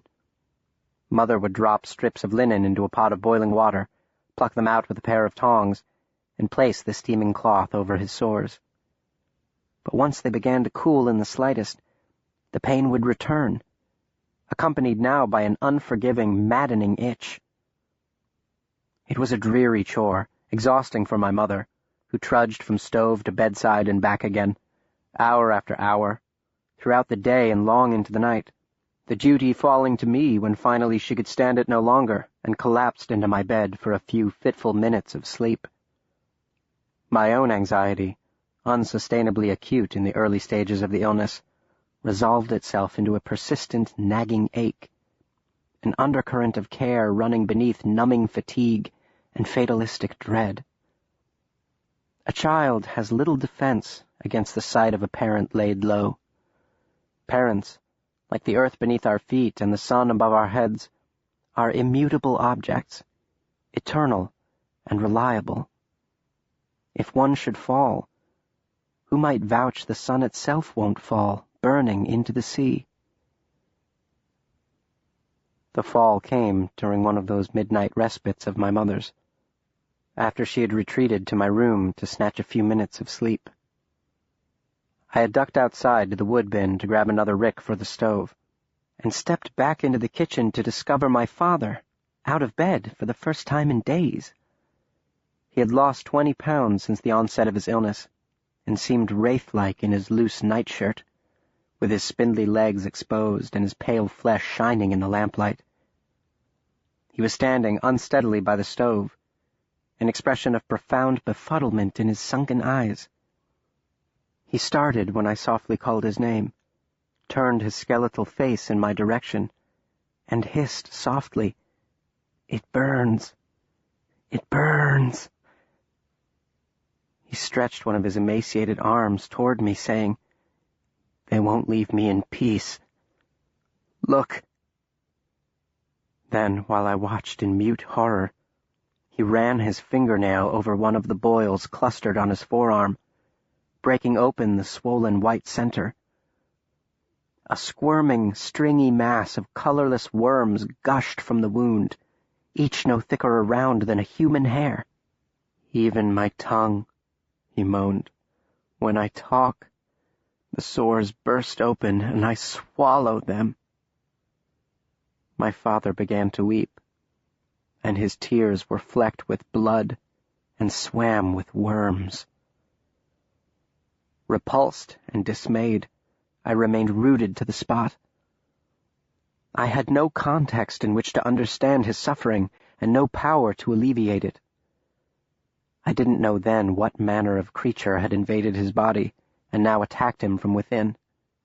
I was not yet under the tutelage of the doctor, and had yet to even hear the word monstrumology. I knew what monsters were, to be sure. What child did not? But like all children, when I thought of monsters, I imagined horrible, malformed beasts characterized by a single trait, their enormous size. But monsters, I now know, come in all shapes and sizes, and only their appetite for human flesh defines them. "Kill them," my father muttered next. Not an imperative directed toward me, but a conclusion reached in his own fevered mind. "Kill them." Before I could react, he flung open the stove's door, and with his bare hand reached into its white-hot belly, pulled out a piece of smoldering wood and pressed the tip of the burning brand against the self-inflicted wound on his arm. He threw back his head and unleashed an unearthly scream, but a madness greater than the pain guided his hand. The flames licked at the sleeve of his nightshirt, the fabric caught fire, and in a matter of seconds my father was engulfed in a fiery shroud of flame. His searing flesh ripped open, like faults in the earth splitting apart in an earthquake. Curiously bloodless cracks raced from boil to boil, and out of these fissures poured the creatures infesting him. They cascaded from his weeping eyes, they gushed from his nose, they streamed from his ears, they flooded from his open mouth. He fell back against the sink, and the ravenous fire leapt to the curtains. I screamed for my mother as smoke and the stench of burning flesh filled the little room. She rushed into the kitchen carrying one of my blankets, which she proceeded to slap at my father's writhing form, all the while screaming hysterically for me to run. By now the flames had crawled up the wall to caress the ceiling timbers.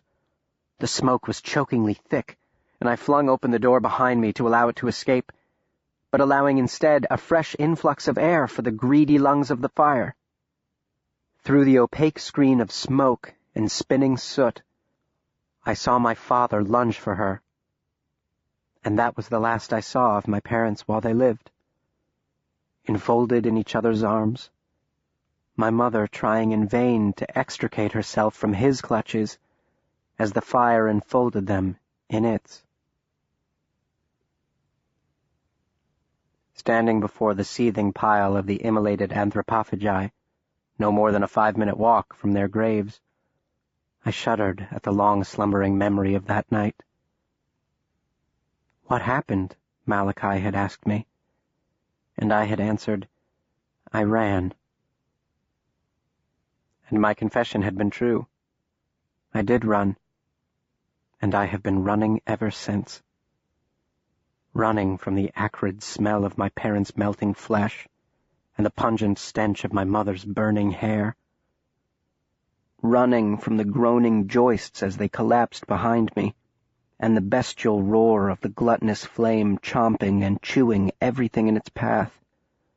Running, ever running, running still, running to this day nearly 30,000 days later, always running.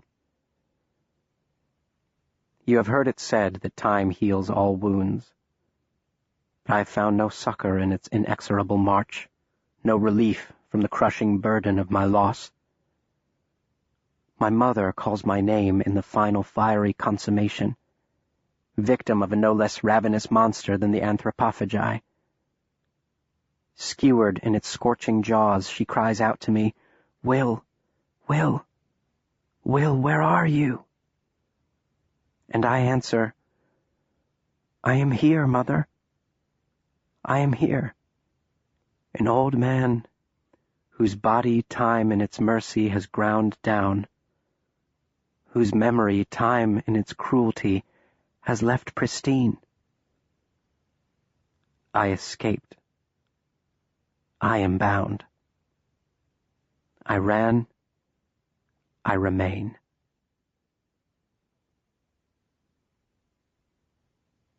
Chapter 12. The Devil's Manger. To the bone-weary men gathered round him, against the backdrop of blackened carcasses, with the rain thrumming a subtle timpani of final descents and dead reckonings, the Monstrumologist spoke. Our work is not yet done. There is one who has gone into hiding, taking with her the most vulnerable members of her brood. She will defend them to her last breath with a ferocity far exceeding any you witnessed here tonight. She is their mother, the Eve of her clan and its unrivaled ruler, the most cunning and vicious killer in a tribe of cunning and vicious killers.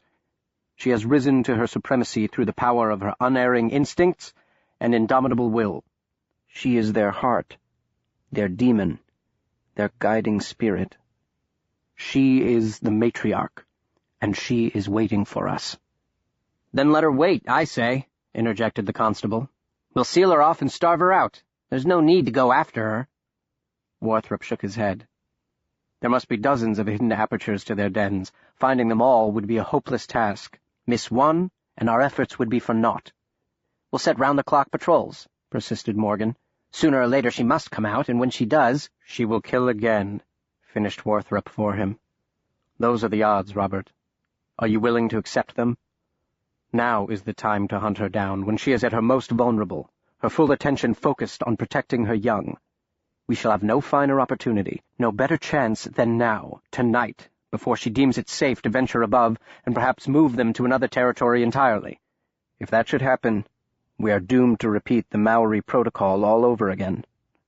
Hunt her down, you say? Very well. How? And where? How do you propose we find her? Warthrop hesitated in reply, and Kearns stepped into the breach. I don't know what Pellinor would propose, but I suggest we use the front door. He turned toward the apex of the burying ground, and our gaze followed his, to the top of Old Hill Cemetery, where the Warthrop mausoleum brooded, its alabaster columns shining like bleached-out bones in the firelight. We trudged up the hill toward the final resting place of the doctor's antecedents, with bent backs and wary eyes, Morgan's men flanking us on either side, 2 as lookouts, 2 as torchbearers, and 2 as coolies, hauling one of Kearns's crates. Malachi and I walked together, a few steps behind Morgan and the 2 doctors, who traded heated remarks in a debate that lasted from the smoking ruins of the anthropophagi to the gleaming marble steps of the mausoleum. I couldn't make out their words, but suspected the doctor had renewed his arguments against Kearns's theory of the case. Upon the portico, Warthrop ordered Morgan's men to remain outside. It was clear he thought this a fool's errand, and that we would not be long within the tomb. A central corridor separated the building into 2 sections. The doctor's ancestors rested behind slabs on either side, their names chiseled into the hard stone, destined to last long past his forebears' earthly confines. Warthrop's great-great-grandfather Thomas had built this familial temple to serve a dozen generations. Whole sections remained to be filled, their compartments empty, their creamy marble facades blank, waiting patiently for a name. We traversed the length of the echoing sepulchre, pausing briefly when Warthrop stopped before his father's vault, and stared silently and without expression at it. Kearns trailed his fingertips along the smooth walls, eyes flicking from side to side, or occasionally dropping to scan the floor. Morgan sucked nervously on his extinguished bowl, the sound, like our footsteps, magnified by the mausoleum's towering walls and arched ceiling.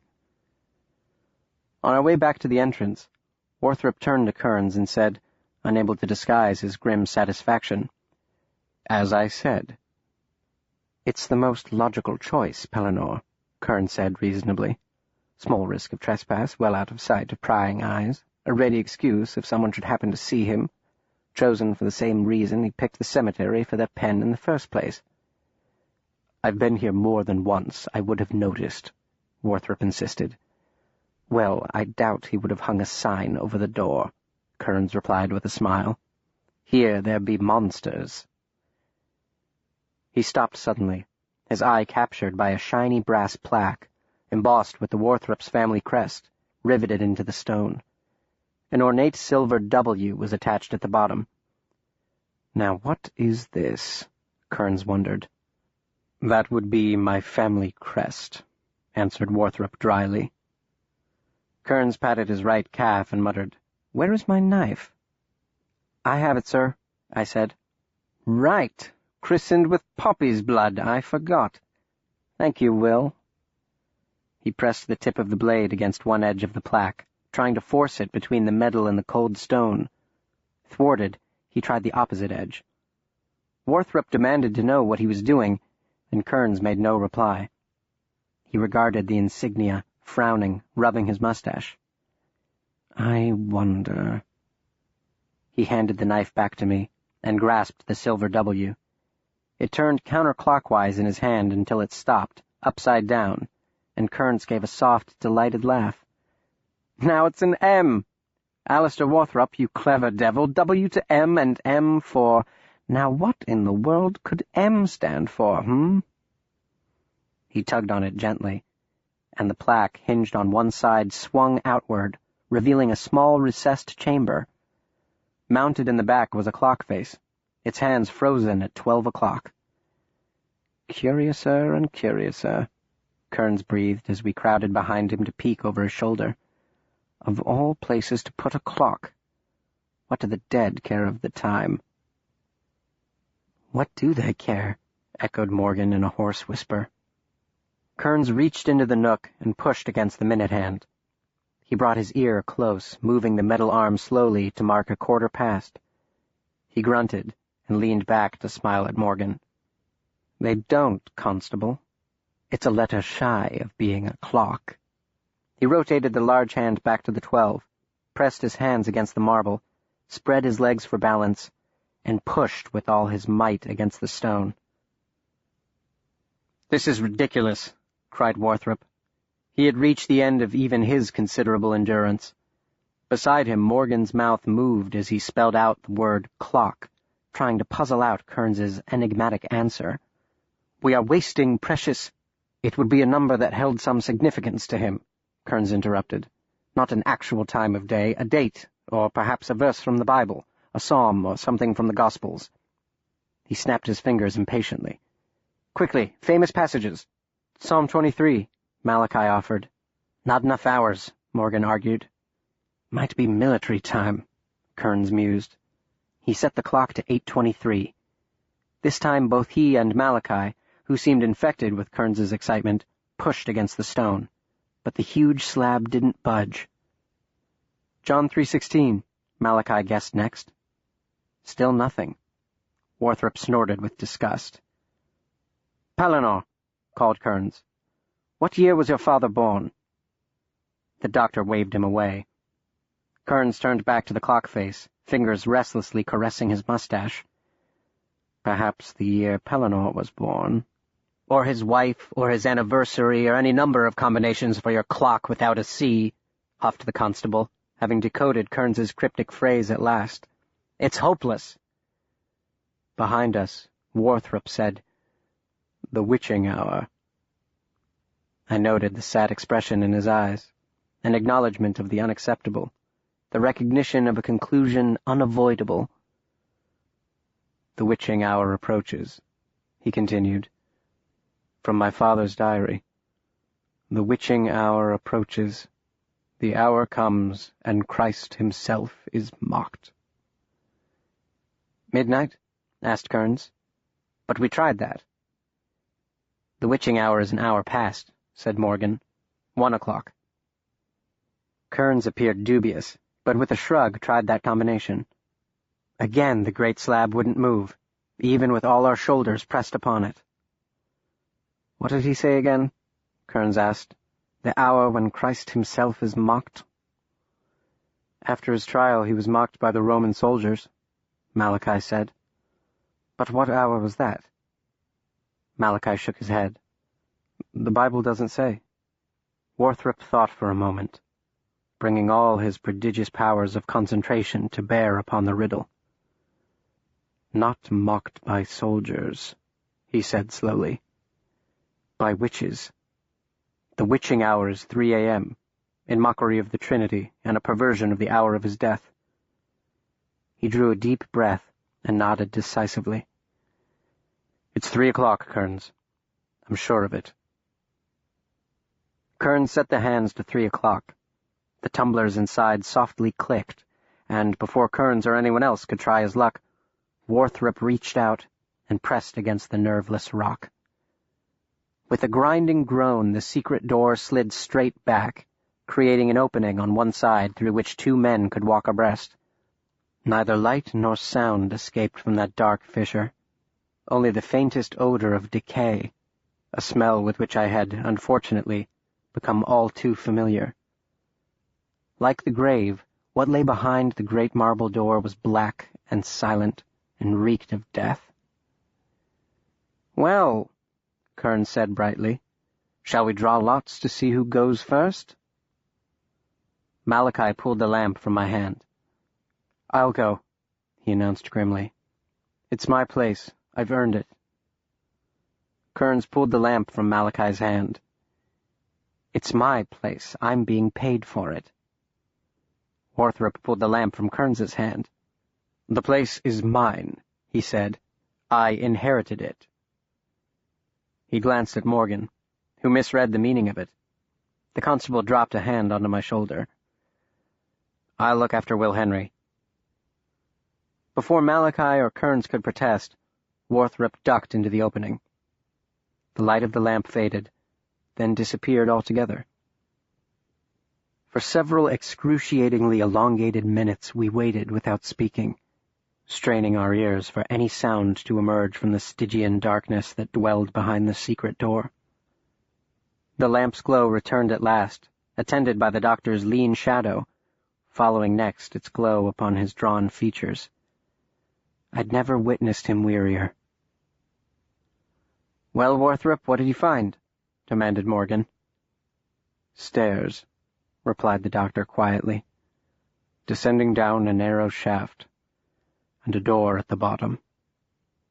He turned to Kearns. "I stand corrected, Jack." "When have you ever known me to be wrong, Pellinore?" The doctor ignored the question. "The door is locked." "A good sign," Kearns said, "but a bad circumstance. I don't suppose your father bequeathed you the key to it?" "My father willed me many things," replied the doctor darkly. Kearns called for the crate to be brought inside the tomb, and he quickly laid out the supplies for the hunt. Extra ammunition for the rifles, 6 of the remaining grenades, a small sack containing a collection of sachets, perhaps 24 in all, their shape and size reminding me of tea bags, a tight coil of sturdy rope, and a bundle of long tubes with short, fat strings protruding from one end. "What is that, Corey?" asked Morgan, pointing at the bundle. "Dynamite?" "Dynamite!" exclaimed Kearns with a slap of his open hand against his forehead. "Now that is something I should have thought of." He pulled 3 canvas bags from the crate and packed each with 2 grenades, bullets, and a fistful of the little paper packets. He patted the empty sheath strapped to his leg and wondered aloud where his knife had gone. "I have it, sir," I said, and held out the knife. "How is it you keep ending up with my knife, Will Henry?" he asked playfully. He flicked the wickedly sharp blade against the twine bindings of the sticks and distributed them equally into the bags. "They're long-burning flares, Constable," he informed Morgan. "Bright light for dark work." He slung one of the bags over his shoulder and handed another to the doctor. The last he dangled in the constable's direction. "Bobby, or would you prefer to delegate the duty to one of your brave volunteers?" Malachi snatched the bag from Kearns. "I am going." "Your zeal is admirable, but I worry about its effect upon your judgment," Kearns replied reasonably. "I watched this thing murder my sister," Malachi shot back. "I'm coming with you." Kearns responded with a sunny smile. "Very well, but if your bloodlust gets in the way of my job, I'll put a bullet in your head." He turned away from the tortured boy, his gray eyes twinkling merrily in the lamplight. "She has every advantage, gentlemen. She is faster, stronger, and what she lacks in intelligence she more than compensates for with her cunning. She knows the lay of the land, whereas we do not, and she can navigate it in darkness as black as pitch, which of course we cannot. We've no choice in the matter, of course, but the light we bring announces our presence. It will draw her to us like a moth to the flame. Her only weakness is the overriding instinct to protect her young, a vulnerability we may be able to exploit, should we be lucky enough to separate them from her maternal care. When threatened in the wild, poppies sequester their young in the lowermost chambers of their underground dens. That's our destination, gentlemen. The very bowels of the earth, though we might not reach them. She may meet us halfway, or she may simply wait for us. But the odds we will have the element of surprise on our side are practically nil. We are the hunters, and we are also the bait." He turned to the constable. "You and your men will remain above, 2 on patrol of the cemetery's perimeter, 2 for the grounds, and 2 on the watch here. She may flee to the surface, but I sincerely doubt it. It isn't in her nature." "And if she does?" asked the constable, his round, owlish eyes blinking rapidly behind his spectacles. Then I would suggest you kill her." He clapped his hands, beaming with delight at our startled reaction to its echoing retort. "Jolly good, then. Any questions? Fools rush in, you know. Will Henry be a good lad and grab that rope?" "I thought only the three of you were going," the constable said, dropping his hand upon my shoulder. "Only as far as the door, Constable," said Kearns, "to save us a trip back up for it. Your concern is touching, though. Here." With the toe of his boot, he pushed the rope across the smooth floor toward Morgan. "You carry it." Morgan stared at it as if it were a rattlesnake coiled at his feet. His hand dropped from my shoulder. "Well, I suppose it would be all right, as long as it's only to the door." "Touching," repeated Kearns with soft derision. He turned to the doctor as I picked up the rope. "Pellinor, after you." Now through the black slit in the wall, we followed the doctor's dancing light. Kearns first, then Malachi, and finally me, shuffling forward, borne down by the heavy rope draped over my shoulder. A flight of narrow stairs confronted us on the other side of the wall, descending 13 steps to a small landing, then, after turning sharply to the right, continuing for another baker's dozen to a cramped chamber, 6 feet long and 6 wide, its walls and ceiling reinforced by wide wooden planks that reminded me of a ship's decking. Into this claustrophobic space the 4 of us crowded, our lamps throwing our misshaped shadows upon the weathered timber. "You said there was a door," Malachi whispered to the doctor. "Where is it?" "We're standing on it," replied the doctor. We followed his gaze downward. A trap door lay under our feet, hinged on one edge, with a rusting padlock on the opposite side securing it to a clasp bolted into the chamber floor. "And there's no key?" asked Malachi. "Of course there's a key," Kearns said. "We just aren't in possession of it." "No, sir," I spoke up. "I think I have it." All eyes turned to me, none more astonished than those of the doctor. I had completely forgotten about it in the hurly-burly of events since I'd found it. My cheeks tingling with embarrassment, I reached into my pocket and removed the old key. "Will Henry," began the doctor. "I'm sorry, sir," I blurted. "I was going to tell you, but you were in a foul mood when I found it, so I decided to tell you later, and then I forgot. I'm sorry, sir."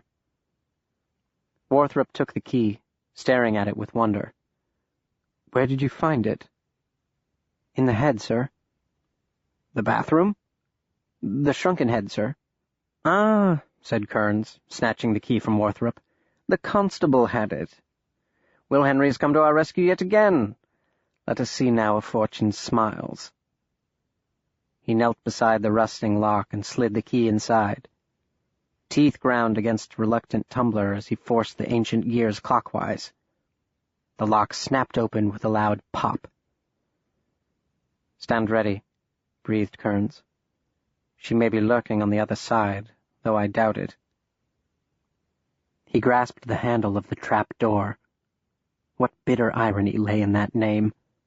And flung it open with a dramatic flourish, like a magician opening a cabinet to reveal its remarkable heretofore unseen contents. The lid smashed to the floor, a corner nearly catching me in the shin as it came crashing down. From above we heard the constable's consternated cry, "What was that?" and the rumble and clatter of footsteps racing down the stairs. A nauseating wave of putridity rushed through the hole, invading the enclosed space, a profane stench of such profundity that Malachi recoiled with a strangled gasp, retreating to the farthest corner, where he doubled over, clutching his stomach. Morgan and his man Brock appeared above us on the stairs, gripping their revolvers with shaking hands. "Dear God!" cried the constable, patting his pockets desperately for his handkerchief. "What the devil is that?" "The devil's manger," replied Warthrop grimly. "Will Henry, hand me your lamp." He knelt on the side of the hole opposite Kearns and lowered the light the length of his entire arm. The darkness below seemed to resist its glow, but I could see a smooth, cylindrical wall, like the upended bore of an enormous cannon. This chute ran 10 feet straight down before it abruptly terminated. What lay beneath it, I couldn't see. "Clever," murmured Kearns with frank appreciation. "Drop the victim into the hole, and gravity does the rest." He dug a flare from his bag and lit it. The gloom was banished by brilliant bluish light. He tossed the device down the hole. Down the shaft it dropped, then tumbled into open space, perhaps 50 feet or more, before landing among the jumble of macabre debris littering the chamber's floor. Morbid curiosity overcame our sense of smell, and we crowded around the hole to peer into the pit. Below was a jagged landscape of shattered bone that spanned the radius of the flare's illumination, a morass of remains immeasurable in magnitude, thousands of bones, thousands upon thousands, flung willy-nilly in all directions, tiny phalanges and large femurs, ribs and hips, sternums and vertebral columns still intact, rising out of rubble like the ribbed, crooked fingers of a giant, and skulls, some with tufts of hair still attached, skulls small and skulls large, some with mouths frozen open as if the jaw had locked mid-scream. Into this vile vista of human wreckage we stared, this carnage that human folly and carnivorous frenzy had wrought, our hearts filled with wonder and awe at horror's true face, at once monstrous and all too human. Beside me, Kearns murmured, "Through me the way into the suffering city, through me the way to the eternal pain." "There must be hundreds of them," muttered Morgan, who, having found his trusty handkerchief, spoke now through it. 600 to 700, I would guess," ventured Kearns dispassionately. "An average of 2 or 3 per month for 20 years, if you wanted to keep them fat and happy. It's an ingenious design. The fall would more than likely break their legs, lowering their odds of escape from extremely doubtful to impossible." He hauled himself to his feet, slung his rifle over one shoulder, and the canvas bag over the other. "Well, gentlemen, duty calls, yes? Constable, if you and Mr. Brock here would hold the rope for us, I think we're ready. Are we ready, Malachi? Eleanor? I'm ready. I'm practically giddy with anticipation. Nothing gets my blood up like a bloody good hunt." His expression mirrored his words. His eyes shone, his cheeks glowed. "We'll need our lamps lowered to us once we're down, Constable. Don't want to waste the flares. So who's going first?" "Very well," he cried without waiting for a volunteer. "I will. Hold tight now, Constable, Mr. Brock. I fancy walking upright like a proper bipedal mammal. Eleanor, Malachi, I shall see you in hell. I mean, at the bottom." He dropped the rope into the hole, swung his legs over the edge, and scooted on his backside until he teetered on the opening's lip. Taking the rope in both hands, he looked up at me, and for some reason gave me a wink before dropping down. The rope went taut in its human anchor's white-knuckled grips, jerking this way and that as Kearns lowered himself, hand over hand, into the death chamber. I heard the sickening crunch of his landing in the skeletal rubble, and the rope went limp. "Next," he called softly. The flare's blue light sputtered and spat, causing his shadow to flitter and lurch over the confusion of bones. Before the doctor could move, Malachi grabbed the rope. He looked at me and said, "I'll see you soon, Will," before disappearing from view. Now it was the doctor's turn. I confess the words were on my lips. "Take me with you, sir." But I spoke them not. He would refuse, or worse, agree. Or would that be worse? Were not our fates inextricably bound together? Had not they been entwined since the night my father and mother, embracing, had died in that fire's devouring embrace? "You are indispensable to me," he had said earlier. Not your services, as it had always been since I had come to live with him, but you. As if he could read my mind, he said, "Wait for me here, Will Henry. Don't leave until I return." I nodded, my eyes stinging with tears. "Yes, sir. I'll wait right here for you, sir." He fell out of sight, into the devil's manger. Their lamps were lowered next, and our anxious vigil commenced. I remained by the opening in the chamber floor, watching the dance of the flare's fire until it died, straining at the feeble yellow glow of their lamps until that too was swallowed up by the dark. Brock sat upon the bottom step and stoically cleaned his fingernails with his pocket-knife. Morgan puffed noisily on his empty pipe and obsessively took off and put back on his pince-nez, rubbing the lenses nervously with his handkerchief before shoving them back upon his nose and slapping the kerchief back over his mouth. After several minutes of this annoying ritual, puff, puff, rub, rub, his restless eyes fell upon me, and he whispered, "There will be a reckoning, Will Henry, I promise you that. Oh, yes, the guilty will answer for their crimes. I will make sure of it." "The doctor didn't do anything wrong," I said. "Well, I beg to differ, boy. He had knowledge and did nothing, and his inaction resulted in murder, plain and simple. He may tell you and himself his course was prudent, that he was following the dictates of his so-called science, but this was no scientific inquiry or intellectual exercise. This was a matter of life and death, and we both know which he chose. And we both know the real reason he tried to keep this abomination secret: to protect the good name of Warthrop, out of misguided loyalty to a man gone clearly mad." "I don't think so, sir," I said as politely as I could. "I don't think he believed his father was to blame until we found the hidden door." "Humph," snorted the constable. "Even if that's true, it doesn't exonerate him, William Henry. Your loyalty is admirable, if tragically misplaced. I know you, who have lost so much, must fear losing him too. But I shall personally see to it that you are found a decent home, no matter how this horrid business is resolved. You have my word. I'll not rest until you are placed in the proper environment." "I don't want to be placed. I want to stay with him." "Assuming he survives, where he is going, you cannot follow." "You're going to arrest him? For what?" I was appalled. "And that abhorrent Corey or Kearns or whatever his name is. I don't think I've ever encountered a more loathsome human being. He better pray that poor woman survives the unthinkable ordeal he put her through. Why, I believe he actually enjoyed doing it. I think seeing her suffer gave him pleasure. Well, it shall give me the utmost pleasure to see him standing upon the gallows. Let him crack his profane jokes and smirk his damnable blasphemies with the noose around his neck. If it costs me my entire allotment of moments, I will gladly spend them to witness the morality of that one." "It was a mistake," I insisted, speaking still of the doctor.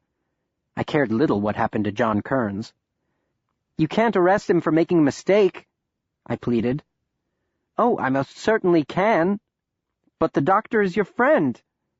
"My first duty is to the law, Will Henry. And the truth is, though I have known him always, I hardly know him at all. You have spent an entire year under his roof, his sole and constant companion. Can you say with any conviction that you know him, or understand the demons that drive him?" It was true, of course, as I have heretofore confessed. I didn't know him any better than he had known his own father. Perhaps that is our doom, our human curse, to never really know one another. We erect edifices in our minds about the flimsy framework of word and deed, mere totems of the true person, who, like the gods to whom the temples were built, remains hidden. We understand our own construct. We know our own theory. We love our own fabrication. Still, does the artifice of our affection make our love any less real? Not that I ever loved the Monstrumologist. I do not say that. I have fealty to neither the man nor his memory. though of the first I have been bereft these many years, and by the second I am admittedly consumed. Not a day passes when I do not think of him and our many adventures together. But that is not evidence of love. Not a night goes by without my seeing his lean, handsome face in my mind's eye, or my hearing the distant echo of his voice in the acoustical perfection of my memory, but that proves nothing. I did not then, nor do I now, nor ever, I will say it again, I don't think I protest too much. I never loved the Monstrumologist. "Someone is calling," Brock spoke up, his laconic announcement in counterpoint to the frantic snapping of the rope as someone yanked upon its end. I looked through the opening and saw the doctor standing below, his lamp held high. "Will Henry," he called. "Where is Will Henry?" "Here, sir," I called back. "We need you. Come down at once, Will Henry." "Come down?" the constable said. "What do you mean, come down?" "Here, Robert, lower him down to us immediately. Snap to, Will Henry." "If you need an extra pair of hands, Brock can come," Morgan shouted through the hole. Brock looked up from his manicure with a comical expression of surprise. "No," answered Warthrop. "It has to be Will Henry." He gave the rope another impatient snap. "At once, Robert." Morgan chewed on his pipe stem indecisively for a moment. "I won't force you to go," he whispered. I shook my head, at once relieved and apprehensive. "I have to go," I said. "The doctor needs me." I reached for the rope. Morgan grabbed my wrist and said, "Go to him then, but not that way, Will." He hauled up the rope and tied it twice about my waist. The chute was narrow enough for me to press my back against one side and my feet against the other, and I thought of St. Nick coming down the chimney. Then, all at once, I was through, dangling in midair, turning slowly at the end of the twisting tether. At the halfway point I looked up and saw the constable's face framed in the oval outline of the opening, lamplight glowing in his spectacles, making his eyes appear perfectly round and too large for his face, the most owlish-looking I had ever seen this owlish-looking man. Then my toes scraped the floor of the chamber, followed by a sickening crunch when my full weight came down among the bones. Death's odor at ground level was chokingly intense, and my eyes filled with tears. I watched the doctor untie me through a watery veil. "Morgan," he called softly, "we will need shovels." "Shovels?" returned the constable. His face, so far above us, was nearly lost in the murk. "How many?" "There are 4 of us, so 4, Robert, 4.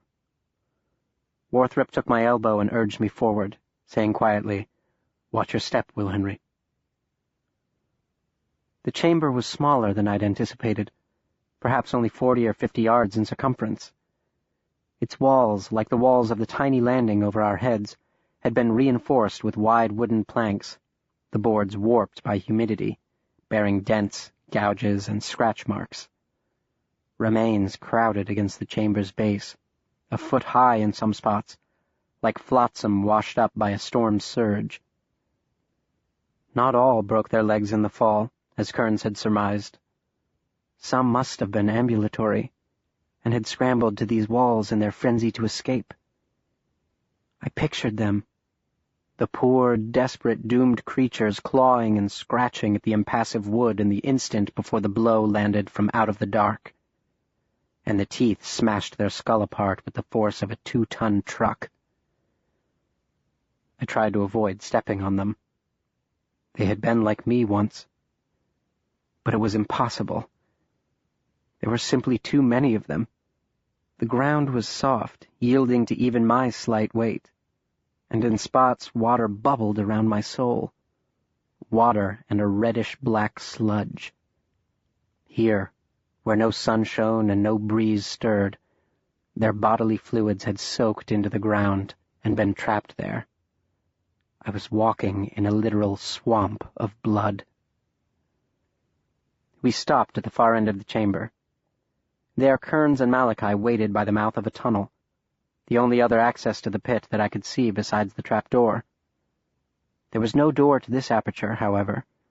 The tunnel's open mouth yawned 7 feet tall and 6 wide.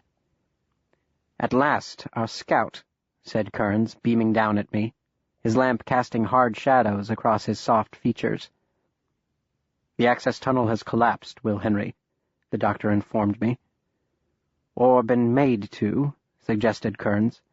"Dynamited would be my guess." "Follow me," Warthrop instructed. About 20 yards in, a wall of jumbled earth and broken timbers confronted us, a confusion of dirt and rock and the shattered remnants of the huge joists that had once held the ceiling aloft. The doctor squatted at the base and drew my attention to a small opening in the rubble, supported by one of the fallen crosspieces. "Too small for any of us to squeeze through," he pointed out. "But it appears to go on for a little way at least, perhaps even all of it. What do you think, Will Henry? We must know how wide this wall is, if we can dig our way through it with reasonable alacrity, or if we must attack the problem another way." "Dynamite!" exclaimed Kearns. "I knew I should have brought some." "Well," the doctor asked me, "are you up for it?" Of course I would not say no. "Yes, sir." "Good boy. Here, take the lamp. And here, you might as well take my revolver, too. No, tuck it into your belt there. The safety's on. Careful now, Will Henry. Careful, and not too quick. Come back at the least sign of trouble. There must be several 100 tons of earth above you.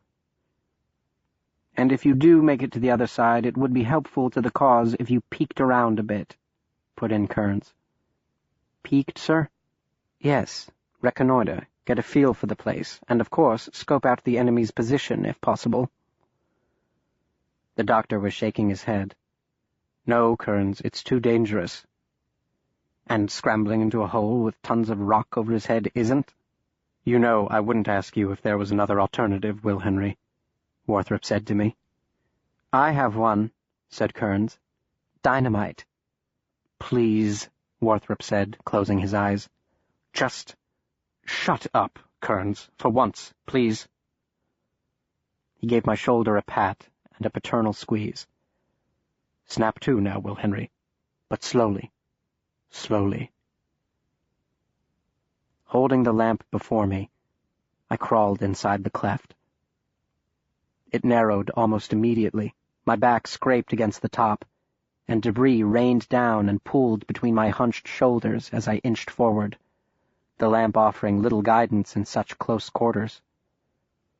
The pathway through the fall was a hazard of arm-sized splinters and hard stone, and it continued to shrink as I progressed, until I was forced to lie flat and scoot forward, inch by claustrophobic inch.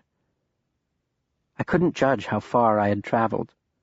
Pressed on all sides, I couldn't even turn my head to look behind me. Time crawled along as slowly as I, and the air grew colder. My breath congealed around my head, and I lost feeling in the tip of my nose. Now my back rubbed continuously against the top, and I worried I might become hopelessly wedged inside this dread defile. And if that should happen, how long would I have to remain stuck like a cork in a bottle until they could dig me out? My difficulties were compounded by the grade of the defile. It didn't cut straight through, but zigged and zagged and rose generally upward, compelling me to force my body forward by pushing with the balls of my feet.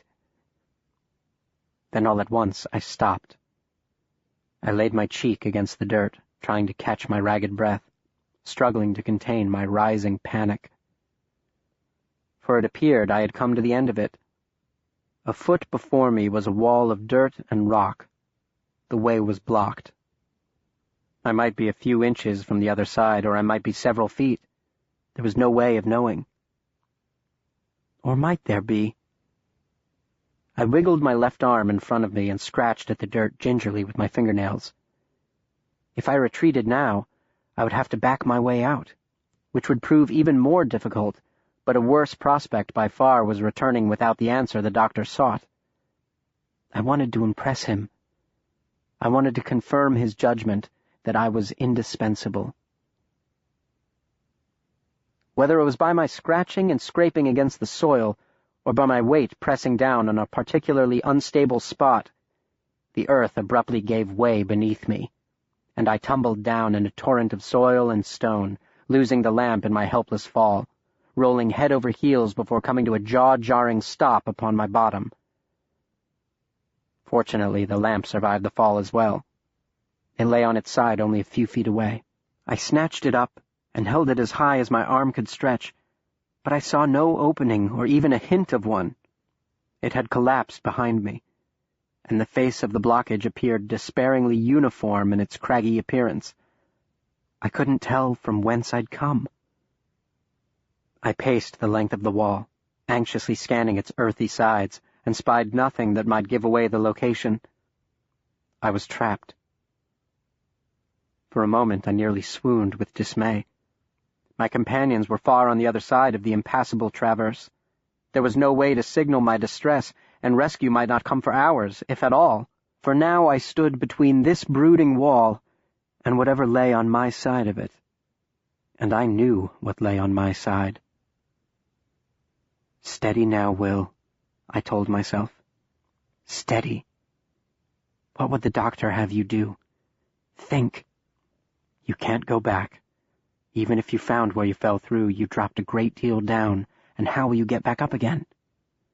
You have no choice. You'll have to wait for them to rescue you." What was that? Did I hear something sneaking up behind me? A scratching sound, a hiss, or a huff?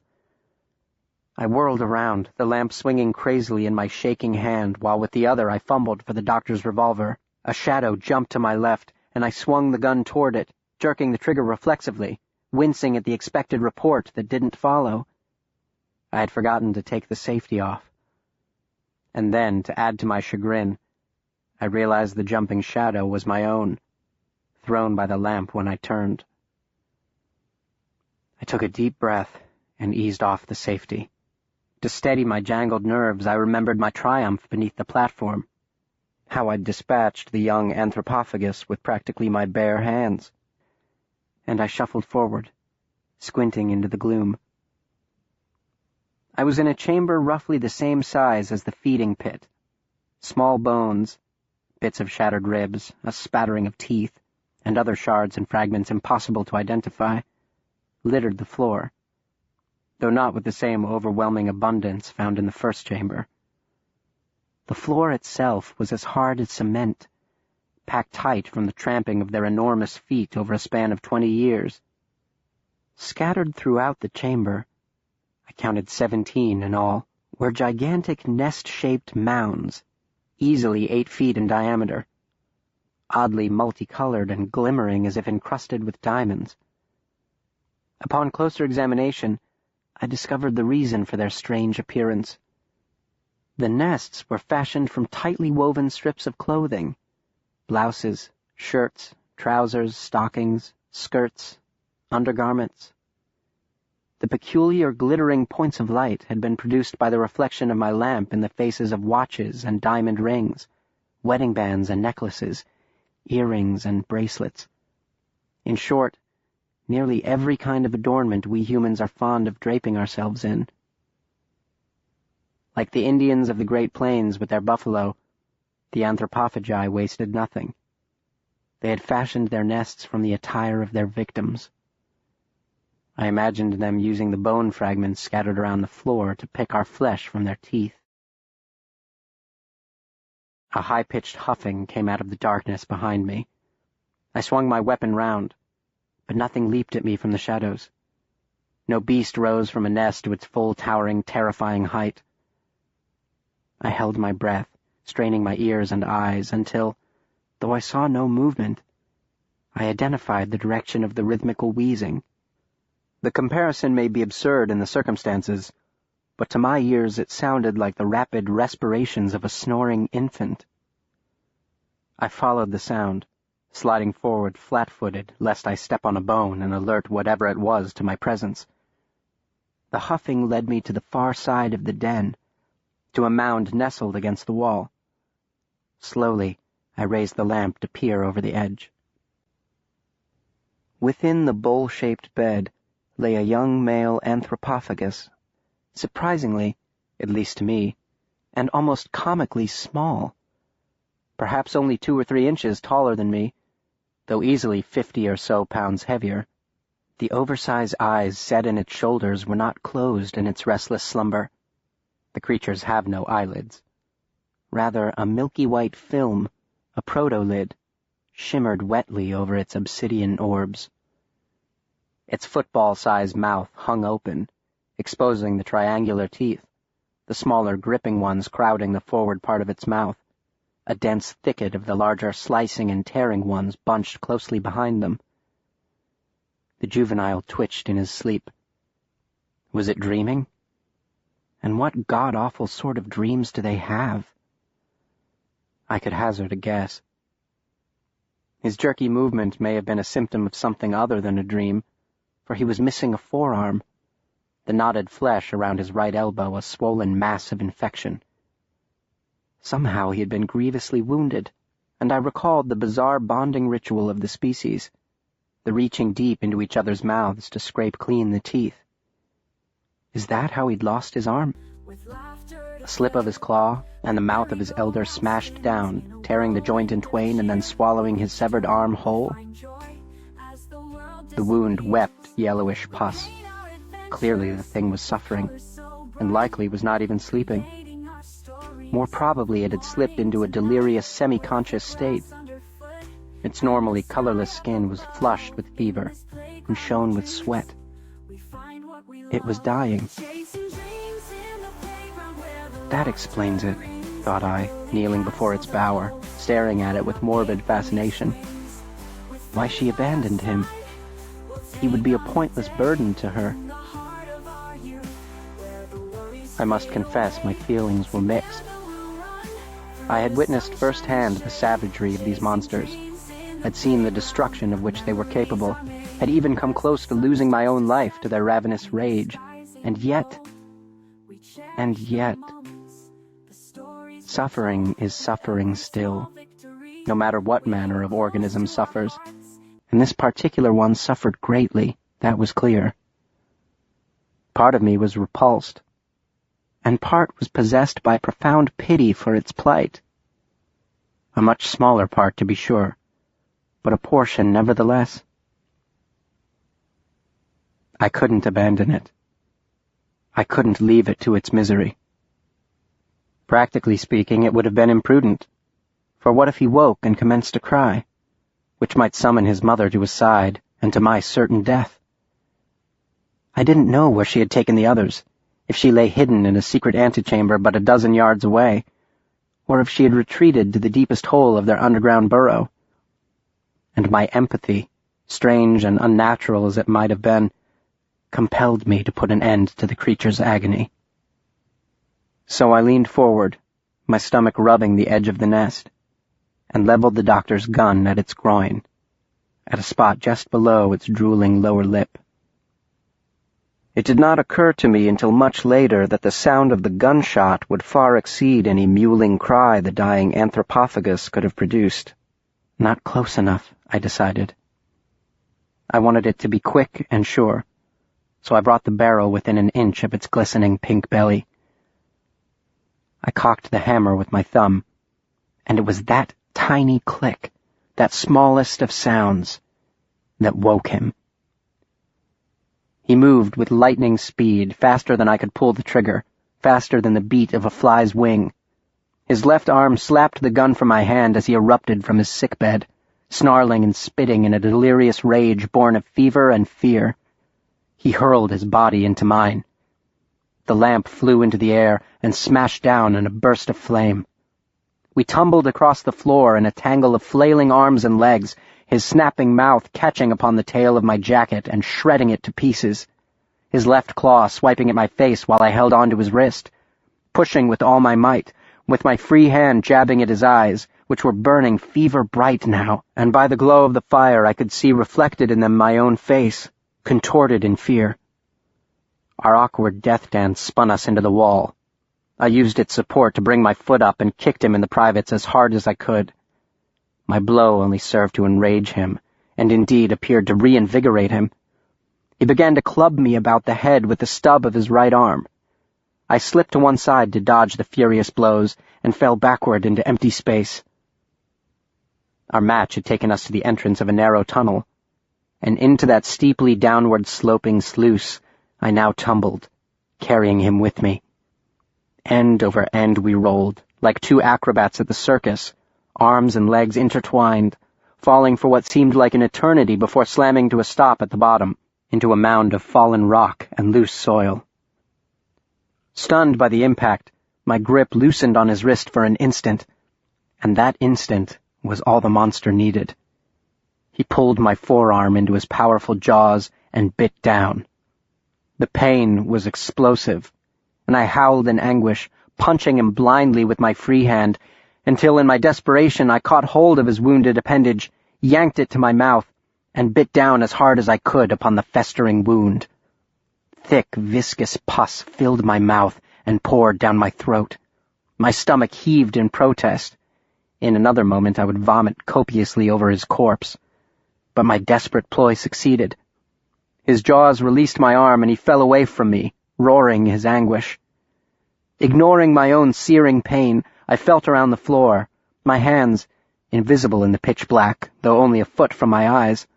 Falling upon a melon-sized stone, I snatched it up, raised it high over my head, and brought it crashing down upon his writhing body. Again and again and again, against soft flesh and hard enamel, against anything that moved, my sobs and screams gradually overcoming his. Blood and stringy bits of tissue flew in all directions, landing in my eyes and my open mouth, soaking my shirt, flowing down the incline and saturating the knees of my breeches. His cries died away altogether. He went limp, and still I pummeled him, again and again and again, until all energy was spent and the rock dropped from my rubbery arms. I collapsed on top of his lifeless form, gasping, my sobs gut-wrenching and hysterical, at once loud and wee in the confines of the narrow space. After regaining some of my self-control, I pushed myself up, became sick, then fell back against the tunnel's terminus, clutching my left arm, which now throbbed and burned as if on fire. I spat several times, trying to clear the foul taste from my mouth. The memory of it was more overwhelming than the lingering flavor, and my stomach rolled. The palm of my right hand was slick with blood. I cautiously explored the bite with my fingertips, counting 7 puncture wounds in all, 3 on top, 4 on the bottom. My first task was to control the bleeding. The doctor had said their sense of smell was acute. I shrugged out of my jacket, removed my shirt, and wrapped it several times around my arm. Then slowly and clumsily, like a child first learning to dress, I slipped the jacket back on. So far so good, I told myself, to rally my flagging spirits. That's 2 notches in your belt, and all in one night. Now up to the den. You'll find some way back to the others. Courage, Will Henry, courage. You can stay here and bleed to death, or you can pick yourself up and find your way back. Now which will it be, Will Henry? I crawled forward until my hand touched the body of my victim. I hopped over it, and then got to my feet and began the ascent, left arm pressed into my stomach, right outstretched to feel the wall. I stepped as lightly as I could, breathing shallowly, forcing myself to take it slow, stopping now and then to bend my ear to the dark, listening for any sound that might betray an anthropophagus's presence. I had no idea how far I had fallen down the shaft. It seemed, as I've said, that it had taken as long as Lucifer fell. Time passes differently when one of your senses is stripped from you, and all else is magnified by the other senses. Every breath is thundering, every scraping, scratching step booms a cannonade. I could smell his blood, and my own. The pain in my arm was excruciating. The taste of his infection burned on my tongue. On I trudged, on and on, ever upward, yet coming no closer to the goal. At times my right hand slipped into open space, a connecting tunnel or perhaps a natural cleft formed by a more benign force of nature. In the commotion of our fall, had we somehow ended up in a secondary branch of the main thoroughfare? And was I now off course, blindly proceeding from darkness into darkness, hopelessly lost? Surely, I thought, coming to a halt, leaning dizzily against the cool, moist rock, surely I would have reached the starting place by now. How much time had passed? How long had I been marching, and what now was I marching toward? The thought paralyzed me. Then I thought, well, that might very well be the case, Will, but you're still going up, and up is the direction you want to go. Perhaps that tunnel led straight to the surface. Was it still raining? I wondered. Oh, to feel the rain upon my face, to breathe the sweet draught of cool spring air to the very bottom of my lungs. The longing was nearly as unbearable as the pain. So I soldiered on inside that lightless labyrinth, clinging to the logic of my choice, that moving up meant getting out, and to the memory of rain and sunlight and warm breeze and all such comforting things. Those memories seemed to belong to a different time, to an era long since past, even to a different person. I felt as if I had absconded with the memories of another boy in another time and place, a boy who was not lost and fighting mindless panic and heart-stopping dread. For now it was unmistakable. The floor had leveled off. I was no longer moving upward. I had somehow taken a wrong turn. I stopped walking. I leaned against the wall. I cradled my wounded arm. It throbbed in time with my heartbeat. Besides my heightened respirations, there was no sound. There was no light. Every instinct urged for me to cry for help, to scream at the top of my lungs. I had no idea how much time had passed since I had stumbled into the den, but surely the doctor and the others had dug their way through the barricade by now. They had to be somewhere, perhaps somewhere close by, around the next bend, if there was a next bend. Their lights just outside my range of vision. It would be insanely risky, idiotic really, to announce my presence, for the odds were just as good that she was around the next bend. Or were the odds that good? Kearns had said she would take her young to the deepest part of her lair, and it had been no illusion that, up to now, I had been climbing, not descending. Didn't that mean the odds were better that I was closer to my companions than to her? And that the real risk lay in holding my silence, stumbling around in the dark for untold hours until dehydration and exhaustion overcame me, if I didn't bleed to death first. So the debate raged within, to call for help, or to remain silent. And the seconds turned to minutes, and each minute tugged the straitjacket of indecision and paralysis tighter. My fortitude gave way. I was but a boy, you'll recall. A boy who had been in his share of tight spots and dire straits, to be sure. A boy who had seen things that would make a grown man blanch, but still a boy. Still but a child. I slid down the wall and rested my forehead against my upraised knees. I closed my eyes and prayed. My father hadn't been a particularly religious man. Aspects of the divine he had entrusted to my mother's care. She had prayed with me every night, and had taken me to church every Sunday, to instill a bit of piety in me. But I had inherited my father's indifference to religion, and had gone through the motions of devotion without much conviction. A prayer was mere words repeated by rote. When I arrived at the doctor's house, of course, all church-going and prayer had come to an abrupt halt, and I didn't pine over the loss. But now I prayed. I prayed until I ran out of words, and then I prayed with my entire being, a prayer not composed of words, but out of the profound wordless longing of my soul. It was while I was thus employed, my eyes clenched tightly shut, rocking back and forth in rhythm to the roiling of my harrowed mind, that a voice spoke out of the darkness. It was not, as I first assumed in my distress, the voice of the one to whom we pray. 1,000,000 miles from it.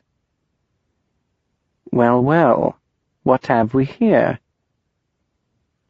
I raised my head and shielded my smarting eyes against the light in his hand. As bright as 1,000 suns, it blinded me. He took my elbow and helped me to my feet. "The little lost lamb is found," whispered Kearns.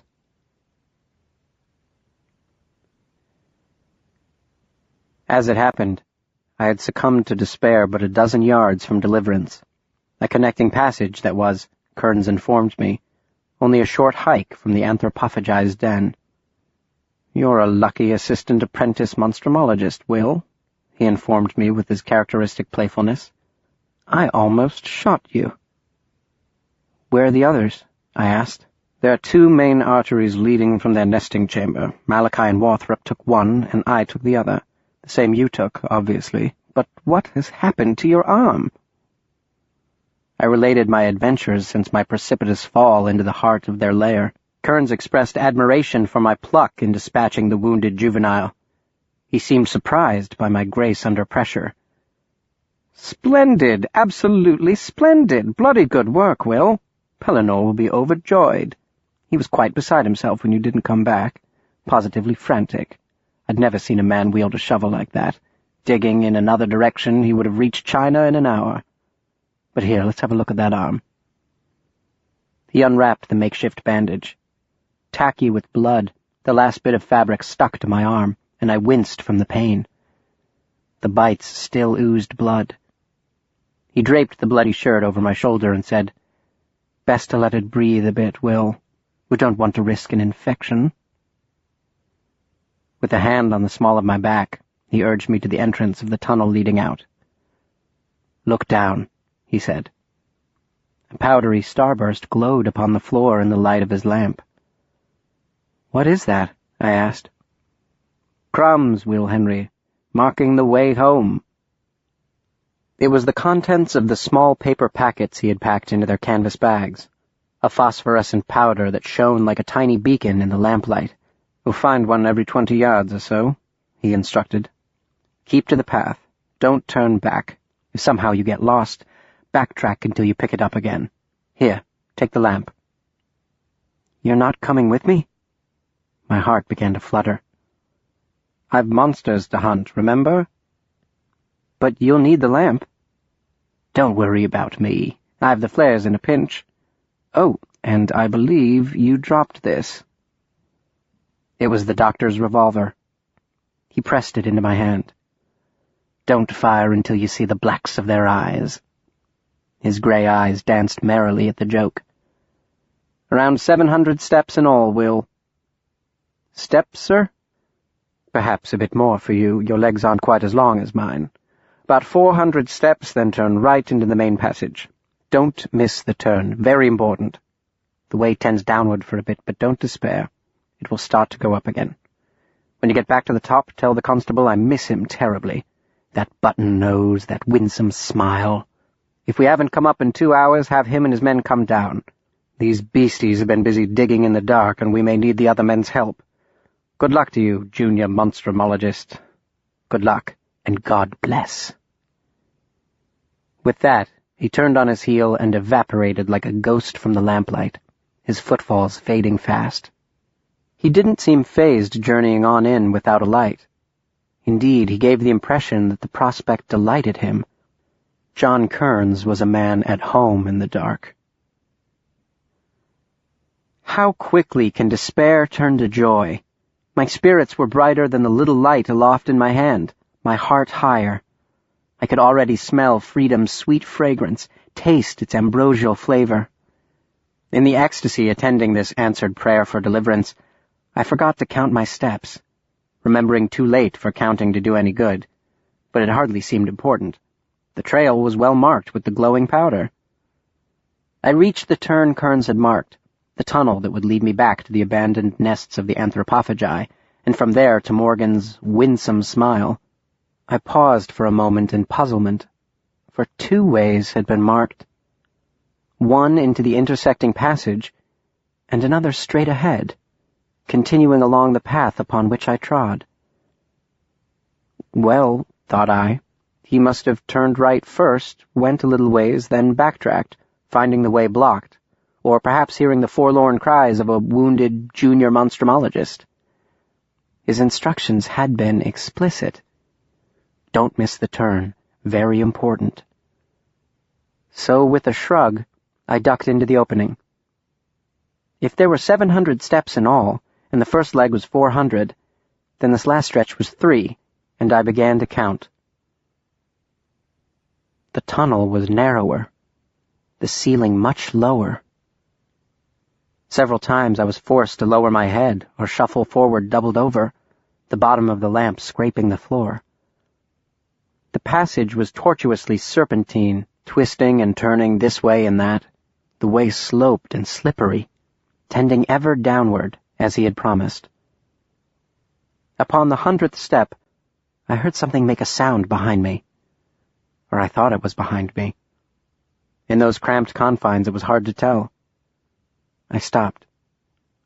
I held my breath. Nothing. Just the falling of dirt and pebbles dislodged by my passing, I surmised. Nothing more. I started forward again and resumed the count. 70 steps later I heard it again, definitely coming from behind me and almost certainly a portion of the tunnel giving way. I listened carefully, but all I could hear was the soft hissing of the lamp. I checked the safety on the revolver. My nerves were jangled, naturally, from the night's ordeal, and my imagination afire with visions of pale, headless devils dwelling in the dark. Yet my good sense was not entirely confounded. Either I was being followed, or I wasn't. If I was, confronting my stalker in this claustrophobic circumstance, the tunnel couldn't have been much more than 4 feet around by this point. It would be folly. If I wasn't, I gained nothing but delay by these fearful halts. Onward. However had Kearns managed this operose conduit? A grown man would have been forced to crawl, and if crawling, how had he calculated his steps, when walking was impossible? Forget a grown man, how could a 7-foot-tall hulk of a monster do it without slithering snake-like upon its tooth-encrusted belly? As the walls tightened around me, doubt and fear followed in kind. Surely this couldn't be the main thoroughfare back to the nesting chamber. I must have misunderstood him, or taken a wrong turn. But the way had been marked, was still marked, though the space between the glimmering sprays had lengthened to far more than 20 feet. And the tunnel continued to go down, not up, as he'd promised, the floor no longer hard-packed but spongy, saturated with moisture as it descended into the depths. I inched forward, my progress painfully slow, the lamp illuminating little but the weeping wet walls and the dripping roof, too deep for even the longest roots of the largest trees above to penetrate. And then I smelled it, a sickly sweet odor like rotten fruit, faintly at first, becoming stronger with each agonizing yard, a nauseating stench that burned my nose and lodged sourly in the back of my throat. I had smelled it before, in the cemetery on the night Erasmus Gray had died. It still clung upon my clothing from the embrace of the juvenile whose delirious slumber I had disturbed. It was the smell of the beast.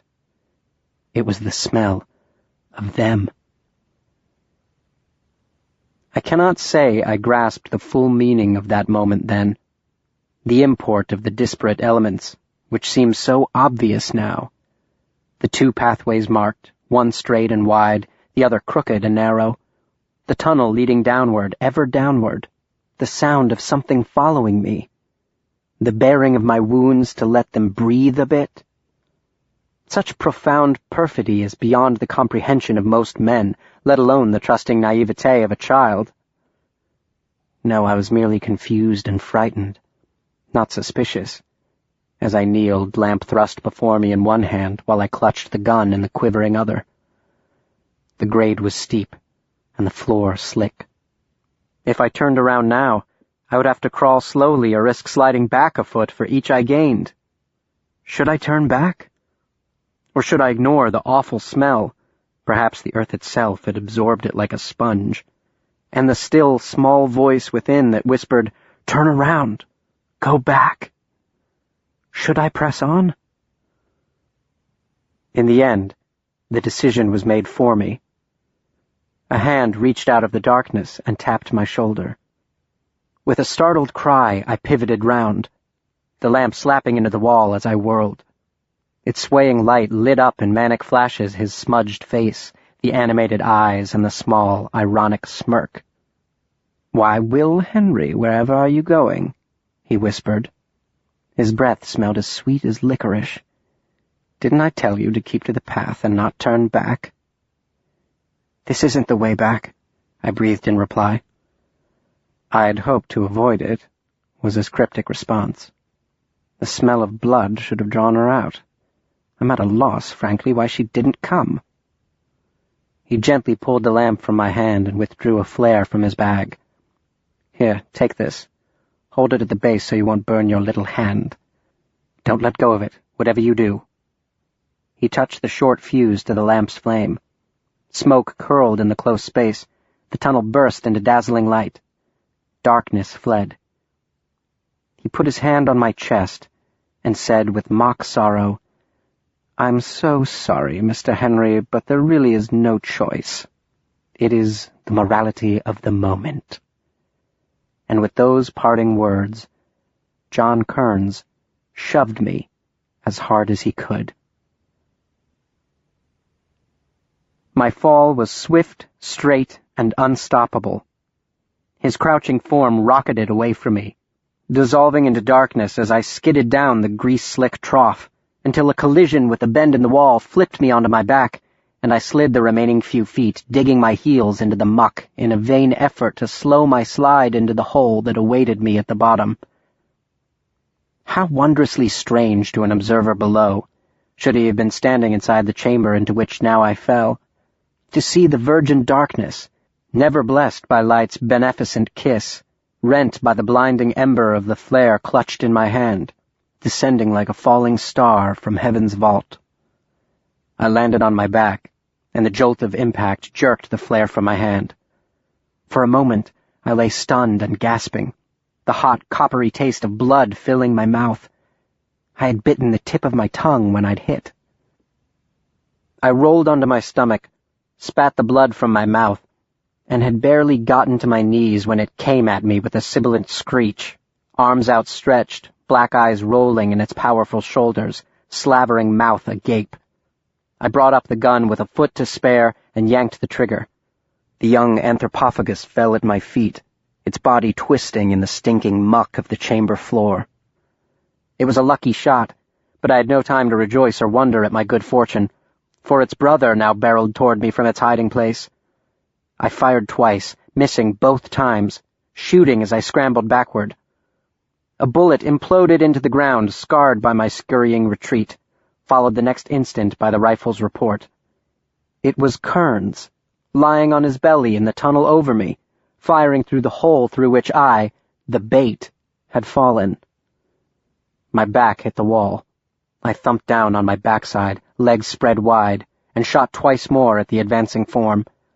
Both shots went wild, but Kearns's next found its target, striking the beast in its right shoulder, driving its arm into the ground, yet hardly slowing its implacable approach. They possess the largest Achilles tendons known to primates, enabling them to leap astonishing distances, up to 40 feet, the doctor had informed me in his characteristically matter-of-fact manner. Traversing so great a distance in a single bound might prove a challenge to an immature anthropophagus. Fortunately for him, he had a span of only 10 feet to cross. He launched himself at me, his left arm extended perpendicular to his body, poised to land the killing blow.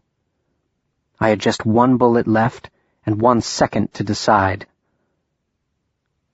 Fortune spared me that awful decision. In mid-flight he stiffened, shoulders yanked back by the punch of the round landing between them. The second shot struck him in the middle of his back and dropped him.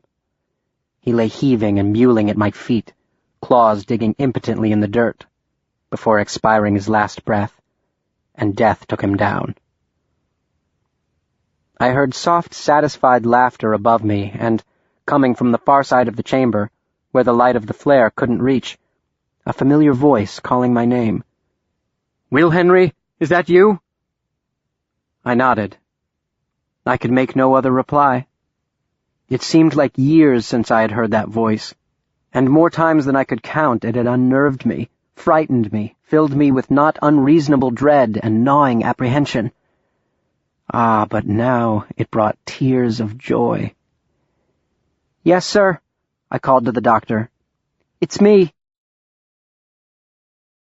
The monstrumologist rushed to my side. He grabbed me by the shoulders and looked deeply into my eyes, his own reflecting the intensity of his concern. "Will Henry," he cried softly. "Will Henry, why are you here?" He pulled me into his chest and whispered fiercely into my ear. "I told you that you are indispensable to me. Do you think I lied, Will Henry? I may be a fool and a terrible scientist, blinded by ambition and pride to the most obvious truths, but one thing I am not is a liar." He released me with these words, and turned aside for a moment, as if embarrassed by his confession. Then he turned back and asked brusquely, "Now tell me, you silly, stupid boy, are you hurt?" I lifted my arm, and he played the light of his lamp up and down the length of it. Over his shoulder, on the outer edge of the light's reach, for the flare had finally fizzled out, I could see Malachi. He was staring not at our touching tableau, but over our heads, toward the hole through which I had fallen. The doctor carefully brushed the dirt and tiny scratching pebbles from my wounds, bending low to examine them in the wavering light. "It's a clean bite, and relatively shallow," he pronounced. "A few stitches, and you'll be good as new, Will Henry, if a bit battle-scarred." "There's something up there," Malachi called hoarsely, jabbing his finger toward the roof of the cave. "Above you." He swung the rifle to his shoulder and would have pulled the trigger, I've no doubt, if Kearns hadn't announced his presence and dropped through the hole. He landed on his feet with all the aplomb of a champion gymnast, spreading his arms wide to retain his balance, and he sustained the pose as if to gather us into his metaphorical embrace. "And so all's well that ends well," he said heartily. "Or should I say, all ends well very nearly near the end. Perhaps so far so good would be better. But here you are, Pellinore, in the nick of time, thank goodness." With narrowed eye, Malachi returned, "This is very strange. Oh, my dear chap, you should have been with me in Niger back in '85. Now that was strange." "I find it strange, too," said the doctor. "Tell me, Kearns, how did Will Henry come to be down here and you up there?" "Will Henry fell. I did not." "He fell?" echoed Warthrop. He turned to me. "Is this true, Will Henry?" I shook my head. Lying was the worst kind of buffoonery. "No, sir, I was pushed." "Oh, fell, pushed, it's all a matter of semantics," pooh-poohed Kearns. He watched, bemused, as Malachi brought the muzzle of his gun a foot from his chest. "Go on," he urged the enraged orphan. "Pull the bloody trigger, you insufferably melodramatic, semi-suicidal, blubbering bugger. Do you honestly think I care if I live or die? But you may wish to include in your calculations the fact that our work is not finished. She is still out there somewhere in the dark, and not very far, I would guess. That said, sir, I wouldn't presume to pass judgment upon the passage of your judgment. Fire at will, sir, and I shall die as I lived, with no regret." He thrust his chest in Malachi's direction defiantly, and grinned ear to ear. "Why were you pushed, Will Henry?" asked the doctor, barely acknowledging the drama. He had long grown weary of Kearns's theatrics. "He tricked me, I said, lowering my voice and refusing to look in my betrayer's direction. I think he found this chamber and he knew they were down here, but he couldn't get off a good shot. So he marked the spot and sent me straight to it. Finding me hurt, he thought the smell of blood might draw them out. When it didn't, he— "In my own defense," Kearns said, "I did give you a weapon, and I didn't just throw you to the wolves. That was me up there, you know, shooting at them. I don't question the demands of circumstance, I simply obey them. Like Malachi here, abandoning his beloved sister when she needed him the most." "Kearns, enough!" admonished the Monstrumologist. "Or by God, I shall shoot you." "Do you know why our race is doomed, Pellinore?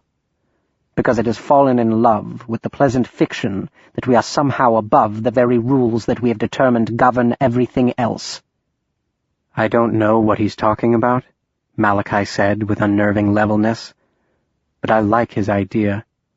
I say we make him bleed and use him as bait." "I would gladly volunteer," rejoined Kearns easily, "but the circumstances no longer, I think, demand it." He grabbed the lamp from the doctor's hand and strode away, his boots squishing in the muddy ground, the heels sinking a good half-inch before popping free. When he reached the wall, he turned and gestured for us to join him. He placed a finger to his lips, then pointed down. A small opening, about twice the width of my shoulders, lay at the base of the wall. He held the lamp close to its jagged mouth while we peered down its murky throat. The passage ran downward at a 45-degree angle from the chamber floor. With little jabs of his finger, Kearns pointed out the footprints clustered around the wall and the shallow cuts and gouges caused by their nails along the first few feet of the tunnel. We withdrew to a safe distance, and Kearns said in a soft voice, "2 distinct sets, yes, Pellinore?" The doctor nodded, and Kearns went on, "A cub and a mature female, 2 going in and none coming out again. Why she took one and left the others is a curiosity, but undeniably that is what she did. Perhaps these 2," he jerked his head toward the dead anthropophagi, "wandered back up here for some reason, though the prints don't substantiate that scenario. There are only 2 possibilities as I see it. It may lead to another deeper chamber, or it may be an escape route that eventually returns to the surface. There's only one way to find out. Agreed, Pellinore?" The doctor nodded reluctantly. "Agreed. And if they haven't escaped to the surface, the ruckus up here will have alerted her to our proximity. She is, no doubt, expecting us." "That's fine with me," said Malachi, grimly gripping his gun. "I won't disappoint her." "You're staying here," said Kearns. "I don't take orders from you," Malachi sneered. "All right," Kearns said mildly. "Take them from Pellinore if you wish. We need someone to stay here and guard the exit. And keep an eye on Will Henry, of course." "I didn't come all this way to be a nursemaid," cried Malachi. He appealed to Warthrop. "Please, it's my right." "Really? How do you mean?" interjected Kearns. "It wasn't personal, you know. They were hungry and needed to eat. What do you do when you're hungry?" Warthrop laid a hand upon Malachi's shoulder. "Kearns must go. He is the expert tracker. And I must go, for if anyone has earned the right, it is I." I remembered the haunting question posed in the basement as he considered her mate hanging before him. I wonder if she would be satisfied with his son. Another must stay, in the event she somehow escapes and returns here. Would you have it be Will Henry? Look at him, Malachi. He's just a boy. His startlingly blue eyes fell upon my face, and I turned away from the unbearable torment I saw within them. "I can do it," I offered. "I'll guard the exit. Take Malachi with you." I was ignored, of course. Malachi watched glumly as the doctor and Kearns double-checked their ammunition and supplies.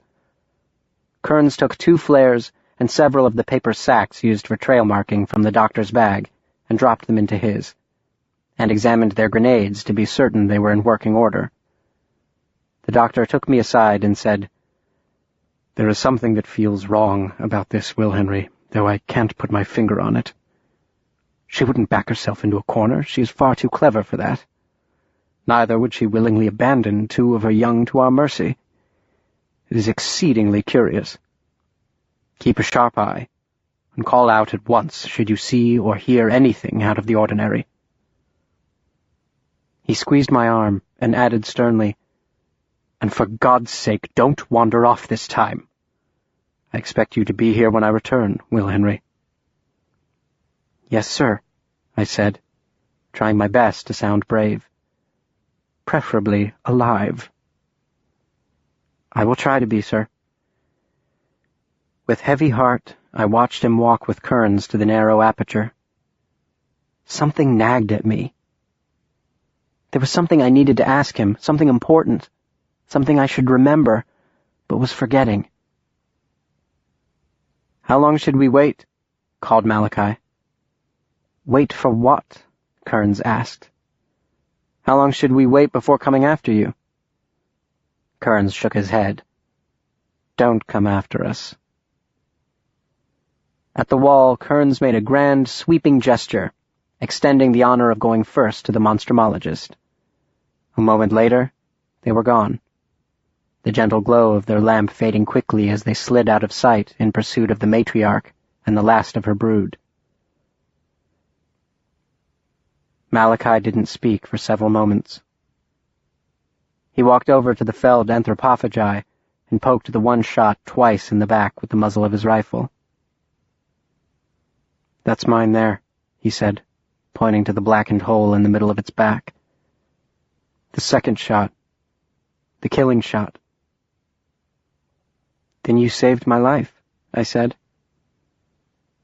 "Do you think it works that way, Will? Now I have only 5 more for which to atone?" "You couldn't help them," I offered. "You were trapped in your room, and you couldn't help Elizabeth either. Not really. How could you have saved her, Malachi?" He didn't answer. "It feels like a dream," he said instead, after a pensive pause. He was looking at the body lying at his feet. "Not this, my life before this, before them. You'd think the opposite would be true. It's very strange, Will." He told me what had happened after I'd last seen him in the passage connecting the Devil's Manger to the nesting chamber, confirming at least part of Kearns's rendition. They had indeed discovered 2 main arteries whose directions seemed to tend downward. He and the doctor had taken one, and Kearns the other, apparently the one into which the abandoned anthropophagus and I had tumbled. I suspected Kearns, the expert tracker, had noted the signs of our scuffle and knew, but didn't tell the others, precisely where I had gone, choosing not to inform them of this intelligence. The passage, Malachi related, connected to countless others, and at each branch or juncture they chose the downward path. Halfway to this final hiding place, he surmised, the doctor stumbled upon her trail, fresh tracks left in the moist soil, and they followed them until they reached the chamber in which we now waited for the doctor's return. "It came out over there," he said, pointing to a spot in the shadows directly across from the bodies. "We knew Kearns must have found it first, for we saw the light within and heard the sound of gunfire. But I never expected you would be here, Will." "Neither did I." He leaned on his rifle, and his weight forced its butt to slowly sink into the soft soil. He lifted it out and watched water seep into the indenture. "The ground here is very wet," he observed, "and the walls weep. There must be an underground stream or river close by." He was right. There was a stream. It ran roughly perpendicular to the cave, 20 feet or so below us, and in the spring it swelled to nearly twice its normal size. Each season its swath widened, as the water cut and chewed its confining walls. Every year the very floor upon which we stood became more saturated and unstable. The anthropophagi had discovered it. It was their primary source for fresh water, and why their young had no need to venture to the surface in search of that necessity. The path taken by Kearns and Warthrop led directly to a hollow by its banks, where the creatures went to drink and bathe, though they don't bathe in the way we think of bathing. They aren't swimmers and are terrified of deep water, but they are compelled, like the raccoon, to wash the gore and offal from their long nails. They also enjoy, if enjoy might be used to describe it, sliding on their backs into the shallows, letting the water pour into their open mouths, and then spinning and twisting their bodies, chomping the frothing water like a crocodile in a death roll. The purpose of this odd ritual is not known, but might be, like the picking of one another's teeth, part of their hygienic regimen. It was to the protected banks of this subterranean stream that she had taken the 1-year-old toddler, the youngest and most vulnerable of her brood. As the doctor had pointed out, her leaving its older siblings behind was exceedingly curious, but I suspect she'd meant to return for them, or they, in their confusion and fear, had refused to follow her. Whatever the case, it was this sequestered youngster they found upon the final turn of their final descent, mewling and snarling at the edge of the life-giving water, unable to flee or defend itself. At that age, anthropophagi, like their prey of the same age, cannot walk with any efficiency. Kearns went right up to it and killed it with a single shot. The shot echoed up to us, and Malachi stiffened at the sound, raising his rifle and turning toward the passage's mouth. In the hollow below us the hunters waited, knowing she had to be hiding somewhere close, and certain she would come out. And they were right. She did come out. She had returned to fetch her other children. Kearns and the doctor hadn't encountered her on their way down because she had taken a different path, a path that ran directly beneath Malachi Stinnet's feet. Behind him, the ground burst open in an explosion of water and mud. The floor gave way and he lost his balance, falling forward onto his knees, losing his rifle when he did, the canvas tote slipping from his shoulder as he caught himself from landing face first in the mud. He slid backward in the muck toward the widening rent in the chamber floor, the expression in his beautiful eyes horribly familiar to me.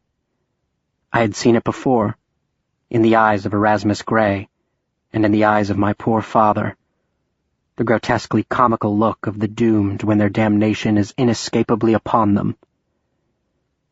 His fingers cut furrows in the wet earth. His legs kicked helplessly. His ankles vanished into the swirling maelstrom in the middle of the muddy whirlpool behind him, and then something caught his boot and yanked him. In a trice, he was sucked down to his knees. He screamed my name. His body was spun round like a top, whipping his head about with such force I was certain he must have broken his neck. He was upright now, with only his writhing torso visible, stretching his arms beseechingly toward me as Erasmus had, as my father had, and this soundless supplication broke my paralysis. I lunged forward, reached for him. "Grab hold, Malachi! Grab hold!" He slapped my hand away and gestured violently toward the bag that lay beside me. He sank to his chest in the roiling surface, borne down by the same beast that had punched her fist through the chest of the navigator Burns aboard the Feronia, and blood gushed from his gaping mouth. She had rammed her claws into the small of his back and wrapped them around his spinal column, using it as a kind of handle to pull him down. I had misread Malachi's true desire, which had nothing to do with rescue. Unlike Erasmus and my father, Malachi didn't want deliverance. He had never wanted it. It was too late for that. Again he frantically jabbed his finger at the bag. I picked it up and flung it into his arms, and in mute dismay watched him pull out a grenade. He clutched it to his chest, hooked his finger through the pin, And then, with blood-stained teeth, Malachi Stinnett smiled triumphantly at me. He closed his eyes. His head fell back. His expression was one of complete peace and acceptance. He disappeared by degrees, first his arms and chest, then his neck, until for the last time his eyes came open, staring into mine, unblinking and unconcerned. "For Elizabeth," he whispered. He vanished into the bloody froth. I threw myself backward, scrambling away from the spot as fast as I could. The earth heaved, the walls rocked, huge chunks of ceiling shook loose and came crashing down. The concussion of the subsequent blast sent me flying. My fall was broken by, of all things, the body of the juvenile that Malachi's bullet had brought down. Draped over it, I lay stunned for a moment, ears ringing, drenched in water and mud, flecks of flesh and bits of bone. I sat up and rubbed my eyes. The harsh residue of the powder that hung in the air like a fine aerosol burning in the back of my throat. I looked toward the epicenter of the Holocaust. The explosion had created a 10-foot crater, in the center of which bubbles lazily ascended to the rosy surface. Where was the doctor? I turned to my right, peering through the smoky haze, searching for the opening. Had it collapsed? Were he and Kearns now trapped beneath tons of earth? Had the entire structure, weakened by water and ripped apart by the explosion, crashed down upon their heads, crushing them, or worse, burying them alive? I swayed for a moment upon unsteady legs, took a shuffling step toward the wall, and stopped. The smoke had cleared a bit, and I could see the opening. It hadn't collapsed. But it wasn't this welcome sight that gave me pause. It was a sound. The sound of something rising out of the bloody, bombed-out crater behind me. The hairs rose on the back of my neck. The skin between my shoulder blades tingled, the muscles twitched.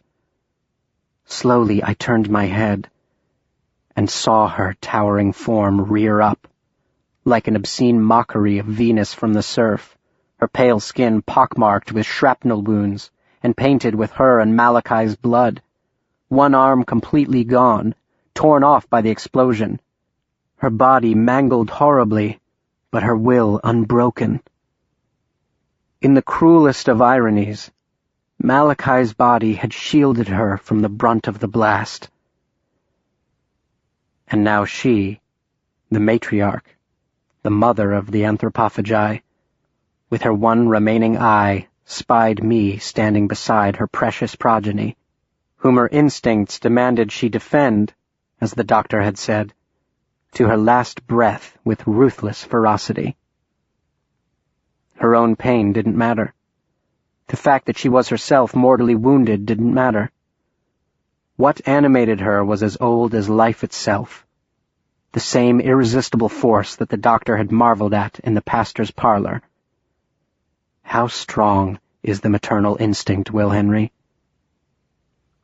That overriding compulsion now drove her toward the spot where I cowered, frozen in fear's icy grip, wavering in indecisive agony.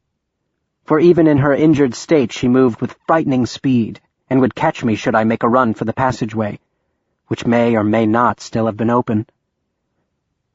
The space between us had shrunk by half when I regained my wits, pulled the doctor's revolver from my belt, and took aim, remembering as I started to pull the trigger the thing that had nagged at me before, the thing I should have remembered but couldn't. Bullets. I had forgotten to ask the doctor for more bullets. There was but one left. One bullet. One chance. A wild shot, or one that missed a vital organ, and it was over. I was bound by the bitter fruit of my own forgetfulness. She gathered herself for the final finishing leap. Her extant arm came up, her mouth came open. Her good eye with merciless malevolence shone, I had to stop her before she made that leap. And I did, though not with a bullet. Instead, I turned her mother's love against her. I flung myself beside the body of her young and jammed the gun against its lifeless side, screaming stupidly at the top of my lungs while praying that no animal instinct told her the child I threatened no longer lived. My feet slipped out from under me, and I landed with a startled grunt upon my backside, my left arm curled awkwardly around its headless shoulders. My desperate gambit had worked, however, for she didn't jump, but came to a complete and sudden halt. She snuffed the air. She issued a low, gurgling call, like a cow in the pasture lowing for her calf. She didn't hesitate long, perhaps only a second or two, and then she renewed her charge, leading with the shoulder that held her remaining eye, closing down upon me until I could smell her putrid breath and see the rows of jagged 3-inch teeth marching toward the back of her cavernous mouth. Wait, Will Henry. Let her get close. You must let her get close. Closer. Closer. 10 feet. 5 feet. 3, 2... And when the beast was close enough that I could see my own reflection in its black, soulless orb, when all the world was her rotten stench, and her snapping teeth and her slick, glistening, pallid skin, when I reached that instant wherein a hair's breadth separates life from death, I smashed the muzzle against her groin and pulled the trigger.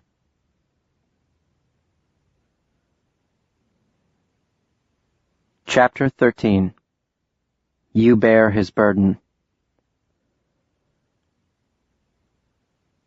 On a May morning of that same year, a month to the day since the old grave robber's midnight visit that began the singular curiosity of the anthropophagi affair, as the doctor had taken to calling it, I was bounding up the stairs in answer to his incessant summonses, ignored for too long — I didn't appear upon the first shout, in other words — and now shaking the house at 425 Harrington Lane to its foundations. "Will Henry? Will Henry?" I found him in the lavatory, straight razor in hand, his half-shaven chin dotted in styptic, the water of his bowl a not unpleasant shade of pink. "What are you doing?" he demanded upon my breathless entrance. "You called me, sir." "No, Will Henry, what were you doing before I called you? And why did it take you so long to stop doing whatever it was that forbade you from coming in the first place?" "I was cooking breakfast, sir." "Breakfast? What time is it?" "Nearly 9 o'clock, sir." I detest shaving.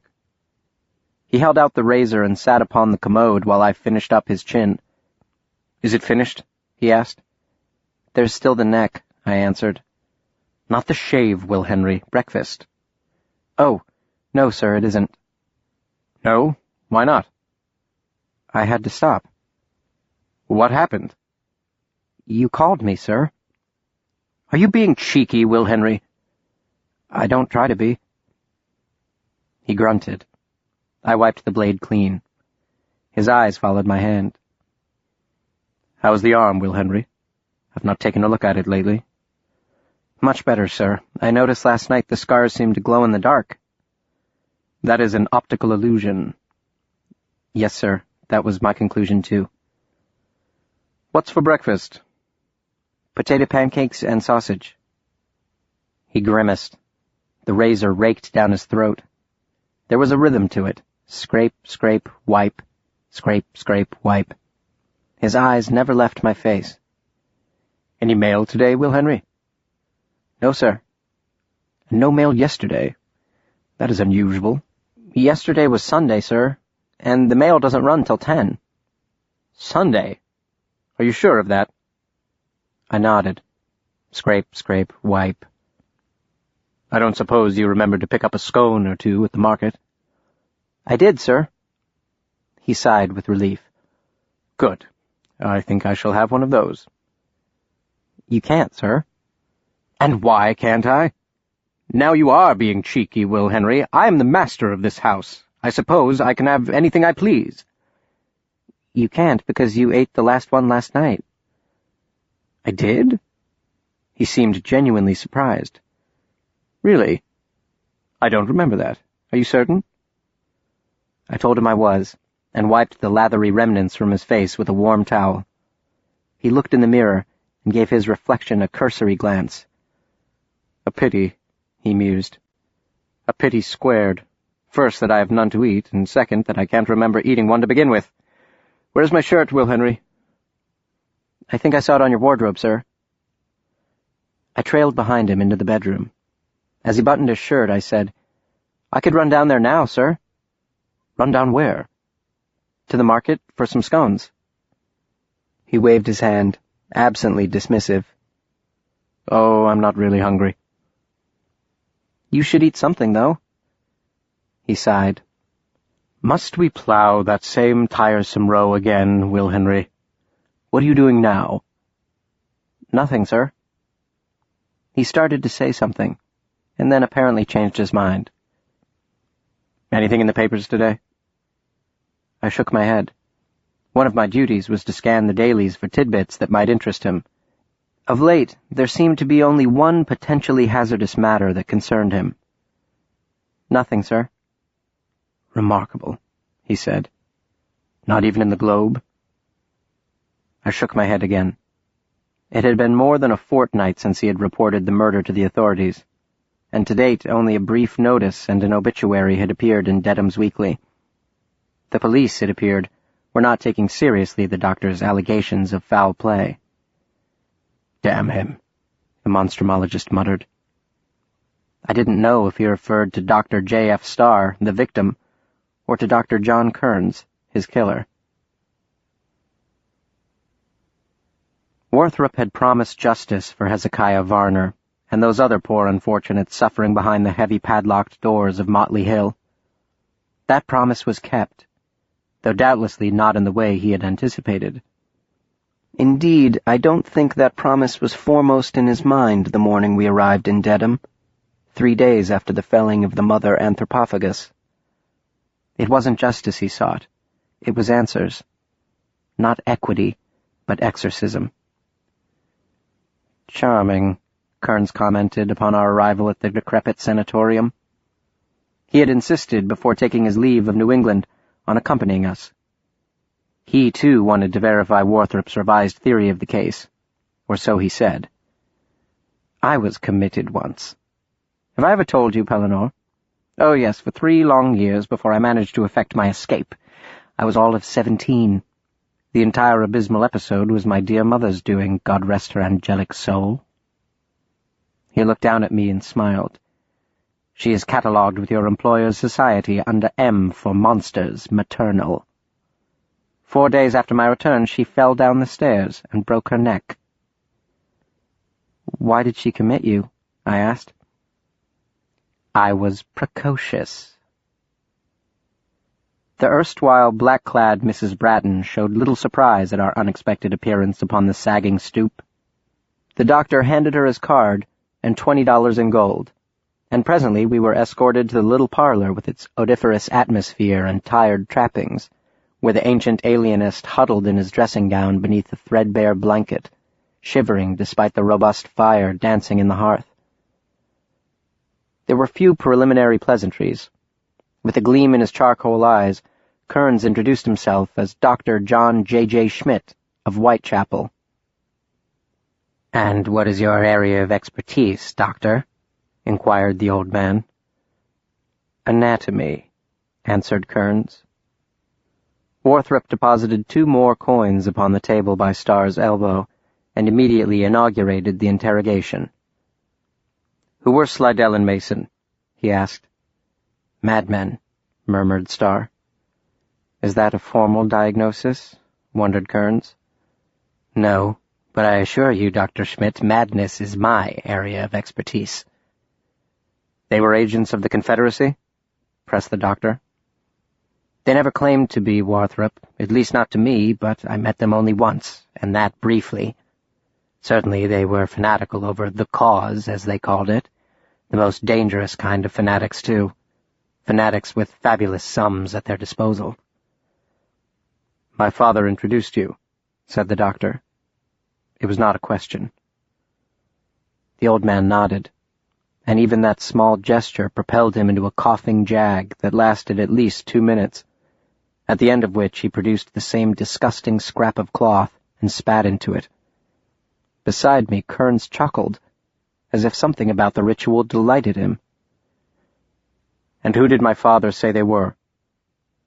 "Philanthropists." Kearns stifled a guffaw. The doctor shot him a look and turned back to Starr. "Philanthropists?" "Interested, keenly interested, in their words, in the advancement of the science of eugenics." "Fanatical philanthropists," ventured Kearns, still chuckling. "My father," said Warthrop. "He enlisted their aid in an experiment." Starr nodded. "As I understood it, it involved the merger of the two species." "Oh, dear God!" Kearns ejaculated with mock horror. Warthrop's revulsion was not feigned, however. "Anthropophagi with Homo sapiens? To what possible purpose?" "The obvious one, Pellinore," said Kearns. "A killing machine with an intellect on par with its bloodthirstiness. The ultimate predator. The bestial equivalent to Nietzsche's Übermensch." "I don't think he looked at it that way, Dr. Schmidt," said Starr. "They might have, Mason and Slidell, but not Warthrop. It may be in our power to give a soul to the soulless, he told me in private. Mercy to the merciless, humanity to the inhuman." "And you agreed," said Warthrop. "Not at first. I rebuffed the offer outright. I had no desire to play God." "But you changed your mind. Why?" Starr stayed silent. His chest rattled in counterpoint to his tortured breath. Warthrop added 2 more coins to the stack. "How do you know I changed it?" the geezer croaked. "You shut up Varner for them. Convinced the court he was insane and locked him away lest anyone ever believe his tale. Varner was mad as a hatter. And you agreed to the second part of the bargain." Starr wet his purplish lips. "There was no other part," he insisted. "What is this about, Warthrop? What do you want from me? I'm an old man, a dying old man, I might add. Why have you come here to badger me about the past?" Warthrop whirled and, seizing my wounded arm, shoved it under the agitated alienist's nose. "Because it isn't the past," he growled. He released me and leaned into the old man's face. "You ask what I want. I'll answer with the same question. What is it that you want, Jeremiah Starr? You have my word as a gentleman I will tell no one what transpires between us this day. You shall not spend the remainder of your miserable little life in prison or end it upon the gallows, though the blood of your countless victims calls to heaven for it. I know most and suspect I know the rest, but I wish to hear it, and there is no one left alive to confess to it but you. You have my word. What else?" Starr refused to answer, but his greed betrayed him. His rheumy gaze flickered for an instant to the stack of coins at his elbow. Warthrop opened his purse and dumped the entire contents onto the table. The coins clattered, cascaded to the worn carpet. One landed heads up on top of the old man's throw. "There," Warthrop cried. "All I have with me. Tomorrow I'll give you 10 times that. Only answer the questions so the matter can be put to rest once and for all. The creatures in my father's care needed 2 things to survive during the course of this experiment in eugenics, whatever its true purpose. A safe haven, which no doubt Mason and Slidell funded, and food. Yes? They built the subterranean enclosure and you supplied the meals. Yes? Say yes, you damnable monster." "Yes," said Starr. A coughing fit doubled him over, and when he sat back, his face was the color of ripe strawberries. Spittle dotted his stubbly chin. Warthrop recoiled in disgust. "And when the war ended?" "He offered to finance it himself," Starr admitted. "He couldn't let it go." "Not let it go?" The doctor seemed aghast. "Not let what go?" "He had grown rather fond of them, I think, rather like his pets, or children. I mean no offense, Warthrop. He was very possessive of them. And you cared not where the money came from. Warthrop, replied Starr in a condescending tone.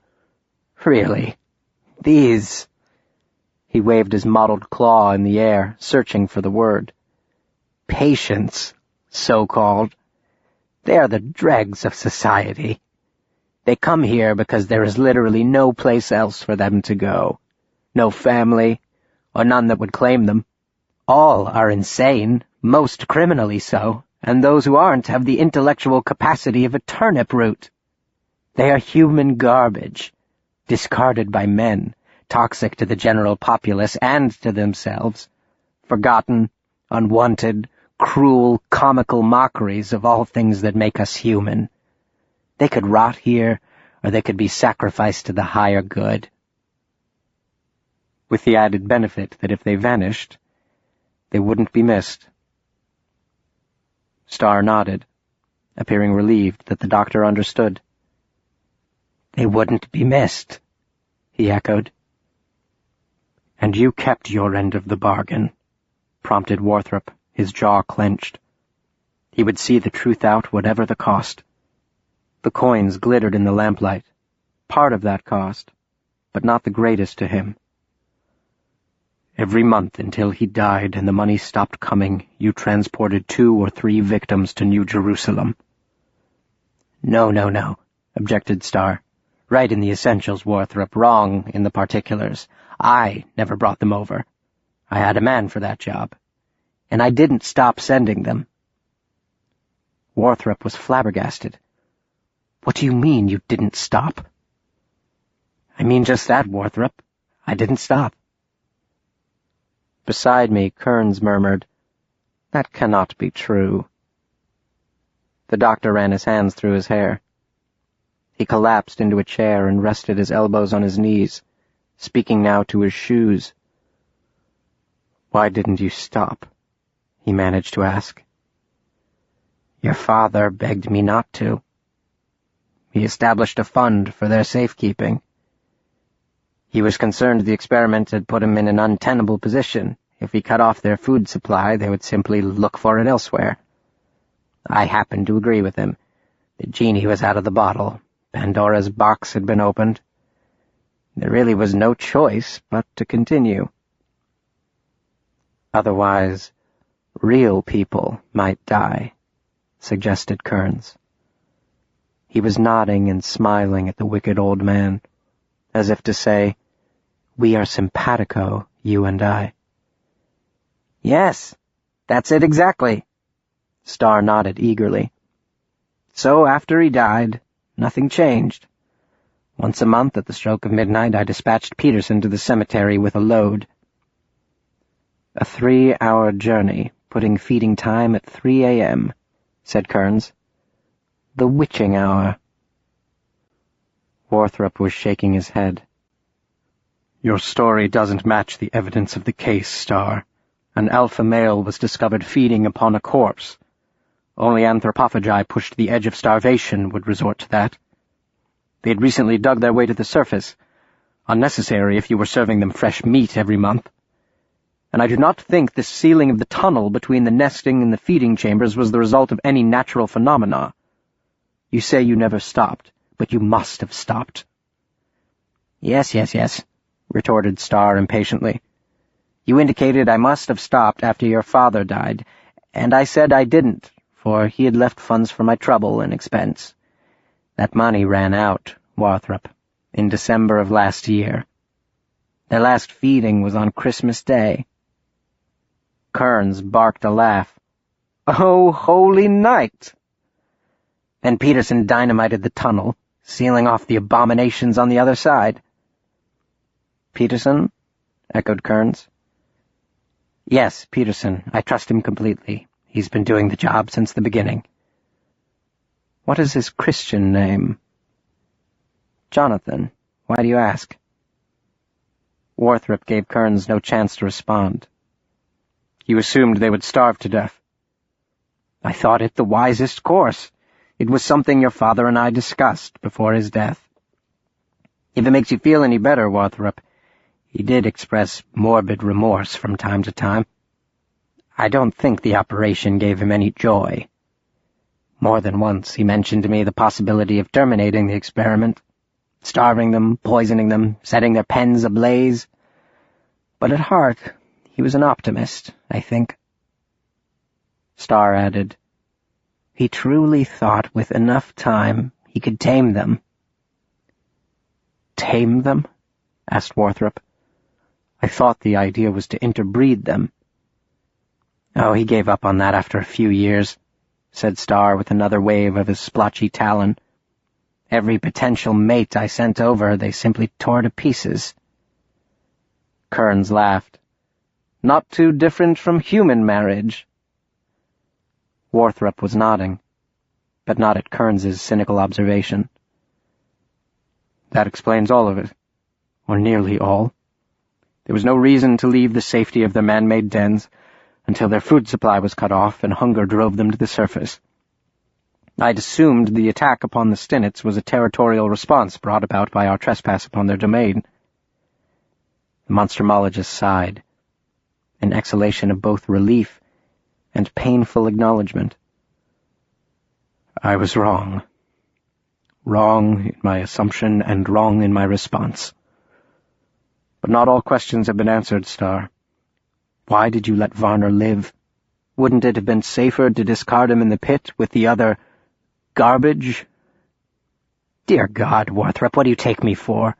I may be avaricious, but I'm not completely corrupt. I thought of flies buzzing maddeningly upon a window pane, of their repugnant progeny squirming in open sores, of boots filled with liquefying flesh. I'm not completely corrupt. Oh, no, agreed Kearns. He crossed the room to stand before the withered, wheezing old man. With great tenderness, he said, To the contrary, you are a humanitarian, Dr. Starr. Let no one tell you otherwise. An anthropological alchemist, turning lead into gold. The chains that bind most men do not bind you. And in this, you and I are brothers, dear Jeremiah. We are the new men of a new and glorious age, free of lies and unbound by any ridiculous rectitude. He placed his hands on either side of Starr's weathered pate, cupping his face while he bent low to purr into his oversized ear. The only truth is the truth of the now. There is nothing either good or bad, but thinking makes it so. There is no morality, is there, Jeremiah, but the morality of the moment. And with that, John Kearns, student of human anatomy and hunter of monsters, with his bare hands gave his victim's head a violent twist, snapping his neck, severing his spine cord, killing him instantly. Then, brushing past a stunned and speechless Warthrop on his way out of the room, he said this, with no trace of irony. He will not be missed. The doctor could barely contain his fury, though by all outward signs he appeared perfectly collected. But I knew him too well.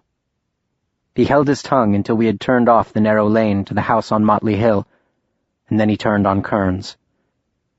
It is murder, Kearns, plain and simple.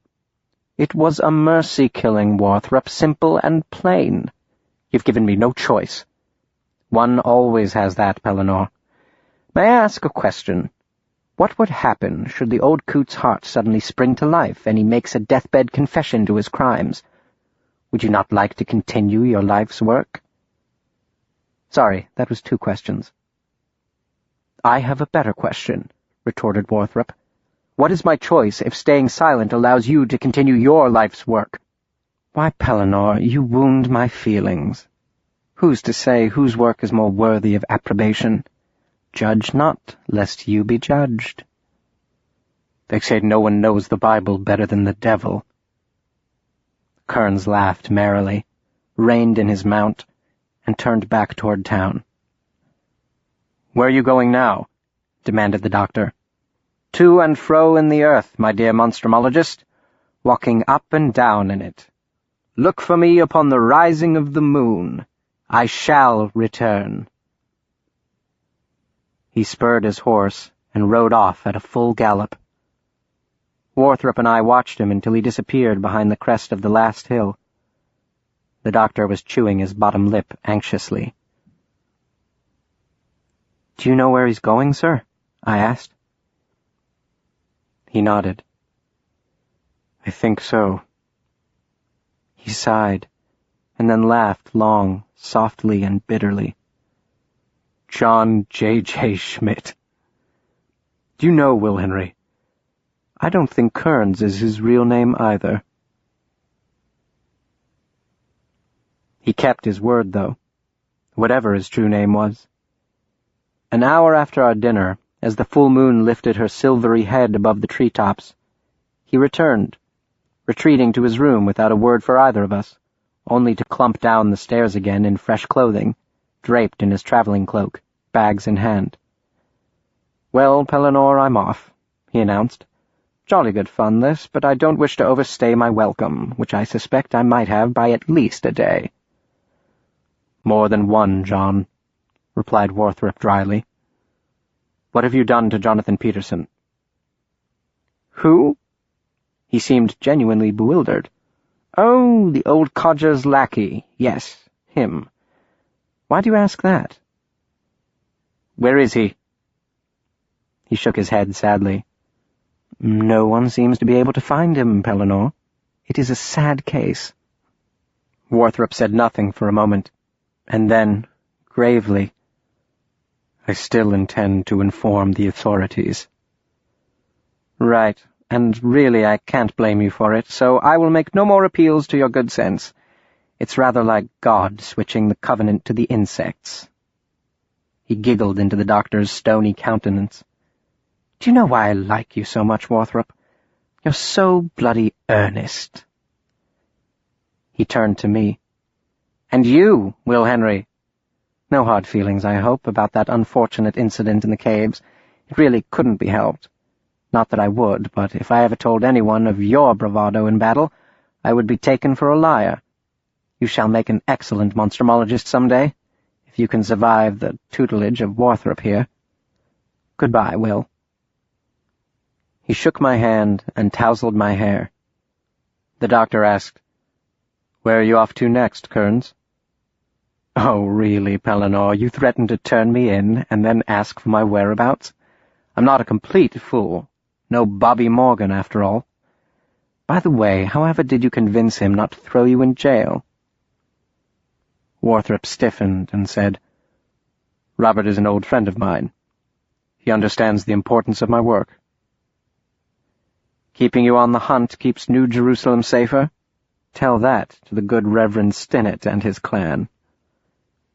"I thought," the doctor said evenly, "that you were leaving." "So I am. In all seriousness, though, I do think I need a nice long holiday. A more leisurely kind of hunt, a less daunting quarry to tax me, particularly since I shan't have the indispensable services of Master Will Henry here." "Another matter I haven't forgotten," the doctor replied darkly. "You should leave, Kearns, before I begin to dwell too long upon it."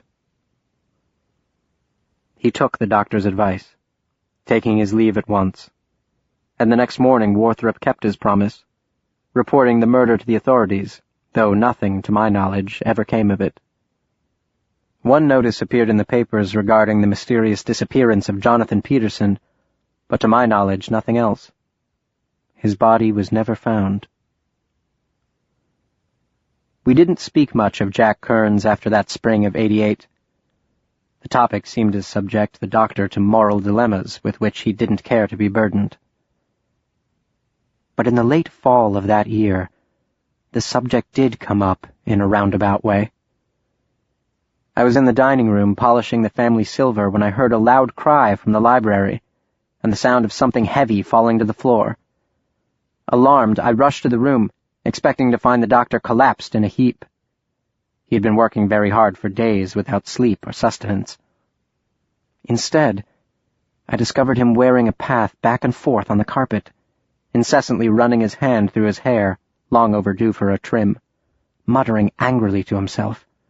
He stopped when he spied me in the doorway, and watched silently as I scurried to pick up the small table he had hurled down in his consternation.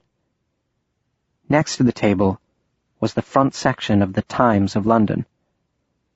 The headline under the masthead blared, "Ripper strikes again. Whitechapel killer claims fourth victim." Whitechapel. I had heard that name in the parlor of the house on Motley Hill 6 months before. Dr. John J. Schmidt of Whitechapel.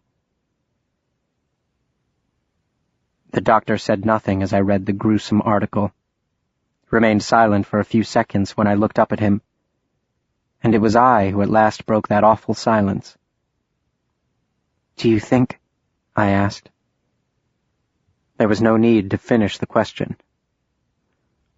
"What do I think?" he said rhetorically. "I think Malachi should have taken him up on his offer." After dressing and picking over the profoundly disappointing potato pancakes, he left the sausage untouched. The doctor summoned me to the basement. It was time for my bi-monthly checkup. I sat upon the tall metal stool. He shone a bright light into my eyes, took my blood pressure and temperature, measured my pulse, examined the back of my throat. He drew a vial of blood from my arm. I watched, quite accustomed to the ritual by this point, as he squirted a small amount of iodine solution into the tube and swirled the concoction for a few seconds. "You will have to know how to do this, Will Henry," he had told me. "We will not be together forever." "Eyedropper," he said, and I pressed the implement into his open palm. He squeezed a drop of the bloody mixture onto a slide, placed another slide on top of the first, and then slid the sample under the microscope's lens. I held my breath as he bent to examine the outcome. He grunted, motioned for me to have a look. "See those oblong black specks?" he asked. "Yes, sir, I think so." "Yes, you do, or yes, you think you do? Be precise, Will Henry." "I see them. Yes, sir." "Those are the larvae." I swallowed. The shapes resembled tiny obsidian orbs, thousands of dead little black eyes swimming in a single drop of my blood. The doctor removed his gloves and said matter-of-factly, "Well, it appears the population has remained more or less stable." He flipped open the file beside the microscope, marked, "Subject, W.J. Henry, Diagnosis, B. Arawakis infestation," and scribbled a sloppy note under the date. "Is that a good thing?" I asked. "Yes, it is a good thing. No one knows why in some cases Arawakis maintains perfect symbiosis with its mammalian host, giving the host unnaturally long life, and in other cases overwhelms the body with the sheer volume of its numbers.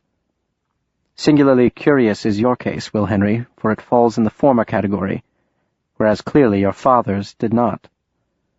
There's a theory much too complex for me to explain adequately in all its elegant detail, from an excellent paper written by one of my colleagues at the Society, which, briefly put, postulates that what happened to your father was a means of propagation, a way for the parasite to find a new host." "A new host?" I echoed. "Me?" He shrugged. "I doubt it happened the night of the fire. You weren't near him when they made their ill-timed exit. It is only a theory. The method by which they infest a host is not known." "But it was an accident, wasn't it?"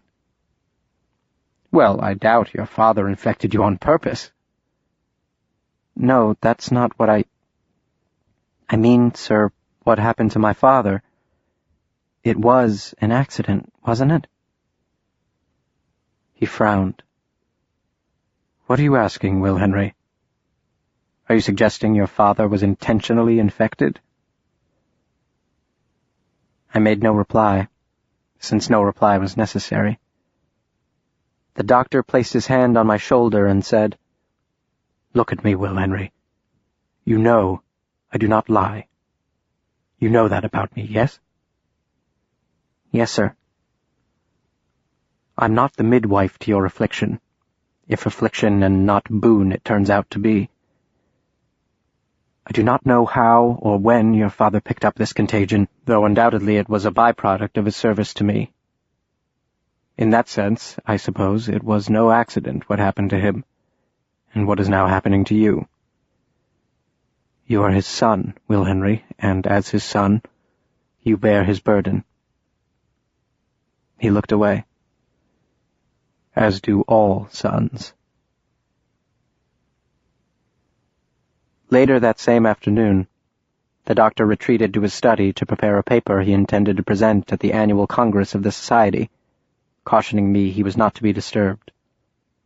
The week before he had received by post an early draft of a monograph to be delivered by a fellow monstrumologist, the chief presiding officer of the Society no less, forwarded to him anonymously by a concerned colleague, who urged Warthrop to compose a public reply.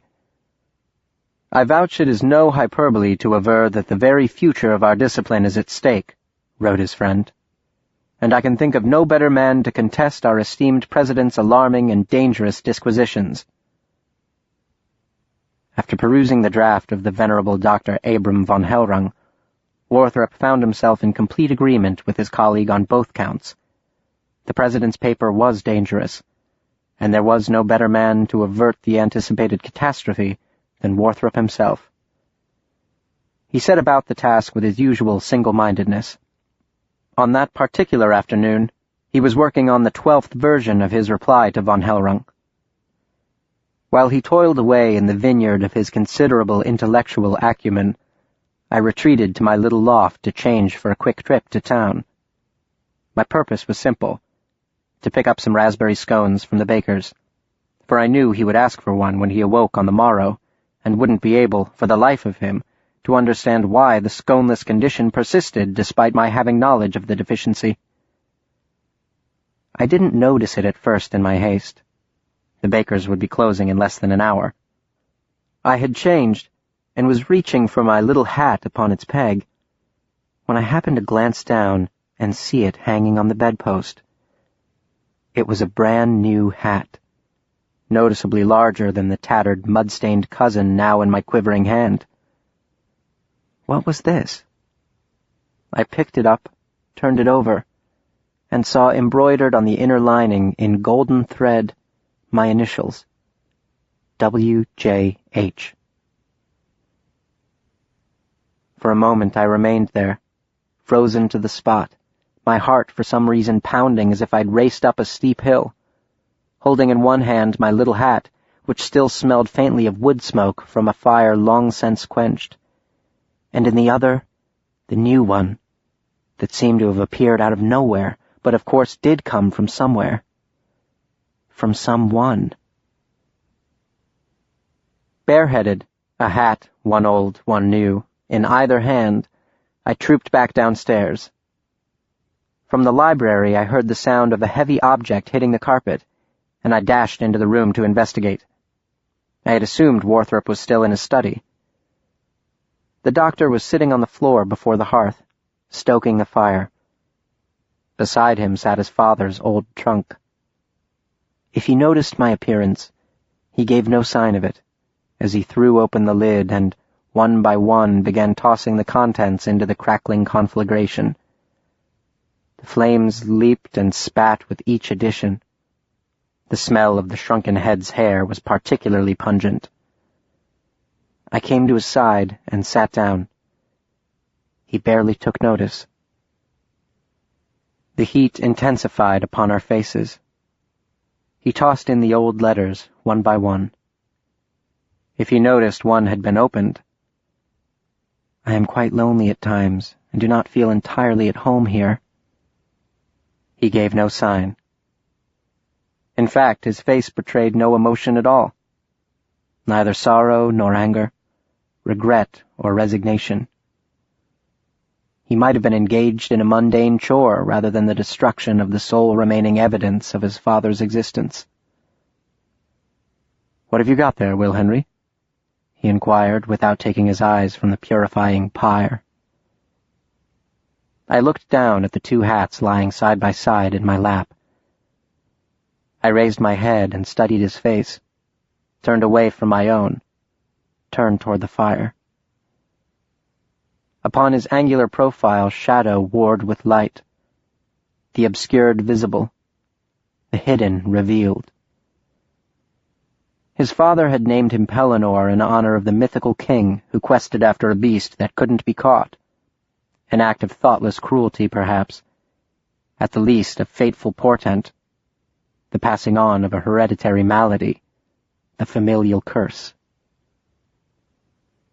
"My hat, sir," I answered. "Which one, Will Henry? That is the question." The fire popped and crackled, snapped and growled. "That's it," thought I. "A fire destroys, but it also purifies." I tossed my old hat into the center of the flames.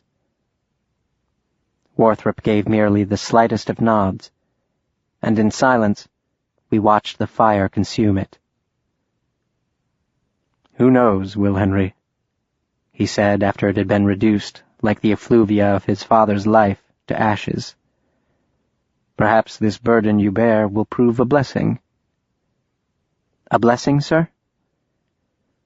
"My colleague nicknamed Arawakis the Fountain of Youth Contagion." "Does that mean I'll never grow up?"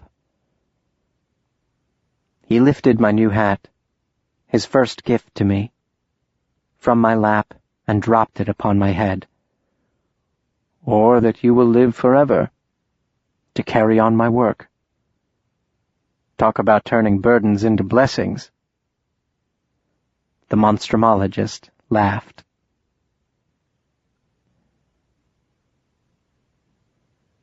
Epilogue, May 2008. 120 years after the conclusion of the anthropophagi affair, I called the director of facilities to tell him I had finished reading the first 3 volumes of William Henry's remarkable journal. "And?" he asked. "And it's definitely fiction." "Well, of course it is." He sounded annoyed.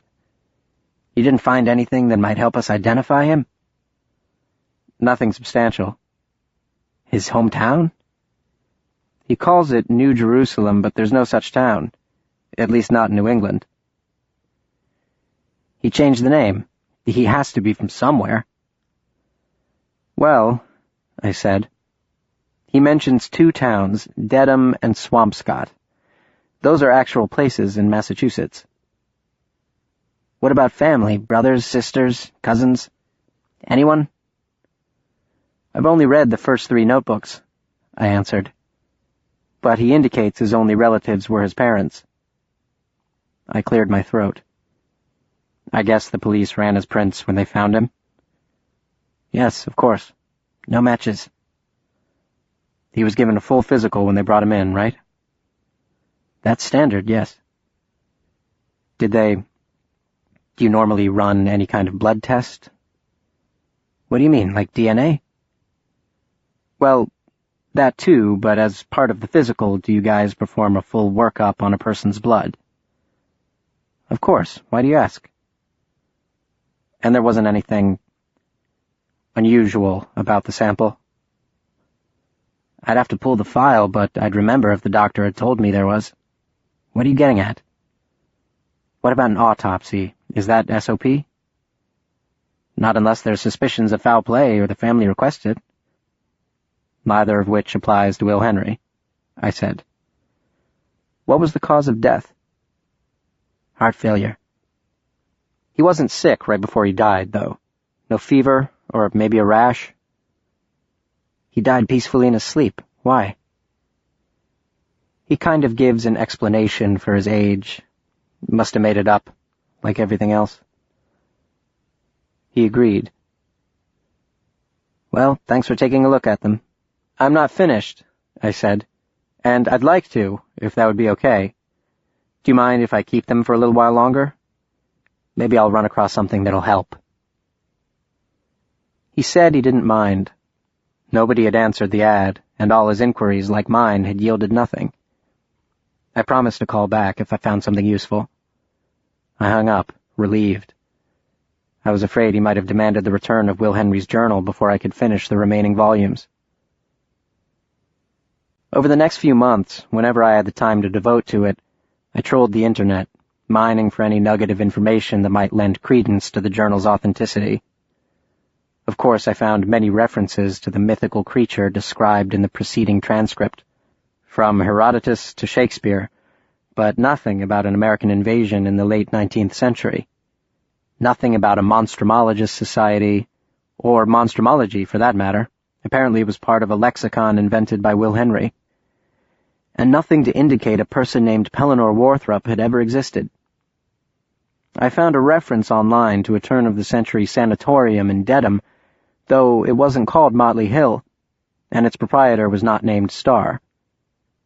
I found no reference to a cargo vessel called Feronia grounding near Swampscott in 1865. There was no record of any ship wrecking there that year. I perused several sources on the all-too-real personage of Jack the Ripper, but found no mention of the alias John Kearns, or any theory that might support Will Henry's startling claim that he had hunted monsters when he wasn't hunting human beings. A very kind employee of the British Museum finally returned my calls regarding the personal papers of Sir Francis Galton, the father of eugenics, whom Warthrop claimed had been a close friend of his father's. As I suspected, no mention of an Alistair Warthrop, or anyone who remotely resembled him, was contained in any of Galton's letters. I couldn't find anything on Biminia Sarawakis either. There's no myth, and of course nothing in the scientific literature, about a parasitic organism that somehow extends the natural lifespan of its host. At times, immersed in this ultimately fruitless research, I would laugh at myself. Why was I wasting my time trying to find some shred of proof in what was so obviously a work of a demented man's imagination? I felt pity for him. Maybe that's a part of it. I don't think Will Henry would have called it a work of imagination. I think he actually believed it was all true. It was fiction, obviously, but not a deliberate fiction. Nearly 4 months after our conversation, I called the director again and asked where William James Henry was buried. The municipal cemetery turned out to be less than 10 minutes from my house. I found a small stone marker there, etched with only his name, if that was his name.